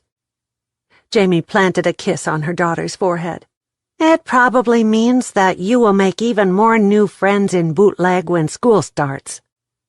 Gracie sighed again, this time with more drama. I thought it meant I'd find a hidden treasure in this castle. Kate ate her last grain of rice and tossed the container in the trash compactor. It's not really a castle. It's her story, Amanda reminded them. Go and find the treasure, darling girl, and bring it back for us to see. But you only have about 30 minutes, and then it's bedtime for you, little girl. We have to get up really early and go to the courthouse, and you need to be all smiles. Jamie kissed her on the top of her head. Minutes later, they heard her opening doors on the second floor. I want to see his room, too, Amanda said. Jamie pushed back her food. Want to go with me? Why don't we all go together? Kate led the way across the foyer and to the last room on the left. She opened the door and stood back to let them go inside first. It's just a room with a nice closet and a big bathroom. I bought this house after we were married because I loved this room and the view of the pool. She pulled open the drapes to show them the backyard. So this isn't where you lived before you married him? Jamie asked. I lived in a small house, not much bigger than the cabin, and I loved the coziness, she answered. Do either of you feel anything about this room? Amanda walked over to the sliding doors leading out to the patio. I don't want to sleep in here, but it's just a big, empty room. I'm done. Jamie turned and left the room. Did it help? Kate asked. Jamie folded her arms over her chest. It did. How? Kate and Amanda followed her back to the kitchen. It wasn't just me that he couldn't love. It was any woman. We were all just a game to him, like a hunter chases down a white-tailed deer. Marrying us was equivalent to shooting us. Now I know it wasn't because I couldn't make enough money, or wasn't pretty enough, or good enough in bed. It wasn't me, or you, or Amanda.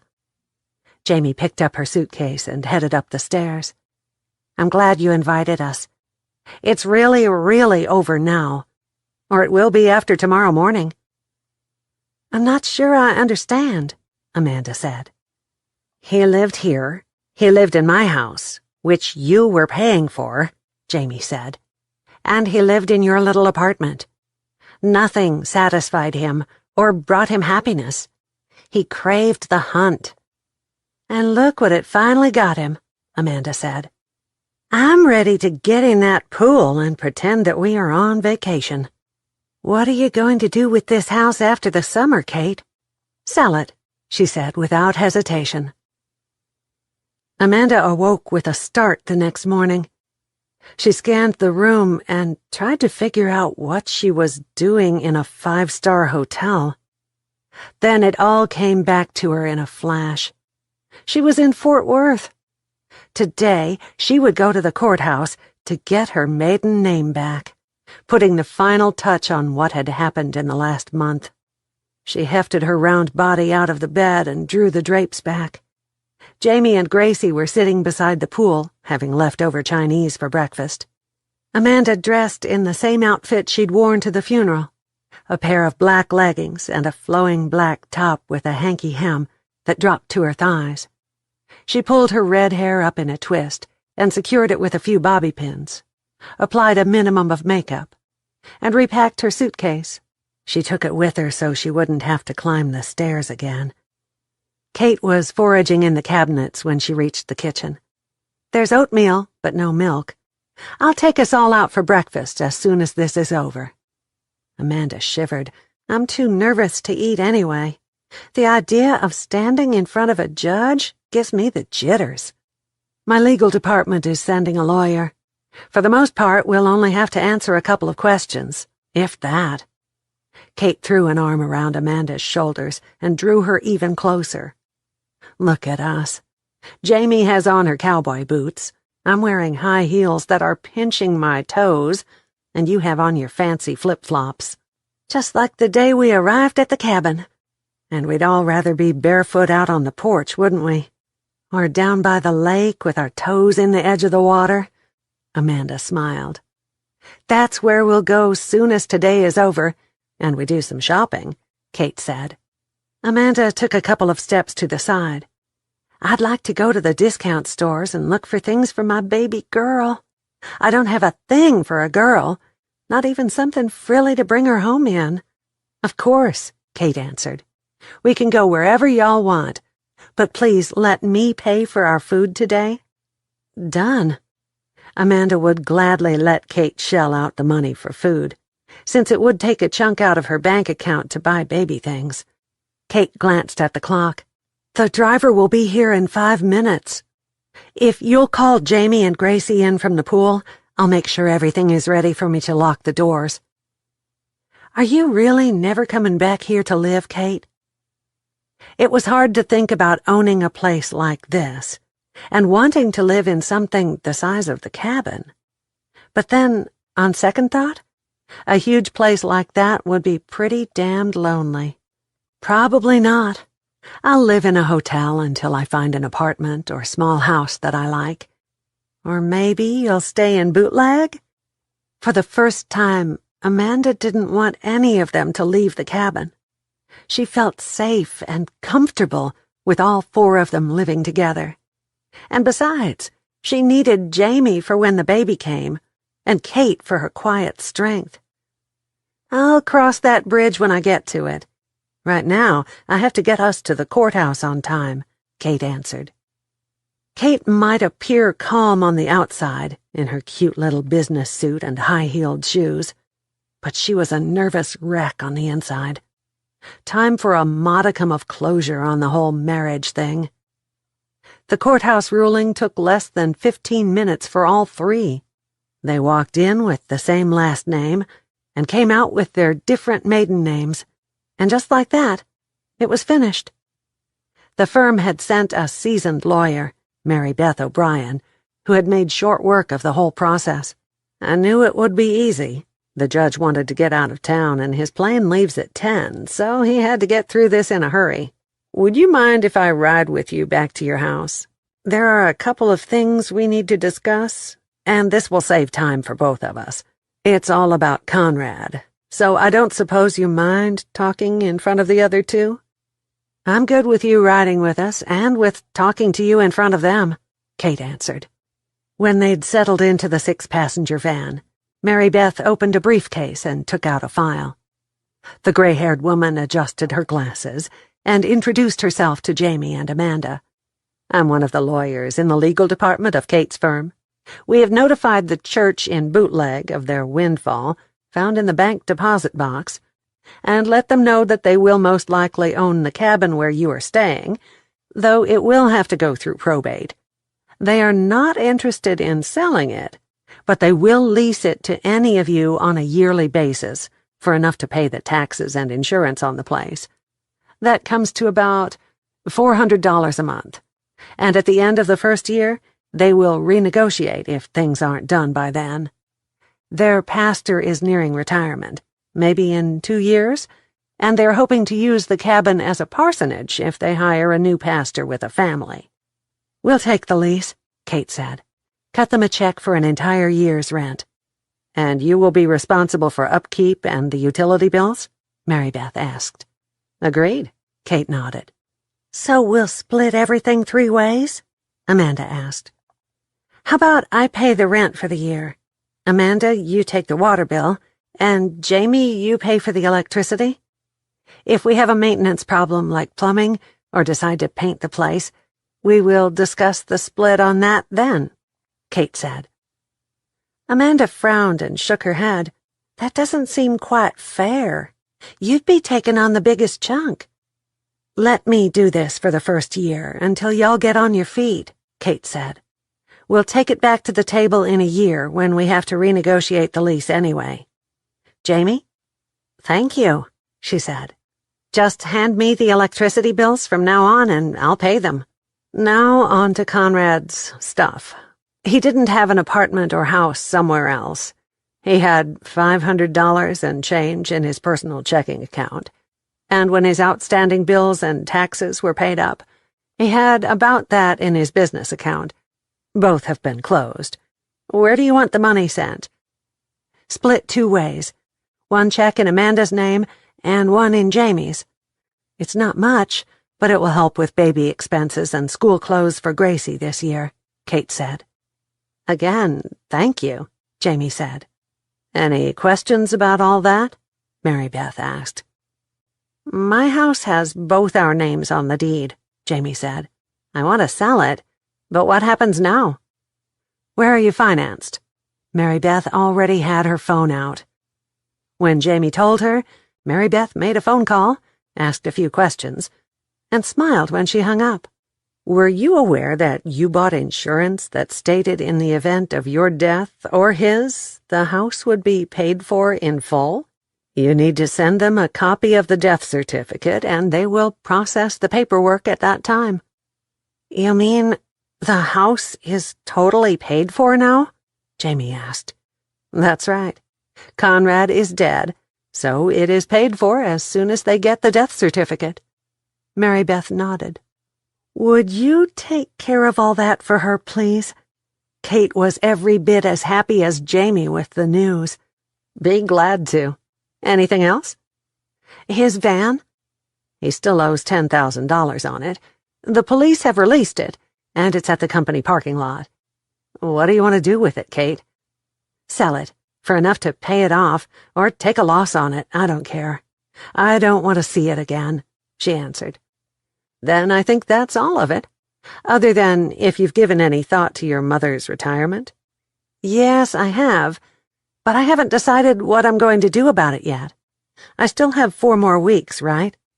Actually, you have until the last day of this year. Mary Beth closed the files and put them inside her briefcase. And here we are at your house. I'm glad that we've gotten everything cleared up and can move forward.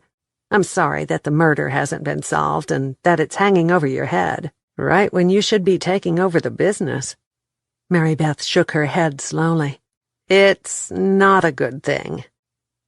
Kate knew that it was ruining her reputation a day at a time, but right then she was far happier with Jamie's news than with the worry of her own problems. I know, Mary Beth, but it is what it is, and we can't change it. Jamie stuck out her hand and shook Mary Beth's a long time. I can't believe I don't have to make house payments. Thank you. You are very welcome, Mary Beth smiled. What are you going to do with it now? Amanda asked. Rent it out? No, I'm putting it on the market to sell, Jamie said. The car came to a stop in front of Kate's house, and the driver opened the door for them. Y'all have a nice day, Miss Kate. Kate had never hugged Mary Beth before, but she slipped an arm around her shoulders and squeezed. Thank you for everything. Mary Beth's smile warmed her heart. It's my job. Still, I want you to know you are appreciated. Kate crawled out of the car behind the rest of her crew. How's the family, Lucas? Doing well, ma'am. Grandson graduates from college at the end of the summer. We're right proud of him. He'll make a fine Fort Worth policeman. I'm sure he will, Kate said. If you are Mother's driver today, tell her that I missed seeing her. I'll be sure to do that. Lucas tipped his hat toward her and turned back to the vehicle to drive Mary Beth to hers. Later, she'd call her mother and tell her the courthouse news. She would have liked to see her that day. But with Teresa, business always came before family. And as she'd told Mary Beth, it was what it was, and some things never changed. Kate turned around and motioned toward her car. Now let's go inside the house and get our luggage and load up my car. Then Amanda can find the nearest IHOP on the GPS, and we'll get some breakfast. French toast for me. Gracie wiggled her shoulders. It took only a few minutes to load the car, and Amanda poked buttons on the GPS system. I can't believe that it was over so quick, Amanda said. Me either, Jamie agreed. We weren't in there more than 20 minutes. 15 to be exact, Kate said as she started the engine. Just like that, Amanda snapped her fingers. I am now a Hilton again. My baby will always be a Hilton. Thank you, Kate, for getting the ball rolling for us. I never knew that you had such a big name, Kate, Jamie said. Let me introduce myself. I am Catherine Elizabeth Truman, but my friends all call me Kate. Jamie smiled. Pleased to meet you, Kate. I'm Jamelia Juanita Mendoza, and all my friends call me Jamie. Amanda nodded seriously. I'm Amanda Christine Hilton, and I'm just Amanda. Well, I am Grace Elizabeth Ruth. What's our name again, Mama? Mendoza. Okay. Gracie took a deep breath. I'm Gracie Mendoza, and Mama only calls me by all my names if I'm in trouble. I'm honored to meet all of you.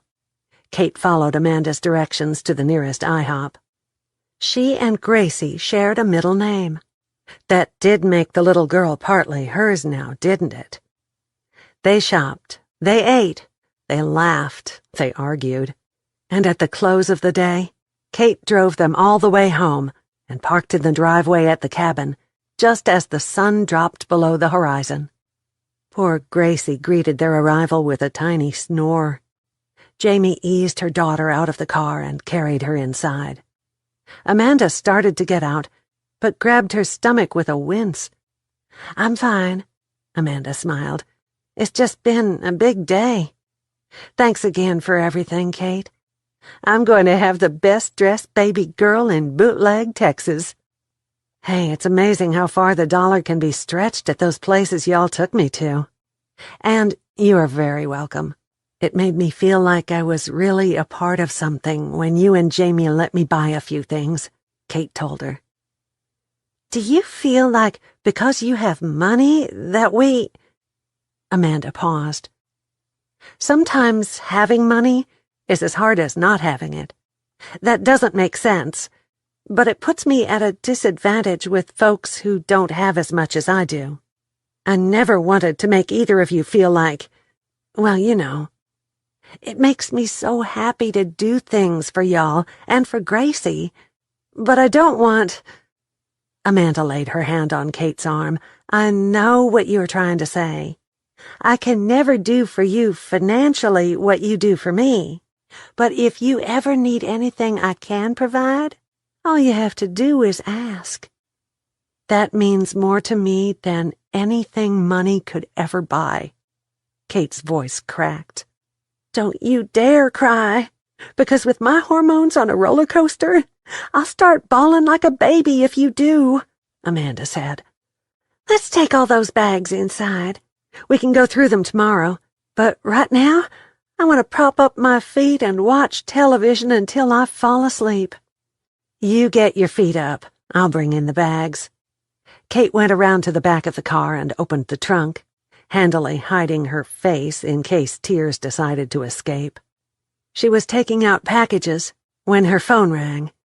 Her mother's picture came up on the screen. She backed up against the vehicle, kicked off her high heels, and wiggled her feet in the grass as she answered.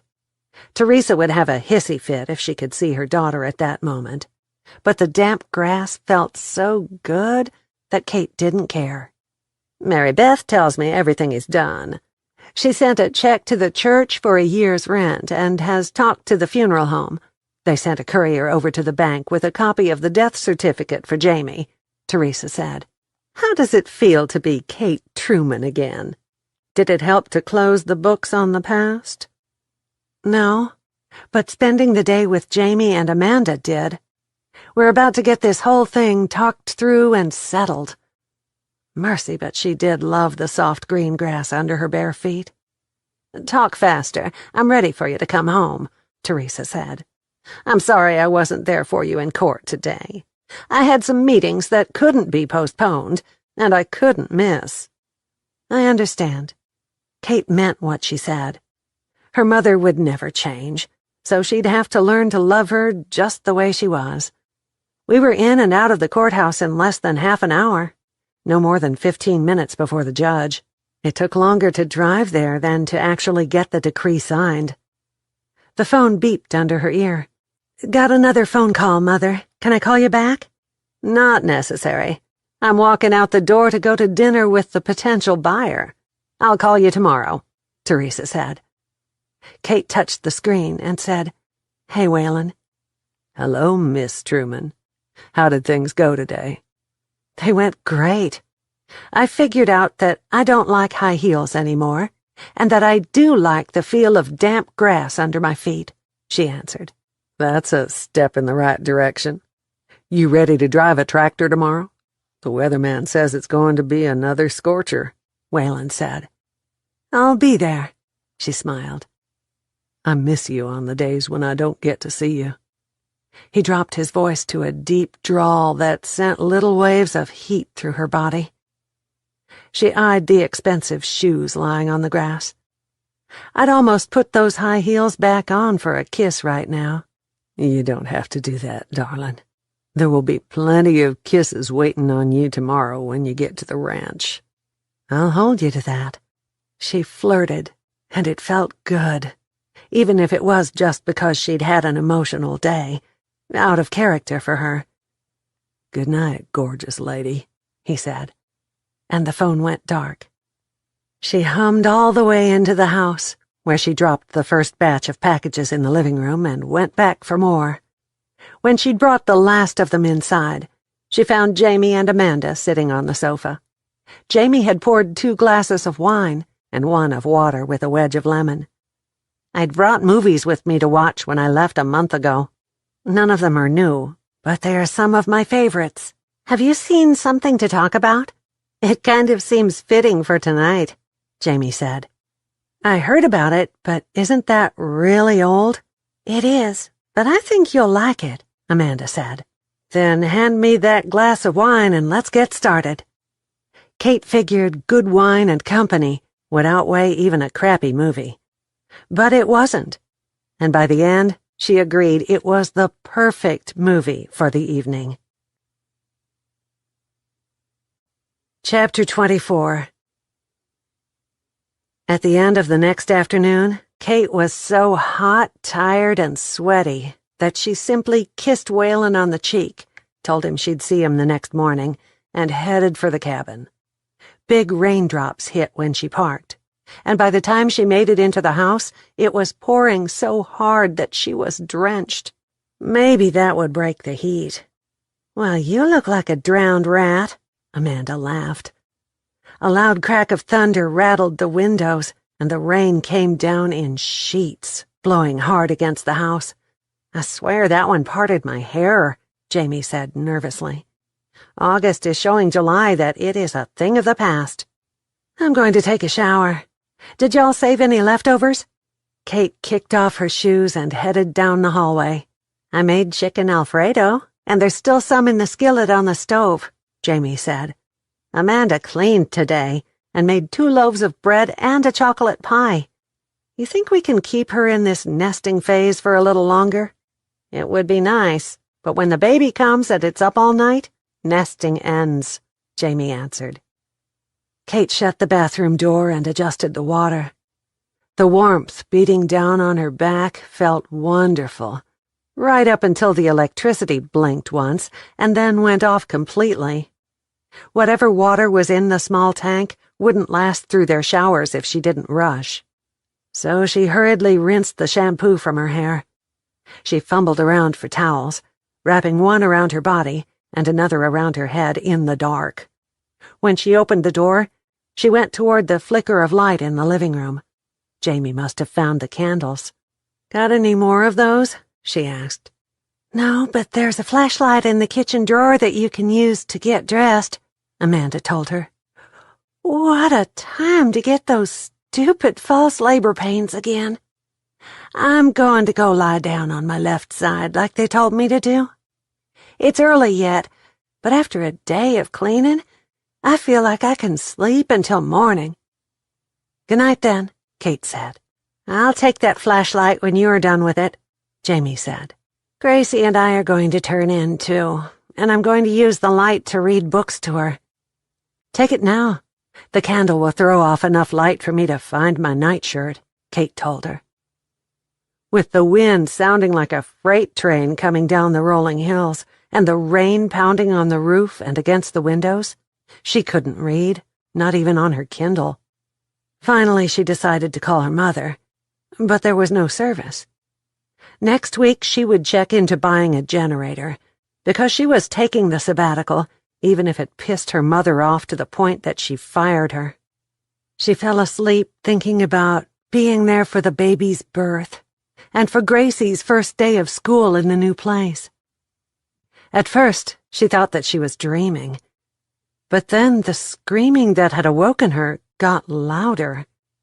She sat up in bed so fast that her head spun in the semi-darkness. Then she recognized Amanda's voice yelling out her name. She stumbled across the hallway to find Amanda sitting up in bed and panting. This is the real thing. My water just broke. Call an ambulance. I don't want to try to go to Wichita Falls. Just call the one from Seymour. No phone service, Kate said. What's happening over here? Oh, my God, Jamie asked.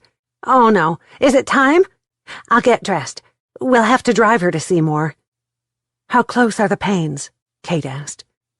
Another one, right now. Maybe a minute, Amanda said. We'd better hurry, Kate. You drive. In a pinch, I can deliver the baby on the way. Jamie raced across the hall, throwing off her night clothes on the way. Kate was so nervous that she headed out the door in her nightshirt and bare feet and had to run back inside to hurriedly dress in jeans and a t-shirt and slip on a pair of sandals. You ever delivered a baby before? Jamie appeared out of her bedroom, fully dressed, with Gracie in her arms. One time I helped Mama Rita when her neighbor's daughter went into labor like this. I mostly just watched, but I could do it if I had to. My van or your car? Your van, it's bigger, Kate said. Jamie threw a blanket over Gracie and headed outside in the wind and rain. I'll get her situated and then come back and help with Amanda.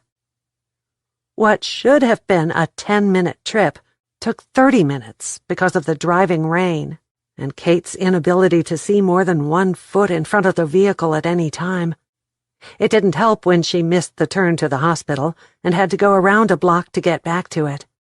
I need to push, Amanda screamed as Kate pulled up beside the emergency room doors. Kate turned off the engine and slung the door open in one motion before she headed toward the big doors in a run. Hold on, Amanda. I'll bring help. The lady behind the desk covered a yawn with her hand. Fill out the form and I'll need your insurance cards, and I don't have time for that. My friend is in the car and starting to push. Her baby is coming right now, and we need help, Kate yelled. Okay, settle down. The woman picked up the phone and pushed a button. I need a wheelchair and a nurse right now. An older lady pushing a wheelchair arrived in less than 2 minutes, but it seemed like an eternity to Kate, who paced the floor the whole time. She shot a knowing smile toward Kate, one that said babies took a lot of time, so don't get your panties in a twist. When she returned with a sweat-covered, screaming Amanda, she was doing double time and hollering at the check-in woman to tell the on-call doctor to hurry. I want Kate and Jamie to go with me. I can't do this by myself, Amanda squealed.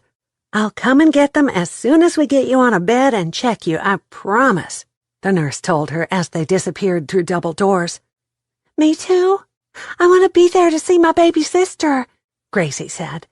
After the baby is born, you can see it all you want, Jamie said. When they call for us, I'll stay with Gracie and you go. We'll take 15-minute turnarounds, Kate nodded. That way, Gracie can stay updated all the time. Look at us.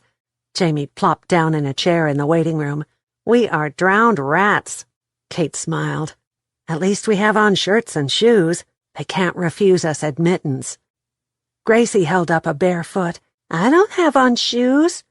But you are under 12 years old, so the rules don't apply, Kate said. The doors opened, and the nurse that had taken Amanda away stepped out. She's going straight to delivery. The baby is crowning, and the doctor is on the way. She's yelling for Jamie? Jamie stood up and tucked her wet hair behind her ears. That would be me. Then you need to come with me. Kate looked up at the big digital clock hanging on the wall. In 15 minutes, it would be 2:30, and then it would be her turn to go help with Amanda. Cold sweat popped out on her forehead, and her hands went clammy. She had no idea what to do. Jamie had had a child, so she had some inkling of what happened in the delivery room.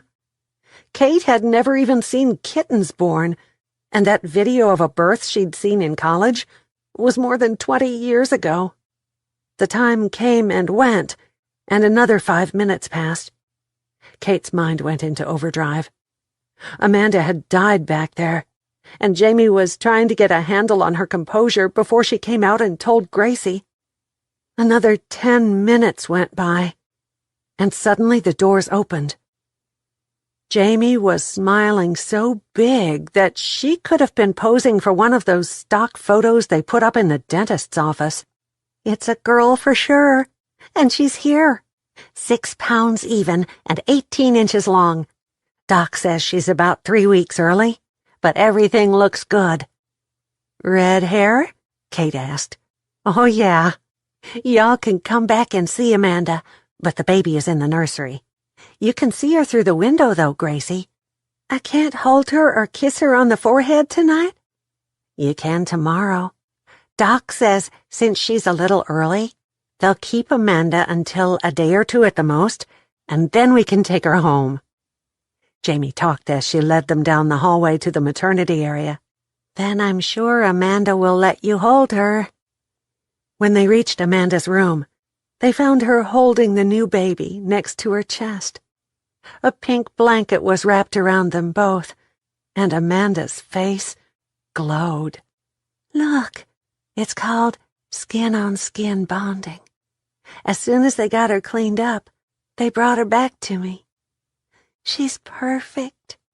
I counted all her fingers and toes. Come on over here, Gracie, and look at your little sister.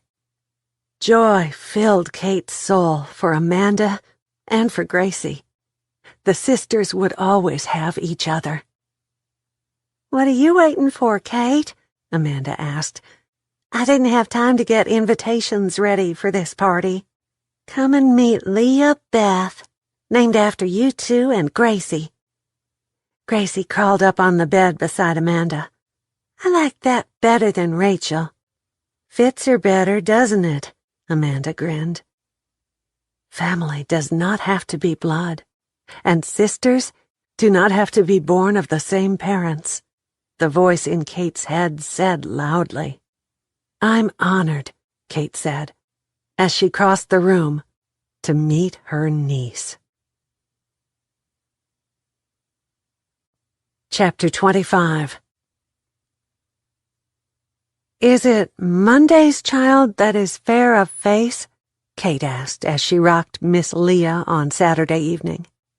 Jamie, how does the rest of that thing go? I don't remember, but I do know that a child born on the Sabbath is fair and wise and good in every way, because Mama Rita told me that when Gracie was born on Sunday. Jamie yelled from the kitchen. Well, this baby was born on Thursday, Kate said. Thursday's child has far to go, Amanda said from the sofa. I looked it up already. What does that mean? Gracie was busy coloring a new picture for the baby, not far from Kate. It means she will be beautiful and make lots of friends, Kate answered. And that means that she is going to be like her older sister. Wow. Even though she has red hair and I've got black, we're going to be alike? Gracie asked. Oh, yes, you are, Jamie said. And now supper is ready, so go wash your hands. Roast and potatoes? Gracie asked. You got it, kiddo, but only after you wash up. Jamie pointed to the bathroom. Amanda got up from the sofa where she'd been resting. I'll take her so you can go eat. You go first and let me hold her a while longer. I had a mid-afternoon snack, so I can wait a while. Kate smiled. Amanda eased up off the sofa. I'm glad she didn't weigh 9 pounds. I wouldn't be able to walk for a month. And I'm very happy they didn't make me stay in the hospital another day. Whatever they brought on the supper tray wouldn't be as good as Jamie's pot roast and hot biscuits. Kate started humming when the baby whimpered, and she quieted right down. She likes music. I listened to it a lot when I was carrying her, Amanda said. Aunt Ellie said it was good for a baby. Listening to the chatter at the supper table, Kate realized that she did not want to leave Bootleg. She didn't want this baby, or Gracie either, to grow up and only know her as the aunt who came on holidays or sent money in a Christmas card. She wanted to be a part of their lives, to go to church with them and be there when they went out on their first dates.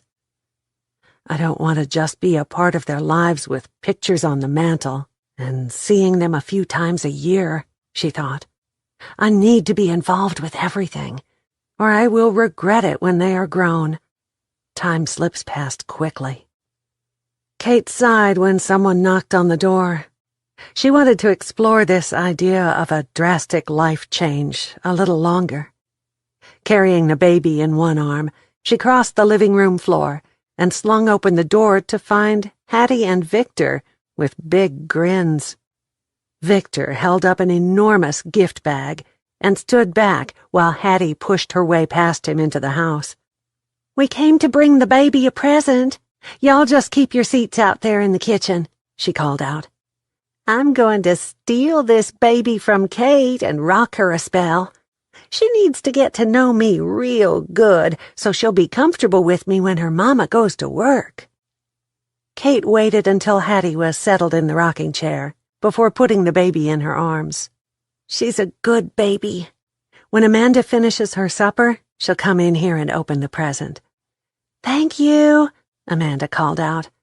I hope I'm not being rude, but I am going to eat first and open later. This is too good to let it get cold. I understand. Take your time, Hattie said. I'm good right here. She's a beauty with this mop of red hair. You think it will stay that color, or I'll fall out and grow in dark like Gracie's? She'll be a redhead, mark my words. Hattie began to hum a lullaby. This is what I've missed about having my grandkids live so far away. I can't just pop in and see them for a little while and then go home. Kate touched Victor on the arm. Come on in the kitchen and have a glass of tea or some pot roast if you haven't eaten. I'm not sure I can get away from staring at this little princess, he said. You look pretty good with her in your arms. It felt good, but there's no use wishing for miracles, Kate said. He followed her into the kitchen. I've eaten, but I might have one of those biscuits with some honey. Sit down and help yourself, Jamie said. There's plenty of everything if you change your mind. And Kate is a natural when it comes to babies. Most people in her position wouldn't be that comfortable with one. In my position? Kate put a thick chunk of roast on her plate and covered it with gravy. What does that mean? That you haven't been around kids, Amanda answered for Jamie. And that you are a career woman, not a mothering type. But I gotta say, if any woman could have it both ways, I believe you would be able to do it. Do what? Waylon poked his head in the door after a brief knock. Be a mother and run a business both, Amanda said. Come on in and see Leah Beth. Waylon removed his hat and laid it on the coffee table. In my opinion, Kate could run a ranch plus an oil company and a house full of kids all at the same time.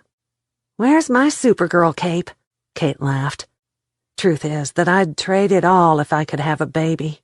There's other ways to get one than birthing her, Amanda said. There's adoption. Kate shook her head. That's a possibility, I guess.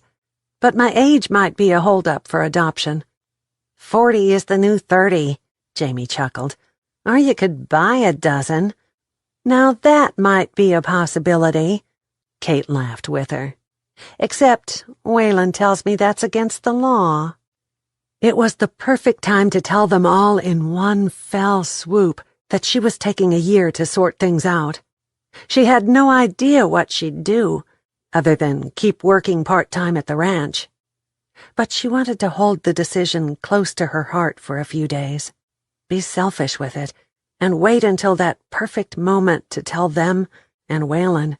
Tonight was all about Amanda and the new baby, and she didn't want to steal their thunder. Waylon held out his arms toward Hattie. It's my turn to do some rockin'. I'm an old woman, she protested. He wiggled his fingers. I bet Victor hasn't even gotten to hold her yet, has he? No, I have not, Victor called out from the kitchen. But you go on. I can take her away from you easier than I can get her away from Hattie. Oh, all right. Hattie handed the baby to him. You could have had a dozen of 'em if you hadn't been so busy chasing bad guys. Can't do a recall on that decision. Besides, you met my ex-wives. Which one would you pick to be a mother? Waylon asked. Hattie shook her finger at him. Neither one. They were both too self-centered to ever have children. And there you have it. Waylon sat down and stretched his long legs out in front of him. Here, you can come and sit beside me, Gracie. Hattie patted the sofa. Tell me what you think of your new sister. Gracie snuggled up next to Hattie. I thought she'd be big enough to play Barbies with me when she got here, but Amanda says that first she has to learn to crawl, and then walk and talk, and that all takes time. I guess I like her, but about all she did all day long when we got her home from the hospital was eat and sleep. You did that when you were a baby, too, Hattie said. Mama told me that. It don't sound very exciting, does it? Kate listened to them with one ear, but she couldn't take her eyes off Waylon. There was something extremely sexy about a big, muscular man with a tiny newborn in his arms.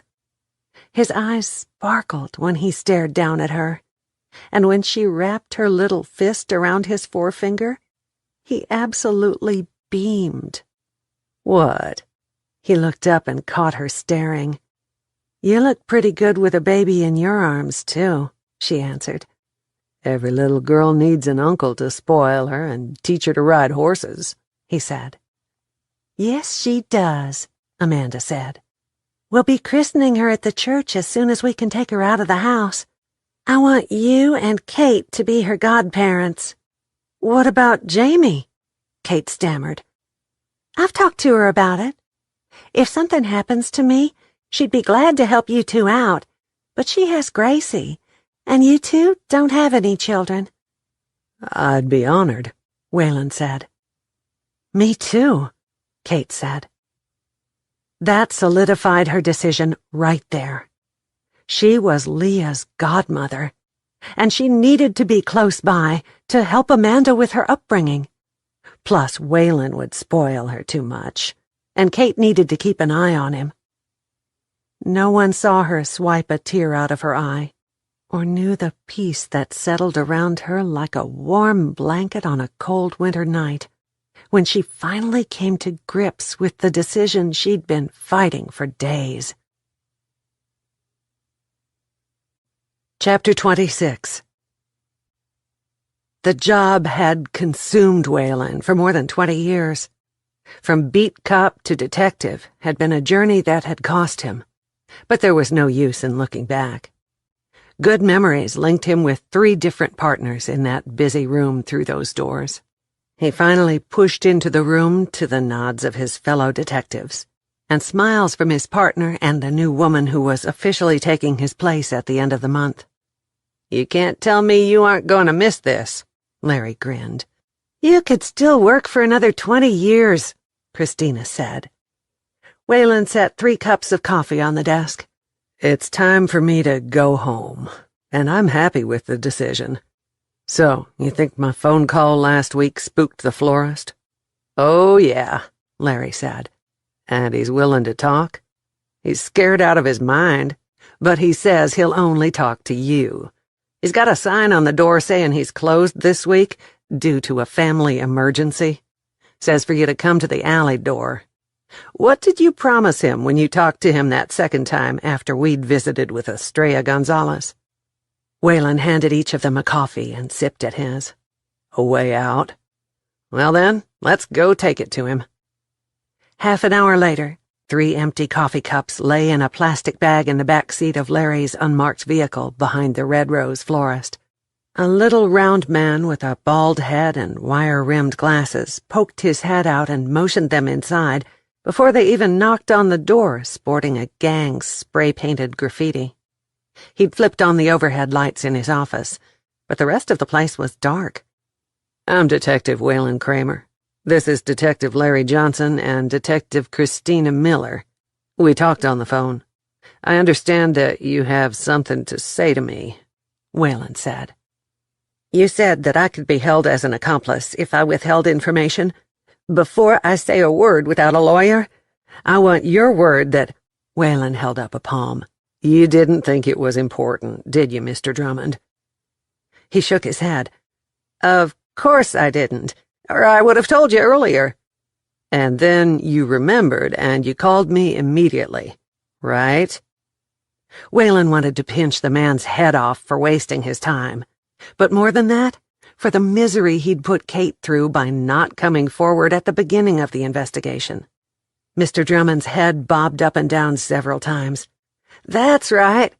You see, Conrad was a very good customer, but the past few months, I got nosy and saw that he was signing the card with a different name.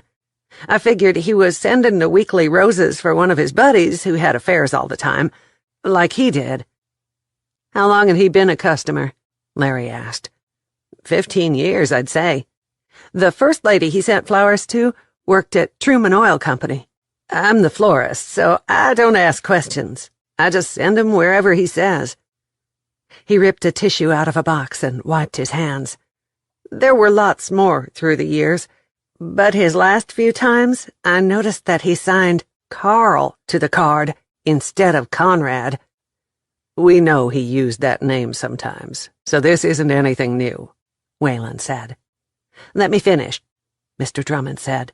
"So after a few weeks, my protector," he made air quotes around the last word, "came into the store and wanted to know all about Carl, the man in the picture that they showed me." "We asked you about gangs weeks ago," Larry said. "Didn't you hear me?" Mr. Drummond's beady little eyes bugged out. "Protector. Protection money. Murder in my shop. They shoot people for less than talking to the cops. I've been scared they'd kill me for even letting you know about Estrella." "Go on," Waylon said. "Stickler. That's the name of the gang leader. Asked me if that was Carl in the picture with his sister. I told him no, that was Conrad." "And?" Waylon asked. "That's when I recognized the woman. It was Katrina Gonzalez, the young bathing suit model that you see on the billboards around town," he answered. "Go on," Larry said. "Katrina is Estrella and Stickler's baby sister. She's not in the gang business, and they protect her like a mama bear with a new cub. My bet is that they checked into Conrad Steele and Carl Swanson, found out they were the same man, and you can do the math on the rest. They found out about his 3 wives and his other life," Christina said, "and the dozens of other women he'd sent flowers when they came back and made me pull out my files." Mr. Drummond nodded again. They've been back in a couple of times a week since that day, and my protection money doubled. I don't need a blueprint to show me that they will figure out that I told you about Estrella. And when they do, I'm as dead as Conrad." "So you want to go into Witsack?"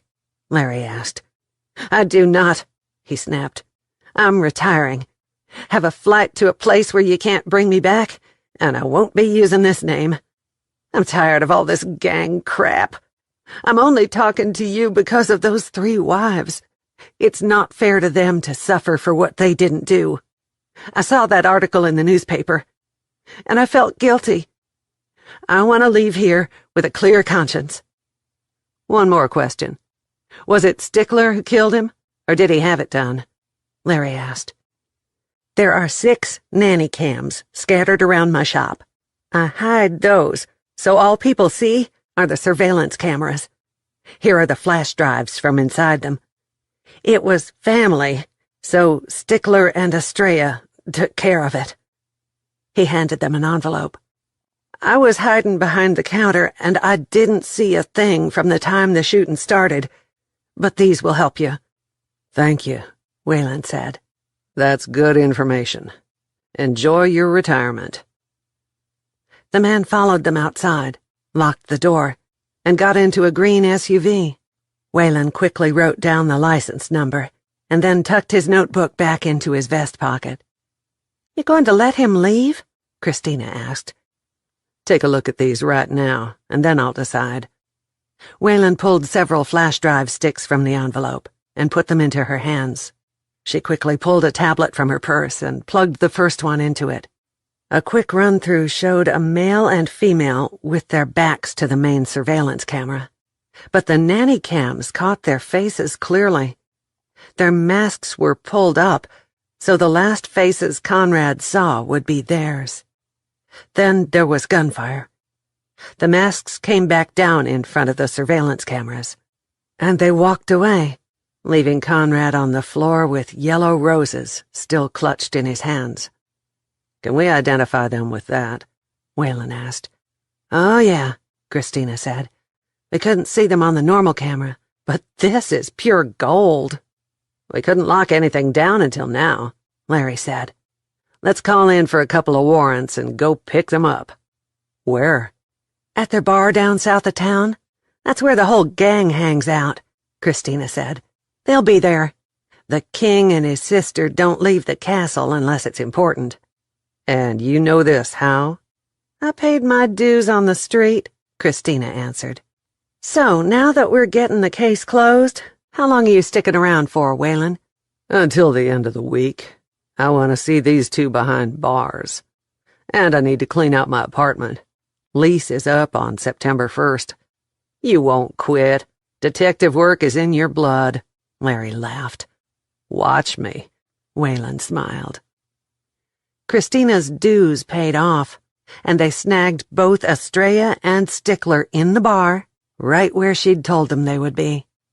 They lawyered up before they were even in the interrogation room, but it was over. Kate's name was cleared, as were Amanda's and Jamie's. He called from his apartment that evening, and she answered on the 4th ring. "Sorry, I was rocking the baby. What have you found out?" "It's over," he said simply. Kate hit the button to put the phone on speaker and sat down on the sofa with the baby in her arms. "Are you serious? For real? It's over?" "Probably be on the front page of the Metro papers in the morning." He went on to tell her about Katrina Gonzalez. Conrad's lifestyle caught up with him. He saw a money deal. The gang saw a con man. She'd expected a great surge of adrenaline to shoot through her veins when she finally heard the news, or maybe a few emotional tears, but nothing happened, except that the baby burped up milk on her shoulder. "Are you sure?" Kate asked. "They are behind bars, and they confessed?" "No confession, but the lawyer is already begging for a deal. Seems they have some information about a drug cartel that the feds have been after for years." "Will they go free?" "Oh, no. But they might get the death penalty off the table, or their sentences reduced by a few years. Estrella is a cocky little witch. She'll run the whole Gonzalez business from behind bars. Aren't you happy? Yes, Waylon, but I'm in shock that it's over. Thank you seems like so little. Just doing my job, he said. I thought I'd be home on Friday, but I need to stay over until the middle of next week to get everything finalized. You'll be home a week from Sunday for the christening, won't you? They're having a baby shower along with the potluck. As godparents, we will need to be there, she said. This isn't a dream, is it? No, it's real, and you are free to do whatever you want. He chuckled. I'll call you tomorrow, and every day I'm gone. I'll miss you, she said. I'm glad. Good night, darling. He'd said home, not back in Bootleg or Maybelle or at the ranch. Waylon was coming home for good, and she'd made up her mind to live in Bootleg. Things were sure enough looking up. With a towel around her red hair and wearing a white terry robe, Amanda padded out of the bathroom. That felt so good. And thank you for watching her, so I didn't have to hurry. Sit down, Kate said as she pulled a tissue from the box on the end table and wiped away the baby's spit up. Why? Amanda stopped in her tracks. Because I'm going to deliver good news, and you can't dance around like a wild woman when I do. Amanda eased into the rocking chair. It's over. They caught Conrad's killers. Kate told her the whole story. Katrina Gonzalez is that new swimsuit model, isn't she? Jamie came in through the deck doors with Gracie behind her. Can I take my Barbie dolls in the tub with me? Gracie asked. Go ahead and get her in the tub, and then I'll tell you, Kate said. Kate told the story again when Jamie returned. The last tabloid news I saw on Katrina was that she was sporting a gorgeous antique engagement ring, but it didn't show the ring. I wonder if he gave her the same ring he gave me, Jamie pondered. I can't believe that he was already engaged when we'd only been married 6 months, Amanda said. And to a gang member's sister. Was he losing it? He saw dollar signs, not bullets, Jamie said. Well, I hope she has better luck with that ring than I did. Maybe she'll hawk it and buy herself something nice with the money. This time it wasn't 7 years in between. Amanda dried her hair and tossed the towel onto the coffee table. Who knows how many times he was married and divorced between each of us, Kate said. So your ring went missing too, Jamie? Oh yeah, not long after we were married. And yours, Amanda? Kate asked. About 2 weeks, Amanda answered. I felt so bad about it, but Conrad was real sweet. He said that he should have had it sized down to fit my finger before then, so it was his fault. He even said he would replace it, but he hadn't gotten around to it. Jamie unfolded a lawn chair and sat down. How about you, Kate? It disappeared a couple of weeks after we got married. He said it had sentimental value because it was the ring that his father gave his mother. I felt horrible that I'd lost it, until a couple of years later when he told me that he'd taken it back because I wouldn't give him a divorce. Jamie raised her hand. I'd be willing to bet we all had Iris's ring from her first husband, and that his new fiancé got the same ring. That son of a bitch, Amanda growled. I'd take my wedding band off and throw it in the lake if I was wearing it. I had to remove it when pregnancy made my hands swell. I'll get rid of the thing when I bring the rest of my stuff to Bootleg. Home, that reminds me, Kate said. The murder is solved. We are all free. I like that, Amanda said. But I'm kind of glad that this has all happened. I came looking for closure, and I got that. But I also found myself. I like this town and these people, and I'm glad that we don't have a stink on us. Do you guys feel like it's not as big a deal as it was a month ago? Kate glanced at Jamie. Jamie pushed up out of the chair. Yes, same story again, but different reasons. I like the future I see here. Let's have a glass of wine to celebrate. You haven't put your 2 cents in yet, Kate. Are you staying or going? Staying, Kate said. I've got some things I need to work through that have nothing to do with Conrad. Right now, he's probably more history to me than he is to y'all. Yes, Amanda and Jamie said at the same time. Kate had gone to bed with damp hair the night before, and now it was sticking up and out in so many directions she could have modeled for a punk rock band. She ran a brush through her hair, drew it up in a ponytail, and got dressed. When she looked into the mirror again, the same Kate stared back at her, but this one was far different than the one who'd left Fort Worth more than a month ago. That corporate lady would never have been caught in denim shorts and a neon green t-shirt with a picture of a multicolored unicorn on the front. Gracie had picked it out when they'd gone shopping after the court date, and wearing it made Kate smile every single time. She padded to the kitchen in her bare feet and poured a cup of coffee, picked up a leftover breakfast burrito from the stove, and carried both out to the deck. Wednesday morning, 5 minutes till 8:30. She'd made an appointment with her mother's assistant for a 15-minute block of time to talk to Teresa. At 15 seconds before the time, Kate dialed the number. Her mother picked up at exactly 8:30. Okay, Kate, your vacation time is over on Friday. Your name has been cleared. You don't have any common sense when it comes to men, and that will hurt your business a little, but it won't ruin you if you go forward with determination to show your worth. It's time to come home. Where is home? Kate asked. Is it where you hang your hat, or where you park your checkbook? Don't mess with me, Teresa warned. Okay, I'll shoot straight. Either I get a year off, without pay, of course, or my resignation will be faxed to you in 10 minutes, Kate said. You are serious? What are you going to do, drive a tractor for a living? Maybe. That does sound exciting. Kate pictured herself walking across a plowed field, hand in hand with Waylon.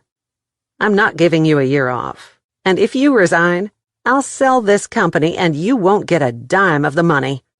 Teresa's icy tone left no room for argument. I've never been poor. It might be an interesting adventure. Kate could live for years on the interest from her own investments. She didn't bother to remind her mother that she owned 30% of the stock in Truman Oil. I mean it, Kate. I'm not backing down 1 inch.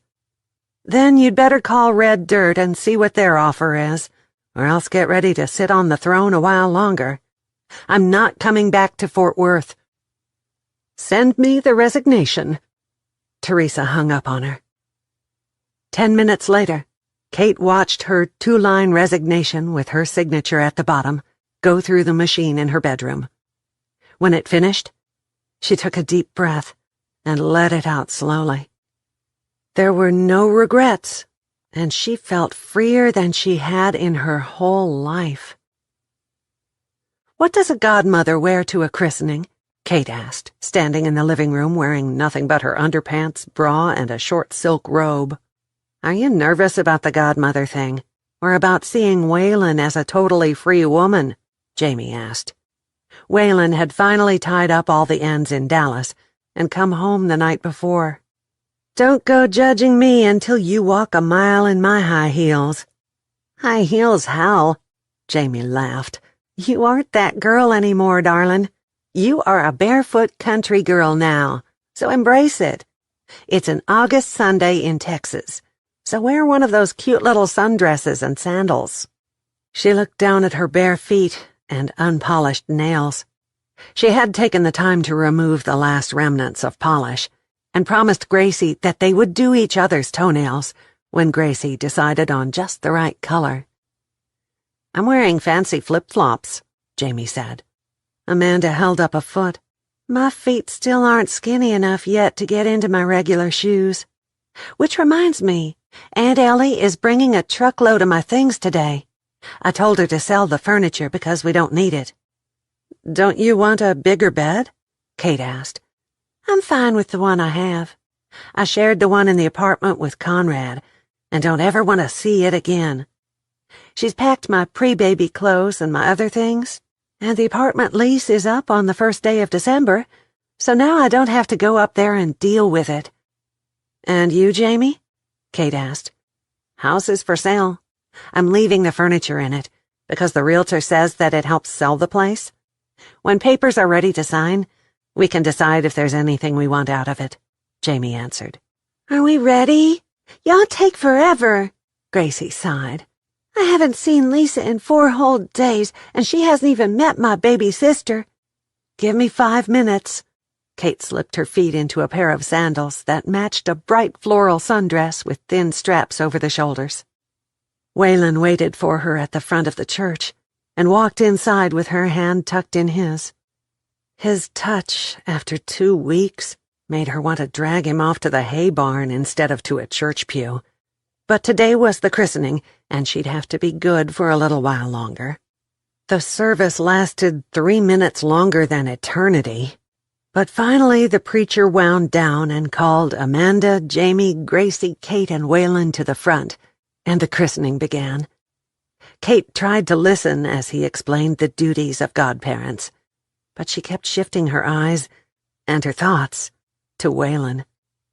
The wink he shot her let her know he was also having trouble paying attention. The ceremony ended, and as everyone in the church gathered around Amanda and the baby, Waylon maneuvered the other way and draped an arm around Kate's bare shoulders. His breath warmed her neck as he whispered, "You sure we can't sneak out of here?" "We are the godparents. We have to stay." "A drive afterward?" He kissed her earlobe. "Definitely," she nodded. She'd begun to think the party would never end and the congregation would never stop talking. But at 3 o'clock, Hattie pulled her to the side. "Why don't you and Waylon sneak out the back door? I can see he's getting antsy to talk to you in private, and I bet it's got more to do with you than that nasty murder business." Kate made her way around the crowd and tapped Waylon on the shoulder. "We've been given the green light to leave this party." "Well, hallelujah." He looped her arm in his and headed toward the door. "Let's go before the thing turns red and stops us." Luckily, everyone was either involved with the new baby or visiting about whatever gossip was new in town, because no one even tried to start up a conversation with either of them on the way out to the churchyard. The hot August sun burned brightly, and there wasn't even a hint of a breeze, but it didn't take the truck long to cool down once they were underway. "Where are we going?" Kate asked. "Anywhere you want to go," he answered. "To the lake, where I can put my toes in the water and then curl up in your arms under that willow tree." "A wonderful place." He grinned and made a turn to take them in that direction. He parked beside her car and held her hand all the way down to the dock. Waylon was one of those cowboys who knew how to hold hands with a woman to make her feel special. Not too tight, so that he was in control and she had no say-so over anything. Not so loose as to make her feel like he'd rather be anywhere else in the world other than beside her.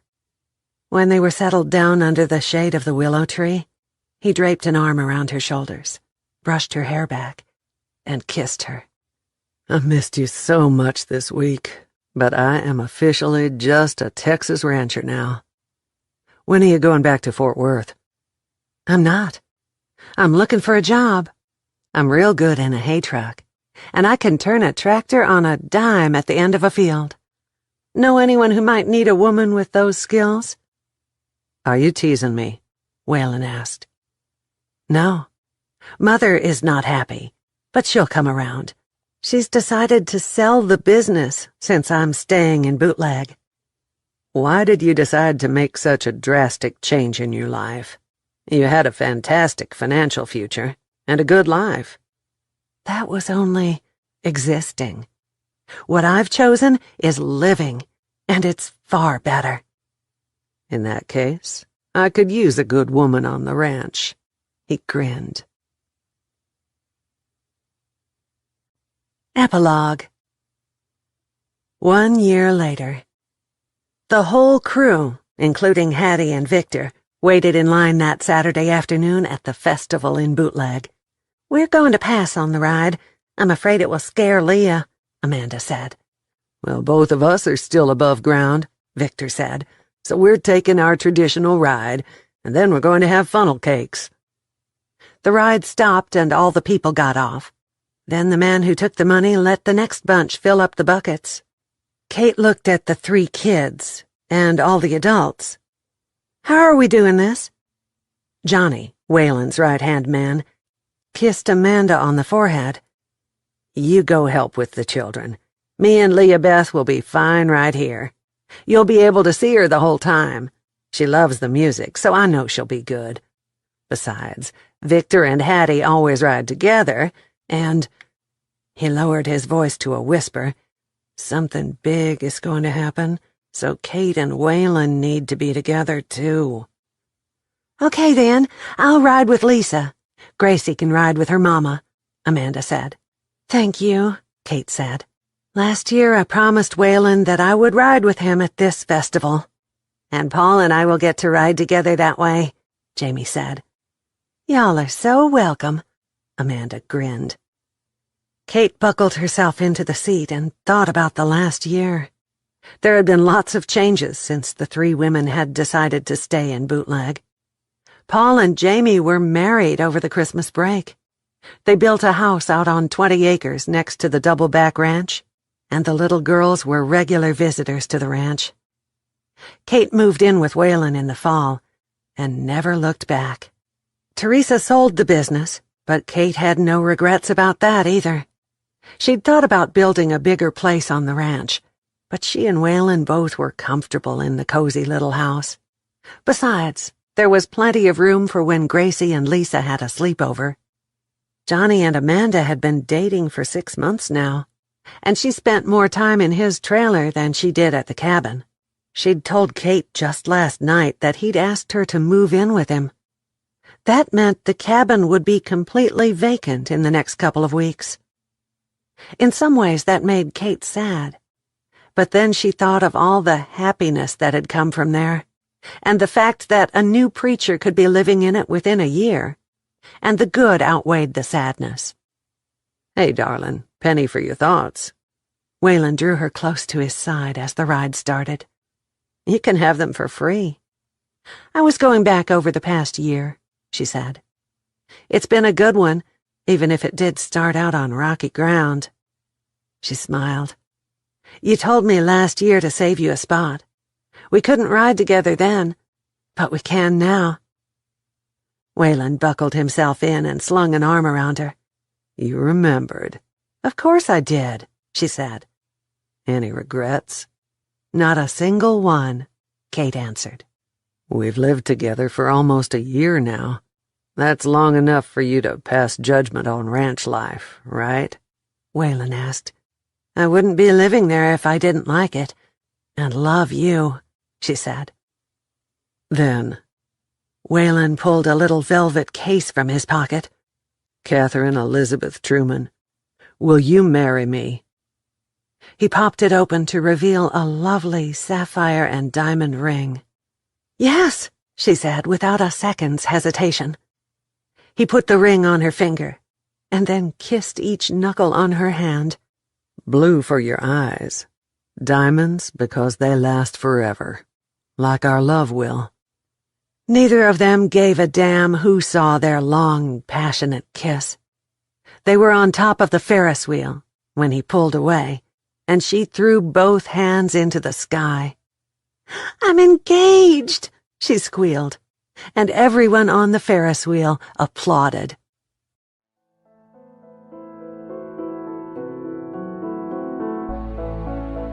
We hope you have enjoyed our presentation of The Barefoot Summer by Carolyn Brown, performed by Donna Postel. Performance copyright 2016 by Brilliance Audio, all rights reserved.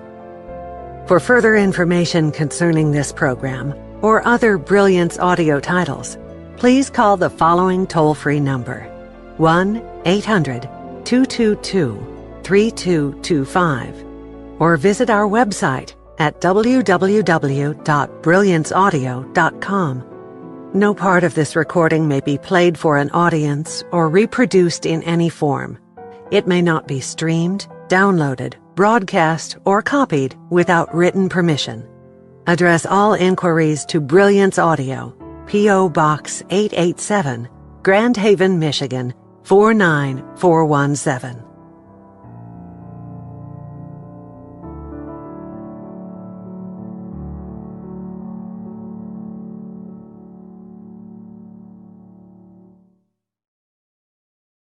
Audible hopes you have enjoyed this program.